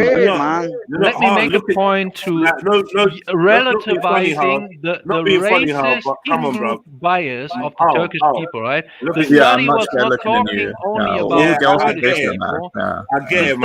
The study with your big monkey face, your big monkey face, and your outside all these Kurdish people in there, right? And my question is, would you make the same apologies to the Turkish people when they were discriminating against black people there? Saying, well, they're basically at war with each other. And you know, another funny thing is, we both imported Kurdish and Turkish people. How about that? We are importing the people who are at war with each other into our country so they can fight these wars on German soil. You're confused. How crazy is that? Aaron, I'm not gonna lie to you. Yeah, bless you and that. Yeah, I know you're enjoying yourself or your day out, but you're not necessarily very cohesive with the conversation. Like you seem to cohesive. I can't even use words correctly now. Fucking hell, you're not cohesive. You mean coherent? That's all you're looking for. No, I didn't say coherent. I said cohesive. Ugly bastard. Oh my God! Sorry, don't get insecure. Don't go on a ramble. I know where one of the dislikes come from anyway. Every day. You're gay. You called me ugly. A good one, ugly. Thank you. You're called ugly by your. I guarantee you actually get called ugly by your own women. Do your own women find you unattractive? All right. Is that why you're single? Or are you single, man? Do you want to Is that why you sit on a live stream 8 hours a day? Let him chat. You're an unattractive, black, mentally unstable baboon. Used to be in this guy fancies Jedi. Yeah, I fancy him. Let him get off his chest, man. What else do you want to say about my looks? What else? I just think you're really fucking ugly. You should be deported. That's fine. Okay. Hey, can I ask a quick question? So is this Leon? What, my brother? Just what's going on? Is everything all right? Well, yeah, everything is all right. Everything's perfect. Yeah, man. I just want to ask that guy a I'll be question. right back. I'll be right so back. concerned with how you look and that. Where the fuck is all that coming from? He's into a certain type of lifestyle. From his groin. I said from his loins and that. It's coming from deep within a burning desire to express how much he's not attracted to Jedi. You're so ugly. That's strange. That's a strange energy to have, man. I know. And then when he works himself up to this crescendo where he calls me a monkey, he's got to suddenly pop off line quickly. Wonder what he's doing. Yes. Oh, that's disgusting. That's disgusting. Nasty. I won't put it past him either. That's the thing. There are weird people out there. Look, in the world, you just get people that are into some weird stuff. No, but like the privileged people who think they're privileged or behave like they're privileged, even like down to the royal family or Matt Hancock, whoever it is, they're into some kinky, weird stuff. You know what I'm saying? They're weird. A lot of these people. Should we go back to the football issue? Yeah, go on. Before we do that, I wanted to ask you a question. What's going on in Germany? You have an increased aging population, which was one of the reasons they started bringing in a younger migrant population to do certain jobs and to pay with the taxes. How are you going to deal with the increased aging population in Deutschland? Do you have a plan? Well, yeah, there's different plans, different things you can implement, and so on. I think when it comes to the fourth industrial revolution, most of the people are basically, and that is why all those people in power are now out in the open talking about we need to reduce the population in the world. We need to. They were even making cases for genetically giving a license to breeding, who can breed and who can't breed, right? That is why they're promoting having less and less children, because of the fourth industrial revolution. You only need a handful of people, and these people are mostly the smart people doing the job, keeping the civilization intact, right, with all the technology and so on. So we don't need most of the workers we are having right now. And it's crazy, you know. German people can't move outside for months and months, right? And still they let in all those refugees. So you get house arrest for the Germans, pretty much. And yet all these newcomers, they still let in. And on the other hand, you have a massive job loss here in Germany. So more and more people haven't got any work, and you still let migration flow, right? Isn't that a kind of like life? But it addresses what I was saying, because you have an aging population. You don't have enough young fourth industrial white Germans. revolution will deal with most of this. But yes, I can understand. That You're is going my to stop. answer. You're going to stop the migrants from breeding. You're going to stop immigration. Fine, but then how will you increase your own Saxon population? What will you do? You can't, because you don't have kids, and you like promoting German identity. And not demonizing German identity, collectivizing German, saying only German can be us. There's no other people who will have even an interest in remaining in what you like about Germany. You have a duty here. The best thing a woman can do for society is having lots and lots of German children, right? That is honorable, and it shouldn't be like washed away as you are some kind of lower woman because you are not working for, I don't know, Amazon to do some speed charts or something, right? That whole mindset has to change, right? And then banning porn, banning cultural Marxist literature. All of these things combined would raise the birth rate. And the most important thing is if we can convince German people that the current elites wanted to genocide them, right? Imagine what a baby boom would that when people think like me, right? they want to have German children. I just needed to find out from you, in your society, will women have the right to work, do whatever jobs they want, or will they be relegated to just having babies? No, I would say you allow the freedom, but you put up incentives, put up, just basic knowledge. You can go with facts, you can go with emotion, with this probably what better works with women. The woman will always comply to the current narrative, what society wants from them. This is just how women the woman brain works overall, right? Yes. So I would go with emotion and facts. So saying to women, well, the possibility of you having healthy children is best in the ages of between 18 to 25, 28, right? So better have children, have marriage young, right?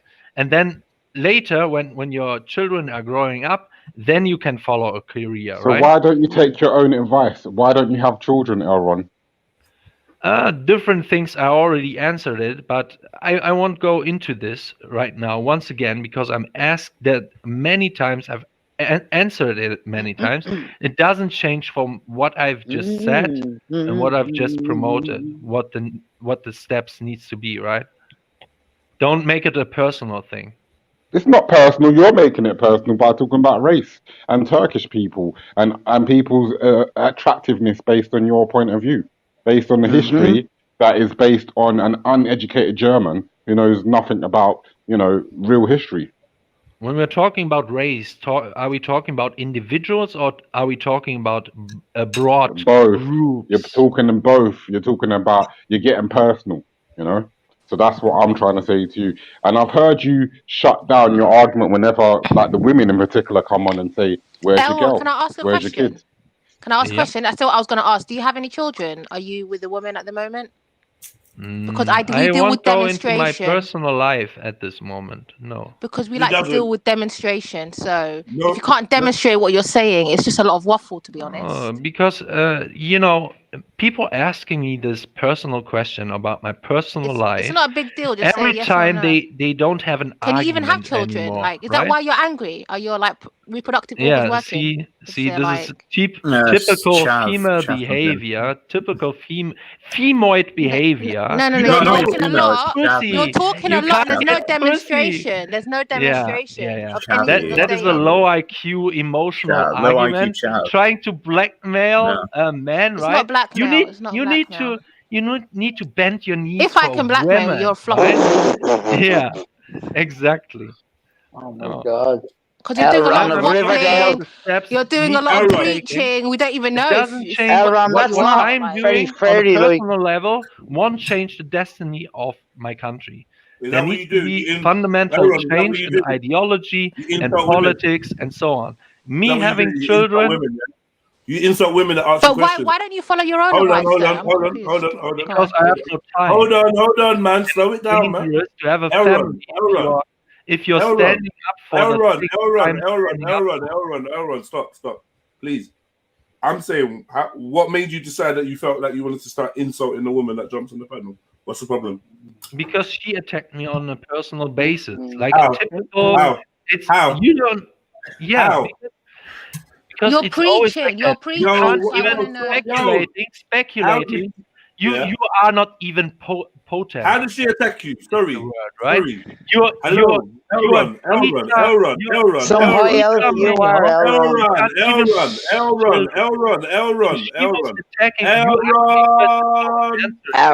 of Rivendell. No one can hear you. No one can hear you. A black no woman one can hear you.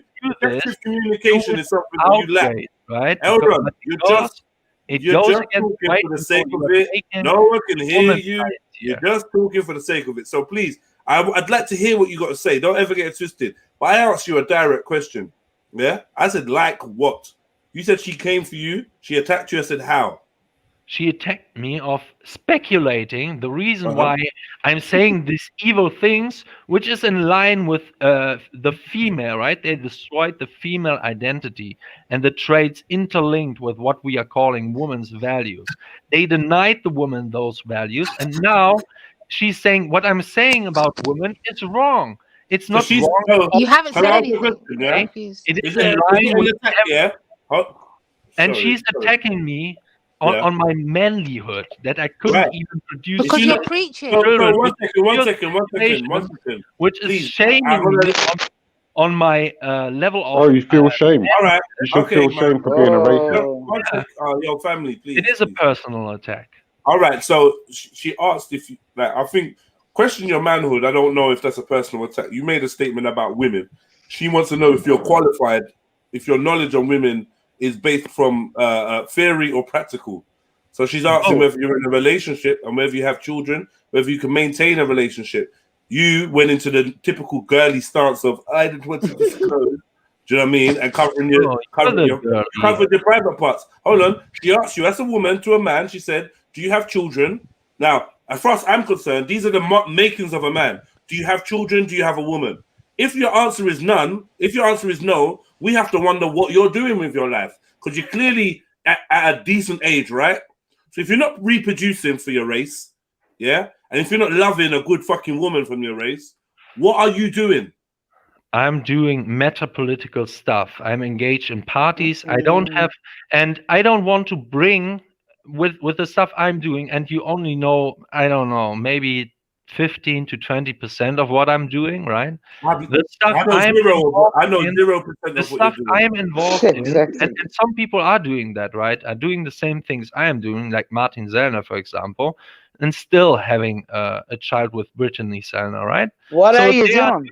That, but not everyone. What are you doing?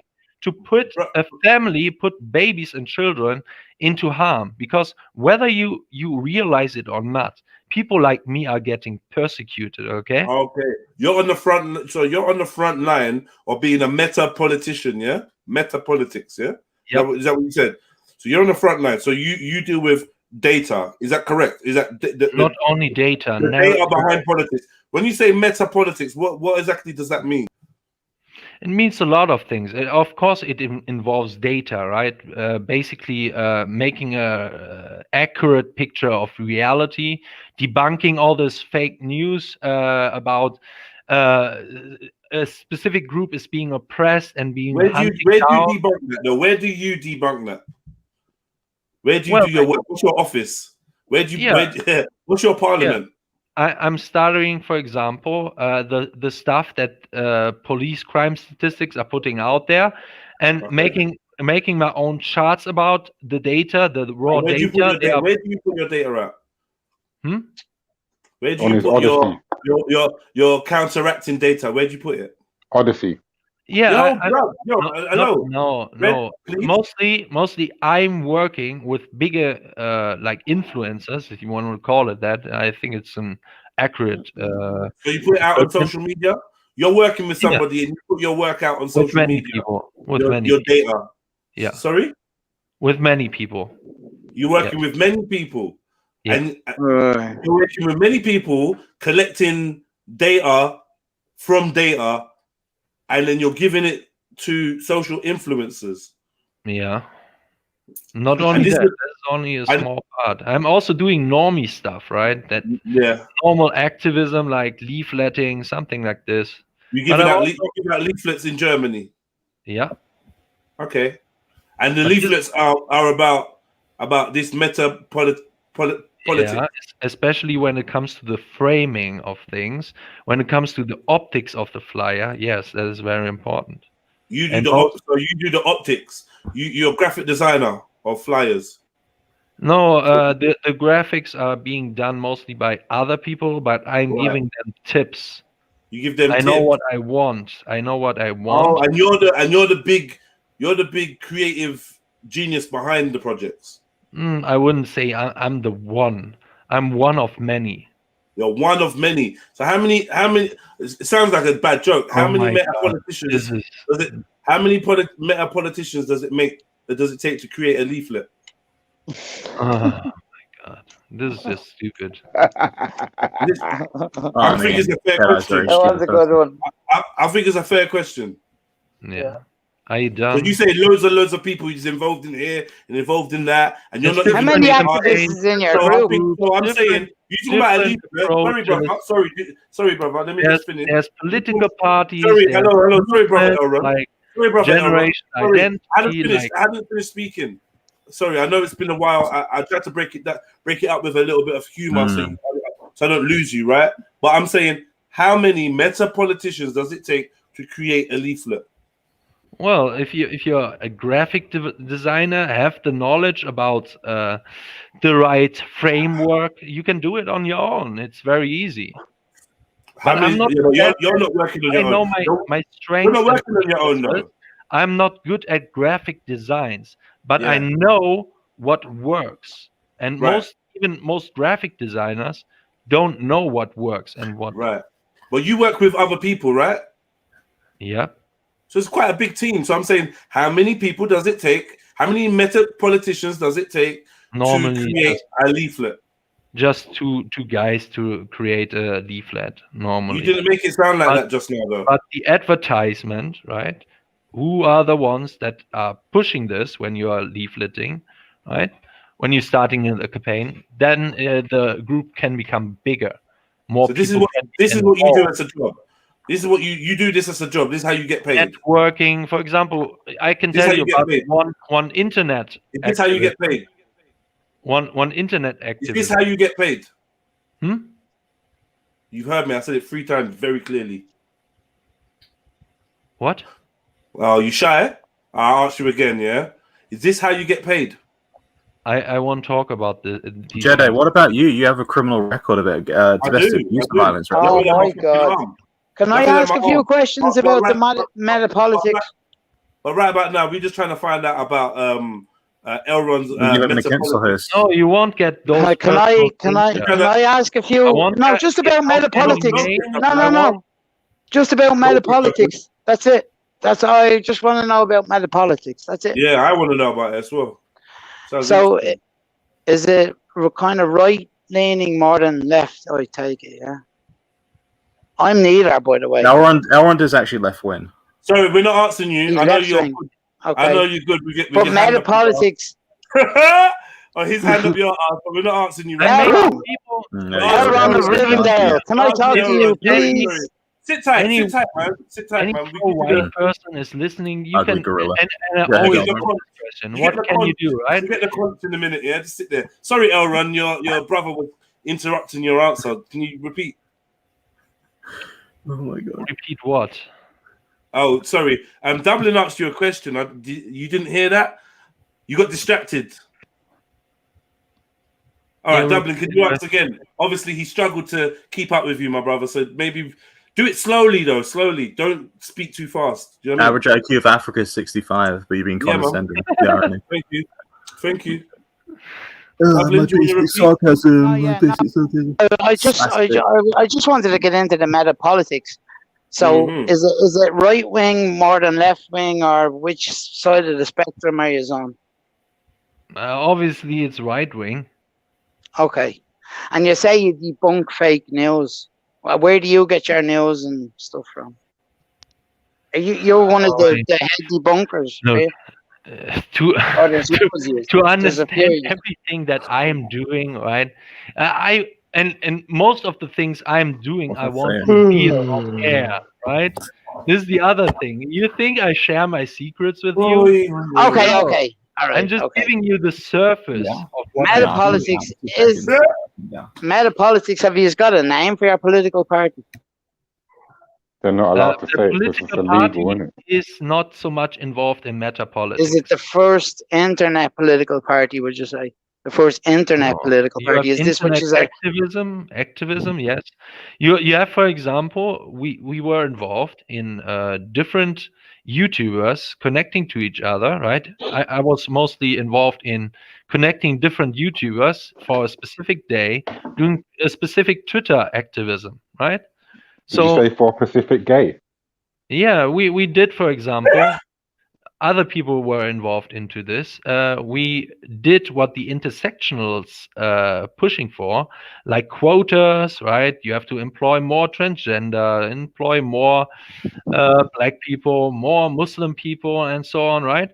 And we realized that the top of mainstream media in Germany, they are all white, right? So this is a problem. This is racial discrimination. So we are saying these people are always talking about we need those quotas and normal day, everyday jobs. How about we hold them responsible for this?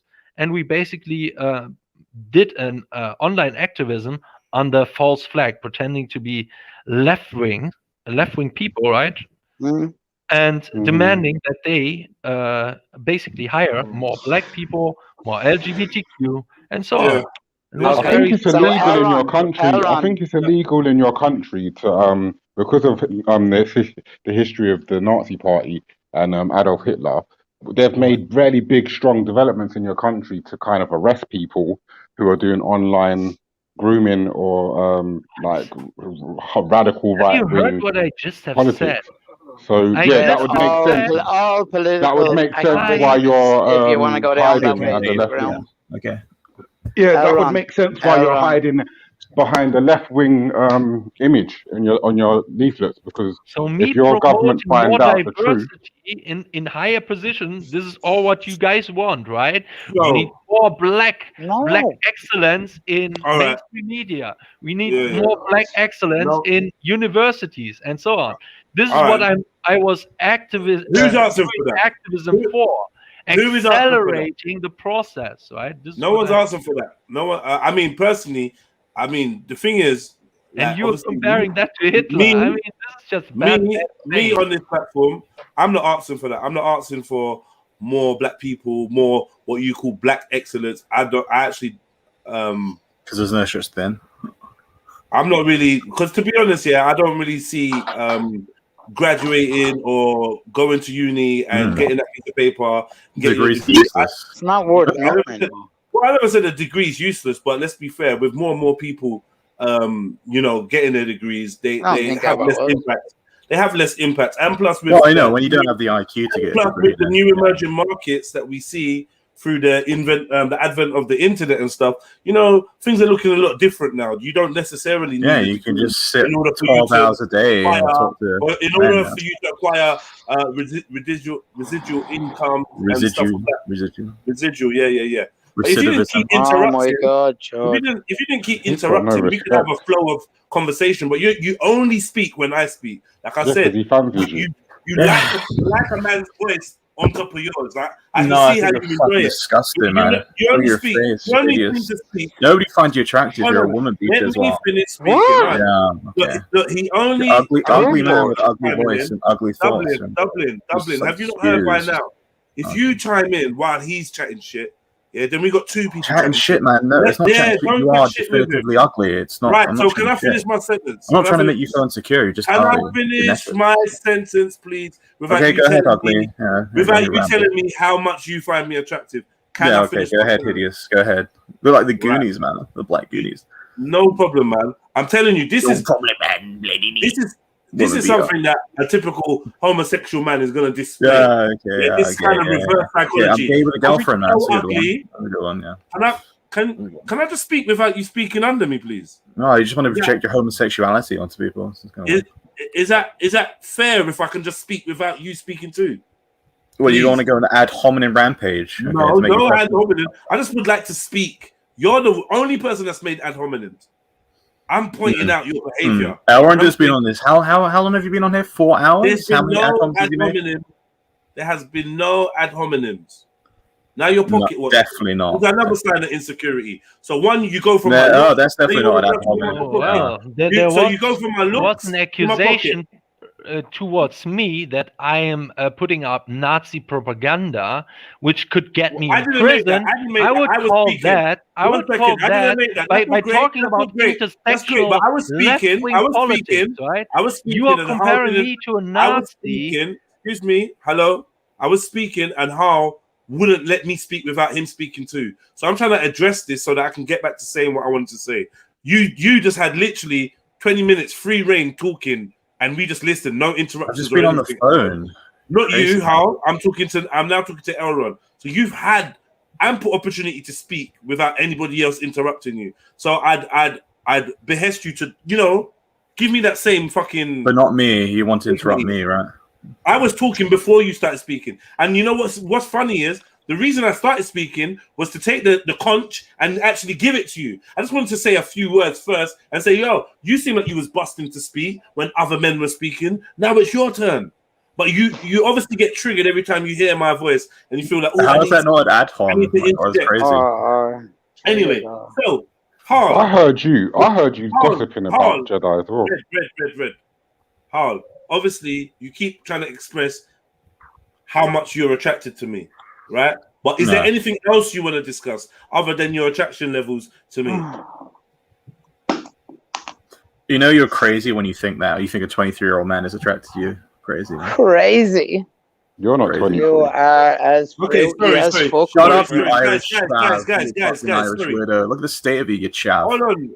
Why are you? Honestly, I feel to kind of make you come off the panel, because you're kind of annoying. So I just had to turn him in his place. The lower class never speak to the upper class. You keep biting the debate and playing to man. I don't know why you lot are doing it. I don't know why you keep answering him. So sorry, Harl. So other than talking about how sexually attractive I am, is there anything? But you're not though, are you? Because you're a woman beater and you have no girlfriend and you've never. Yeah, so you're not, right?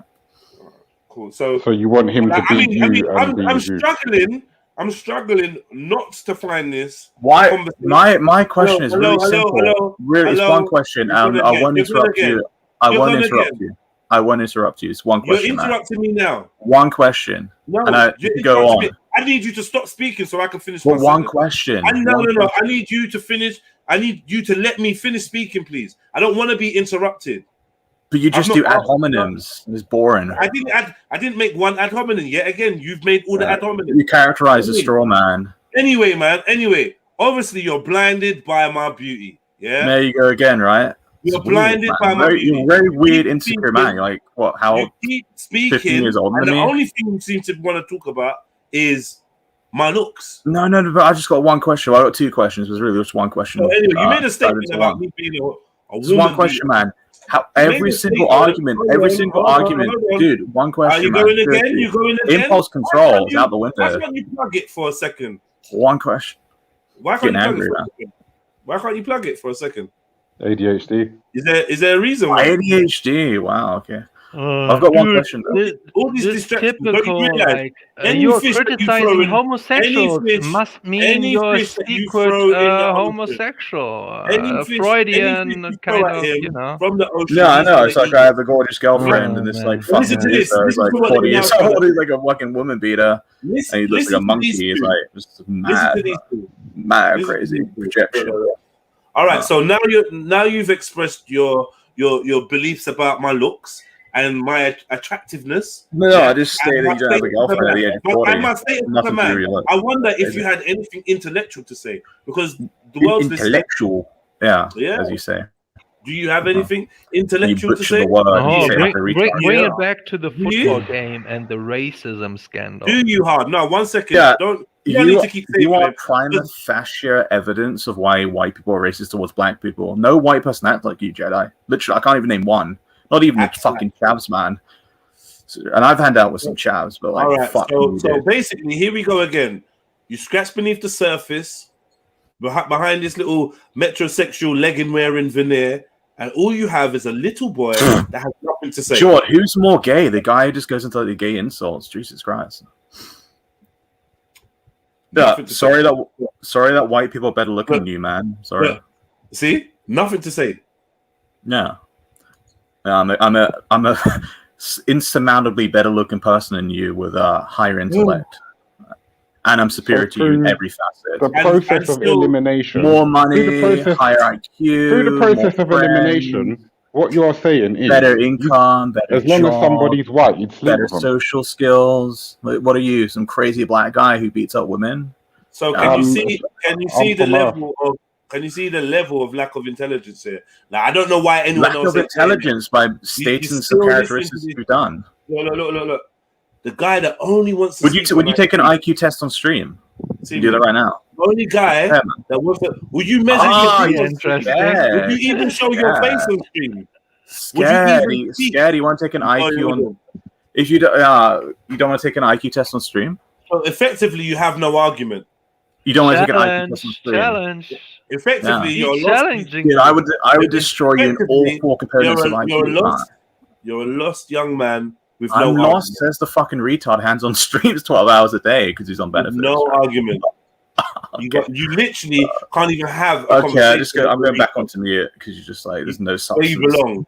You made no sense. So now we can open the conversation. Now he's had his fix of attention. You saw all this time he's had to say something sensible. Not one piece of fucking, I don't know, man. No intelligence at all. The streaming is just so. I don't know what's wrong with him. He just keeps getting stuck in this whole loop of talking about how attractive someone is. Right? I mean, at the end of the day, man, I'm not judging you for your lifestyle, Harl. I think it's clear to see and clear to hear what you're focused on when men get together to talk. You want to talk about who's attractive, right?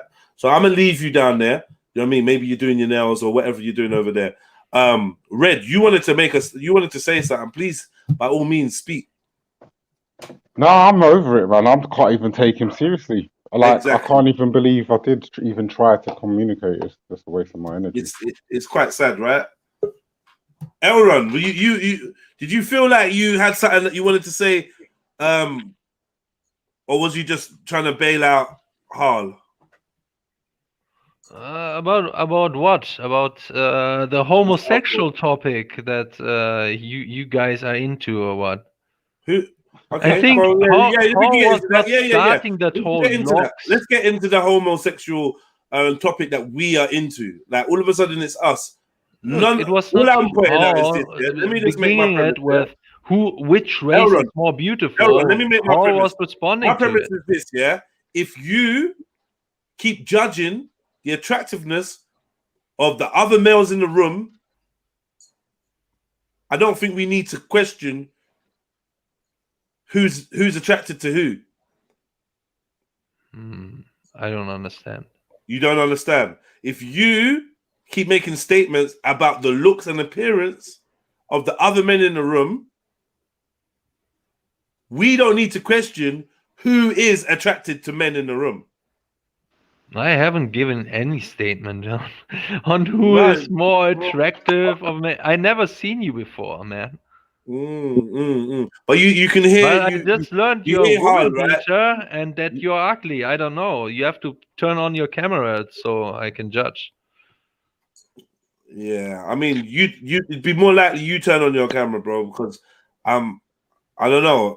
I'm actually somebody. I was attacked. You know what I mean? Like, how I look. I never attacked anyone aside from Jupiter on their look. Right. No, so on the panel, I was attacked. Someone told me you wanted to talk about the gay subject, and I'm saying this is how the gay subject came up. You are just secretly loving black women and can't get black pussy or something. Of other men. So the only one who was attacked on looks of other men, but you got selective amnesia when it comes to remembering how the conversation went.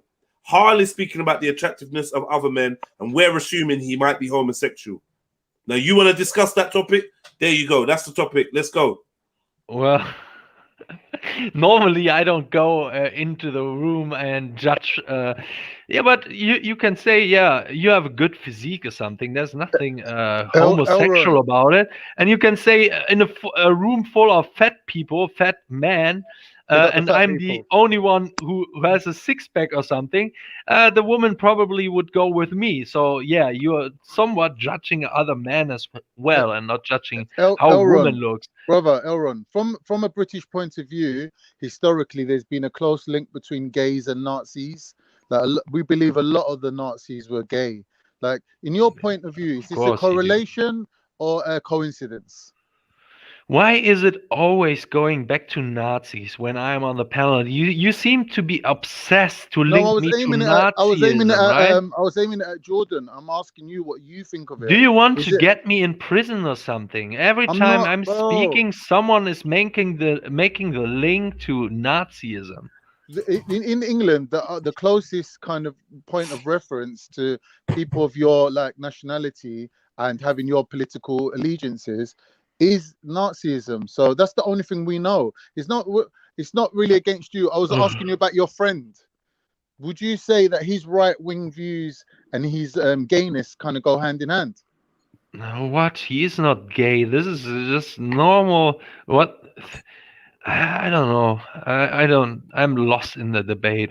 Why are you even interested in debating this kind of thing? One thing I wanted to ask you is why are you and other people who share your politics, why are you obsessed with IQ?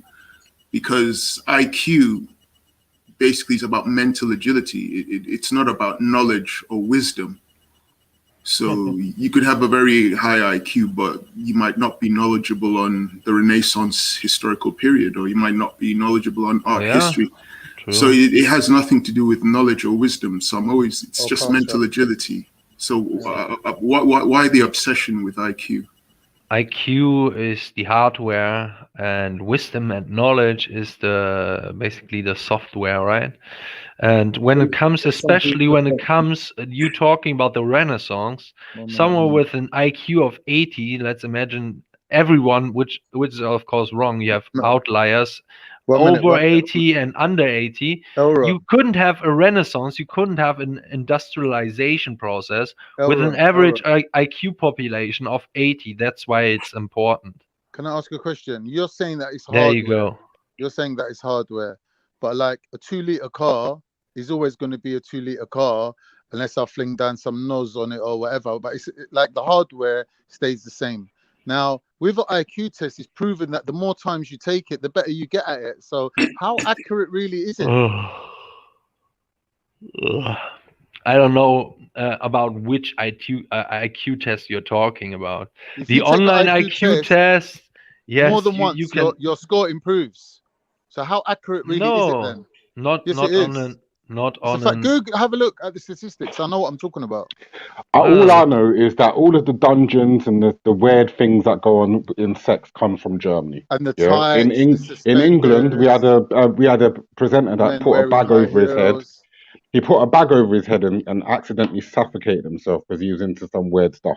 And if you watch Eurotrash, all the weirdos came from Germany and wherever else. Yeah? So when it comes to like men in Germany, they're quite into like that communal kind of bathhouse kind of setting. So a lot of you pro-white men, you are a bit into kind of group activities. It's just fact. What I'm saying, Red. All I did was ask him, is there a correlation or is it a coincidence? And he didn't want to answer. So it sounds like he's covering up for people like Jordan.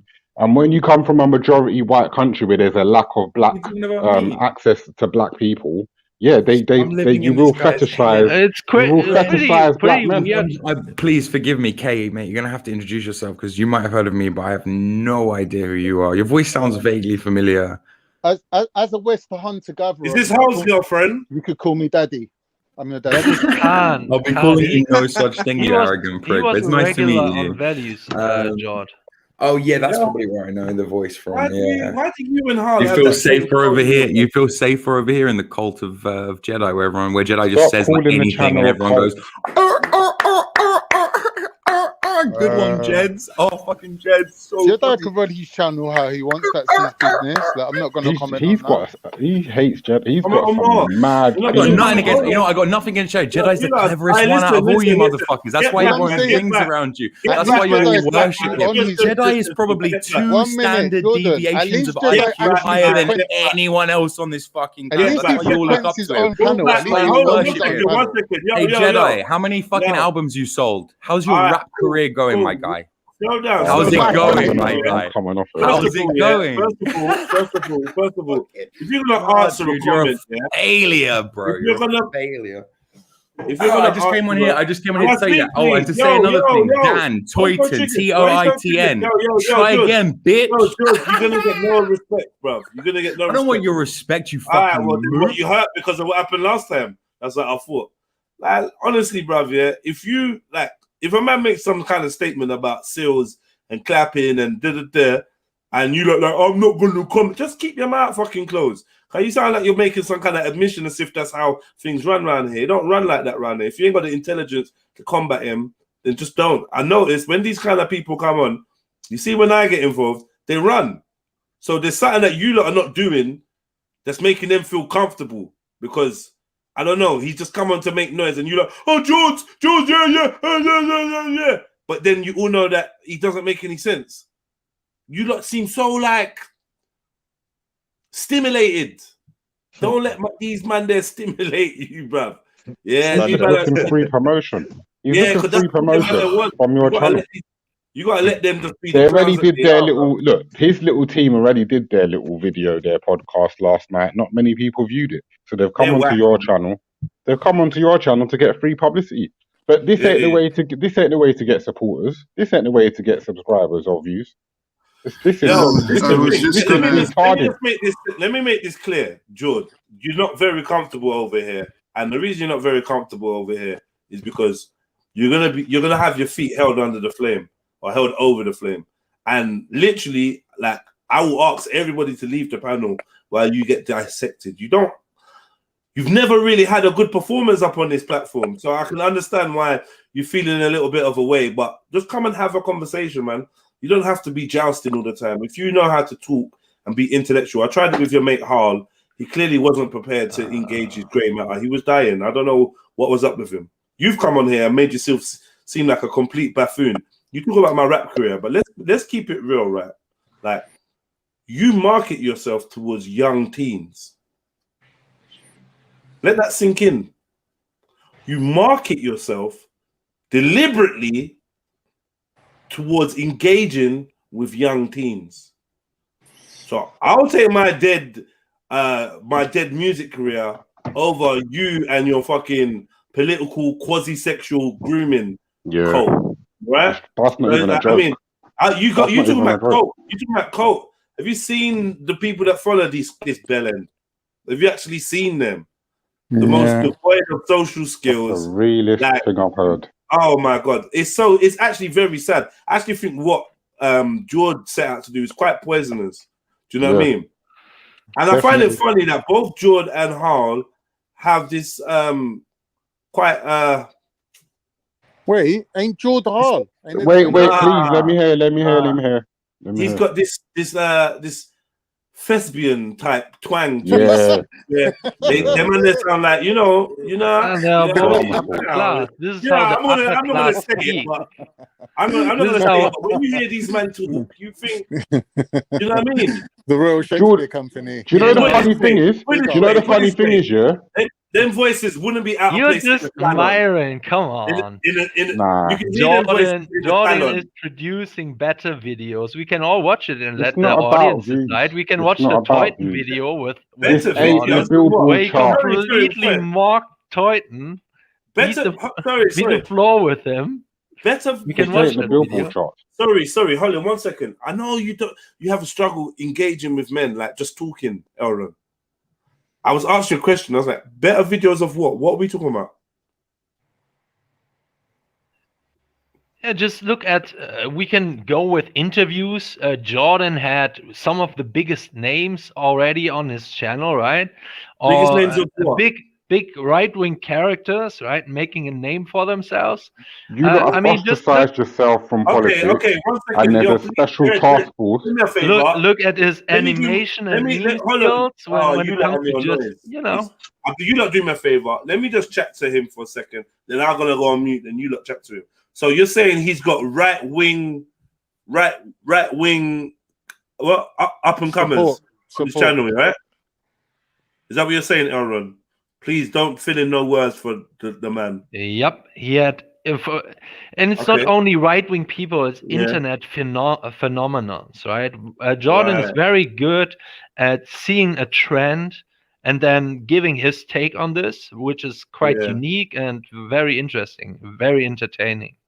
So this is what I like about Jordan's channel. Okay, so I mean, was there supposed to be some kind of competition with Jordan interviewing people from the right wing and spotting trends? Was there some kind of platform that was set up to kind of counteract him or compete with him, or is there somebody you think on this platform, on this panel, that's in the same arena as Jordan? I'm confused. I think what you lot are doing are counterproductive. that you are projecting. Jordan has a bigger channel than you, right? Than Trilluminati. It's a bigger channel. And the one thing that Jordan was coming onto your stream was actually the most successful video you ever had on your channel. Are you So alright, bro? yeah, I think you're projecting, okay? and you even changed the title of the name so it gets more like traffic, right? So we all changed the the name. things you are We saying changed the about channel. Jord, you are doing. Sorry, my guy. First of all, yeah. My guy. First of all, there's no comparison with anybody's channel. You say his channel is a bigger channel. I'm not sure in respect of what. It could be subscribers, it could be views. But my thing would be, what would make you think that I was in some kind of competition with Jordan? Yeah. You've got people like the side guys and side men and that who do pranks and games, and they've got bigger subscribers and viewerships and followings than both of us.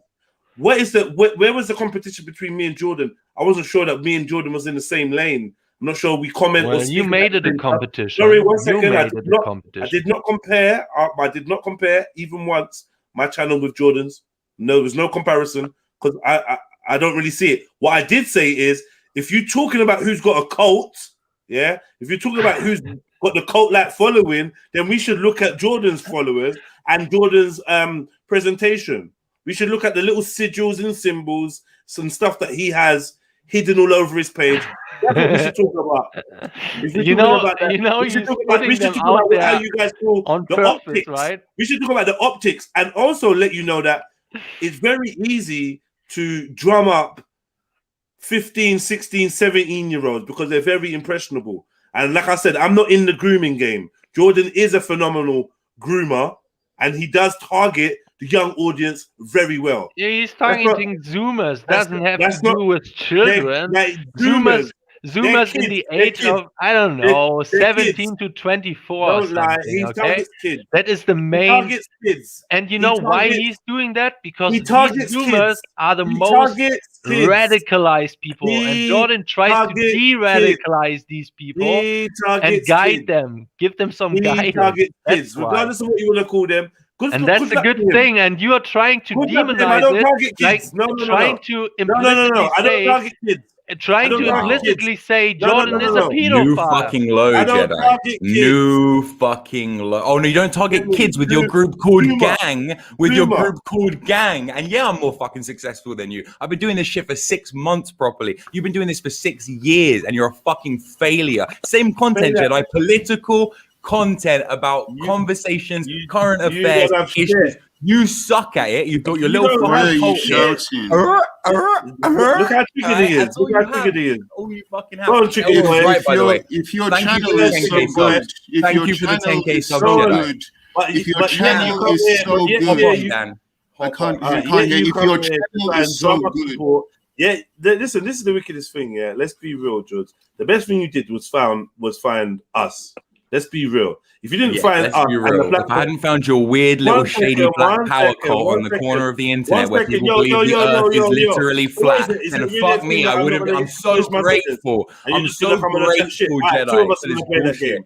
As you can see, we've been playing this game. I don't know if you've noticed, you've been losing this game. You've been losing this game on your own channel. You is waste, scared to have a conversation with you. What? Jumps on, spurts out bullshit. Doesn't give anyone else a chance. Wait, to the speak floor is yours on your own channel. Go ahead. You cannot have an intellectual discourse with me at all on anything. Man. Last time you came here, you got skinned alive. Last time you got bullshit. I get skinned alive. I had a 5-hour conversation with a cult of people. I left with my head held high. Shut up, trying to rewrite history. To do your little rewrite history. Do you know how many people who saw that video who weren't in your cult had a different fucking opinion? I'm just starting, Jedi. I'm just fucking starting. You've been here. You've been here losing relevance. You've been here doing nothing. You've been here spurging about white people for 6 years, my guy. What have you achieved? Feeling energy. Just What remember, you will never see Jedi. Yeah, I'm an energy vampire. I'm out here, and you're drained dry, my man. There's no energy I can steal off you. Let me assure you, you're energetically dead. It's never gonna go the other way You're around. an energetic dead end. And that's one thing you take the piss out of G Block for being the graveyard. Mr. Graveyard, this is the fucking cemetery. This is where egos come on, just to make noise. That's all he's come on to do.